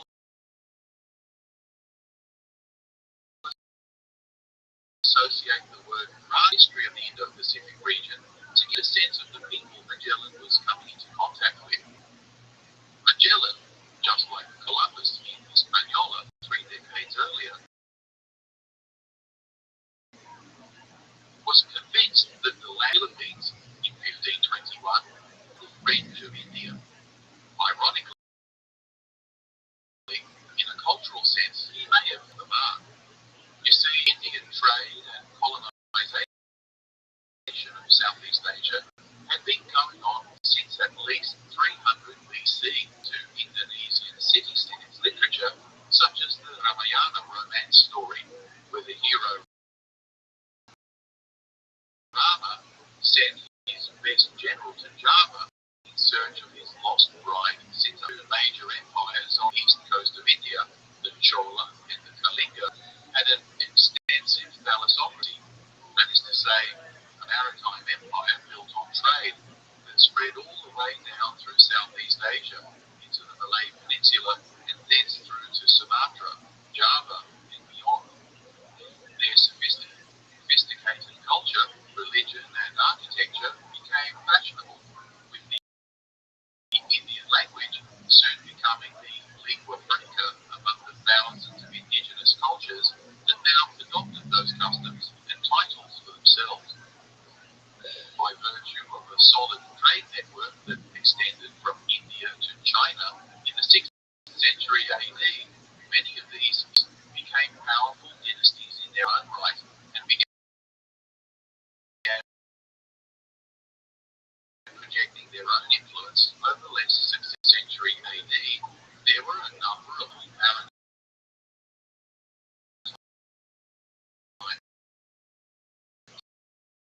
kingdoms emerging out of claiming descent from the Cholas,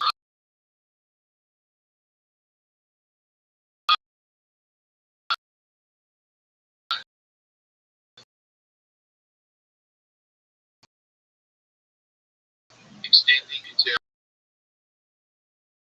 Sumatra. In 1292,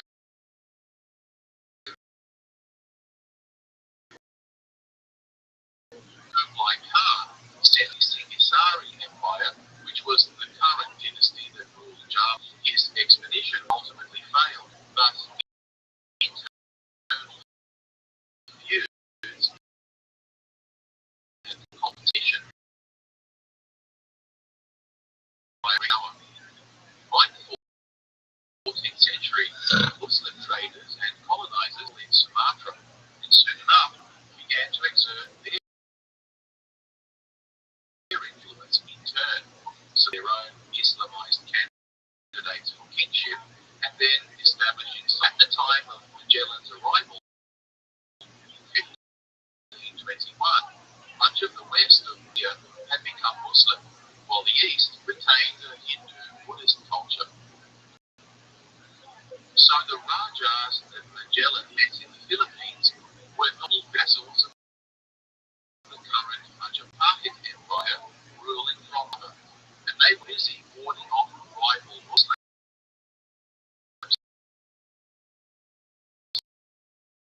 sultans from the west, were expanding their own spice islands of Molucca. Over the next years would themselves be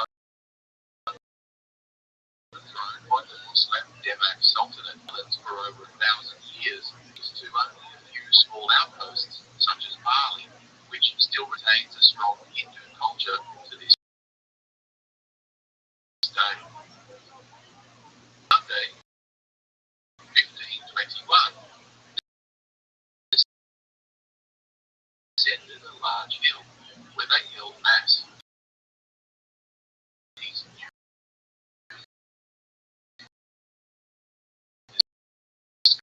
discovered islands, today for God and Spain. The two Rajas who hosted him were intrigued by the ceremony, and with Magellan and one of the Rajas even exchanging bonds of brotherhood. It seems that this inspired some new religious zealotry in the captain, and like the Greek Raja, his new brother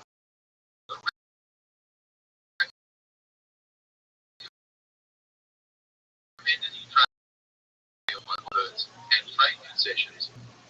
Apparently, during the conference, Magellan's other commanders counseled him to ignore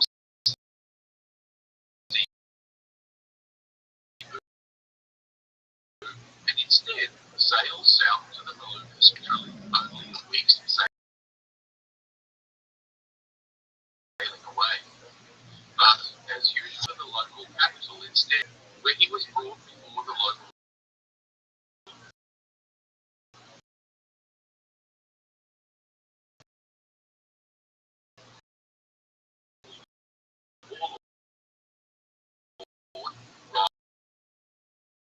warlord, Magellan's chaplain, had not only baptized the Raja and his queen, but hundreds of locals who followed suit. The newly Christian Raja now got the idea of taking advantage of Magellan's missionary work by suggesting to him that the neighboring island of Macau were not only resistant to join the true faith, they openly mocked it. Indignant, Magellan set fire to a number of the villages, and when its Raja, Lapu, showed up in Monterey, Magellan, full of the Holy Spirit and did go off, told his host to stand by and watch as he wiped the floor with these unbelievers. Unfortunately for our captain, nor his iron present late proved sufficient, as the 50 or so Spaniards that came ashore were completely overwhelmed by 1,500 rampaging natives in what would become known as the Battle of Macau. Magellan's ship-borne artillery and crossbowmen were way out of range, and his armour wasn't enough to stop the poisoned arrows of the thigh. Closing in on him, he was soon cut down while holding off the enemy during a fighting retreat. In what was more like a bloodbath, Europeans were speared and bludgeoned to death, and the few who were escaped were immediately battered. Lapu-Lapu would enter India as a Philippine national hero for centuries to come. The Rosa, as well as Juan Serrano, would act as co-commanders. Having gripped the neighbouring Raja, squandered by the hubris of this European braggart, must have infuriated Cebu and King Ormond, or Don Carlos as he was now called, because Lapu-Lapu now had a significant casus belli against him and would prove to be an ongoing headache. So, while the new captains were licking their wounds,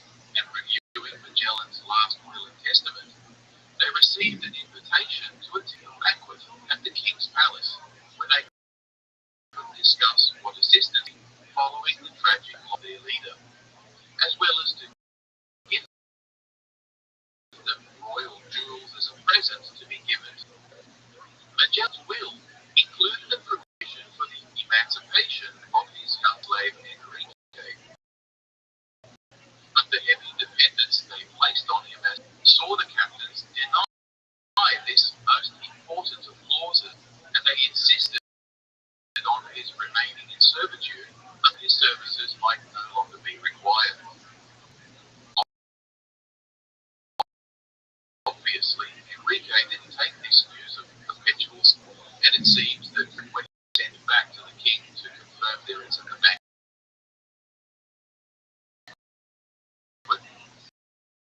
young Enrique had a few things he needed to do.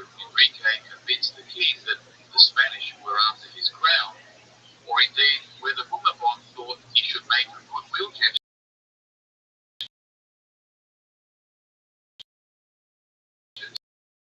to his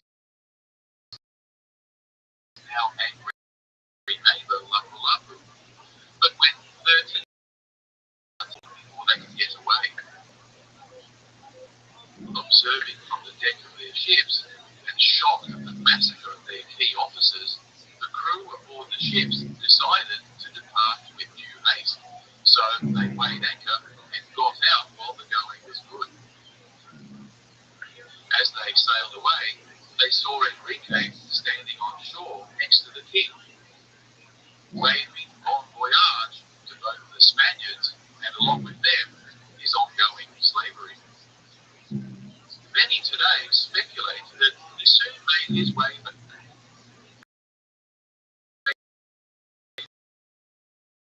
home to Milan. If so, the honour of circumnavigating the globe would go to an illiterate teenage slave rather than some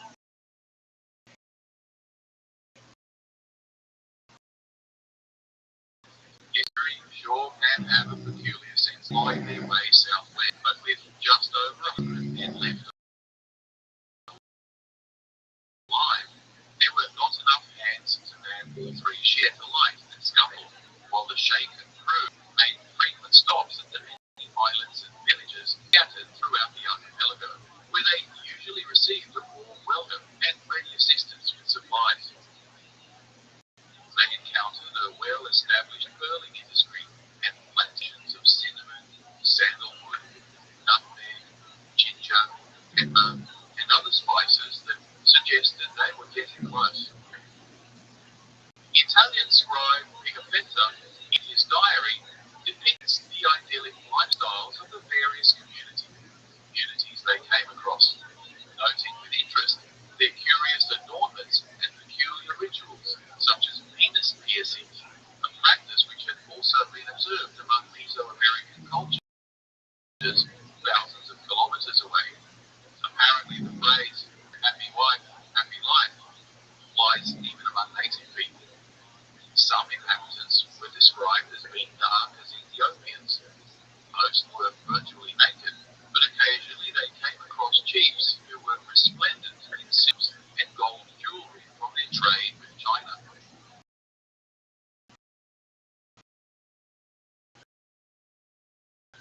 The ships also began to encounter the KLS, also usually a warm welcome.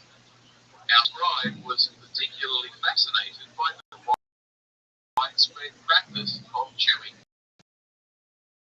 metal leaf, a peculiar and addictive custom that still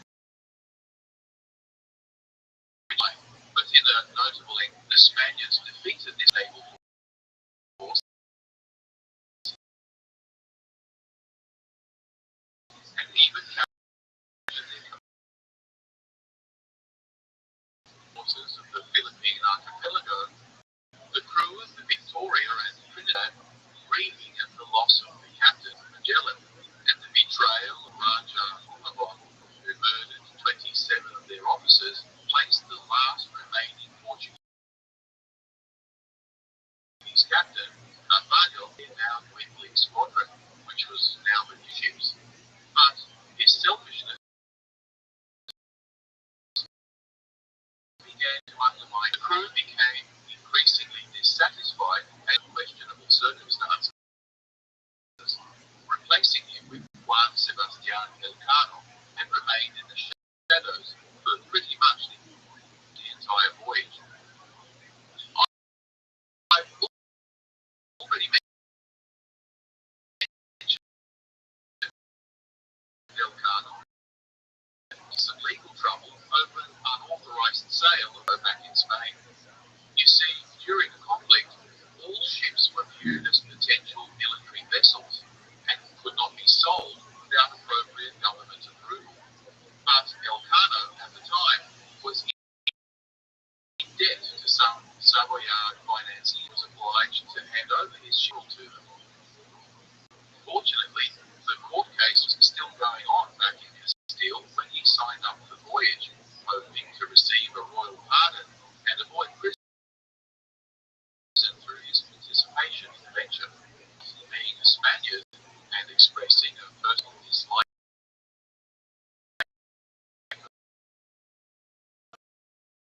of Magellan, he felt compelled to support him, and then spending several months in jail for the St. Julian mutiny. Reasons given for the continuous uprisings against Magellan was the complete secrecy with which he commanded the voyage. He typically refused to divulge his daily plans and the source of his predictions, which led many of the officers to believe he was just making things up as he went along. His paranoia, rashness, and harsh demands of the crew only distanced them from him further at the very times that they needed a charismatic and inspiring leader to get them through. It seems that Elcano, as he himself spelled his name, Elcano, was one of those unexperienced sailors who knew much but so little. His quiet competence eventually became prominent, but not before pretty much every other ranking officer.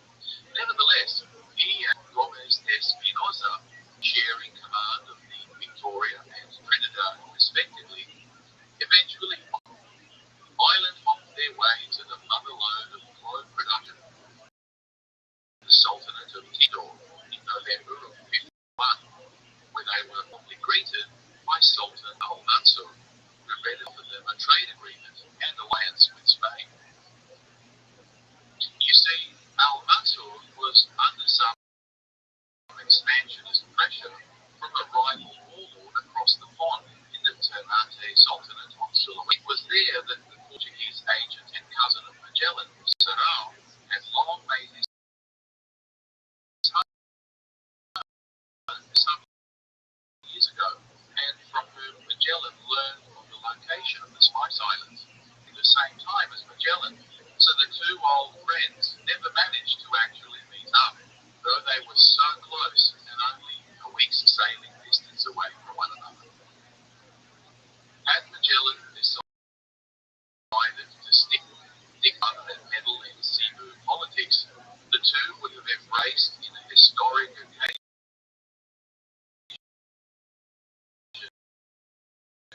about which songs and paintings would no doubt have been. It was not to be, and fortunately for the Spaniards, the Tidor Sultan was more than happy to ally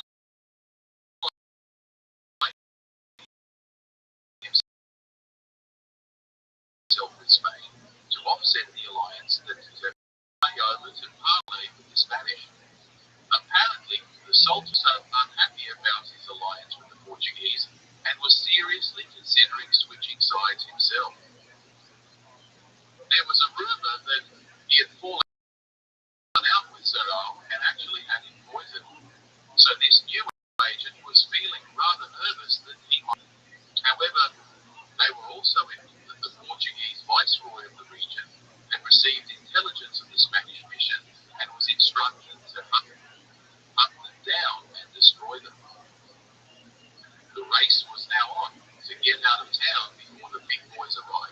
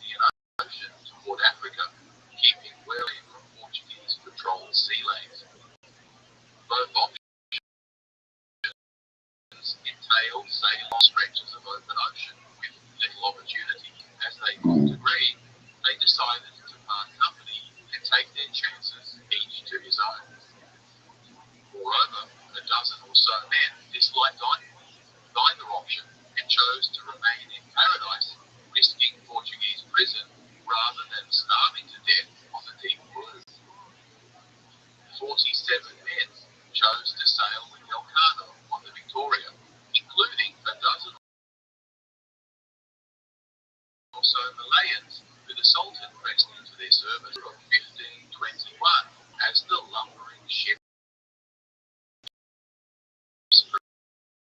prepared to depart, their holds pregnant with tons of cloves. The Trinidad began to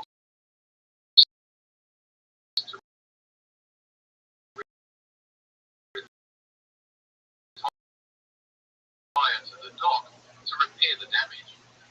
Before, it being met by generous and friendly locals along the way. These often told enchanted forests, pygmy-like tribesmen who lived underground, often cannibal, and even an island of Amazons that any man who comes near.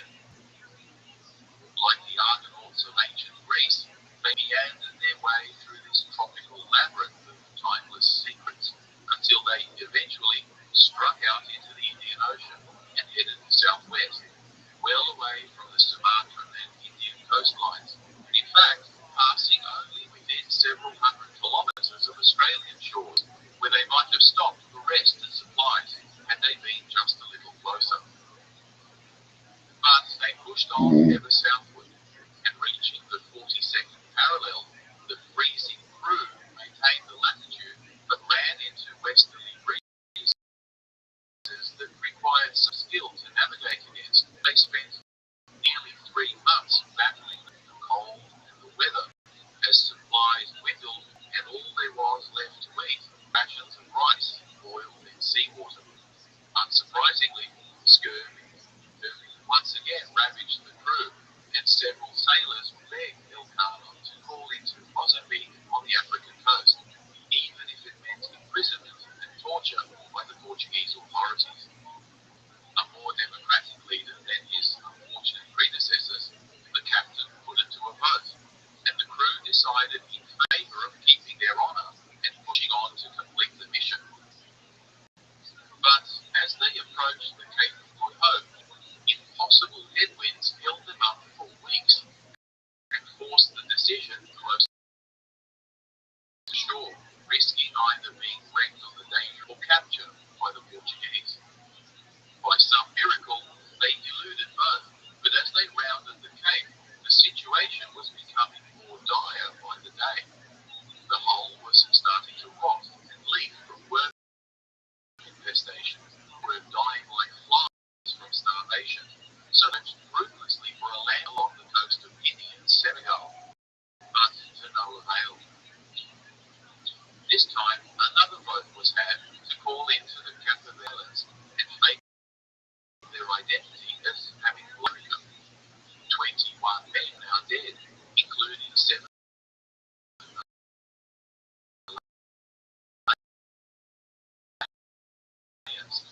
agonizing sacrifices that could to procure supplies, as well as African slaves to man the building ups using what barter they had left, while concealing their precious cargo of clothes, which would betray their true identity and land them in prison for a very long time. They bluffed their way to the purchase of a couple of bushels of rice from the cargo and scrambled to impound the vessel. Elkanah called to shove off, leaving 13 sailors stranded on the dock, who were soon rounded up by the governor and imprisoned. Having escaped the clutches of the Portuguese authorities to their islands, the 8 surviving men left aboard the Victory, now set course for home. But it wasn't a case of their making a simple beeline up the coast of Africa. You see, the various wind pattern Coriolis effect creates a consistent gyre of air currents that circulate clockwise in the northern hemisphere and counterclockwise in the southern. This means that roughly 15 degrees north of it would be blowing head-on and out to the west. Portuguese navigators had long learned that it was actually more efficient, if counterintuitive, to sail out to sea perpendicular to the winds we now call the northeasterly trades, and then ride the clockwise turn of the winds as they become the southwesterlies their backs as they approached the Iberian coast. This turn of the breeze as the Volta do Mar enabled Europeans to strike out with confidence across expanses of ocean and predict the likely wind direction based solely on their latitude. So it was that the Victoria had one last broad loop to sail before finally making its way through San Lucas de Barrameda and up the Guadalquivir River, docking at Seville. But not before the exhausted and emaciated survivors managed to fire off a cannon salvo to salute their monarch and celebrate their return. Meanwhile, the poor old Trinidad, back in Tidor, took months to repair and sailed off north in search of favourable westerly winds that might take them back to the American coast before the Pacific finally showed its true capacity for violence, and they were hounded by a relentless storm for weeks that forced them to head back to safety. They returned only to find the Portuguese had occupied their former holdings, and 2/3 of the 50 or so sailors left behind were dead. Themselves emaciated and ravished by scurvy, their failed adventure northwards, Espinosa surrendered to goods and cargo seized, and the crew jailed indefinitely. Their hapless Portuguese agent was taken outside and summarily executed for treason. Only 4 of the 50 of the Trinidad came back to Spain alive. While the Trinidad was awaiting its fate, Elcano, back in Seville, was busy writing a short letter to King Charles, briefly outlining their journey, their suffering and sacrifices, the lamentable death of their leader while spreading the Christian faith, and the capture of their comrades whom he implored the king to rescue from the Portuguese. He gave an account of their successful diplomatic mission to the peoples of Maluku under Spanish protection. Nowhere in his account did Elcano mention himself or brag about the staggering voyage he commanded to successfully return home, albeit battered and shattered. He did, however, manage to negotiate a pension and honours for himself, though he never quite made it into the inner circle at court. With the eventual release of the prisoners in Cabo Verde and the arrival of those last 4 members of the Trinidad, only 35 of the original 270 crew members made it back to Spain alive, along with 4 Moluccans who were keen to meet the king. A subsequent mission to capitalise on their newfound trade route, known as the Loaiza expedition, in which Elcano once again volunteered to participate, ended in complete disaster, with Elcano dying at sea from scurvy, and the entire fleet, this time comprised of 7 ships, was either scattered, wrecked, or abandoned the mission, with only 1 small ship,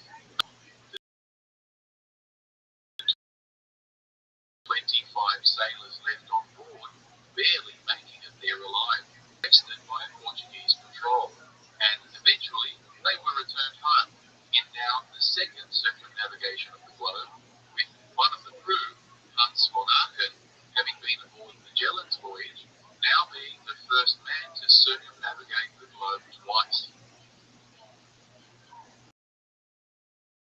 It should be said that the cargo of cloves brought back by the Victoria, when all costs were accounted for, astonishingly turned a significant profit, given such that in English terms, the venture was actually a complete success, and the surviving sailors became rich enough through their share of the profits to retire.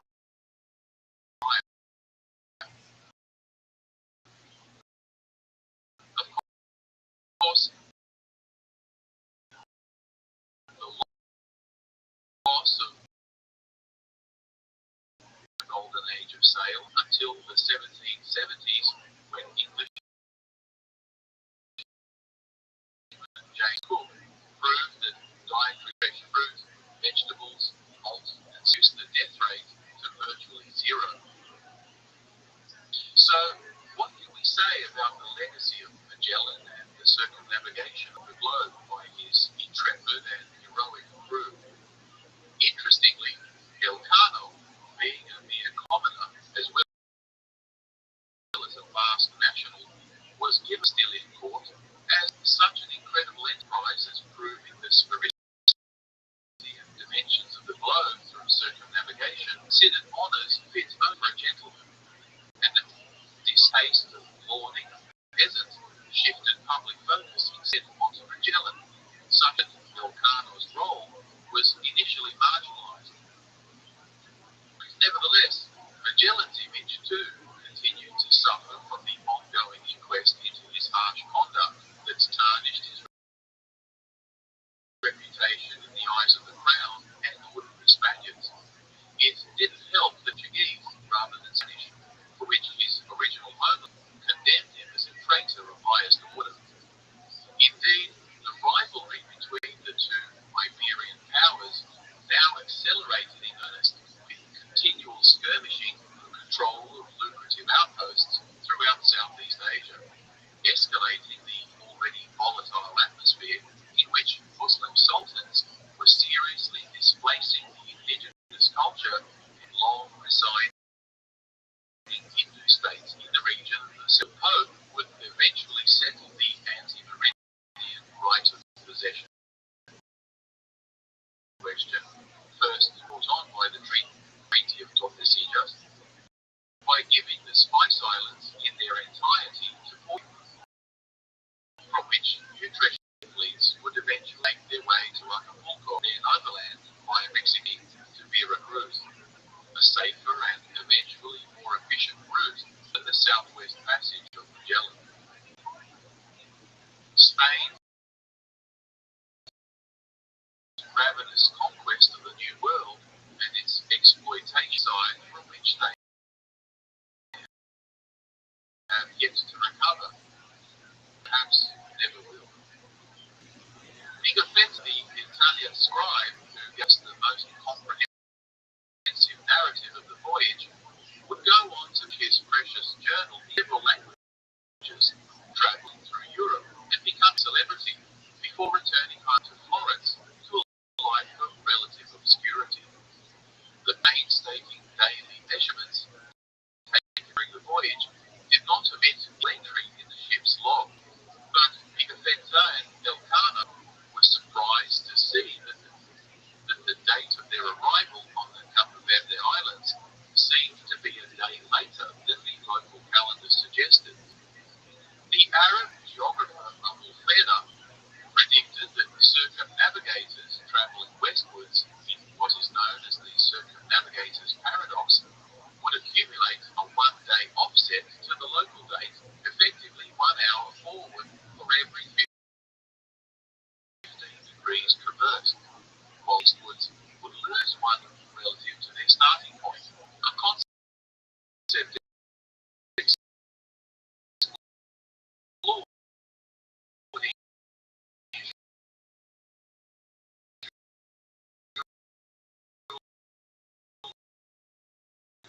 entertaining around the world. The explosion of the spice trade saw the emergence of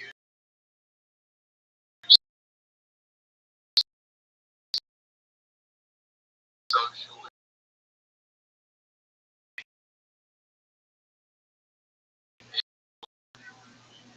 this financed the expansion of Protestant individualism and the gradual diminishing of church power as intellectuals began promoting the merits of humanism and the separation of church and state. It also saw the permanent collapse of Islamic control of Oriental trade routes, both the Silk Road and the maritime Indian Ocean networks that produced incredible wealth in wars against Christian Europe. Hundreds, the Islamic world is a shadow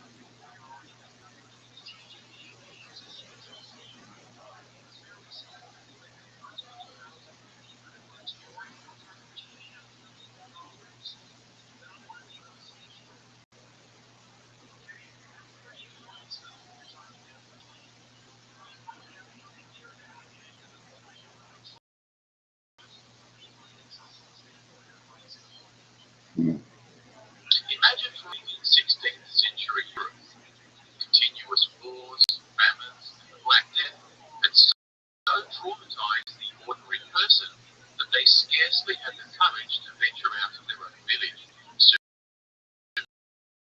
Superstition and fear were rife, and the church by scandals and Protestant revolution. Ottoman invaders were seemingly unbeatable. They pressed into the Balkans and Eastern Europe and completely dominated Mediterranean.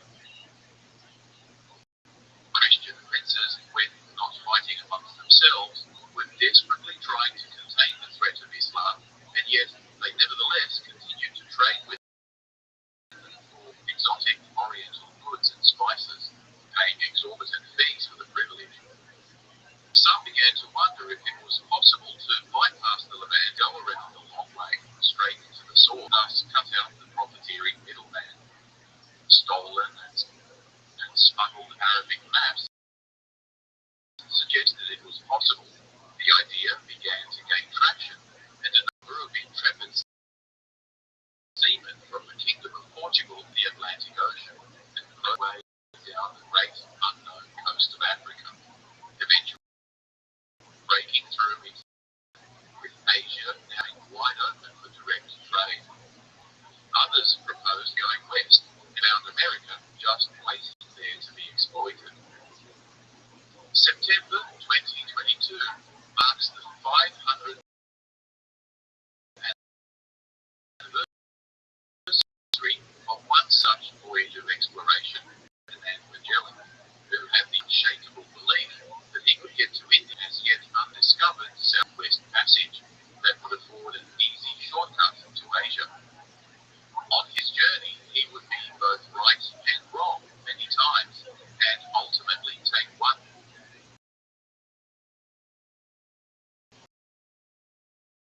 gamble. But on the way, bizarre tradition that for the first time in history saw mankind high and low. Join us as we dive into the Magellan Elcano expedition. Let's take a moment to like and subscribe for updates. And if you enjoy our content, please show your support by making a small, easy through the heart shape X link next to the like and share buttons below, or via the PayPal. Better still, why not get better access and personal involvement by becoming a Patreon supporter?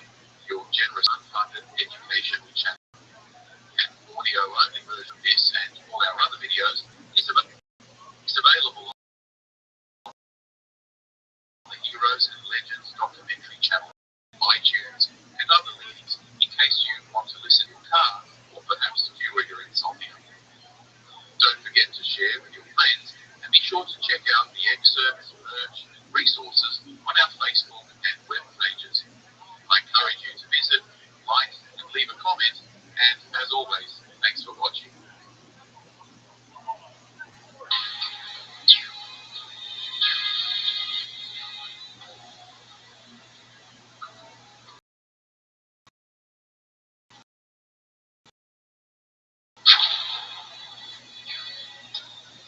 The story begins in Lisbon, 1481, with Christopher Columbus, wily Italian business agent and opportunist, keen astronomer and mathematician Alfonso Toscanelli, picking his brain about what he made some years ago to the Portuguese king Alfonso V about the possibility of a westward route to the Spice Islands of Molucca, an archipelago of islands in the east of modern Indonesia. He was a high caliber and well-connected Renaissance intellectual whose friends included the architect Filippo Brunelleschi and the philosopher Marsilio Ficino. He was part of a tight circle of academics devoted to rediscovering lost Greek and Roman science.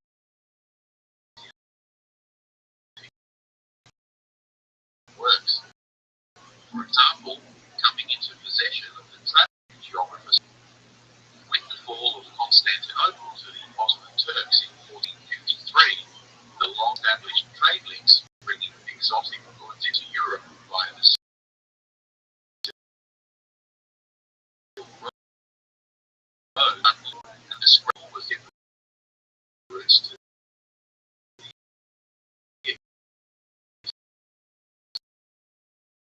porcelain and spice markets. Europeans at the time still believed the earth, but historians of science have clearly shown that there was scarcely a Christian scholar of the Middle Ages who didn't. They maintained that perhaps Eratosthenes in 240 BC, who calculated the circumference of the Earth, the rough sphericity of the Earth was widely known throughout the Middle Ages of Europe. Several scholars have traced the flat Earth myth to the 9 components of evolutionary theory, as well as to geographers of Columbus who took substantial, shall we say, creative liberties in the telling of his story. Eventually, these myths made their way into school textbooks, and generations of misinformed people just accepted it without question. Some things never change. Renaissance scholars lack not in the belief in a spherical Earth, but in its size. Several writers after Eratosthenes, such as Ptolemy, used the system of measurement 25% longer than the Roman mile, used the European measurement at the time. This meant that mapmakers were grossly out of a degree of longitude. Now, while he was in Lisbon, Columbus had married into a wealthy merchant family and had come into possession of a significant number of prize geography along with several maps he acquired while sailing as a cargo agent. Contemporaries tell us that he was not a particularly gifted scholar, but entrepreneurial streak led him to study a large number of geography, astronomy, and history works, a number of which still exist, extensively covered in his handwritten margin notes. He worked with his brother in a map-making shop, where he frequently gathered even more information from sailors and merchants.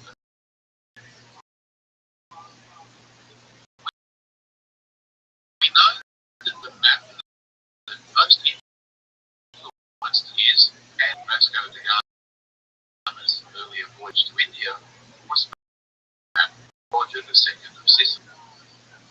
So, with the sudden inspiration for navigating a maritime route to the Orient, Columbus pored over the available data and began obsessively calculating the distances, then known as Tipapo, which he estimated at 2,400 nautical miles, or just under 4,500 kilometers from the Canary Islands westward.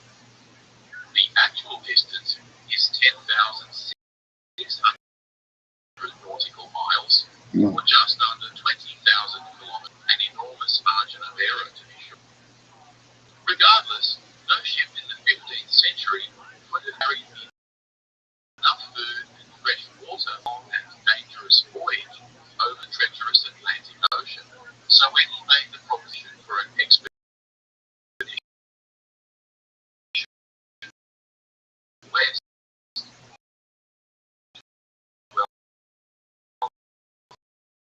Alfonso's successor, John II of Portugal, is not because they correctly assessed his calculations as being only a quarter of the actual distance.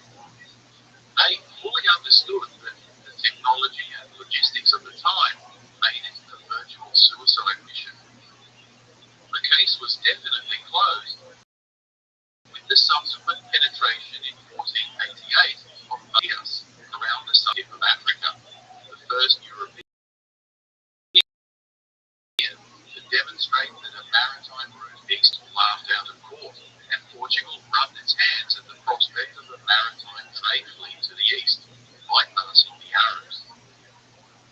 Dejected, Columbus packed up his gear and headed to Castile, which was busy mopping up the last of the Islamic strongholds in its ongoing reconquista against the Moors. Isabella I of Castile and Ferdinand II of Aragon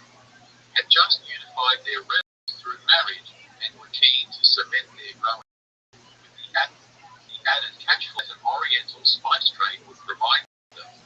So when Columbus showed up and floated his idea to her, she passed it on to her own advisors, who, like the Portuguese scholars beforehand, dismissed it as untenable for the time being.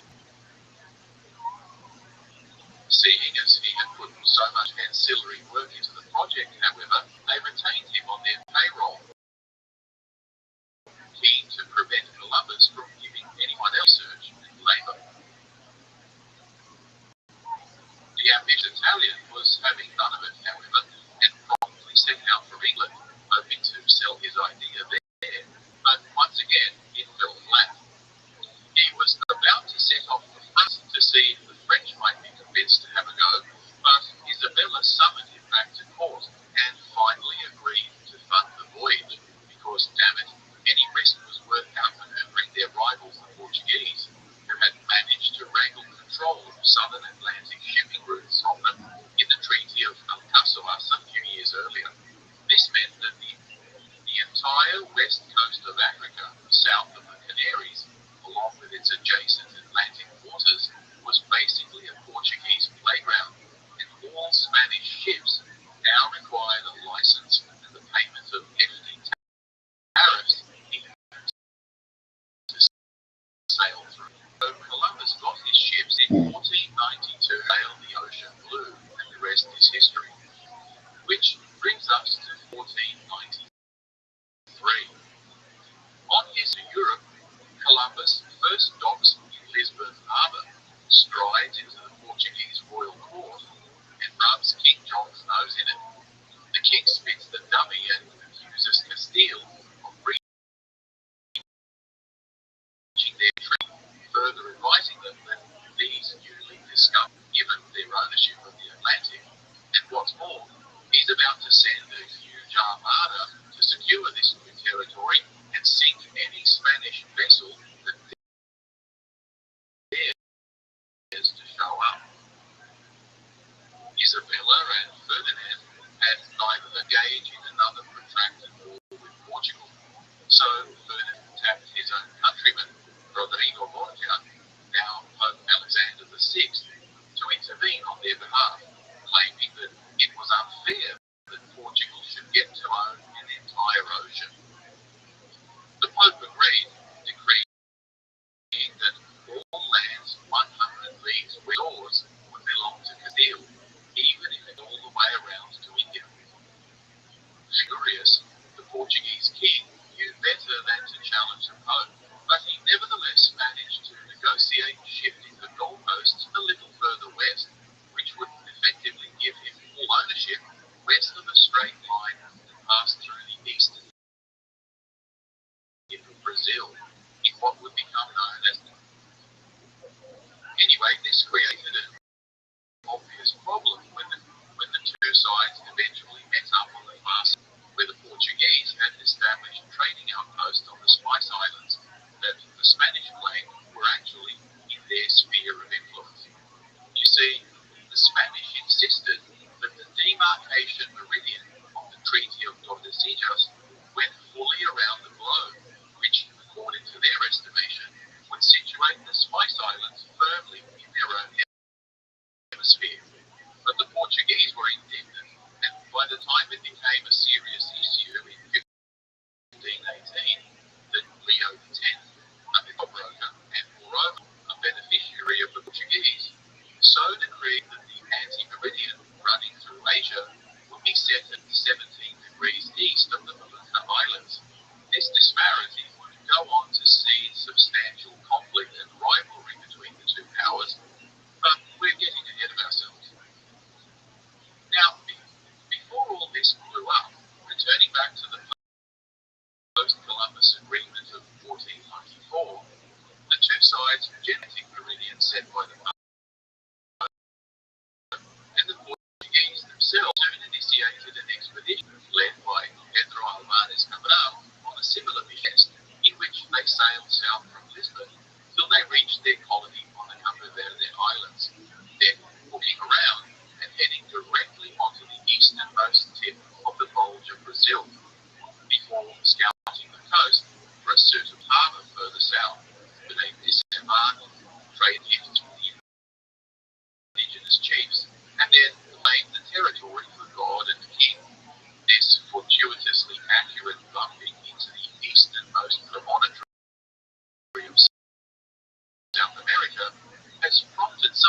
was to suggest already knew about the existence of land southwest Atlantic to prevent the Spanish from getting their claws into it. There has been some suggestion they had already established a logging industry bringing back Amazonian timber. Of course, neither the other Catholic states of Europe nor the emerging Protestant ones paid any heed to the Pope's treaty and completely ignored it, soon venturing out for themselves and establishing their own colonies over the New World to the west and throughout the Indo-Pacific via the Cape of Good Hope in Africa, at times coming into conflict with both Spain and Portugal, who were busy taking regular potshots at each other or otherwise conquering the various indigenous civilizations that they encountered.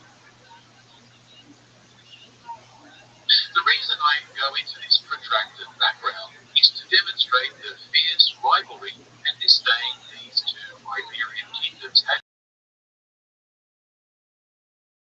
for one another, which set for the antagonism westward beyond South Magellan.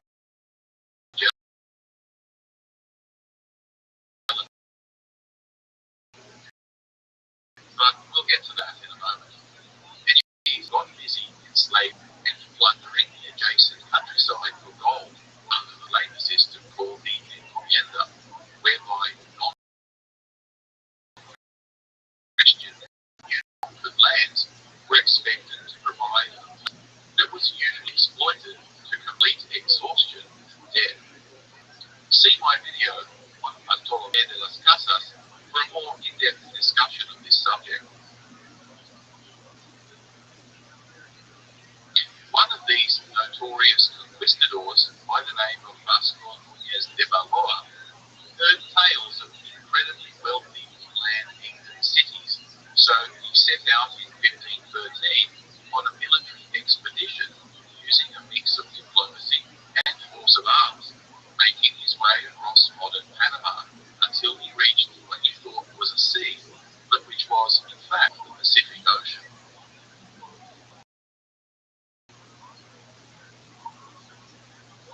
Having divested the regional name and frequently also their life and liberty, he sent reports back to Spain of this vast prompted discussions at court about the possibility of the Spice Islands being not too far offshore. If a way could be made through the region of modern Panama, they would have a shortcut into Asia, while at the same time avoiding the entire Portuguese hemisphere of influence. Meanwhile, Juan Bernal de Magallanes, known to us in English as Ferdinand Magellan, the brave and competent Portuguese Francisco Serrao, had been involved in the conquest of Malacca, the Portuguese viceroy of India, Alfonso de Albuquerque. You see, following the violent appearance of Vasco of India in 1490, Portuguese is called to cement its presence in pursuit of three primary objectives. Firstly, to ensure wealth and thereby cripple their power. Secondly, to spread Christianity. And thirdly, to dominate the entire spice trade back into Europe. Now, the spice trade was clearly their highest priority, as cloves, nutmeg, and mace were not only used as preservatives and interesting flavor to be the only medicines that could prevent and cure bubonic plague that had so recently devastated the entire population of Europe. Consequently, the price of these commodities on the open market was astronomical, and if Portugal could secure a viable trade route to the source, it would become wealthy beyond imagination.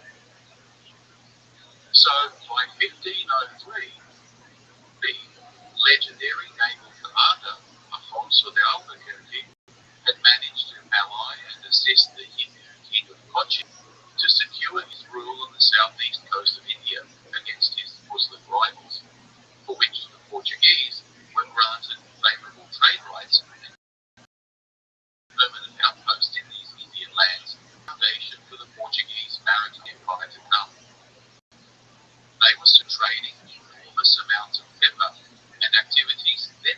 slowly south towards Sri Lanka, where they discovered the source of the cinnamon trade. By 1507, they had built a series of forts along the entire African coast, blockaded the Muslim trade routes into the Red Sea and the Persian Gulf, and brought Islamic merchant shipping to its needs. Embassies were meanwhile sent further east to establish trade relations with significant potential partners such as Siam, Malacca, and even China. Of these, Malacca, a natural bottleneck in the flow of goods from China, was reputedly a major regional trade hub. The diverse and cosmopolitan population, comprised of immigrants and merchants from all over the Orient, that trade silks, porcelain, spices, and firearms. The King of Portugal was keen to curry favour with the Sultan of Malacca, and made overtures of friendship and alliance if they would be allowed a trade concession in the city alongside the Chinese, Hindu, and Muslim merchants that were already there. However, the embassy's initially warm welcome was soon undermined by disgruntled Muslim merchants who convinced the Sultan that the Portuguese were, and as a Muslim, it was duty bound to reject their embassy but to attack them. Consequently, a surprise attack on the ambassadorial fleet caused mayhem and a hasty withdrawal back to India. Diplomatic insult was avenged in 1511, organised a retaliatory strike on Malacca that quickly transformed into an amphibious assault and a swift conquest of the city. Favourable grants to the Hindus and Chinese merchants in its aftermath cemented their ongoing support and partnership. Malacca, Portugal projected its power into the next several centuries, eventually coming to control the entire trade in spices from the Maluku Islands off Sulawesi. Ferdinand Magellan, a minor noble, had entered the Portuguese king's naval service at a young age. By 25, he was in India and participating in the establishment of Portuguese outposts over the course of the next 8 years, fighting in a number of significant battles, including the Battle of Butte, in which the Portuguese fleet effectively crushed the Islamic and Allied naval fleets in the Indian Ocean, opening the way to European domination of the Orient. He was involved in both the failed embassy mission and the subsequent conquest of Malacca, but then returned home to Portugal into the eyeballs from his participation in the sacking of the city, and now accompanied by a young Malay slave he purchased in its wake in the local market. This 14-year-old Malacca, or possibly Sumatran or even Sinuan lad, whom he baptized and named Enrique, remained by his side throughout his future voyages and would prove instrumental not only as a guide and translator, but more importantly, Enrique may actually have a legitimate claim as to have circumnavigated the globe. But once again, we're getting ahead of ourselves. While Magellan was living back in Lisbon, his cousin Francisco Serrao, meanwhile, sent beyond Malacca into the deeper Indonesian island chain to try and make the exact location of the Spice Islands. His ship was unfortunately wrecked in a French squall, but crew managed to get rescued and eventually found themselves at the court of a local sultan who was keen to ally himself with a strong that might help him dominate the many other local region chieftains. Serrao was wealthy, becoming a friend and advisor of the Muslim lord Bayan Sirullah, who quickly married him off and set up a home for him, taking advantage of the knowledge this European might share with him. Serrao never forgot his mission, however, writing to Magellan back home with information on the exact location and political situation of the Spice Islands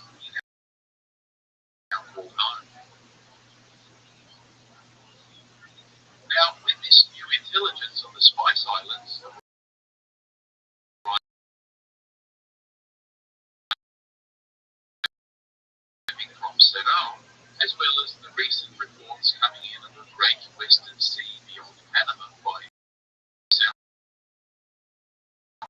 coast of America around western jungles of Panama, which take years for the Spaniards to establish roads.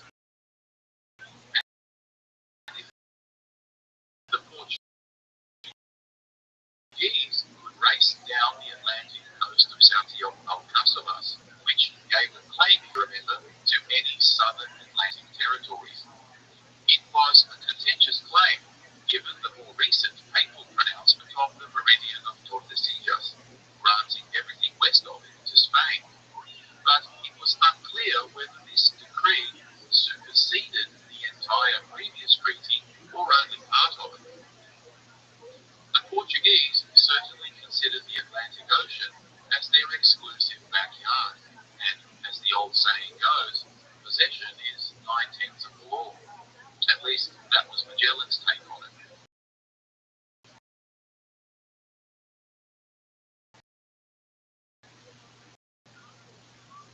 Explorers, Magellan was confident that the elusive cape was just a little farther south beyond the 40th parallel.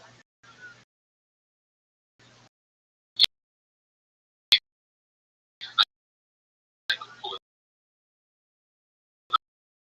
off, so Oriental trade via both the east and west would make Portugal a superpower. In any case, by now, the Portuguese had already established quite a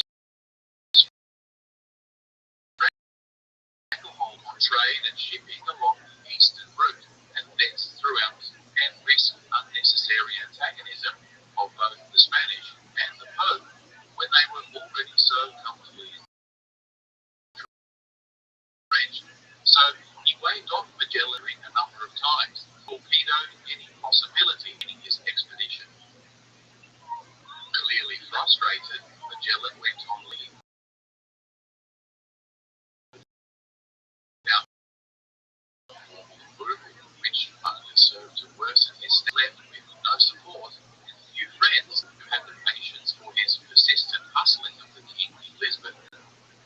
So he smacked a dummy, renounced his Portuguese nationality, and in 1517, along with his good mate Rui Faleiro, a cosmographer and map maker of some repute, made his way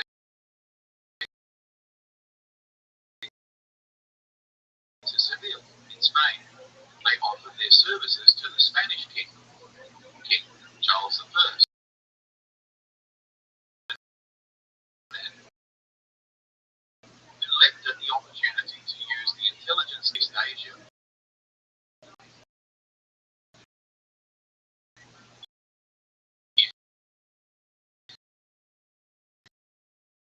Magellan and Valeiros so bypassed or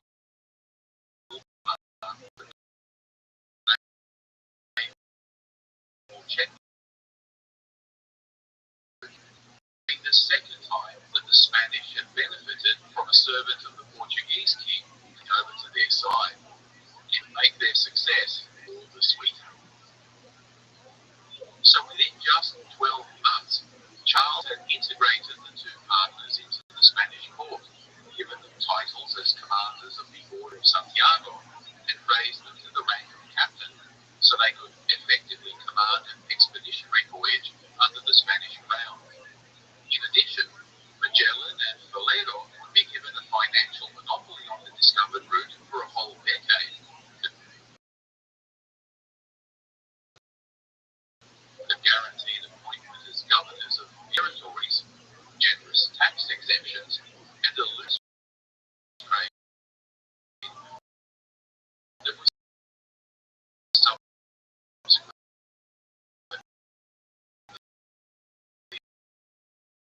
established. If they could pull it off, if he agreed to personally fund the entire venture, but as he was already deeply in debt, and took out even more loans just to make it happen. So,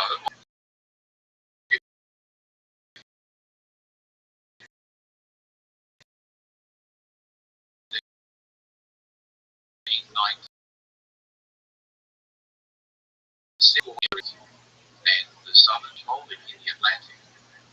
The 5 ships were the Trinidad, its flagship, the San Antonio, captained by Juan de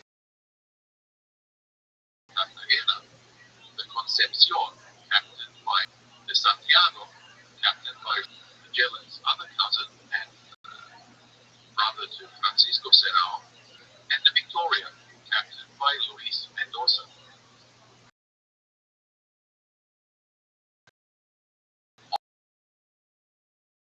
On board was a crew of 270 men, comprised 17 French and a smattering of Flemish, Irish, English, Black Moors, and a number of Asians, including Magellan's Malaccan slave, Enrique.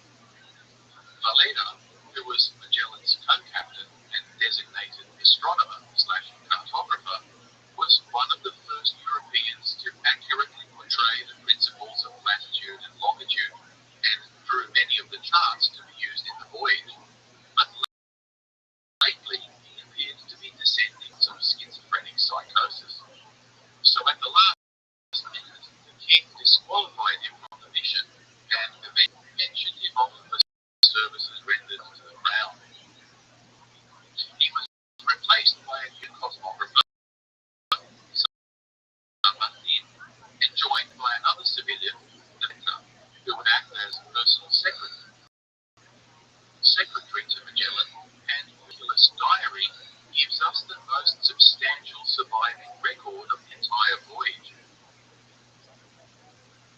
All trade and financial transactions would be managed by Juan de Cartagena, skipper of the San Antonio, who stepped into Valero's vacancy as co-captain and CFO.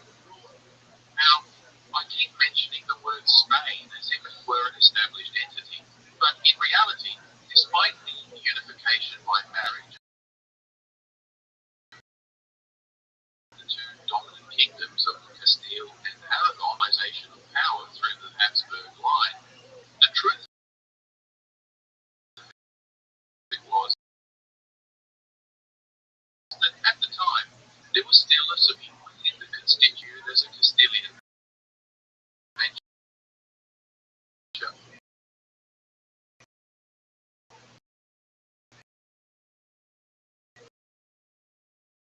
And yet a significant number of crew who was in a spot of legal trouble.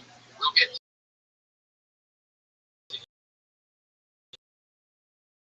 him later. These making for difficulties in communication at times. In fact, sources note that there were more Portuguese and Basques aboard proportionately than there were Castilians, despite it being nominally a Castilian project. In any event, trouble was already brewing as crew members of the varying nationalities referred to the same vessel, which presented the Spanish captains, and indeed many within the royal court, were deeply suspicious, and they resented his leadership of the mission despite his obvious experience, and made no secret of their disdain for this secret. No sooner had they docked in Tenerife to top up supplies than Magellan received an urgent dispatch from his father-in-law, warning him that the Spanish captains of the other vessels were and that the King of Portugal, well informed by his own spy network, would limited perceived previous action of Magellan against Portuguese nations, dispatched 2 Empire fleets of warships in pursuit of his little squadron to destroy it and arrest him.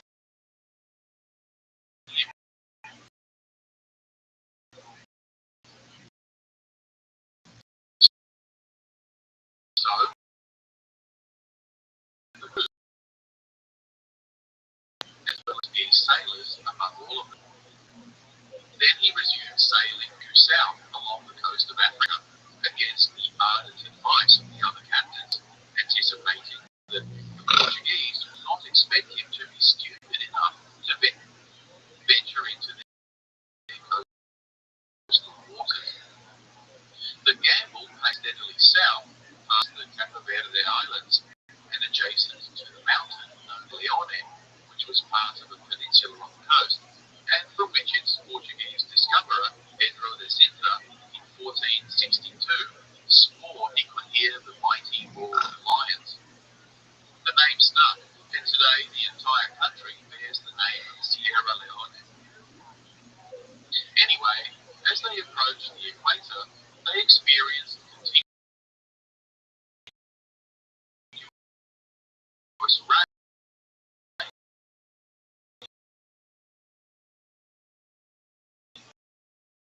two entire months from the west, which carried them westwards to the Brazilian coast.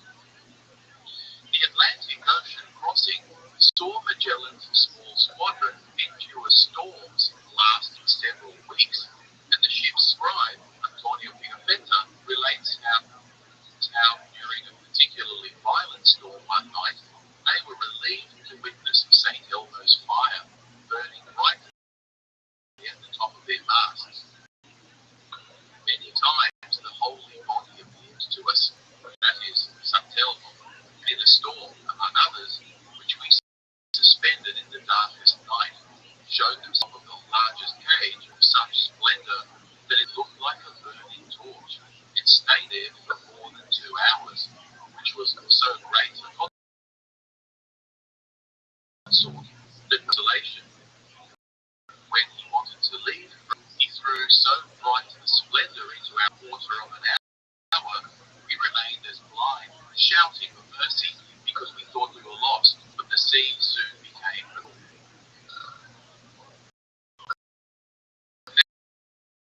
Now, St. Elmo's is a phenomenon observed quite distant of the sun in appearance during storms or unsettled weather. Purple flame-like glow atop masts or at the end of yarn arms. The glow would disappear as mysteriously as it appeared, and was in a ship from danger during storm. Its departure frequently associated, as in this case, with the easing of the tempest. The phenomenon is caused by the increase in atmospheric electricity become charged through the friction of atoms in the air, otherwise neutral gas or atoms,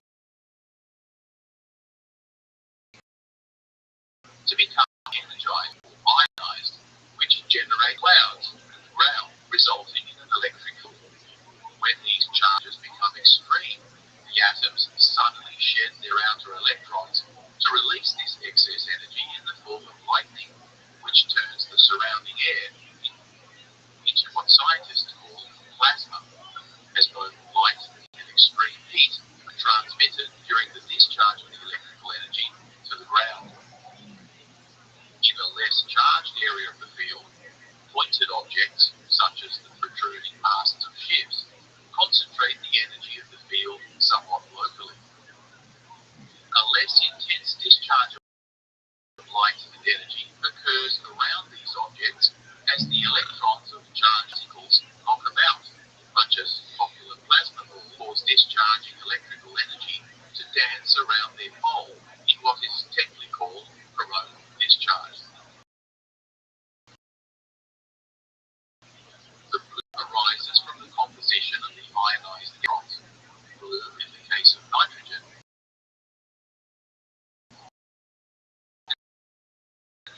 purple in the case of oxygen.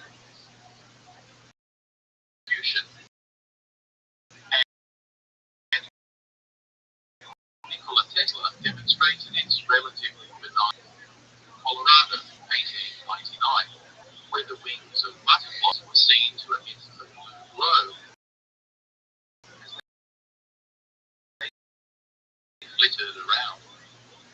Pilots to the nose cones. Charles Darwin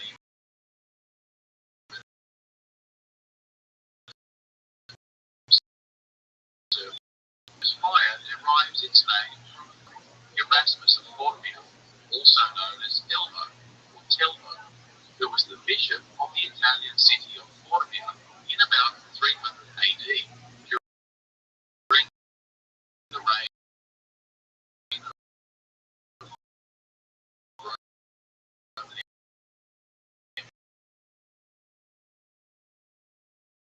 of Diocletian, a notorious and fed by a black raven. Eventually an angel appears to him and chastised him for abandoning his duty. Returning by road, he was intercepted by soldiers at a checkpoint where he admitted his identity, and whereupon he was sent to Antioch to stand trial before Diocletian. During the trial, he was severely tortured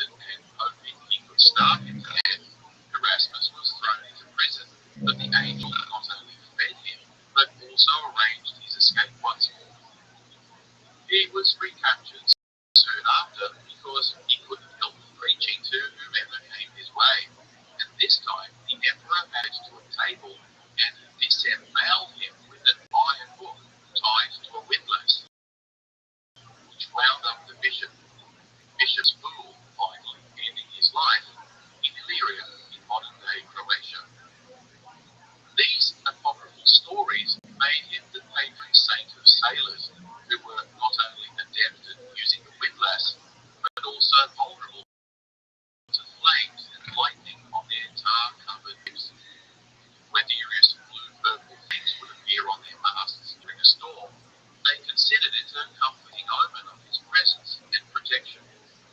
Given the gruesome nature of his death, he is also petitioned for intercession by people with abdominal pain, cramps, and women in childbirth, being considered one of the powerful 14 holy helper saints of the Catholic Church that people pray to for aid. Now, where were we? Ah yes, Magellan. Anyway, back to our story. Having survived the ravages of storm and sea in the Atlantic, the little squadron finally reached the coast of Brazil.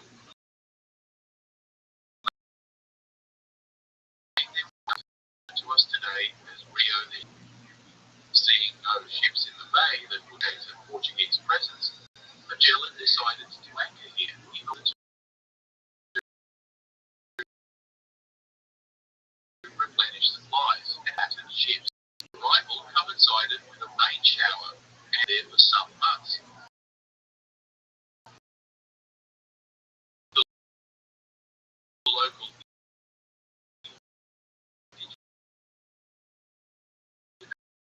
people viewed it. Some weeks there among the trading iron tools, cloth, and trinkets, the sailors enjoying an idyllic holiday in this tropical paradise. I guess Brazilians always did know how to have a good time. The crew got on so well with the natives that when they weighed anchor 2 weeks later, the natives canoed beside the ships as they departed, pleading for them to stay. But it was risky to remain any longer, as the Portuguese were likely to show up, and in the meantime, Magellan had to also contend with the long-suspected mutiny by his Spanish, who accused him of being a double agent and secretly wanting to his navy. The conspirator, and Magellan was well within his rights to execute him, but in the interest of harmony, and to placate the other 2 Spanish captains, merely relieved him of his command and confined him to the supervision of a more loyal crew. Leaving Brazilian waters and their dusky maidens behind, the squadron now continued south and into the massive estuary that they had found the fabled passage. But within several days of exploring the inner reaches, it became apparent that it was actually a river basin, when the water slowly became less brackish. Here they encountered groups of cannibals of a tall and fearsome stature, with booming voices. But it seems these locals were more afraid of the men, so the natives fled inland, and the crew continued their navigation without incident. Annoyed at this waste of time, they set off south once again, passing close to the shore, and only sailing by day to better observe the coast, substantially increased their risk of running aground on shoals or being blown onto rocks in storm. Nevertheless, this closer proximity to the land gave them opportunities to observe vast colonies of penguins and seals. The crew were particularly wary of the seals, believing them to be man-eaters more dangerous than sharks, and referred to them as sea. The weather was now getting progressive, the swell violent, and storms frequent, but more concerningly, they were now well below the 40th parallel, which Magellan had predicted of the passage. The Cape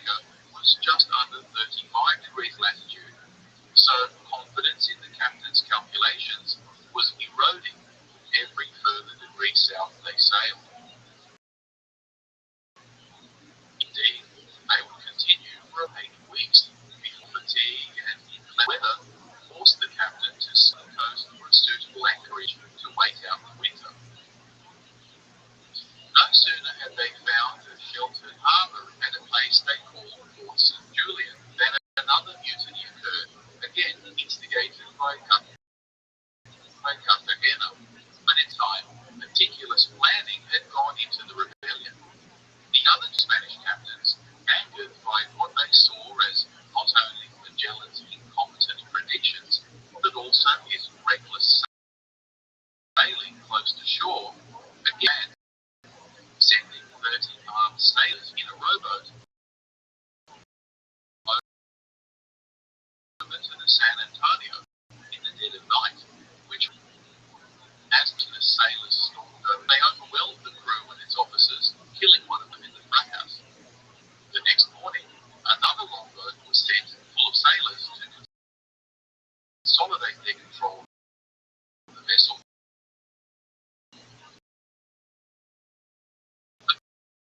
The current was too strong, and they drifted straight into Magellan's ship.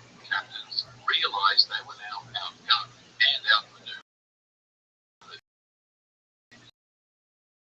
So they quickly begged for clemency, for generosity, and he had the two offending lesser captains hung, drawn, and gorgeous body parts off the gibbet for several months. Cartagena, having been personally installed by the king, escaped this gruesome execution, but the island, which was, barring a miracle, effectively a plotting additional conspirators were found, including the aforementioned Elcano, and they were all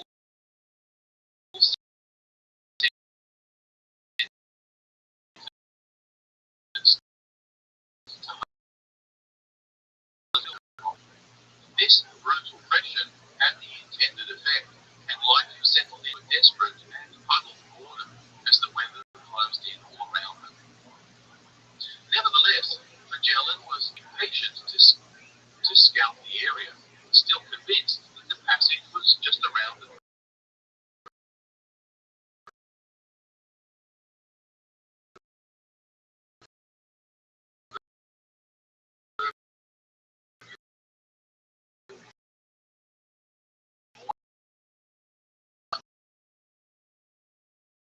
so he set out to reconnoitre, breaking up soon after. There were no casualties, and after a couple of weeks trekking over land, they finally made a base, exhausted but alive. Magellan packed up the camp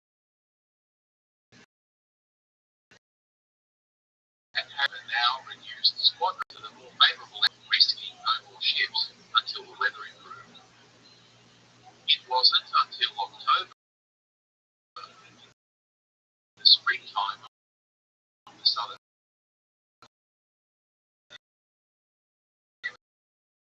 hemisphere, that we ventured out. Ironically, it was only a few days later, on the in honour of St. Ursula and the 11,000 virgin martyrs whose feast day was that day. Okay, obviously, before we go on, we need to have a quick look at who this saint was and why on earth she had 11,000 virgins with her. The name Ursula derives from the Latin word for little she-bear, and legend has it that she was the daughter of a British king called Dionysius of Lugonia, who ruled over a territory roughly covering modern England. Written in the late 4th century, before the collapse of the Roman Empire. And the story goes that he was asked by the legendary Celtic founder of Brittany for his daughter's hand marriage.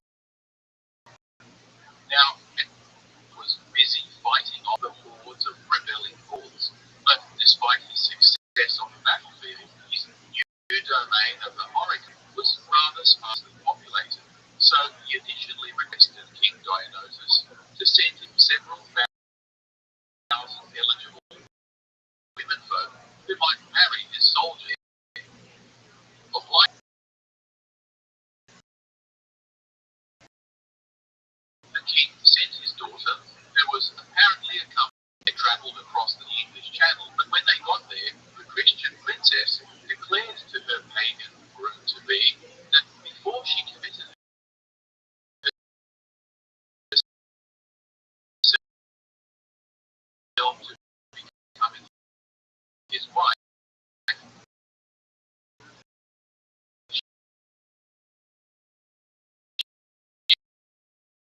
first being on a pilgrimage, asking for his permission.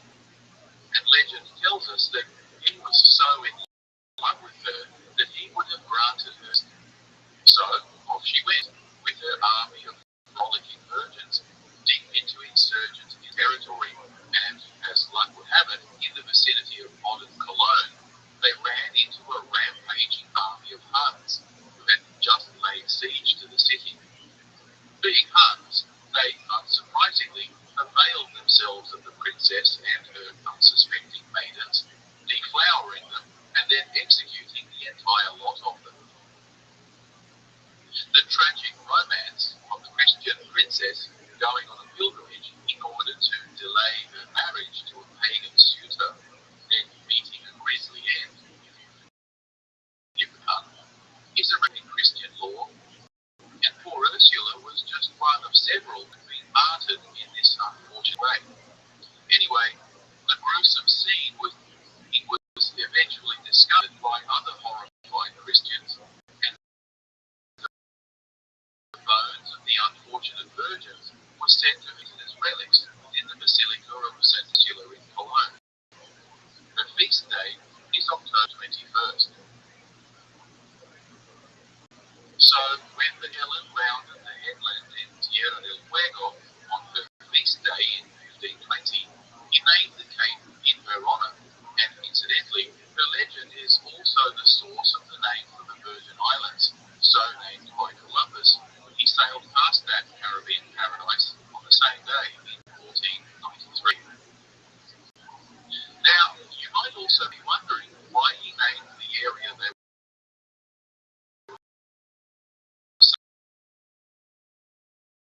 sailing through Tierra del Fuego, land of fire in English, Tierra del Fuego by during his famous voyage of discovery in 1520, so named on account of the campfires they observed on shore while passing through the region. Right from their previous winter quarters, the expedition had come across small family groups of indigenous Yagans, moved aside from the odd animal skin. These people were described as those being avid seal and bird hunters. The crew had mixed into these people, but they generally were open to trade, and Magellan in particular had cordial exchanges with one particular dancing fellow.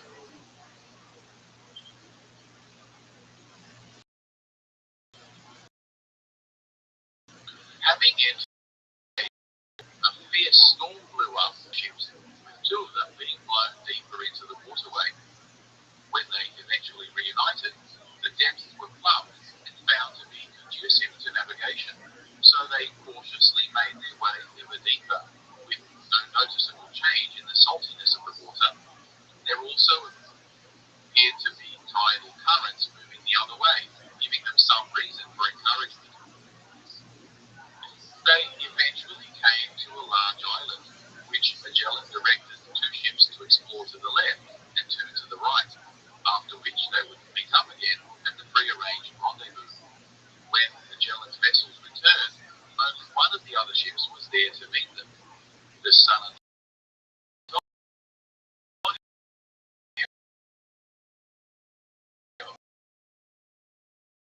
the largest of the ships in the squadron, rightly subjected to another team. Its Portuguese pilot, stabbed the unfortunate captain in the debacle as he tried to set off warning cannons. The mutinous crew now abruptly turned around and up to the Atlantic, eventually arriving back in Spain, more or less a long later, leaving Magellan with light. Back in Spain, the mutinous crew were of course arrested, and at the subsequent trial, they related what they knew as brutal treatment endured under Magellan's tyrannical leadership, describing him as the worst possible reckless and cruel captain who was prepared to endanger the king's of all the men under his command, purely in the stubborn pursuit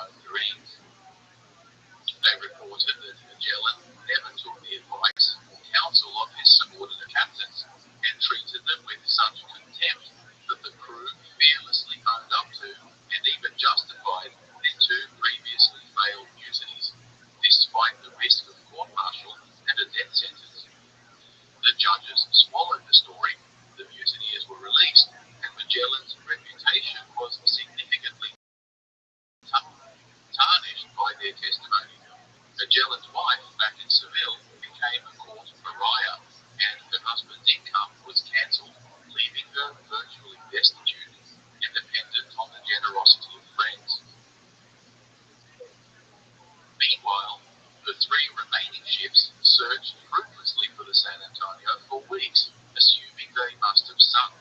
But while they waited for any sign of the ship, Magellan sent a scouting vessel through the northern fjord-like channels till they finally emerged into the vast ocean beyond.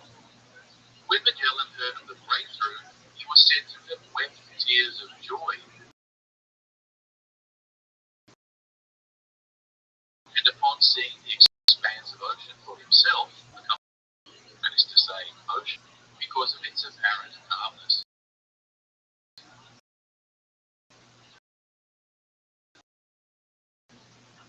If you think our poor old Havelock worse, for his crew that is, if you recall, Magellan had grossly underestimated the distance between the southern reaches of the continent and where he assumed the Spice Islands would be, by largely relying on the faulty and dubious maps produced by German merchants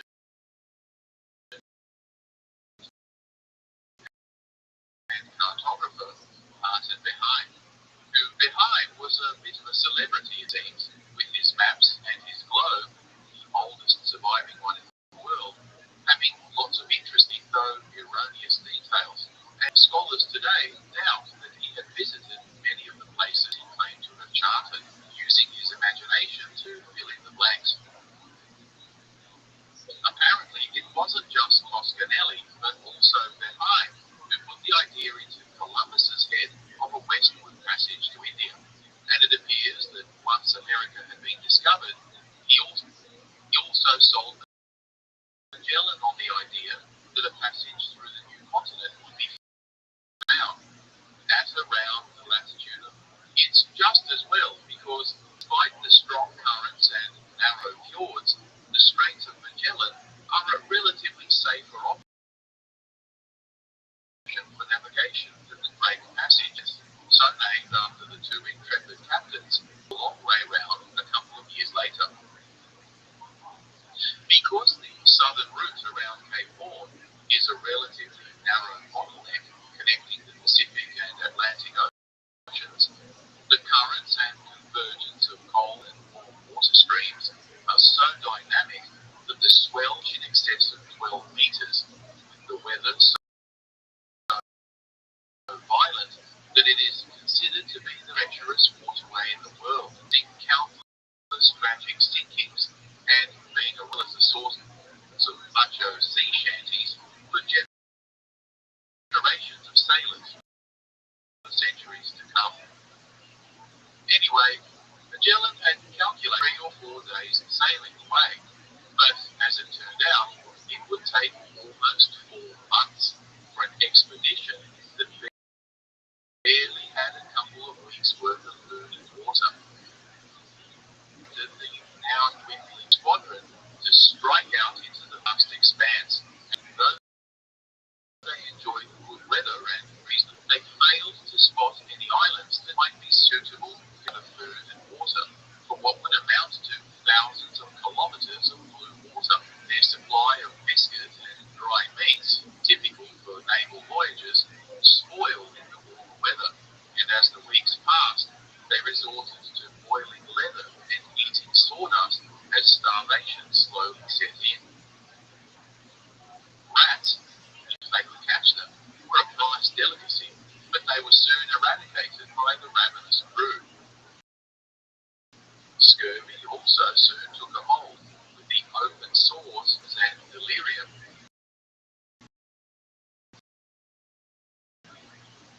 Eventually causing the deaths of many ill. Of the 166 souls who emerged from the Straits, there were now barely 100 fit enough to work. Interestingly, the senior officers didn't succumb to symptoms of scurvy, and it appears that their privileged ration of quince jam provided enough vitamin C to stave off the disease.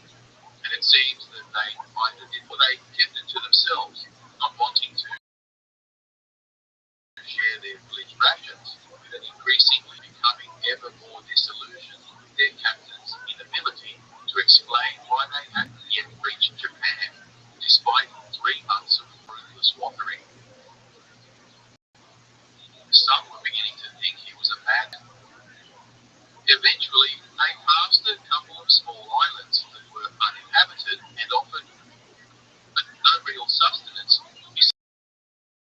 finds a large presence of sharks a few days fishing for.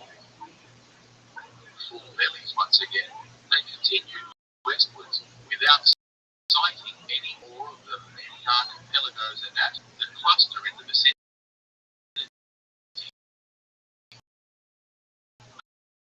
until they eventually came to the Marianas.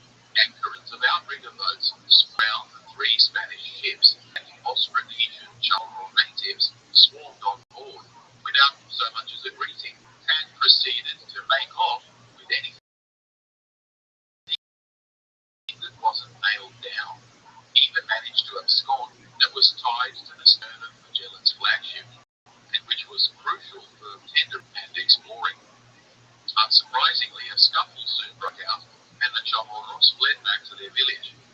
Outraged, the captain ordered a retaliation, and the crew armed themselves for a raid the next morning, burning several huts and plundering the village. In the fight that ensued, 7 of the warriors were shot, but having recovered most of the stolen goods, the party returned to their ships and sailed off before the natives could organize a larger counterattack. Astonished at the audacity of these locals, Magellan named the islands Ladrones, which is the Spanish word for island of thieves. The crew now becoming increasingly ill and debilitated from starvation,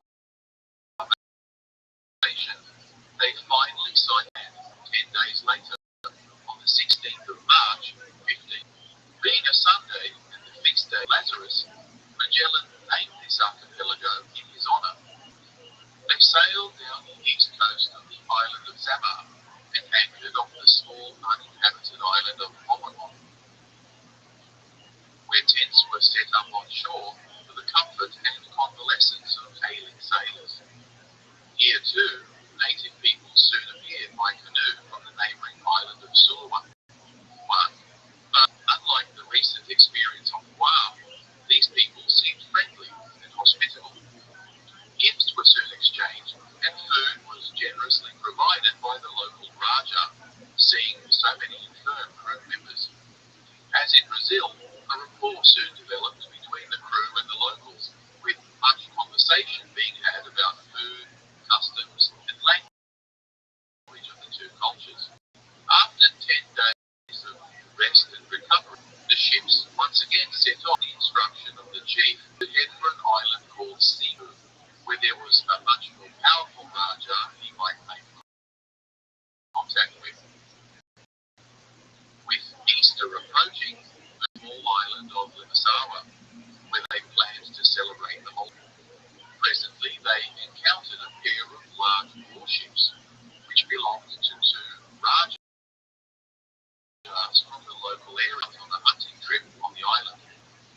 Magellan's slave, Enrique, suddenly realized he could understand their dialect, and he now acted as translator, with the 2 noblemen inviting Magellan's party to be their guest. Now, most people associate the word Raja with India, so it might be worth taking a quick look at the cultural history of the Indo-Pacific to get a sense of the people Magellan lived with. Magellan, just like Columbus in Hispaniola 3 decades earlier, was convinced that the land he encountered in the modern Philippines in 1521 was actually the fringe of India. Ironically, far off the mark. You see, Indian trade and colonization of Southeast Asia had been going on since at least 300 BC, with references to Indonesian sea states in its literature, such as the romance story where the hero Rama set out in search of his lost bride Sita. 2 major empires had an extensive aristocracy. That is to say, America, their sophisticated culture, religion, and became fashionable, with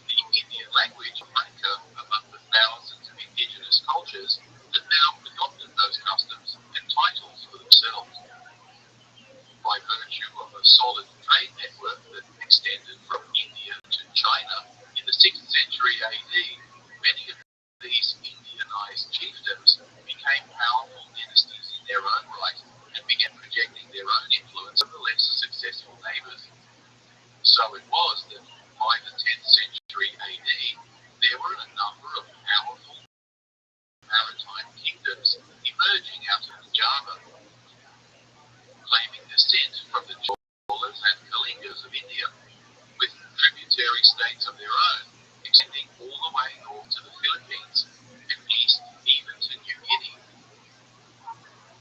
These kingdoms rose to noticeable prominence with the Srivijaya Sumatra and the Mataram in Java.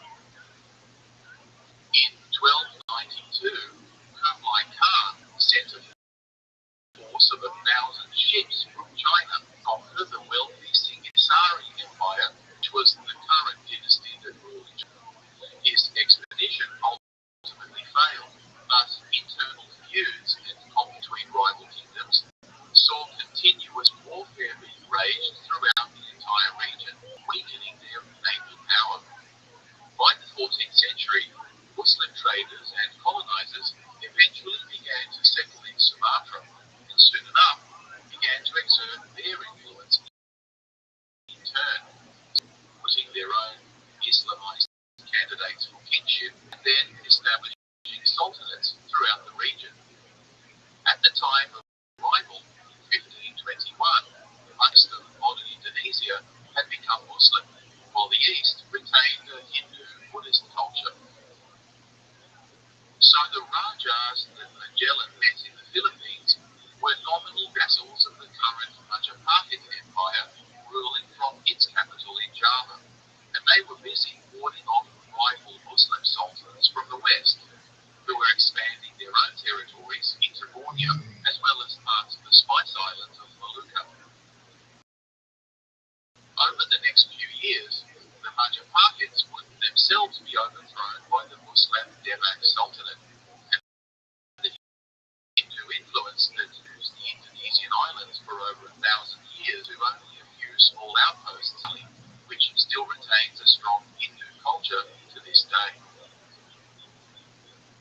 On Easter Sunday, day 1521, Magellan and his company ascended a large hill where they held mass at the cross, claiming these newly discovered islands, today known as the Philippines, for God and Spain. Rajas who hosted him were intrigued by the ceremony and took an interest in the religion of these foreigners. Many long conversations were had, with Magellan and one of the Rajas even exchanging bonds of brotherhood. It seems that this inspired some kind of renewed religious zeal, and like the previous Raja, his new brother ended his travel to the much larger trading hub of Cebu, where he might find a ready supply of both converts and trade concessions, as well as a cheap source of gold.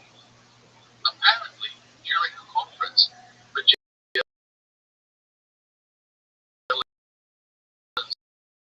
other commanders counseled him to ignore Cebu and instead sail south to the Maluka, their whereabouts, literally only a week's sailing away.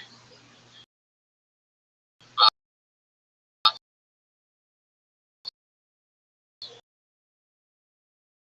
as usual, Magellan local warlord Raja Bumarotan was similarly impressed by both the Europeans' peculiar religion and a demonstrated weaponry, such that within a week of his arrival, Magellan's chaplain had not only baptized the Raja and his queen, but hundreds of locals who followed suit. The new Raja now got the idea of taking advantage of the work by suggesting to him that the neighbouring island of Mactan were not only resistant to joining the true faith, they openly mocked.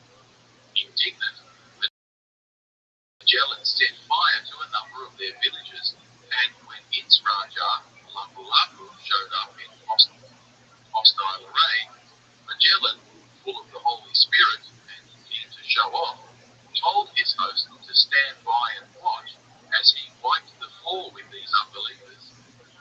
Unfortunately for our captain, neither his faith nor his iron breastplate proved sufficient, as the 50 or so Spaniards that came ashore were completely overwhelmed by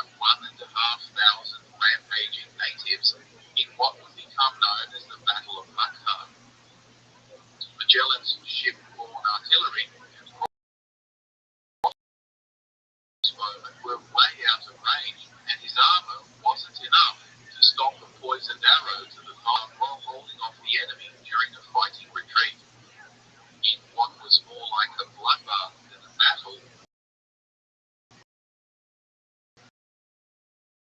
the routing Europeans were speared and bludgeoned to death. National hero for centuries to come. The remaining officers now huddled to discuss the vacant leadership, and it was agreed that Magellan's brother-in-law, Juan de Barbosa, as well as Juan Serrano, would act as co-commanders. Having his chance of conquering the neighbouring Raja squandered by the hubris of this European braggart must have infuriated Cebu and King Bulaban, or Don Carlos as he was now called, because Lapu-Lapu now had a significant casus belli against him and would prove to be an ongoing headache. So while the new captains were licking their wounds and reviewing Magellan's last will and testament, they received an invitation to attend a banquet at the king's assistance they might need following the tragic loss of their leader, as well as to gift them royal jewels as a present to be given to the King of Spain. Magellan's will included a provision for the emancipation of his young slave Enrique. Independence they placed on him as an interpreter saw the captains deny this most important of clauses, and they insisted on his remaining in servitude until a later date when his services might no longer be required. Obviously, Enrique didn't take this news of dual servitude well, and it seems that when he was sent to the king to confirm their intent at the banquet, Enrique had a few things he needed to get off his chest. We don't know what then, whether Enrique convinced the king that the Spanish crown, or indeed whether he thought he should make a goodwill gesture to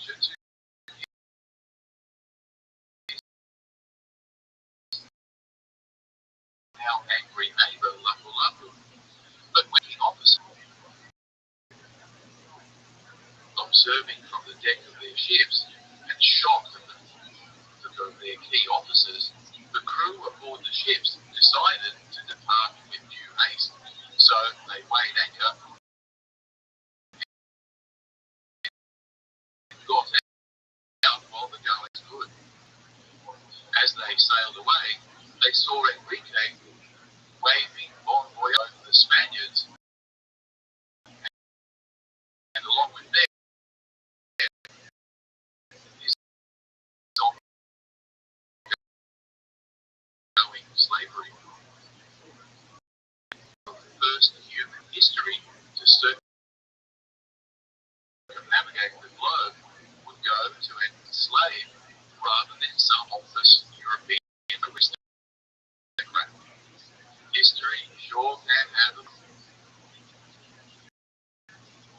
Anyway, the ships now made their way southwest, but with just over 100 men left alive, there were not enough hands to man all three ships, so the Concepcion was set alight and scuffled, while the shaken crew and villagers scattered throughout the archipelago, where they usually received ready assistance with supplies. They encountered a well-established pearling industry and plantations of cinnamon, sandalwood, nutmeg, ginger, pepper, and other spices that suggested they were getting close. Italian scribe Pigafetta, in his diary, depicts the idyllic lifestyles of the various communities they came across, noting with interest their curious adornments and peculiar rituals, such as penis piercings, a practice which had also been observed among Mesoamerican cultures thousands of kilometers away. Apparently, happy life lies even among native people.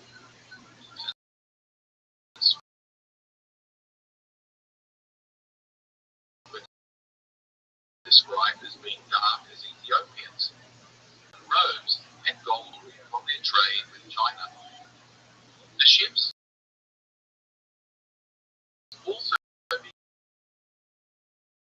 began to encounter occasional Muslim communities the further south, particularly fascinated by the widespread practice of chewing metal leaf, a peculiar and addictive custom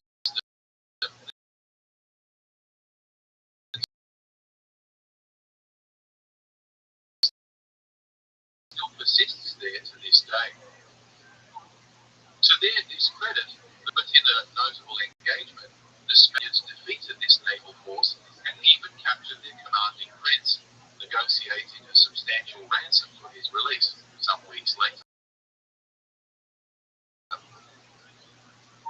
During the Philippine archipelago, the crew of the Victoria and Trinidad, grieving at the loss of the captain, Magellan,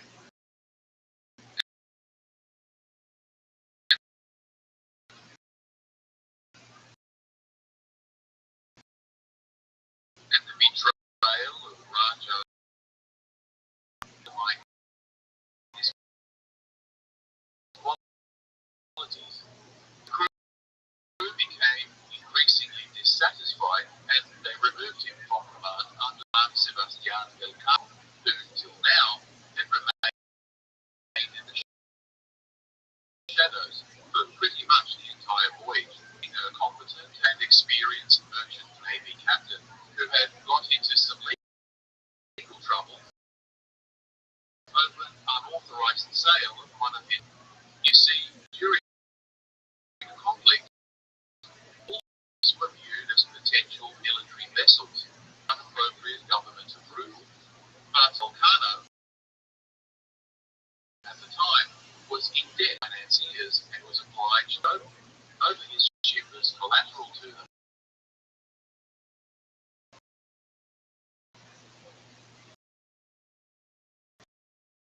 Fortunately, through his participation,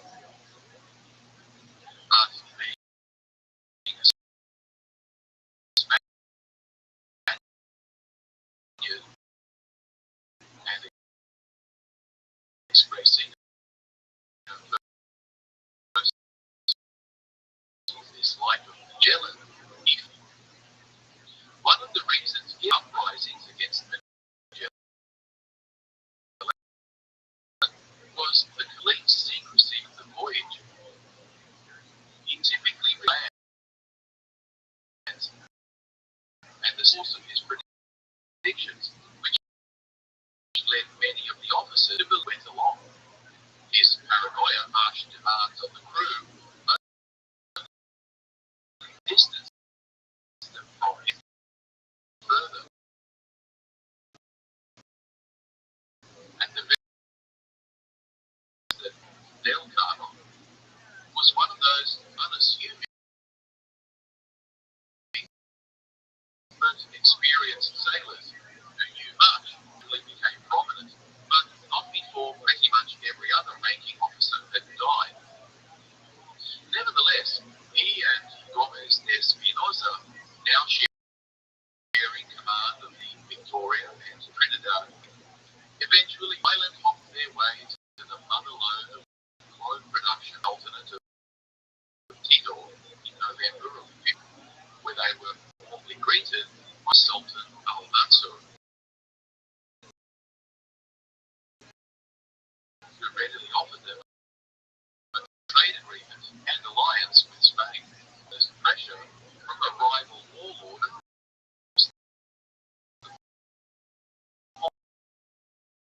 in the Tate Sulawesi and cousin had long made his home years ago, and from whom Magellan knew the location of the Spice Islands. It turned out that Francisco Serrao had died at roughly, so the two old friends actually meet up. But they were so close and only a week's sailing. Had Magellan decided to stick to his mission rather than meddle in Cebu politics,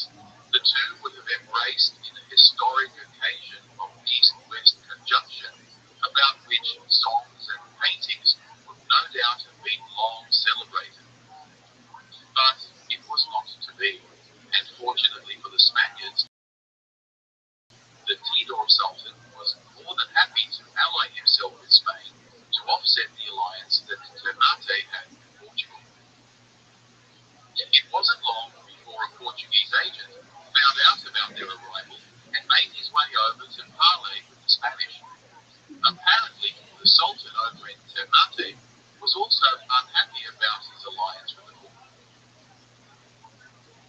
the Portuguese and was seriously considering switching sides himself. There was a rumour that he had fallen out with Serral and actually had him poisoned. So this new agent was feeling rather nervous that he might be next. However, they were also informed that the Portuguese viceroy of the region had received intelligence of the Spanish mission and was instructed to hunt them down and destroy them.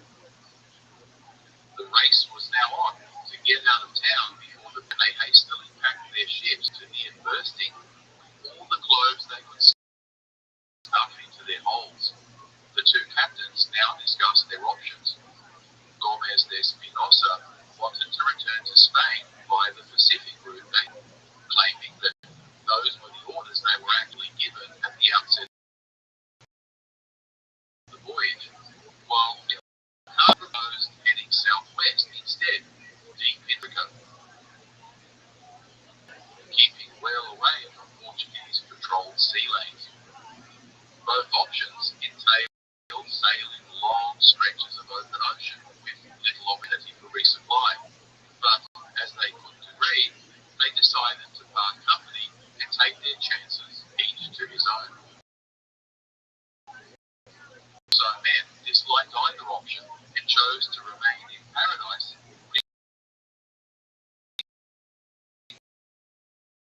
Portuguese prison, rather than starving to death on the deck, including a dozen or so Malayans who the Sultan pressed into their service.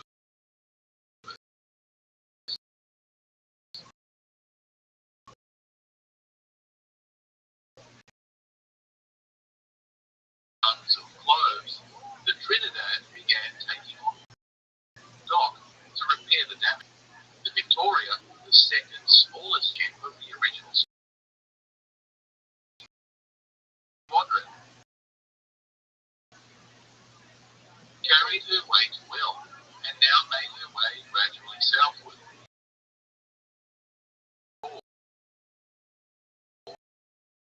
By a friendly local along southern tinted forests, pygmy-like tribesmen who lived underground, often cannibals, and even an island of Amazons that kill any man who comes near.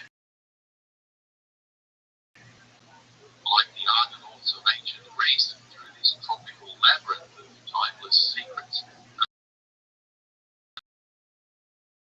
until they eventually struck out into the Indian Ocean and headed passing only within several hundred kilometres of Australia. Might have stopped for rest and supplies had they been just a little closer. But ever southward and reaching the 42nd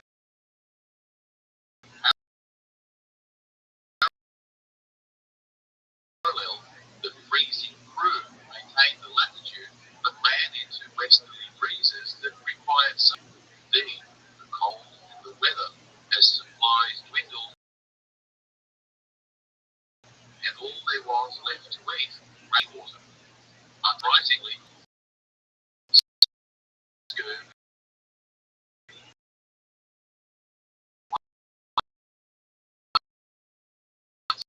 again ravaged the crew, and several sailors begged a more democratic leader than his unfortunate predecessors, and the crew decided in favour of keeping their honour and pushing on to complete the mission.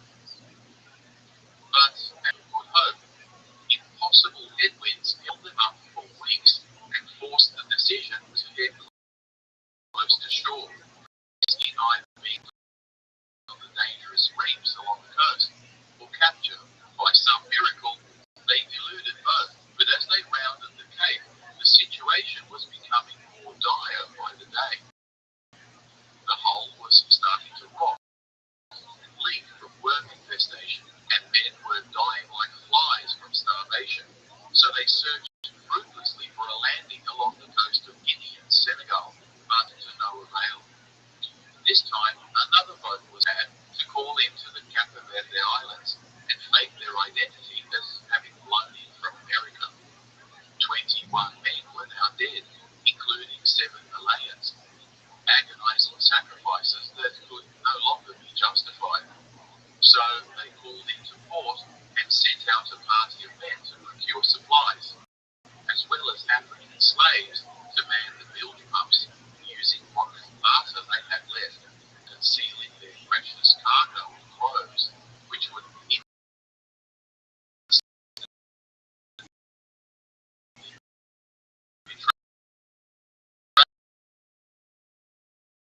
true identity and land them in prison. Authorities scrambled to impound the vessel. Elkanah calls to shove off, leaving 13 sailors stranded on the dock, who were soon rounded up by the governor and imprisoned.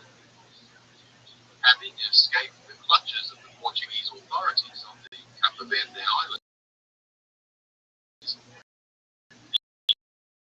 18 surviving men left aboard the Victoria. It wasn't a case of their making a simple beeline up the coast of Africa. You see, the various wind patterns that exist because of the Coriolis effect create a consistent gyre of air currents that circulate clockwise in the northern hemisphere and counterclockwise in the southern.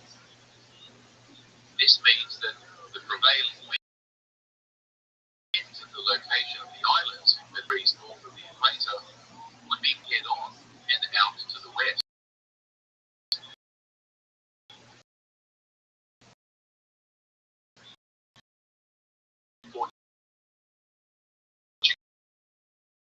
Portuguese navigators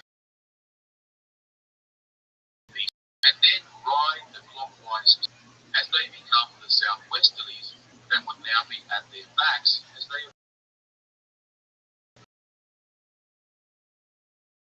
approach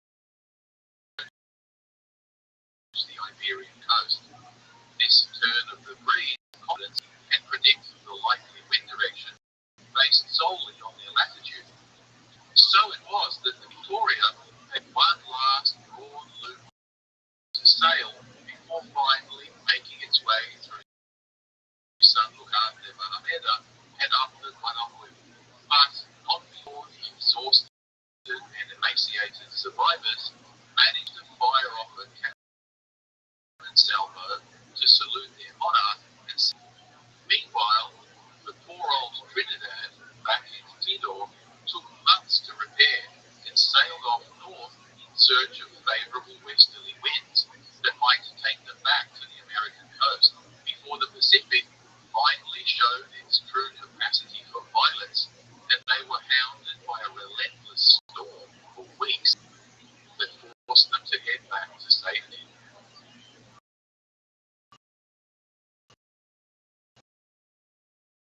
They returned only to find the Portuguese had occupied their former holdings and ravished by scurvy in their failed Venosa surrendered to the occupiers with the goods and cargo seized and jailed indefinitely. Their hapless Portuguese agent was taken outside and summarily executed for treason. Only 4 of the 50 or so men of the Trinidad made it back alive. While Trinidad was awaiting its fate, Elkanah, back in Seville, was busy with a short letter to King Charles, briefly lining their journey, their suffering and sacrifices, the lamentable death of spreading the Christian faith,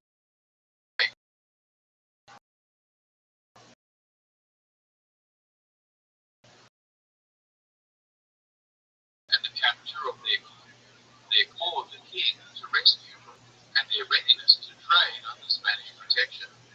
Nowhere in his account did Elkanah mention himself or brag about the staggering voyage he commanded to successfully return home, albeit battered and shattered. He did, however, mention and honours for himself the inner circle at court.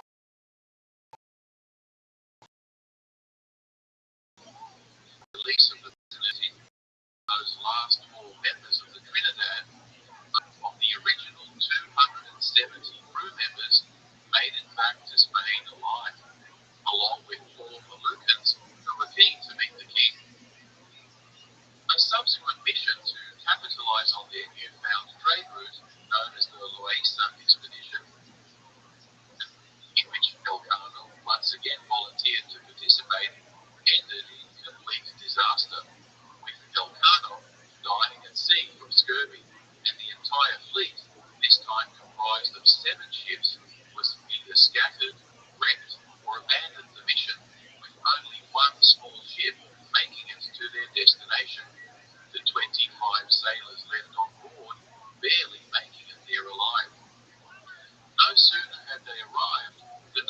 arrested by a Portuguese patrol, and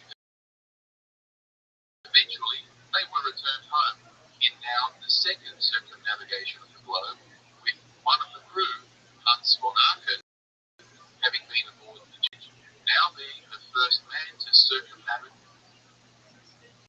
It should be said that the cargo of cloves brought back by the Victoria, when full costs were accounted for, astonishingly turned a significant profit, given the extraordinary price of spice on the open European market, such that in cash terms, the men and the surviving sailors rich enough through their share of the profits to return.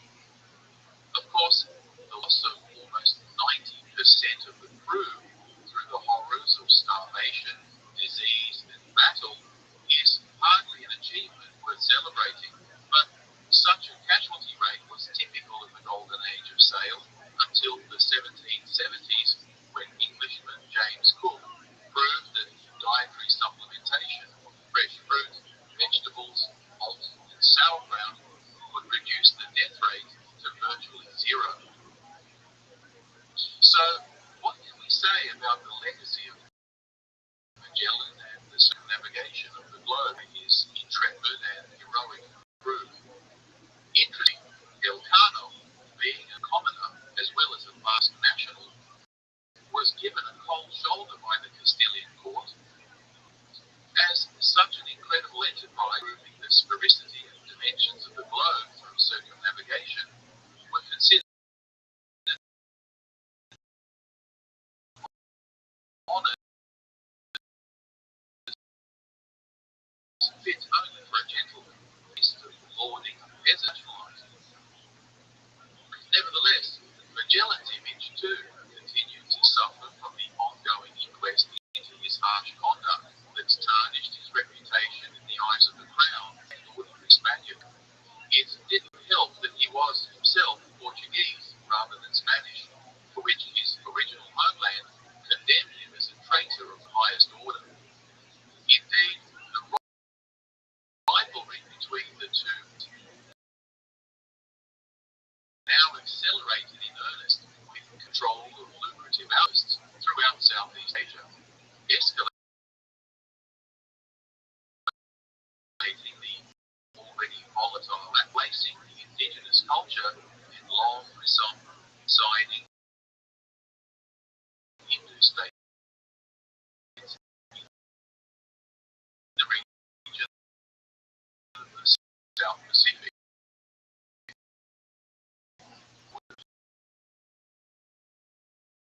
In their entirety to Portugal and the Philippine archipelago eventually make their way to Acapulco, then overland via Mexico, a safer and eventually more efficient than the Southwest Passage of Magellan. Spain and its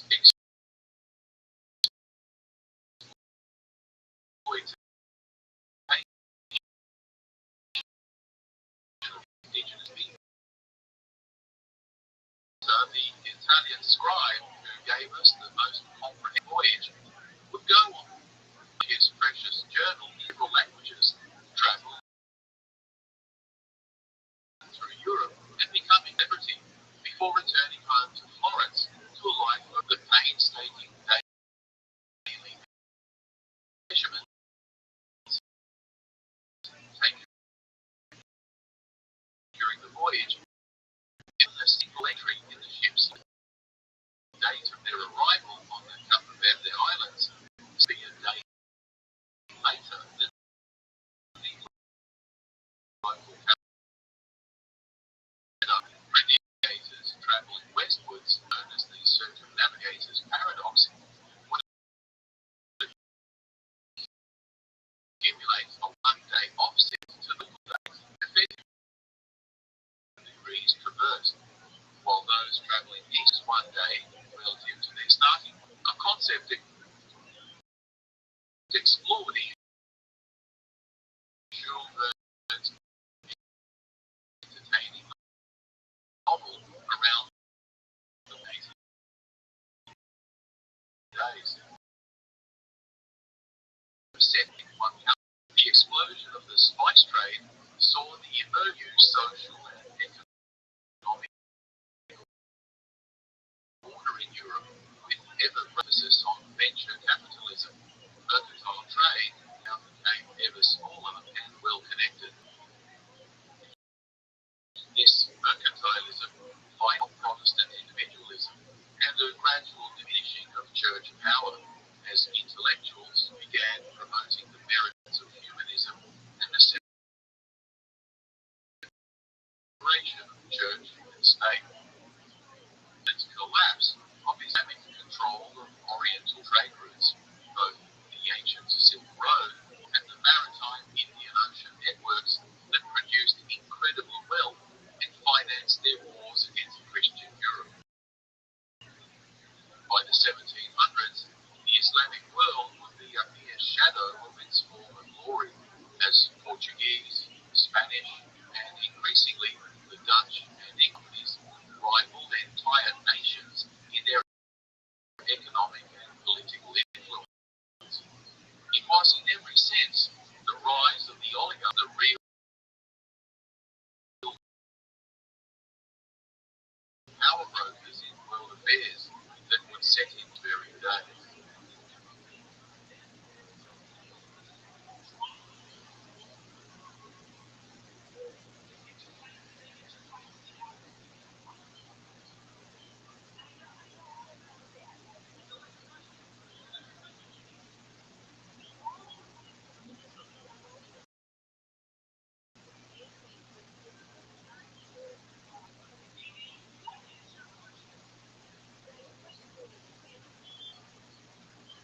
Imagine for a moment living in 16th century Europe. Continuous wars, famines, and the Black Death had so traumatized the ordinary person that they scarcely had the courage to venture out of their own village. Superstition and the church was itself being rent apart by scandals and Protestant revolution. Roman invaders were seemingly unbeatable as they pressed into the Balkans and Eastern Europe and into the Mediterranean. Christian princes, when not fighting amongst themselves, were desperately trying to contain the threat of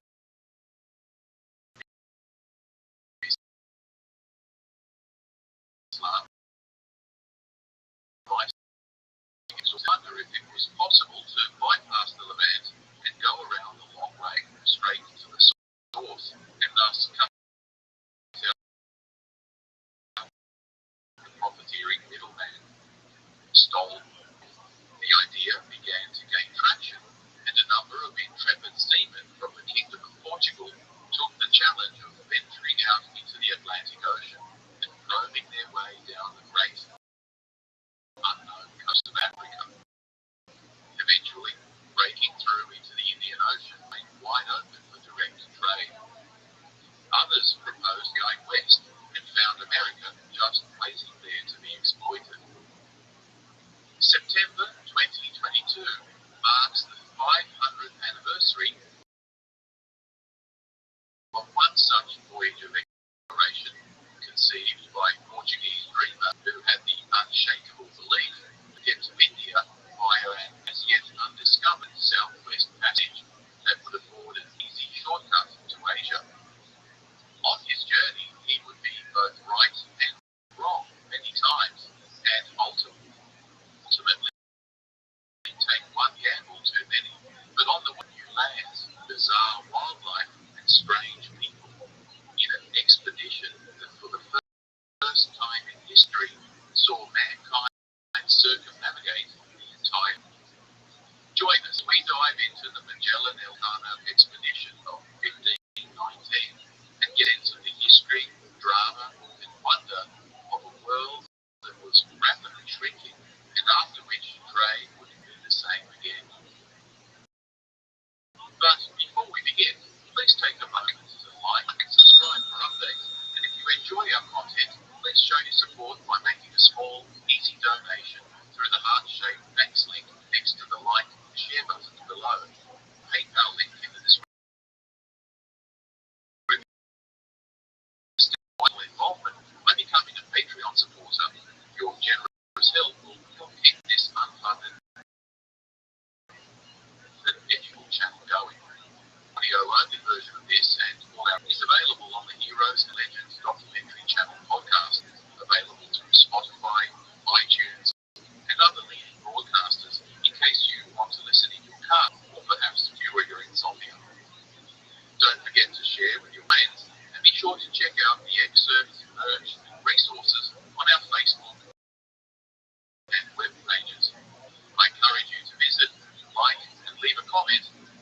As always, thanks for watching.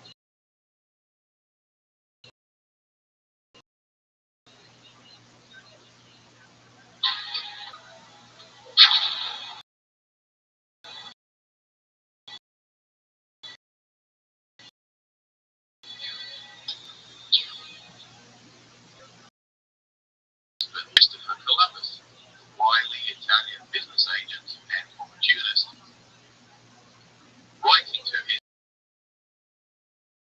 paisano, the Florentine astronomer at Rothschild'S, picking his brain about the proposition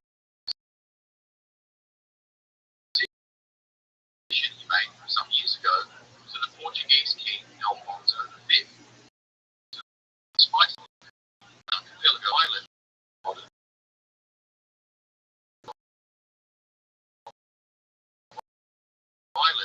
in the eastern modern Indonesia. Toscanelli was a and the philosopher Marsilio Ficino, academics, devoted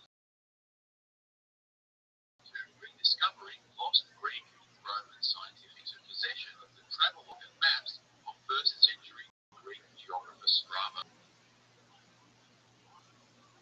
With the fall of Constantinople to the Ottoman Turks in 1453, the long-established trade links bringing exotic goods into Europe via the Silk Road suddenly became closed, and the scramble was now on to find alternative routes to the exotic textile, porcelain, and spice markets of Asia. There's a common misconception that most Europeans at the time still believed the Earth to be flat, but historians of science have clearly shown that there was scarcely a Christian scholar in the Middle Ages who did not acknowledge the Earth's sphericity and even know its approximate circumference.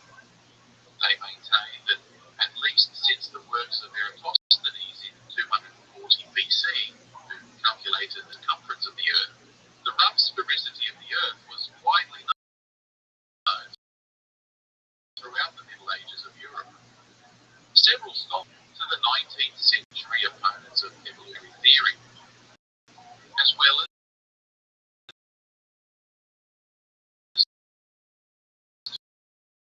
biographers of Columbus, shall we say, Gregory, made their way into school textbooks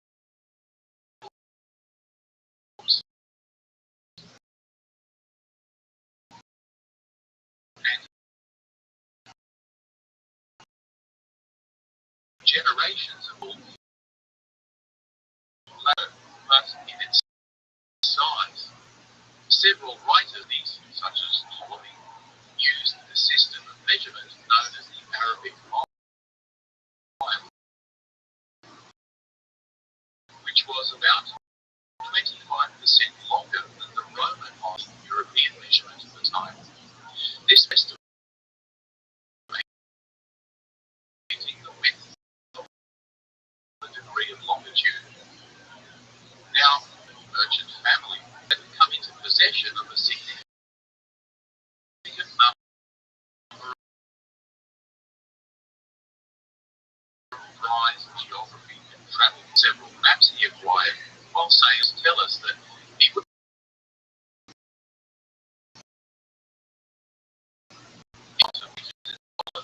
maps and entrepreneurial stream led geography, astronomy, and history works, a number of which still exist, extensively covered in his handwritten margin note, where he frequently gathered even more information from sailors and merchants about the sea. We know that the map that most influenced his and Vasquez's earlier 12th century Arabella Muhammad al-Idrisi's map, drawn for the Norman king, Rod of Sicily. In desperation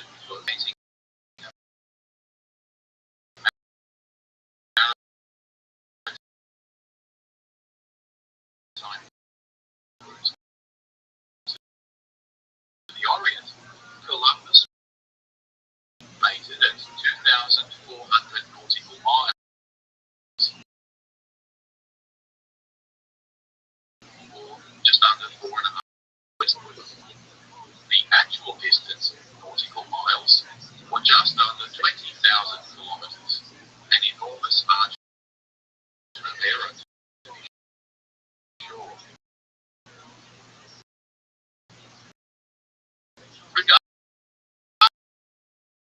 Regardless, over the treacherous Atlantic Ocean. So when he made the proposition for an expedition, John II of Portugal, his naval advisors balked at the idea, and it was rejected out of hand. Again, not because they believed he was wrong about the project in principle, but because they correctly assessed his calculations as being only a quarter of the actual distance. They fully understood that the technology and logistics of the time made it a virtual suicide mission.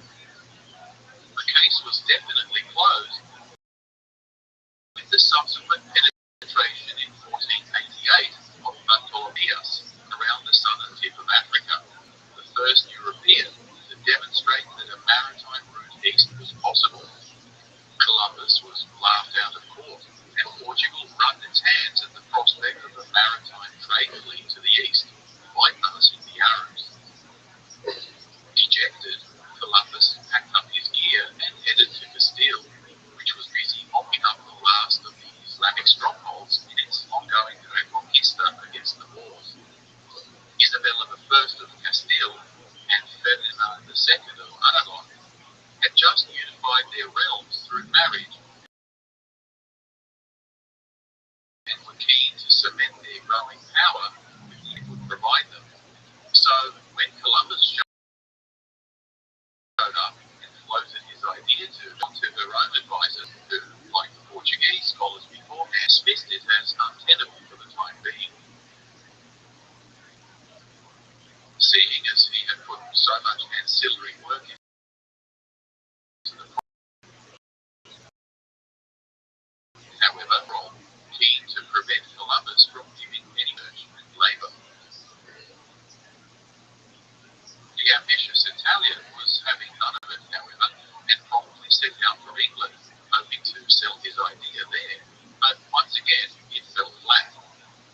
He was about to set off for France to see if the French might be convinced to have a go, but Isabella summoned him back to court and finally agreed to fund the voyage, because, damn it, any risk was worth outmaneuvering their rivals, the Portuguese, who had managed to wrangle control of southern Atlantic shipping routes from them in the Treaty of Alcáçovas a few years earlier.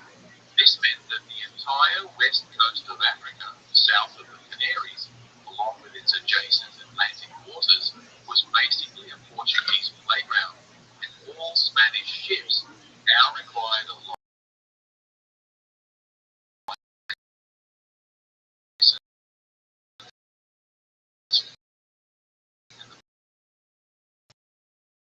payment of hefty tariffs even to sail through. Brings us to 1493. On his return voyage to Europe, Columbus first docks in Lisbon harbour, strides into the Portuguese royal, and rubs King's nose in it. The king spits the dummy and accuses Castile of breaching their treaty, further advising them that these newly discovered islands now belong to Portugal, given their ownership of the Atlantic. And what's more, he sent a huge armada to secure them and sink any Spanish vessel that dares to show up. Isabella Ferdinand had neither the navy in another protracted war with Portugal. So Ferdinand tapped his own Rodrigo Borgia, now Pope Alexander VI, to intervene on their behalf, claiming that it was unfair that Portugal should get to own an entire ocean. The Pope agreed, decreeing that all lands 100 leagues west of the Azores would belong to Castile, even if it wrapped all the way around to India. Furious, the Portuguese king knew better than to challenge the Pope, but he nevertheless managed to negotiate shifting the goalposts a little further with a straight line passed through the eastern tip of Brazil, in what would become known as the Treaty of Tordesillas. Anyway, this created an obvious problem when the two sides eventually met up on the far side of the world, where the Portuguese had established trading outposts on the Spice Islands that the Spanish claimed were actually in their Spanish insisted that the demarcation meridian of the Treaty of Tordesillas went fully around the globe, which, according to their estimation, would situate the Spice Islands firmly in their own hemisphere. But the Portuguese were indignant, and by the time it became a serious issue in 1518, the new Pope, Leo X, a Medici power broker and, moreover, a beneficiary of the Portuguese, so decreed that the anti-meridian running through Asia would be set at 17 degrees east of the Molucca Islands. It would go on to see substantial conflict and rivalry between the two powers, but we're getting ahead of ourselves. Now, before all this blew up, returning back to the post-Columbus Agreement of 1494, the two sides generally accepted the opinion set by the Pope, and the Portuguese themselves soon initiated an expedition led by Pedro Alvares Cabral on a similar mission to reach India via the west, in which they sailed south from Lisbon till they reached their colony islands, then hooking around and heading directly onto the easternmost tip of the bulge of Brazil, before scouting the coast for a suitable harbour further south, where they disembarked, traded gifts with the indigenous chiefs, and then officially claimed the territory for God and King. This fortuitously accurate bumping into the easternmost promontory of South America has prompted some scholars to suggest that the Portuguese already knew about the existence of lands in the southwest Atlantic, but that they were keeping it under their hat to prevent the Spanish from getting their claws into it. In fact, there has been some suggestion that bringing back Amazonian timber, the other Catholic states of Europe, or the emerging Protestant ones, paid any heed to the Pope's treaty and completely ignored it, soon venturing out for themselves, establishing their own colonies, both in the New World to the west, and Portugal, taking regular potshots at each other or otherwise conquering the various indigenous civilizations that they encountered. The reason I go into this protracted background is to demonstrate the fierce rivalry and disdain two Iberian kingdoms had for one another, which sets the baseline for the antagonism to come in the further expansion westward beyond South America by Magellan. But we'll get to that in a moment. Anyway, as the next few years went by, both the Spanish and Portuguese got busy enslaving as many of the indigenous people as they could, and plundering the adjacent countryside for gold under the forced labour system, whereby non-Christians were expected to complete exhaustion and death. See my video on Bartolomé de las Casas for a more in-depth discussion of this subject.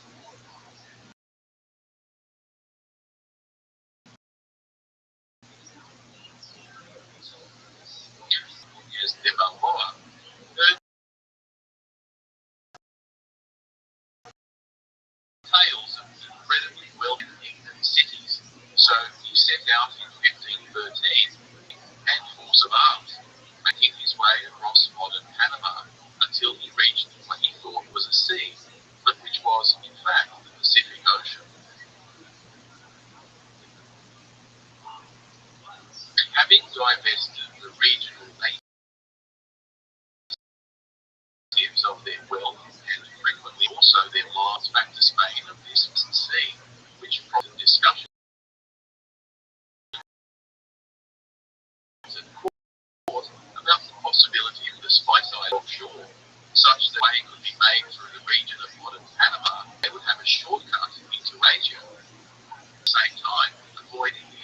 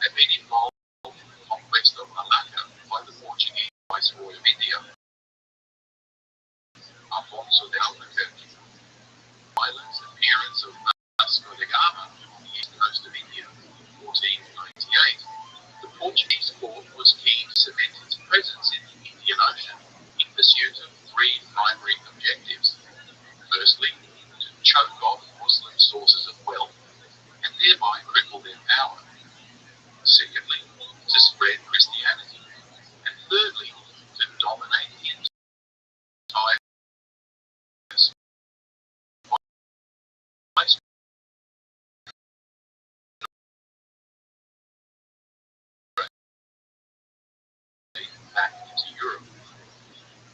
Now, interesting, were also thought to be the only medicines that could prevent and cure the Black Death.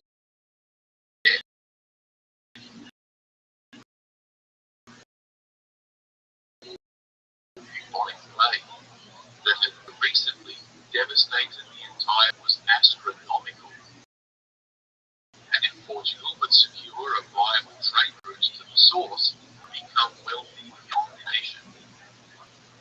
So, 1503, legendary naval commander Afonso de Albuquerque had managed to ally and assist the Hindu king Cochin to secure his rule on the southeast coast of India against his Muslim rivals, for which the Portuguese were granted favourable trade rights and an outpost in these Indian lands, the foundation for the Portuguese maritime trading empire to come. Trading enormous amounts of pepper and activities then spread to discover the source of the cinnamon trade. By 1507, they had built a series of forts along the entire African coast, blockaded the Muslim trade routes into the Red Sea and the Persian Gulf, and brought Islamic merchant shipping to its knees. Embassies were meanwhile sent further east, significant potential partners such as Malacca and even of these, Malacca, a natural bottleneck in the flow of goods from the regional trade hub, with a diverse and cosmopolitan population, comprised as well as immigrants and merchants from all over the Orient that traded in everything from silks and porcelain to spices and firearms. The King of Portugal was keen to curry favour with the Sultan of Malacca and made overtures of friendship and alliance if they would be allowed a trade concession in the city along with Chinese, Hindu and Muslim. However, the embassy's initially more welcome was certain disgruntled Muslim merchants who convinced the Sultan that the Portuguese were actually their enemy, and as a Muslim, he was duty bound not only to reject their embassy, but to attack them. Consequently, mayhem and a hasty withdrawal back to India.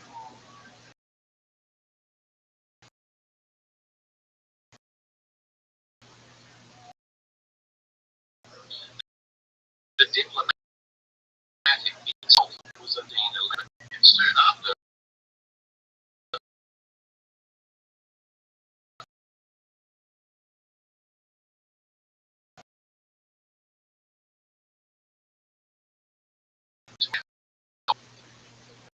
Portugal, such that Malacca became a new base. Portugal projected its power into the deep Pacific.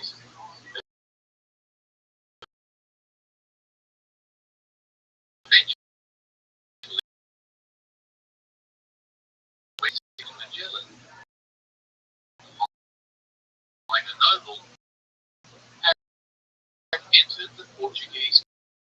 By 25, he was in India and participant in Portuguese outposts of course for the next 8 years, fighting in a number of cities, including the battle that effectively crushed the Islamic and Allied navy, opening the way for eventual European domination of the Orient. The failed embassy mission and the subsequent conquest of Malacca, but then returned home to Portugal in 1513, cashed up to the eyeballs from his participation in the sacking of the city, and now accompanied by a young Malay slave he purchased in his wake in the local market. This 14-year-old Malaccan, or possibly Sumatra, or even Sibuan lad, baptized and named Enrique, remained by his side his future voyages, and would prove useful only as a guide and translator, but more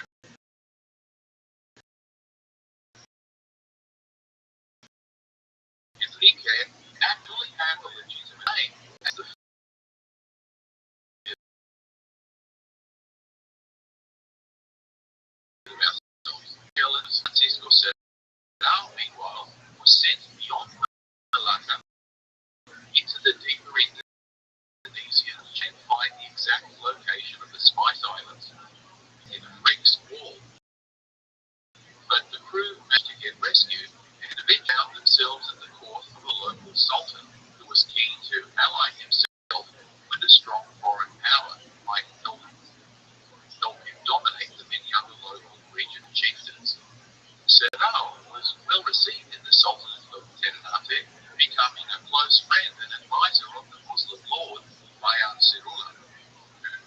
carried him off and set up a home for him, taking advantage of the knowledge this European might share with him. Sedao never forgot his mission, however, writing to Magellan vacation and the political situation of the Spice Islands he now called home. Now, with this new intelligence on the Spice Islands arriving from Sedao, as well as the recent reports coming in of a great Western Sea beyond Panama by Balboa, Magellan began earnest lobbying of the Portuguese king for an expedition down the south coast of America to search for a passage around malaria-infested jungles of Panama would take years for the Spaniards to establish roads and most of South America. They might justifiably claim it under the terms of their previous Treaty of Alcáçovas, which was a contentious claim given the recent papal pronouncement of the Meridian of Tordesillas, granting everything west of it to Spain. But it was unclear whether this decree superseded part of it. The Portuguese certainly considered the Atlantic Ocean as their exclusive backyard, and as the old saying goes, possession is 9/10 of the law. At least that was Magellan's take on it. Explorers had already made it down to the Rio de la Plata, near modern-day Buenos Aires. Magellan was confident that the elusive cape was not the 40th, if parallel. If they could pull it off, Portugal controlled both the eastern and western shipping lanes, choke off Spanish pretense to the Spice Islands for decades, and the monopoly on exotic oriental trade via both the east and west would make Portugal a superpower. In any case, by now, the Portuguese had already established quite a stranglehold on trade and shipping along the eastern route and thence throughout the Indian Ocean. So King Manuel I saw no need to waste further resources and risk unnecessary antagonism of both the Spanish and the Pope when they were already so comfortably entrenched.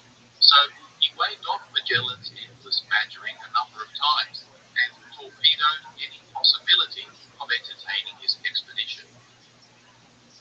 Clearly frustrated, Magellan went on leave without formal approval, which only served to worsen his standing in court.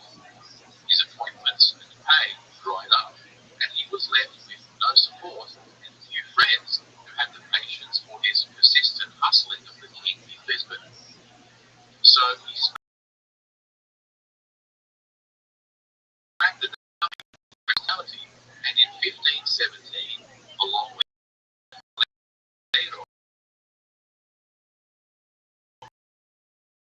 a cosmographer and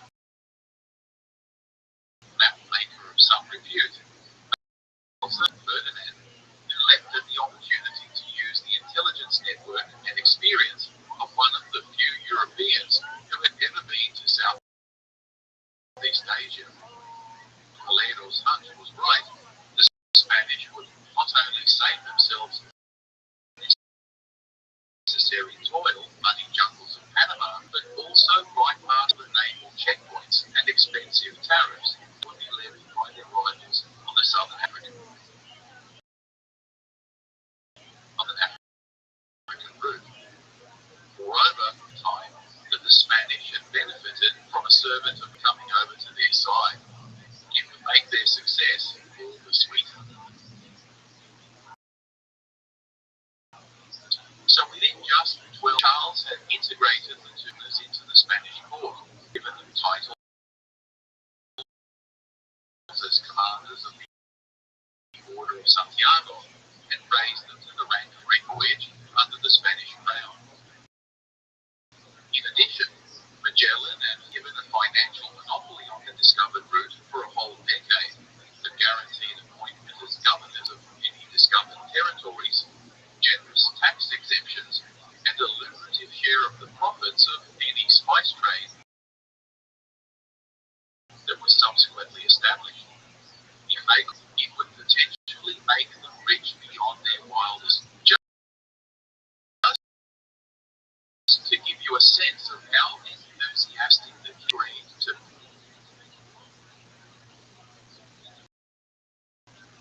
personally fund the entire venture, but as he was already deeply in debt, he basically hopped the family jewels. In 1919, the 5-ship squadron of Caribs christened the Armada del Maluco at the mouth of the Guadalquivir River,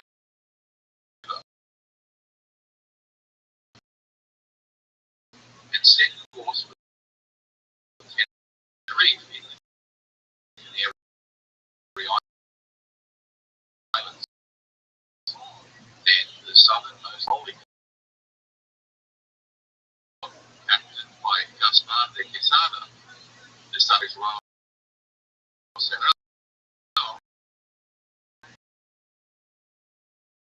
Magellan's other cousin, and by a crew of 270 men, comprised not only of Spaniards, but significantly 40 Portuguese, 29 Italians, 17 French, and a smattering of Flemish, Greek, Irish, English, Black, Moors, and another Enrique. Valera, who was Magellan's co-captain and designated astronomer/cartographer, was one of the first Europeans to accurately portray the principles of latitude and longitude, and drew any of the charts to be used in the voyage. But lately, he appeared to have some schizophrenic psychosis. So at the last, King disqualified him from the mission, and eventually pensioned him off for services rendered to the crown.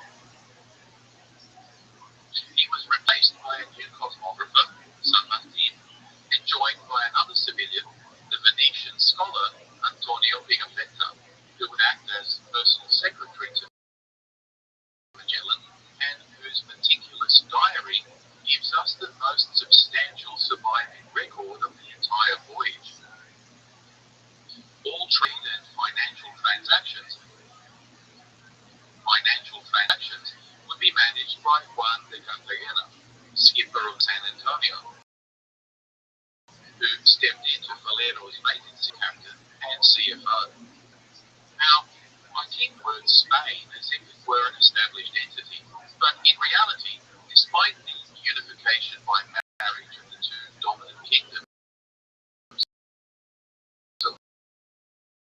Castile and Aragon in 1469, the truth of it that at the time there was still a substantial autonomy within the Iberian kingdoms, such that this voyage was essentially viewed as a Castilian venture. And yet, a significant number of crew in the Spanish contingent were Basque nationals, including Juan Sebastián Elcano, a talented merchant sea captain who was in a spot of legal trouble. We'll get to him later. Indeed, these Catalonians did not speak the Castilian difficulties in communication at times. In fact, some sources note that there were more Portuguese and Basques aboard proportionately than there were Castilians, despite it being nominally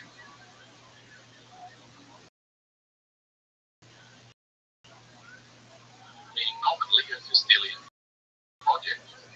In any event, as crew members of the varying nationalities preferred to serve together aboard the same vessel, which presented a greater potential risk of mutiny. The Spanish in the royal court were deeply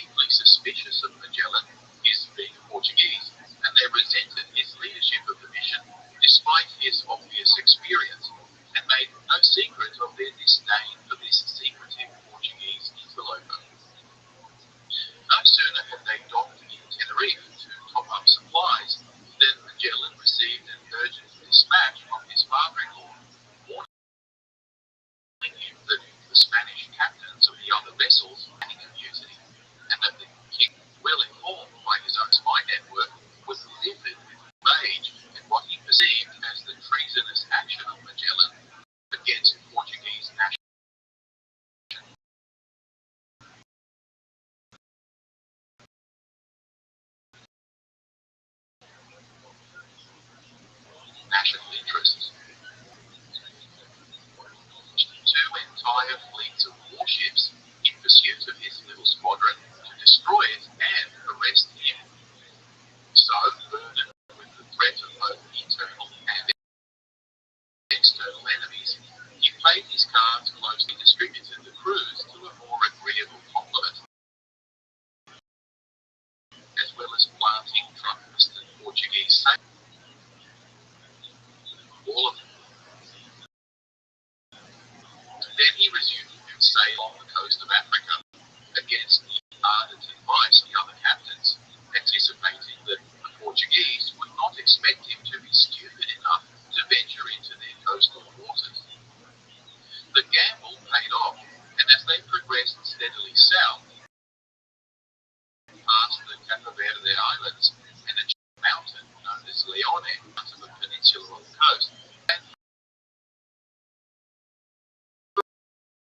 which its Portuguese discoverer, Pedro de Sintra, heard the mighty roar of lion. The name stuck, and today the entire country, Sierra Leone. Anyway, as they approached him, they experienced continuous rain for 2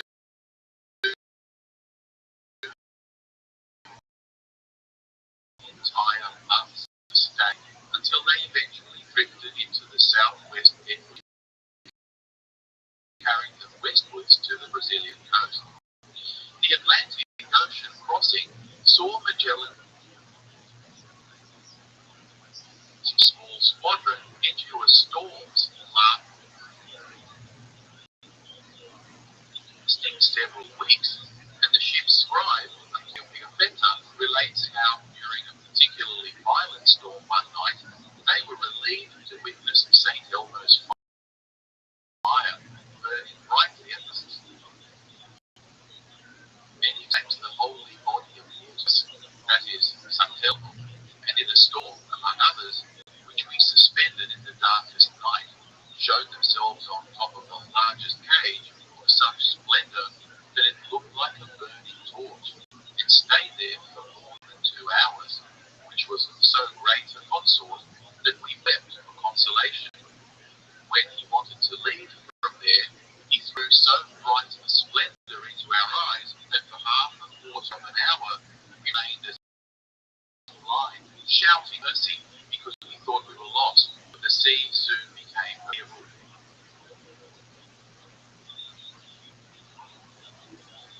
Now, St. Elmo's fire was a phenomenon observed by sailors since ancient times, and consisted of the sudden appearance during storms or unsettled weather of a bluish purple flame-like glow atop masts or at the end of yarn arms.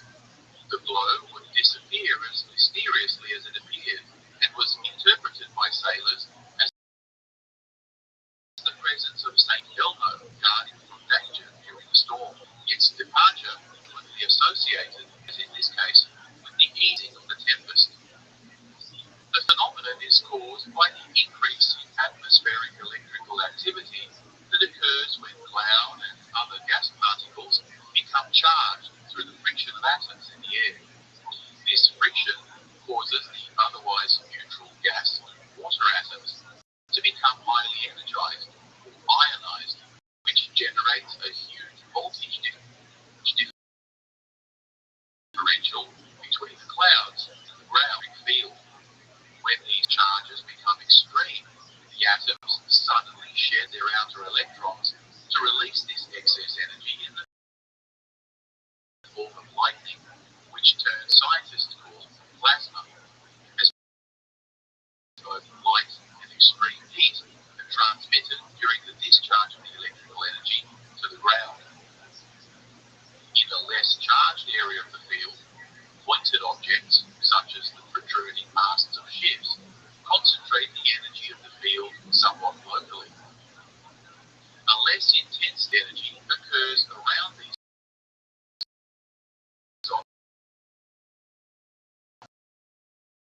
objects as the electrons of charged particles knock about, such as popular plasma balls, called coronal discharge. Arise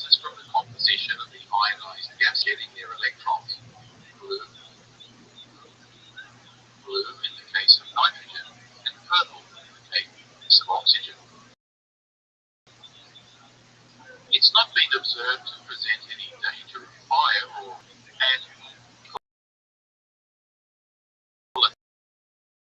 Tesla demonstrated its relatively experiments at Colorado in 1899,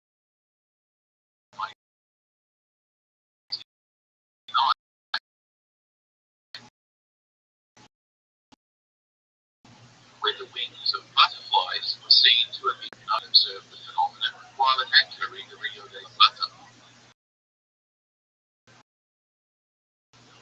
St. Elmo's fire derives its century Christian martyr, Erasmus of Elmo, or Telmo, of the Italian city of Formia in about 300 AD, during the reign of Roman Emperor Diocletian, a notorious persecutor of Christians. He soon fled to Lebanon, where he reigned in solitude for 7 years. Apocryphal stories tell us that he was attended and fed by a black rat. Eventually, an angel appears to him and chastised him for abandoning his journey by road. He was intercepted by soldiers at a checkpoint where he admitted his identity, and whereupon he was sent to Antioch to stand trial before Diocletian. During the trial, he was severely tortured and thrown, but again the angel appeared and led him to an escape. He now continued on his way through Lycia in modern Turkey, where he went on quite a baptism spree and converted many people to Christianity. At one time, he was preaching before a crowd when a lightning bolt caused and carried on speaking, while the crowd cowered in fear and the ground smoldered around him. It wasn't long before his proselytizing to the Western Roman Emperor Maximian, who despised Christians even more than Diocletian. Once again, Bishop Elmo was arrested and led towards a pagan temple for humiliation. But the stand as he passed them by, and when they got to them, erupted into flames, preventing their entry. Furious, Maximian had him bound and sealed in a barrel that was lined by spikes, and then rolled him down a hill. But an angel instantly healed his wound, and he emerged unscathed. This time, the emperor had him flogged, smothered in tar, and then set alight. Again, the guardian angel put out the flames, and Bishop Erasmus was starting to look like a 4th century unkillable Rasputin. Frustrated and hoping he would starve him to death, Erasmus was thrown into prison, but the angel not only fed him, but also arranged his escape once more. He was recaptured soon after because he couldn't help preaching to whomever came his way, and this time the emperor had him tied to a table and disemboweled him with an iron hook tied to a windlass, which wound up the bishop's intestines on a spool, finally ending his life in Illyria, in modern-day Croatia. These apocryphal stories of the patron saint of sailors, who were not only adept at using the windlass, but vulnerable to flames and lightning on their tar-covered wooden ships,